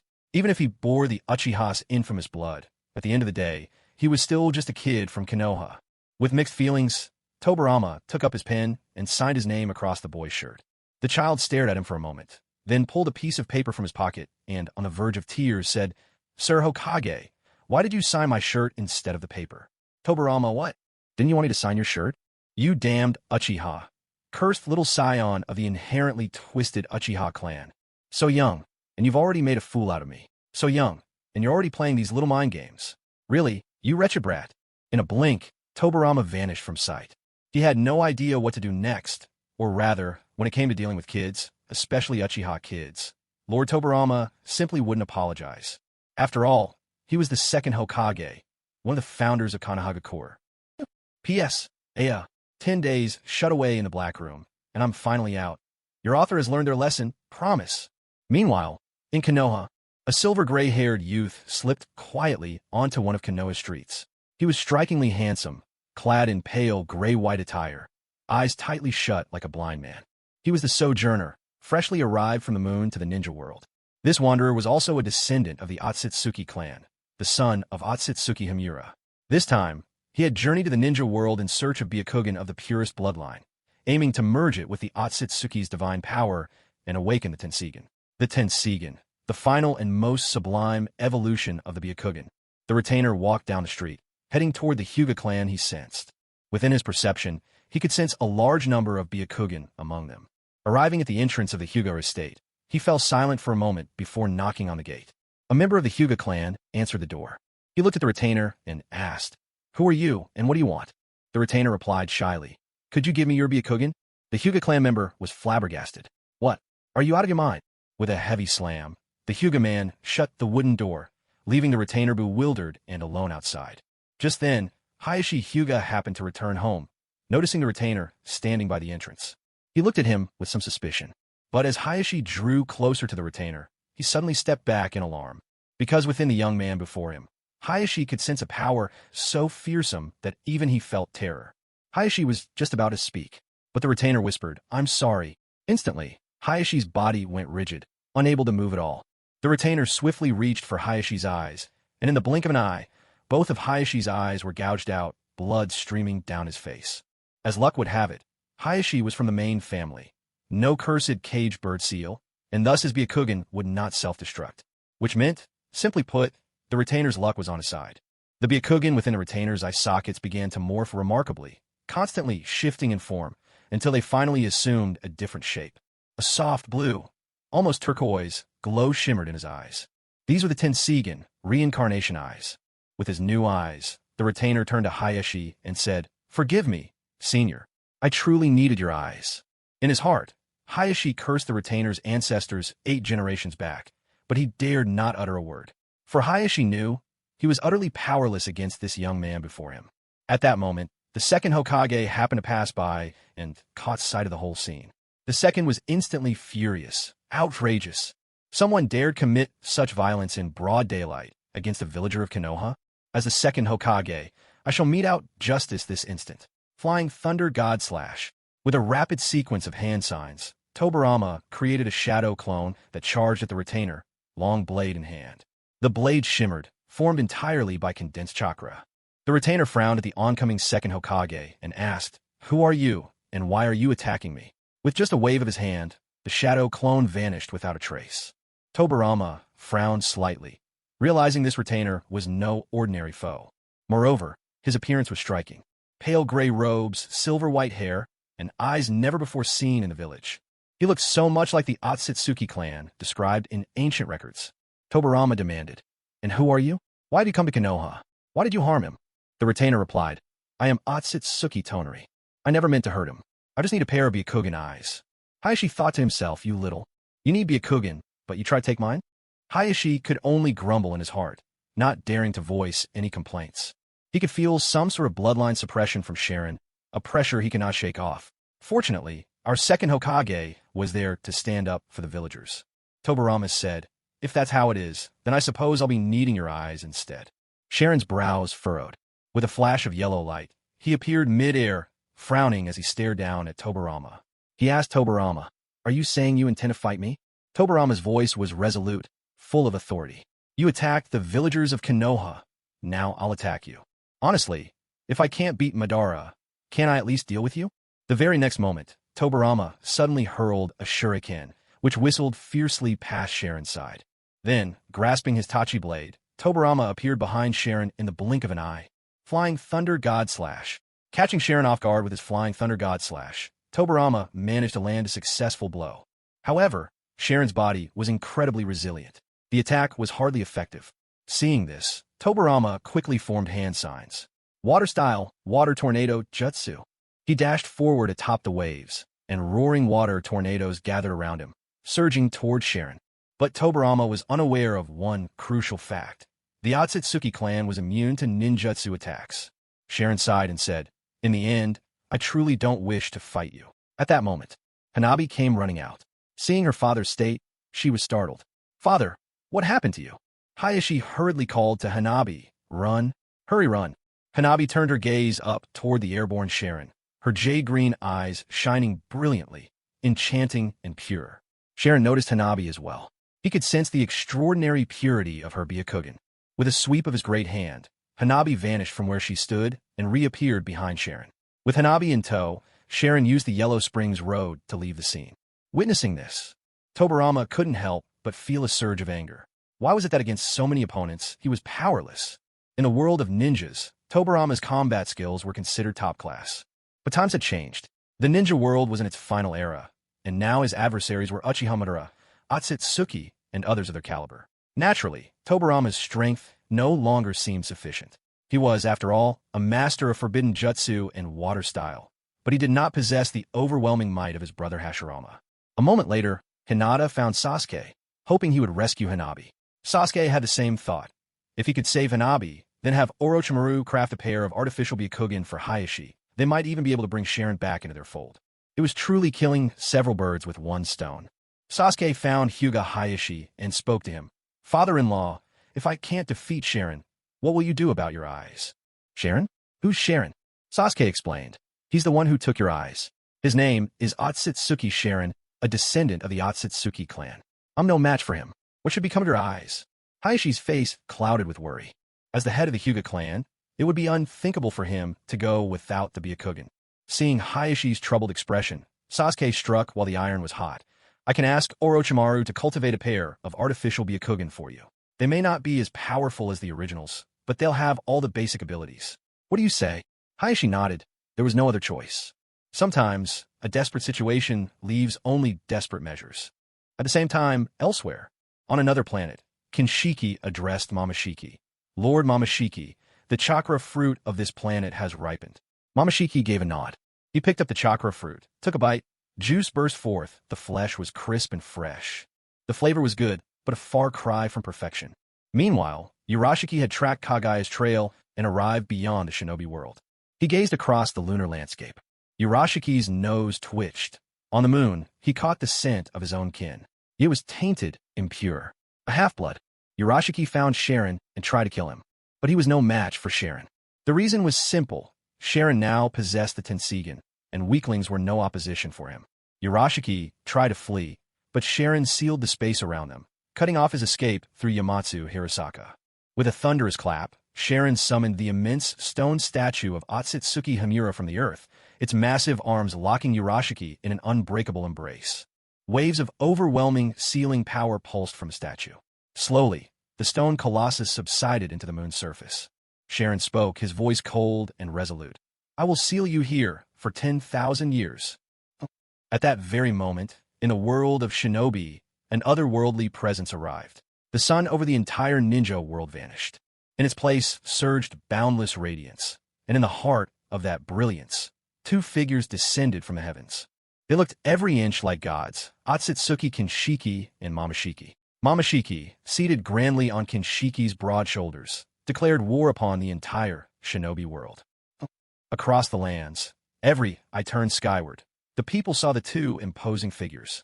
Meitarumi of the hidden mist, Koyuki Kazahana of the land of snow, Kuratsuchi of the hidden stone, the Reikage of the hidden cloud, the Akatsuki of hidden rain, Orochimaru and Hiriko in the hidden sound, Sasuke in the hidden leaf, accompanied by Naruto.